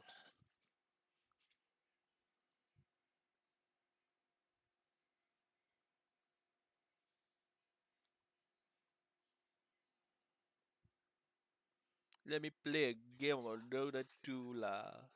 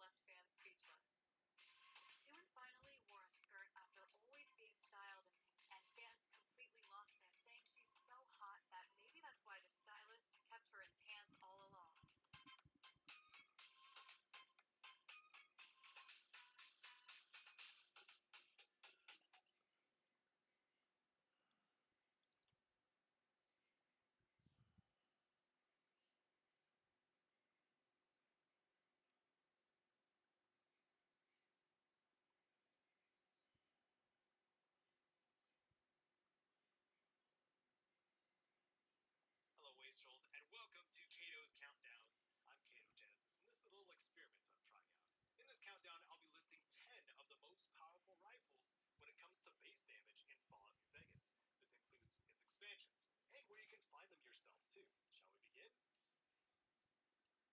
We start with the powerhouse formerly wielded by Randall Clark, the Survivalist's Rifle. It's a unique variant of the camp.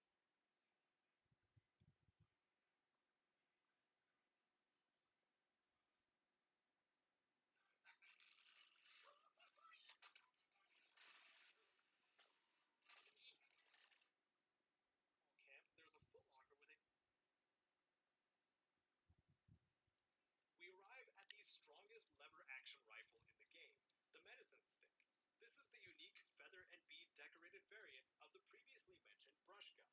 Its base damage is 78, AP cost is lower, and it can hold more 45-70 government rounds than the brush gun.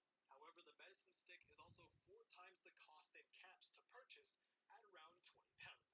If this rifle is indeed worth it to you, and it certainly was for me, you can pick it up over at the Gun Runner. Behold, you might have expected this one, but the most powerful rifle in Fallout New Vegas is the anti-material weapon. This bolt-action destructive force of a firearm has a base damage of 110 and uses 50 caliber rounds.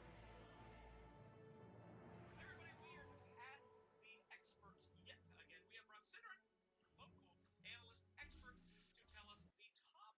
I don't get how the hell he got his hands on that watch. I just don't. This is too niche. This looks like a very simple watch, doesn't it? Well, it's not really that simple because it's actually a deadbeat set.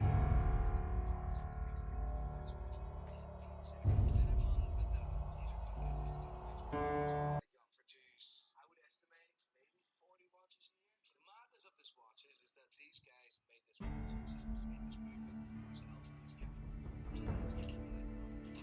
in retail price, 60, 70, maybe 80,000 Swiss franc. I don't get how. Right now, all the survival is giving out 100. If you're on TC conversation, eye contact with me. Yeah, never. Are you making eye contact when you eat? That's horrible.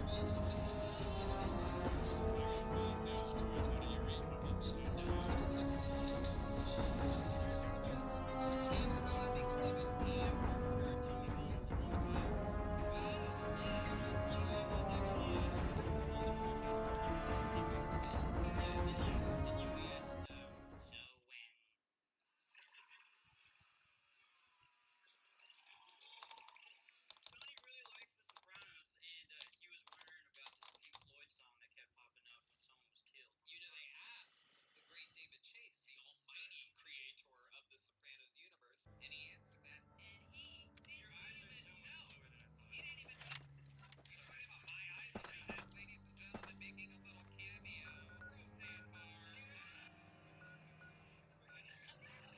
It's good to know your old age, your eyesight still works. Those are crazy cute to brag about being 72 in front of Fiona. You know? Yeah, it's she's got wiggle bone or something. I don't know. I've got this. I can tell by sauce that you're looking forward to making. Oh, there's this really good one. It's like an edamame with jalapenos in it, and it's like called EDJ, and it's like.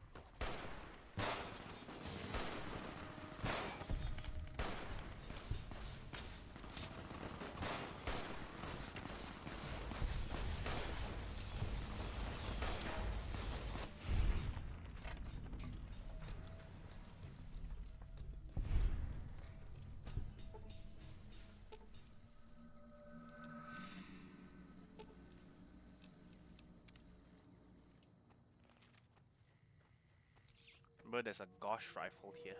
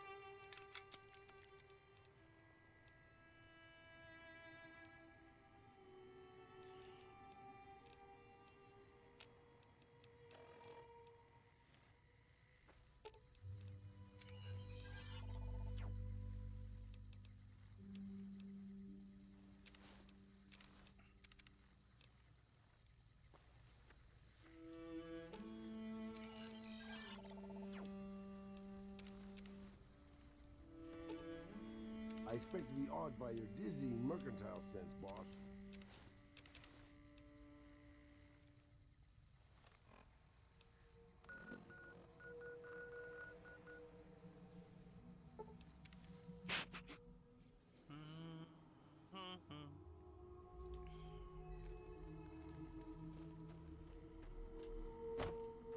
You know what?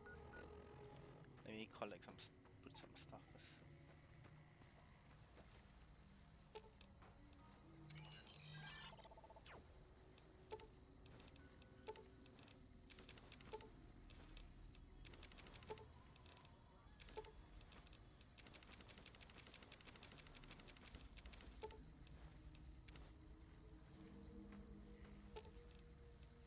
I'm sure you'll be fair and equitable, boss.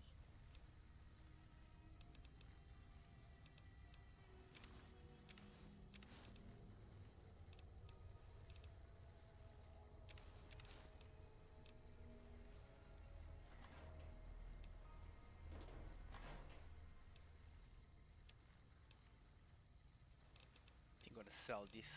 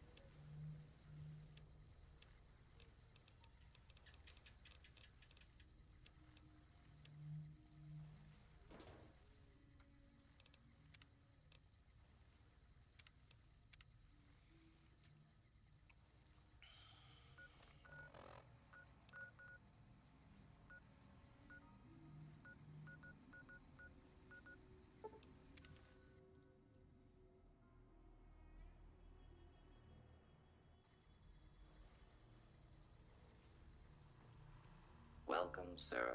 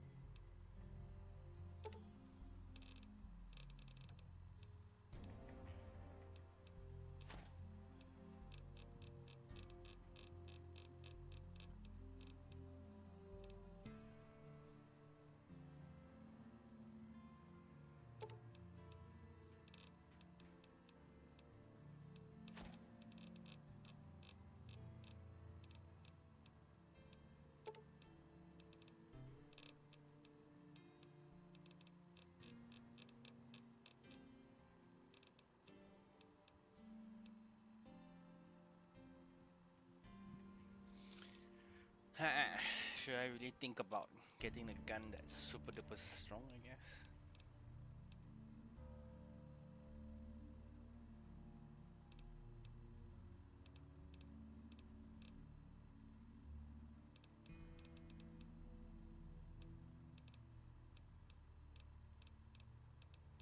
Yeah, I got no money anyways.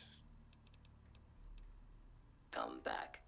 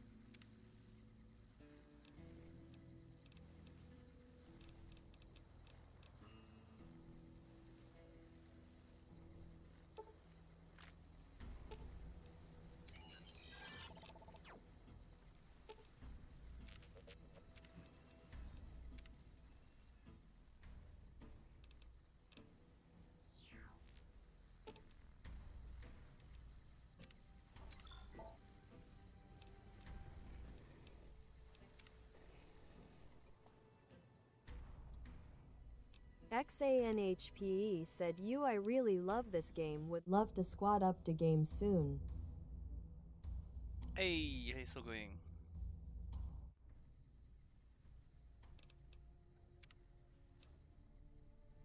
Squad up. This is a solo player game. How are you gonna squad up?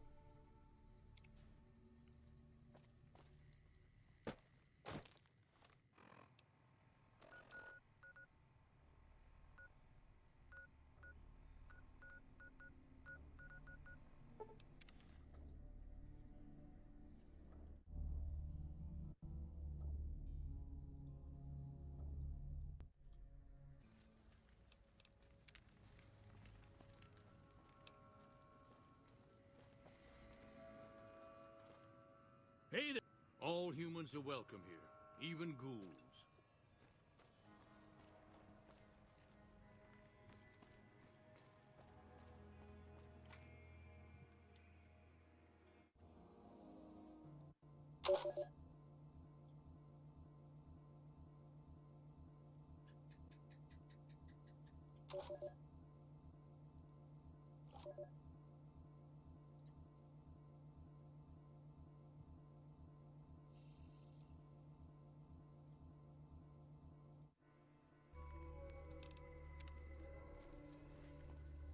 That tower on the strip, the one you can see for miles, I hear it ain't sealed up no more.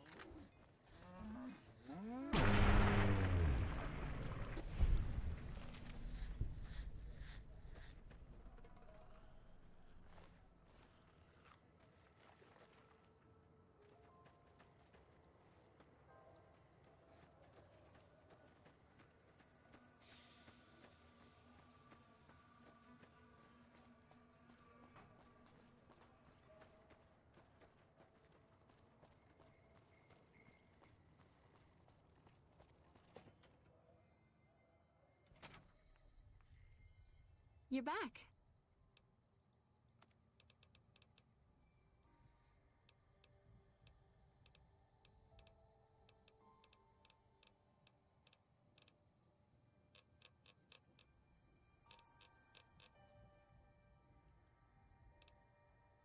All right. You're healthy. Huh. I've never... In fact, you... All right. All right. You're healthy.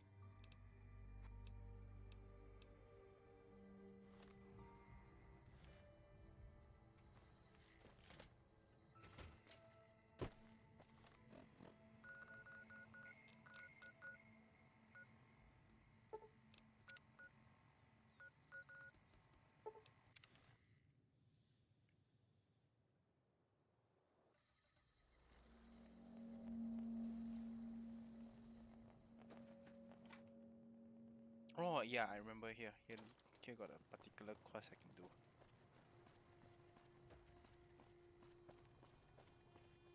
Word around the east side is that you took out some major players in the Fiends. That should make life safer for a lot of people. This here's where folks go when their luck runs out. Drifters up from the Republic, locals that can't turn a dime, drunken reprobates from all around. And if you don't have the caps to get onto the Strip, odds are you'll end up here. Well, I am a little short-staffed. Maybe you could give me a hand. Some people have gone missing from the camp lately. I haven't seen any signs of violence or heard about any feuds. They just up and vanished. And I've also got Keith and his gambling to deal with. I know that skunk's cheating folk out of their savings. I just can't prove it. They never seem to have much in common. That's why I didn't notice it sooner.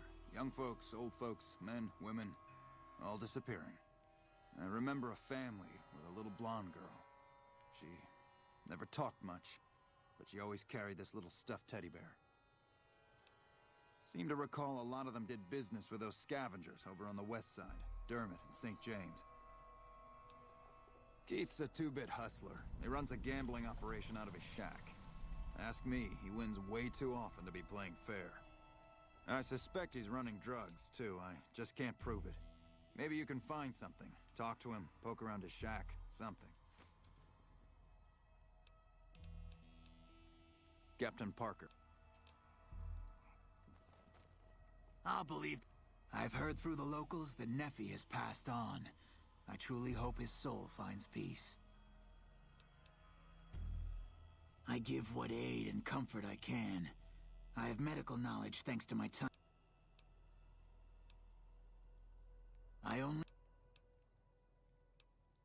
I would be happy to, should you require it. Poor lost souls. But the journey is often long, and the price to enter the city is steep. Those who could not pay ended up here. Some find honest labor, but more fritter away what little they've saved on crooked gambling and cheap liquor. Still, I minister to them as I can.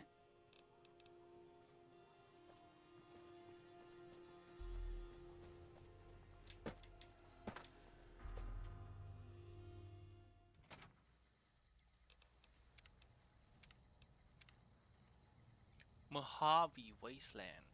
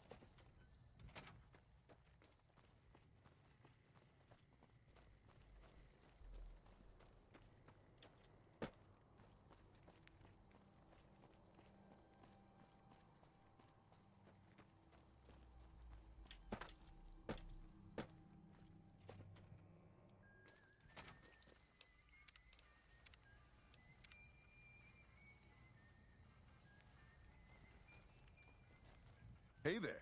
Fancy a game of Caravan? Name's Keith. You feeling lucky? I got games of chance, games of skill, games of you name it.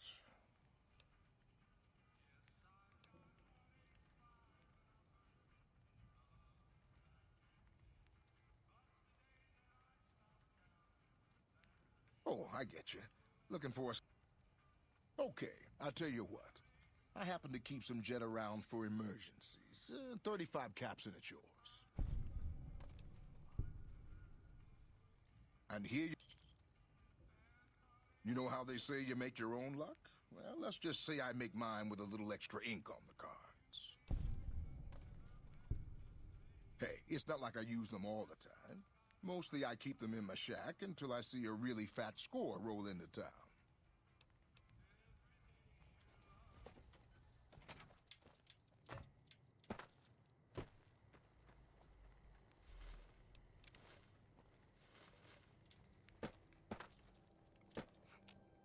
Something I can help you with, stranger? Drugs and crooked gambling? Can't say I'm surprised. Here, you've earned this.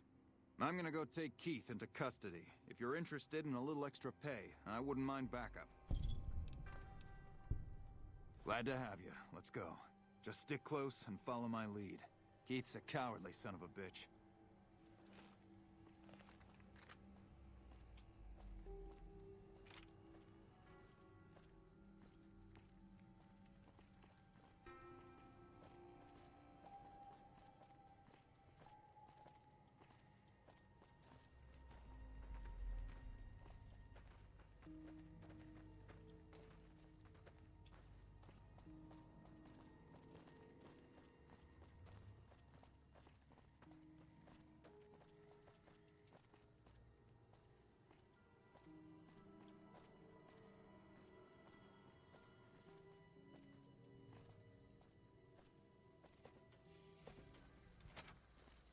Instead of spending a fortune in this war, the NCR should be paying us to survive. Keith, in the name of the NCR, I'm placing you under arrest for illicit gambling and the sale of unlicensed chems.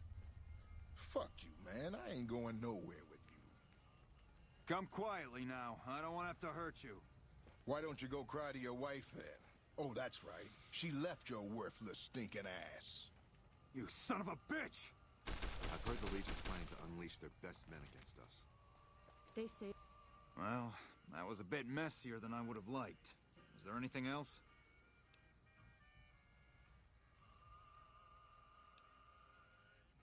Maybe, maybe not.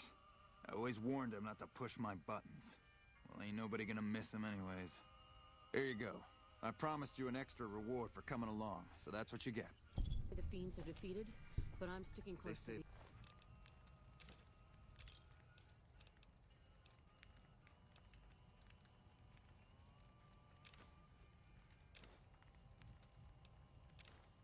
The army, fiends are defeated, just in case. but I'm sticking close to the army just in case.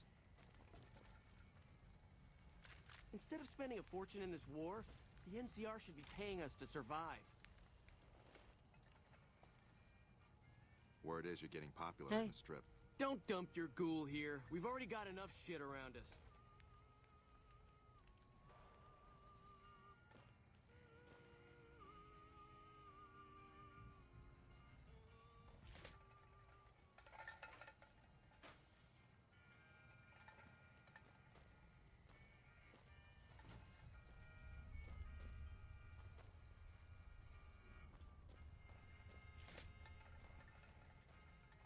How many rubbish there is?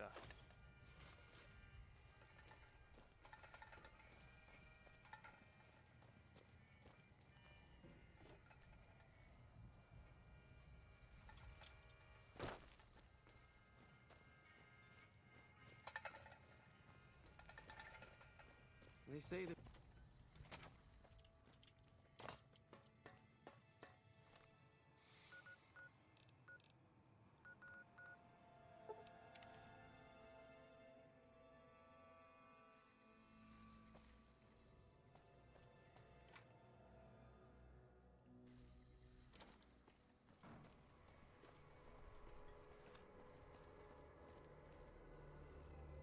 Sticking around? Someone finally put down that sick motor runner son of a bitch.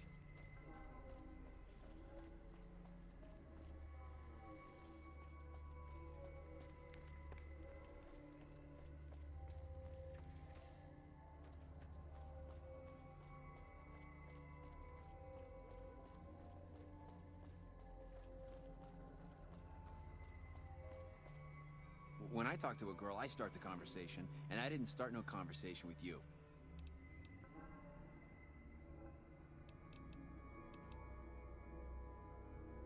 I don't know a thing about no missing refugees from that Aerotech camp. Go cry to somebody else.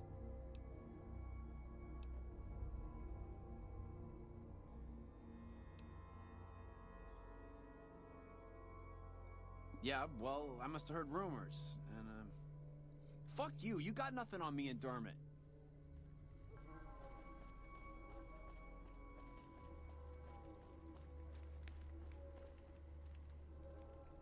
Welcome to Casa Madrid. Yep, for years now. Folks who can't pay their way onto...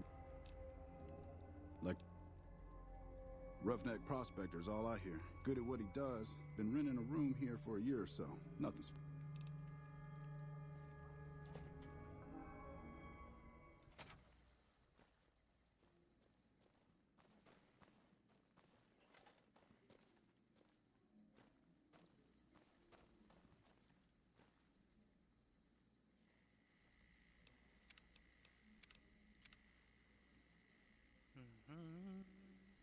This crouch walking is...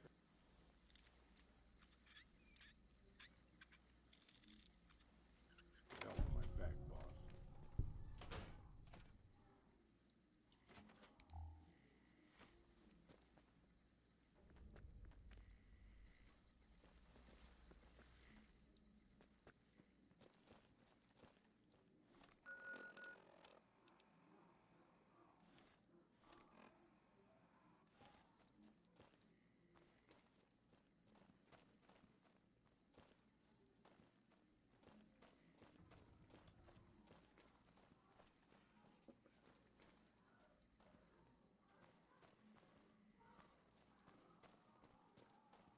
Someone finally put down that sick motor runner son of a bitch.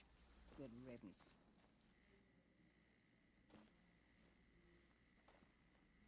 Don't see many of your kind here in the casa.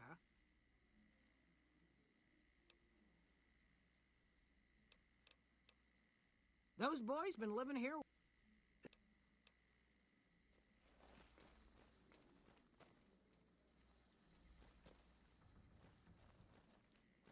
Been enjoying your time?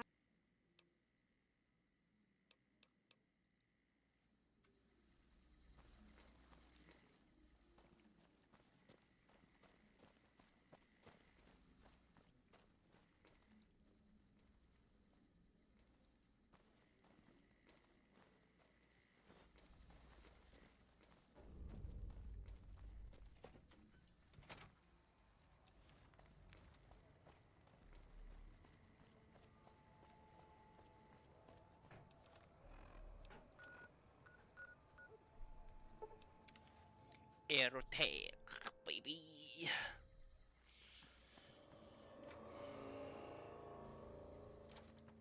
Oh, today's a tiring day. Have you found out what happened? Let's see. A bear. Yes. This belonged to the little girl, so that's a direct connection. And this ledger. I know these names. Nephi and Cook are major players with the Fiends. Dermot and St. James must be working with them. Thank you for your help. I'll make sure those sick bastards get what's coming to them. Here, you've earned this.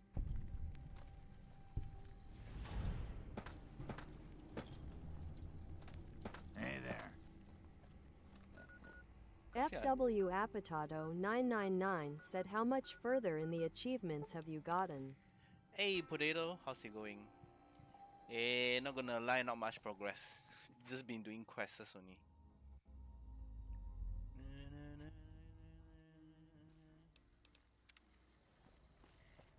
Really been just doing casual quests only. Oh, these guys just immediately just corner.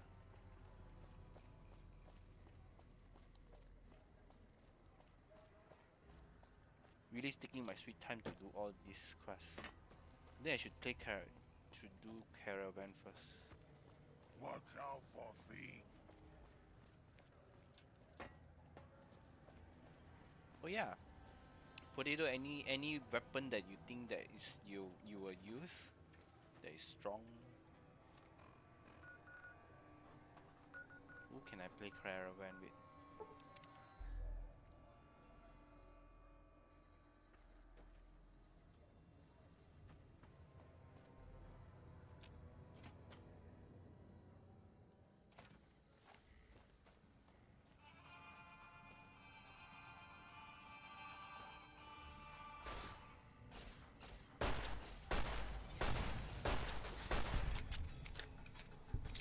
Yeah, I can use this new gun. Wait. I think I need to use that. FW Apatoto 999 said I just used the Gunrunner's Arsenal anti-material rifle for anything tough to kill like Deathclaws. The gun is out. Whoa! There was too much bomb for comfort.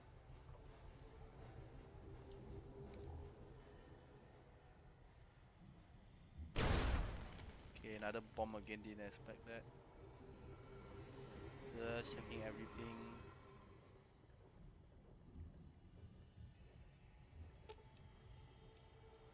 Okay, boss.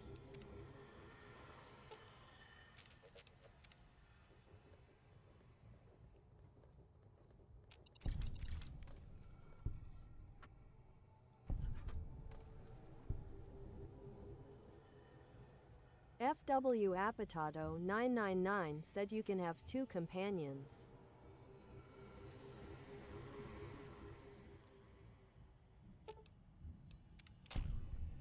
FW Apatoto 999 said, or is Eddie the only exceptions? Yeah, I think I can get another. Or this 2 is a maximum. But if you do the glitch, you can go more than 2, I think. But the downside is you always, how to say, if the moment you join the Legion, you're kind of fucked, I guess.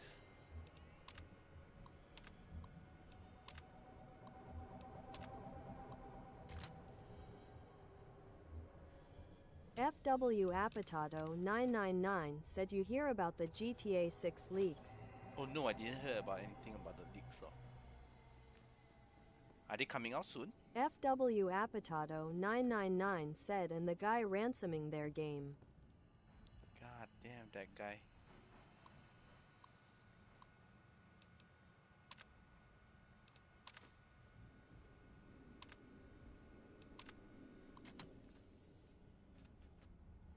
I would say a really smart way to earn a lot of money. Or you can just leak it out earlier.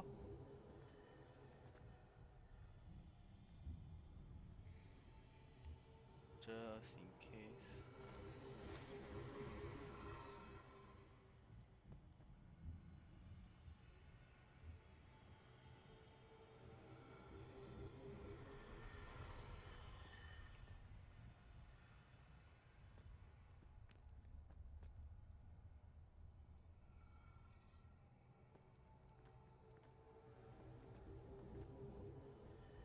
Think we're safe. Just checking for traps only.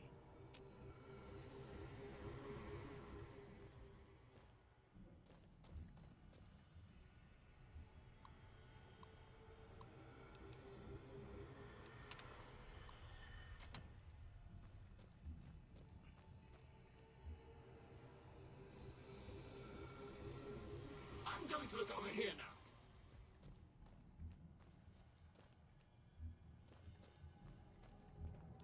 It's just little old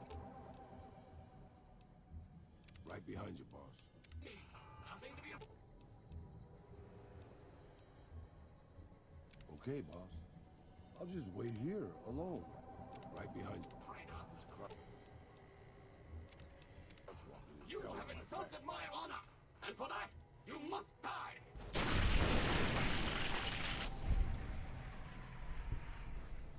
Suddenly got this.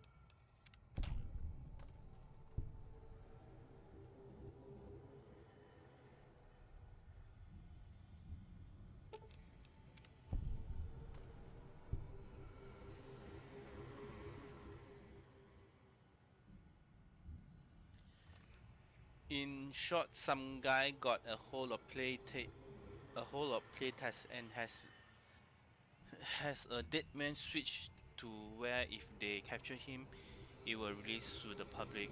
He also had a list of demands on Rockstar, or else he will the thing is people suspect the leakers lives in Russia, so it will be hard for any Western companies try to take legal action. My guy, one of the nuttiest thing you could ever do to a company that is trying to make people just have fun with the game.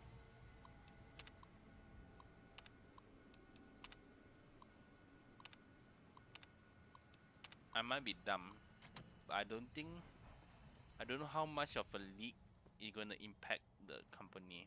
I don't know yet.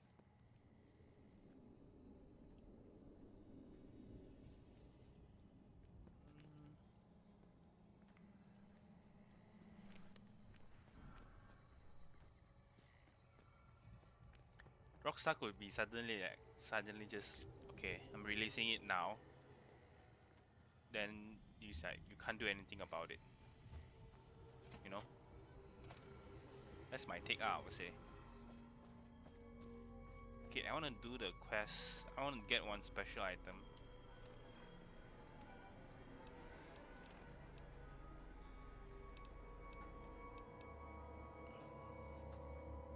This is a 1-star quest I think I need to do.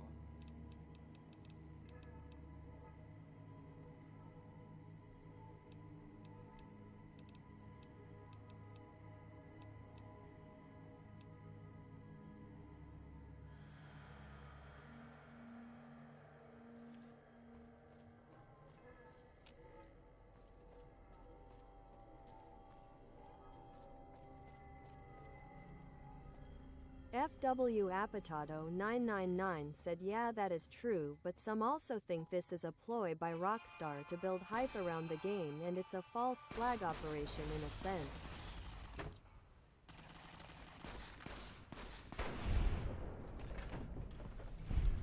True? That's also could be true, you never know.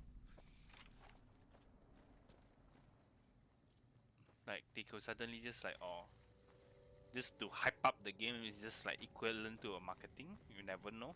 Anything could happen actually. Just wondering how much Rockstar willing to sacrifice for this game. I'm more of a kind of guy is a Skyrim guy, not really a GTA person, I would say. GTA is fun, but I'm not kind of guy for it. FW Apatato 999 said I have never been a big GTA fan, so I don't care if it reelses or not. Yeah, that's so true, eh? Not everybody is a GTA fan. Some are just there like for the hypes only.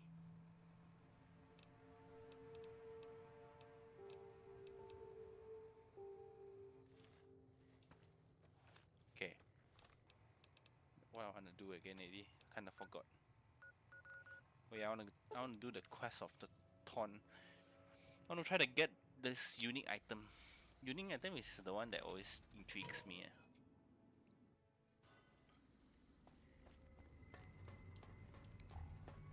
FW Apatato 999 said the campaign on 5 Good Online is just a cesspit and a grind they make way to hard.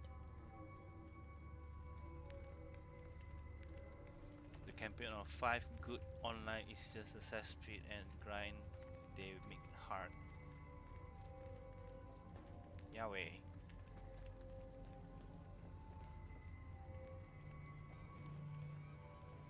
Why do so much? Waste of effort. I'd remember if I had seen you here before. The clamor of our bloodthirsty crowds reaches every corner. This is the Thorn. You can bet on the contenders. Or, be warned, the Thorn demands respect.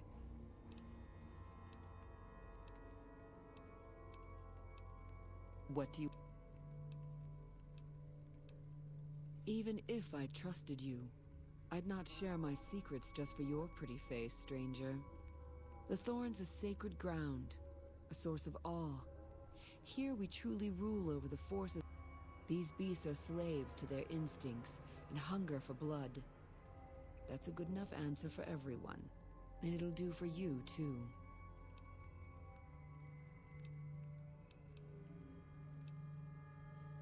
Our creatures come from the farthest reaches of the wasteland.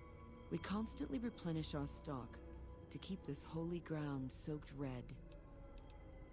Think you have what it takes? All right. Prove your worth, and I'll reward your service. The Thorn needs newborn specimens that will one day grow to honor us with their blood. Bring me a dozen giant mantises' eggs. If you accomplish this, I might gift you with greater talent. You'll find egg-carrying mantises in the wasteland. But a wise hunter would search at a mantis's breeding ground, like the nearby root. You've got...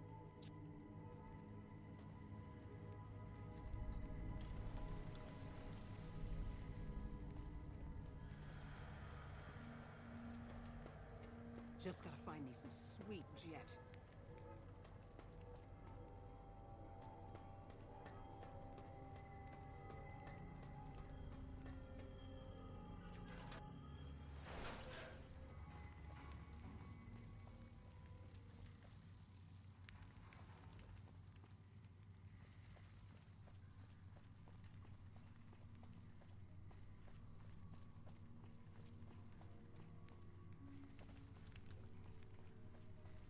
Oh, interesting. They put the cages here.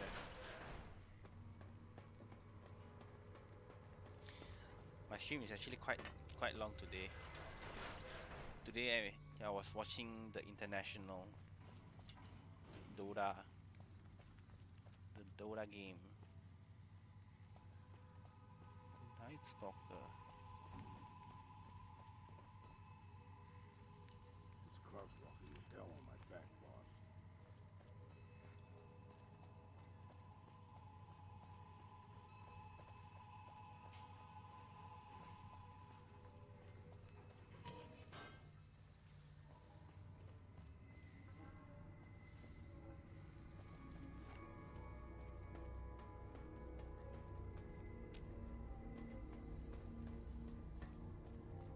This place looks like a maze, man.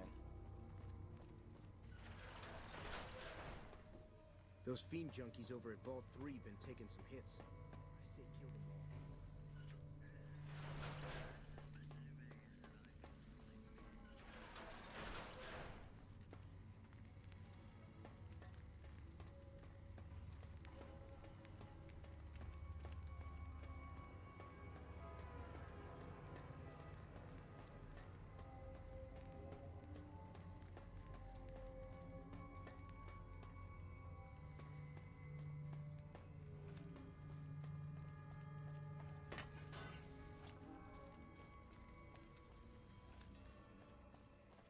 Looks like the war's ratcheting.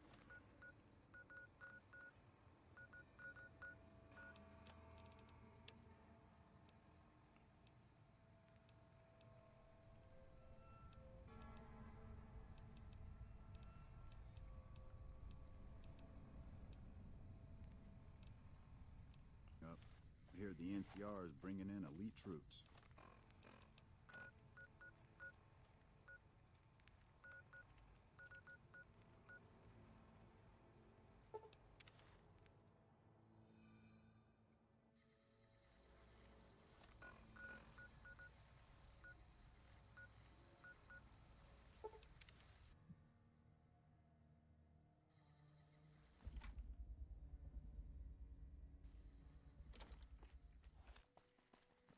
This map at some point just need to keep. I hear tell you pretty well wiped out the fiends around here. Not bad, not bad. You know, this time I may actually need a gun with a brain. Talk to Mrs. Hostetler. She's near the Crimson Caravan. I think her daughter's making bad friends, the kind that'll slip.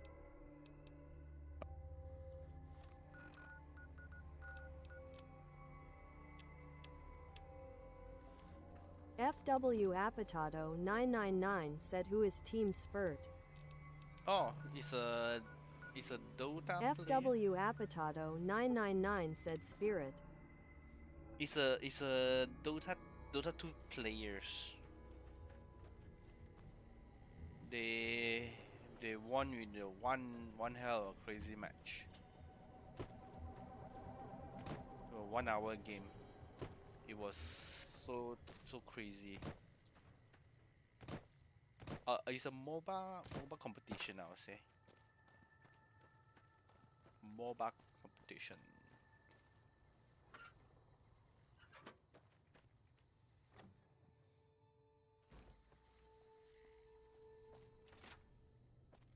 They say the Legion's bringing in veterans from out in Arizona. They must be getting ready to attack. What are you doing here? Get out before I blow your head off. FW Apatato He did, 999 huh? said All you right. ever What do try you the want? MOBA Pokemon Unite? He should really mind his own business. Crandon's good to keep scum in check, but he ain't exactly subtle. If you're good at snooping around, then I could use you. I need to find out what my daughter's up to. She's been frequenting this square in North Vegas, probably hanging out with street scum. I want to know more about her new friends. All right, we've got a deal then. I'll make sure to compensate you for your time, if you find anything useful.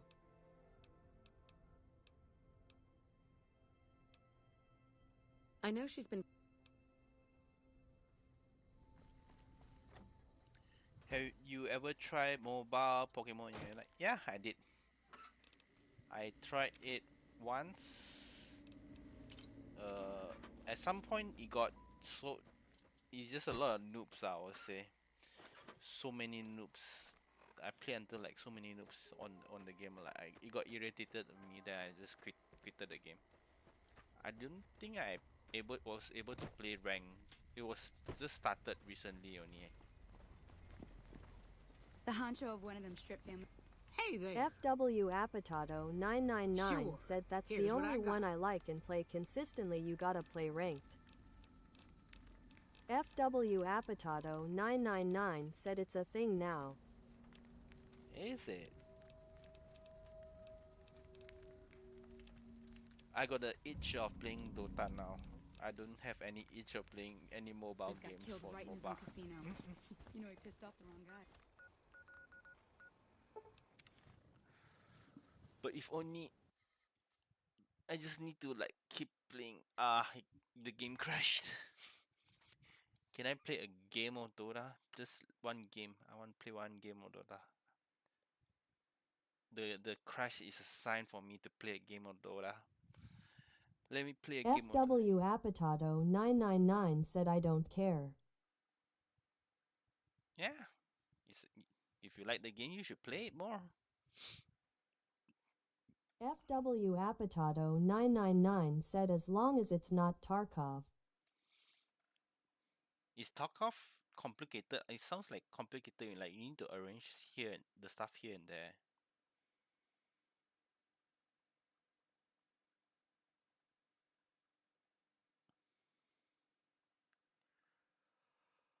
I saw they have to arrange. FW Apatato 999 said it's very complicated.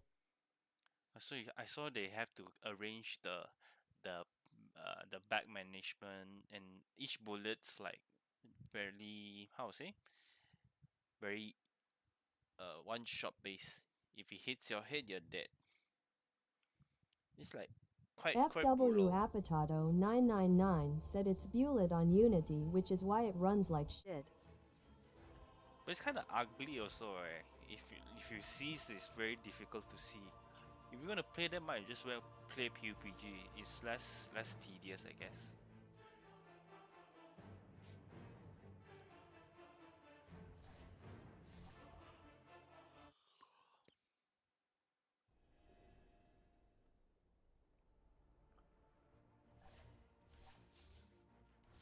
Please, please let me find a game. Tarkov seems interesting, but it's not for me to play. I would rather play Apex, something that is intense. I don't want to manage stuff you need to build, and those, like, if you lost it, it costs money. It seems more very complicated. Dota is complicated too. FW Apatato 999 said there is a whole ballistic system. Bullets can hit you and ricochet depending on body and helmet armor level and angle. Damn, that's even crazier than I expected. It's similar to like Fallout lah. The bullet points and stuff.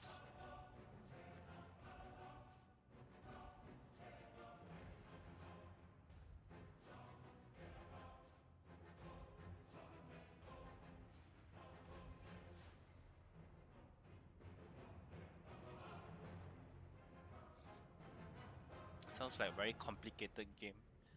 This game is complicated, but not as complicated to understand the bullets and stuff. FW Apatato 999 said there is no game that will give you a rush like Tarkov. Only thing similar in my experience is DayZ or Rust. It's also kind of, but Tarkov is how to say, is more like you it's like a bit of Fallout kind of game. But once you die, you perma die, but you're still able to create your stuff, and then you go find back your body for the loot. If I'm not mistaken, that's the thing that you can do. FW Apatato 999 said you don't perma die in Tarkov. Oh, I don't perma die.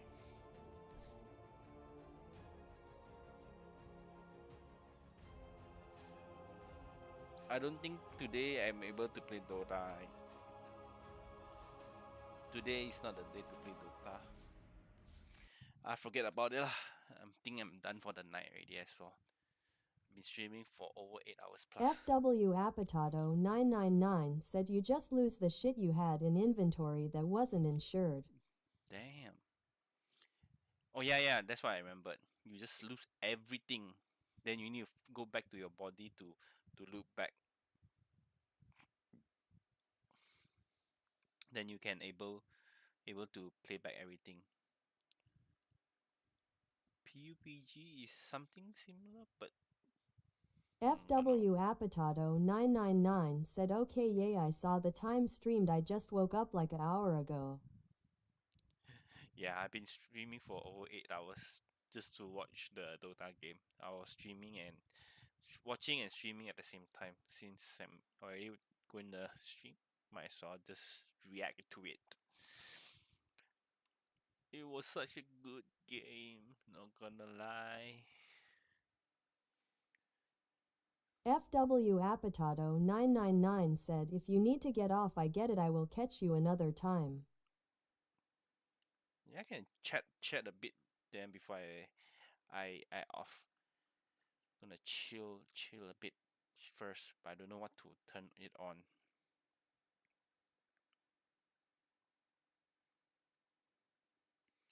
I saw one of my friends open those playing those like 18 plus kind of sex games. in Steam. Then I told him, bro, hide those games, bro. Don't show anybody. So he just covered me one word. Real men doesn't afraid. I'm like, wow, damn. FW Apatoto 999 said nah, games like that are for mega goners. Yahweh. He's just like, he said, yeah, bro, those games are free now. Like, okay, bro. Enjoy. Then then I asked him anything good. Then he's like, it's good, bro. The graphic is good. It's free. I'm like, bro, seriously, yeah. What the hell, man?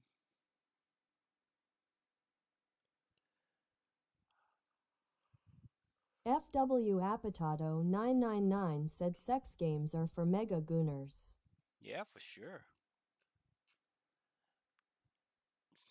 Why I don't know why they need to play. I really having hard time getting those. Oh yeah, now I'm having few wish lists of games. Let me see. Wish list of games that I want to play. Outer Worlds 2. Outer Worlds 2 is nice, but it's too expensive. Borders Border Gates 3. I want to play this game. So Border Gate 3 looks cool. Mm, Elder Scrolls Skyrim as well seems like very good. The third the anniversary upgrade. I haven't got it yet. I got Skyrim, but I haven't got the upgrade.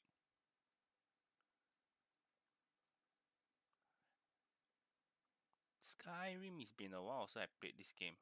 There's an update for it.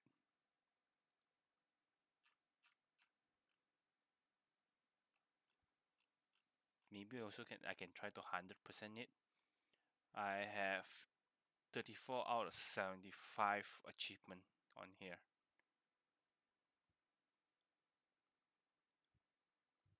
Red Dead Redemption also I haven't played. So many games, so many achievements need to hit.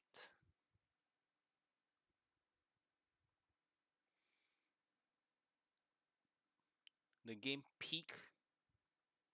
Recently game Peak also I've been playing. But this one is the closest I got. FW Apatoto 999 said my 6 games on Steam wishlist: Subnautica 2, Rim World, Raft, Squad 44 and Arma Reforger in Ready or Not. Oh, I have Raft. Raft is so fun. You have to play it with friends.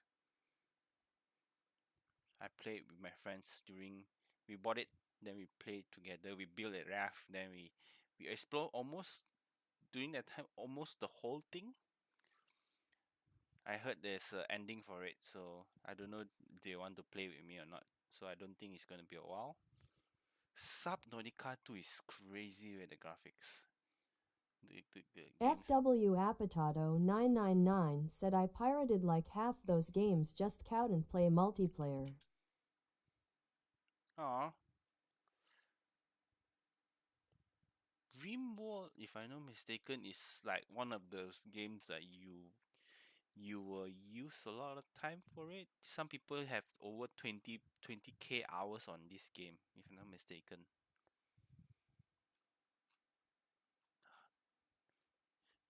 Yeah, I'm seeing. FW Apatoto 999 said I don't have Raft on Steam sadly, or I definitely would join you.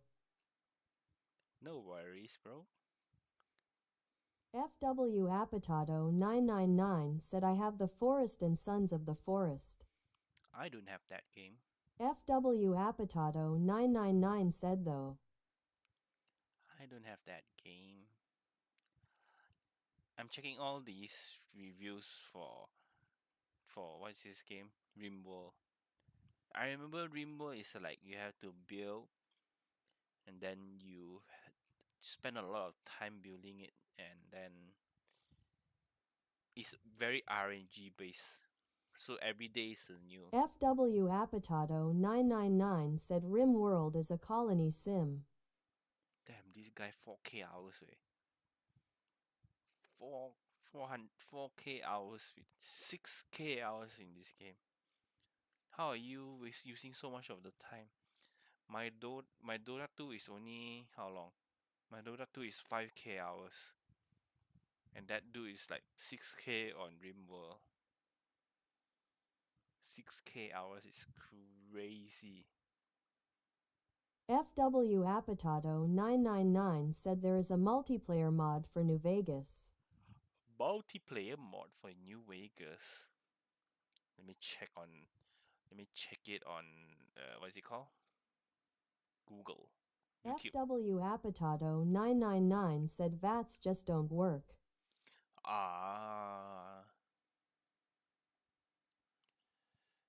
Fallout New Vegas. Vegas perks.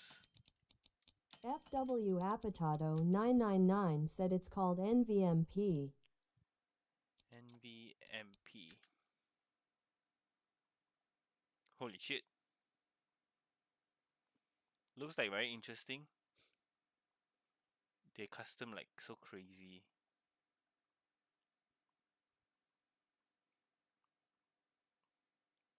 Which looks lagging as well, eh? Is it very laggy? It's a network based way. Yeah, I can ask my friend to play with me. You can join as well, but you know, the goal is not yet. Not that soon. FW Apatato 999 said I have never downloaded it or tried. Interesting. I'm checking on FW Apatato 999 said another time we could try. Sure, no worries. But I'm checking on YouTube, there's a lot of guides for it. So I don't think it shouldn't be any issues. Okay, bro. I think I'm done for the night already. I wanna fall asleep soon. Tomorrow I got work again.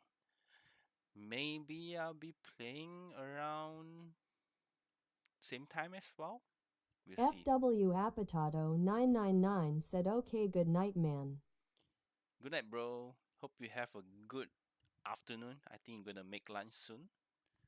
So have a wonderful lunch. I'm gonna end my stream. Thank you for dropping by, though.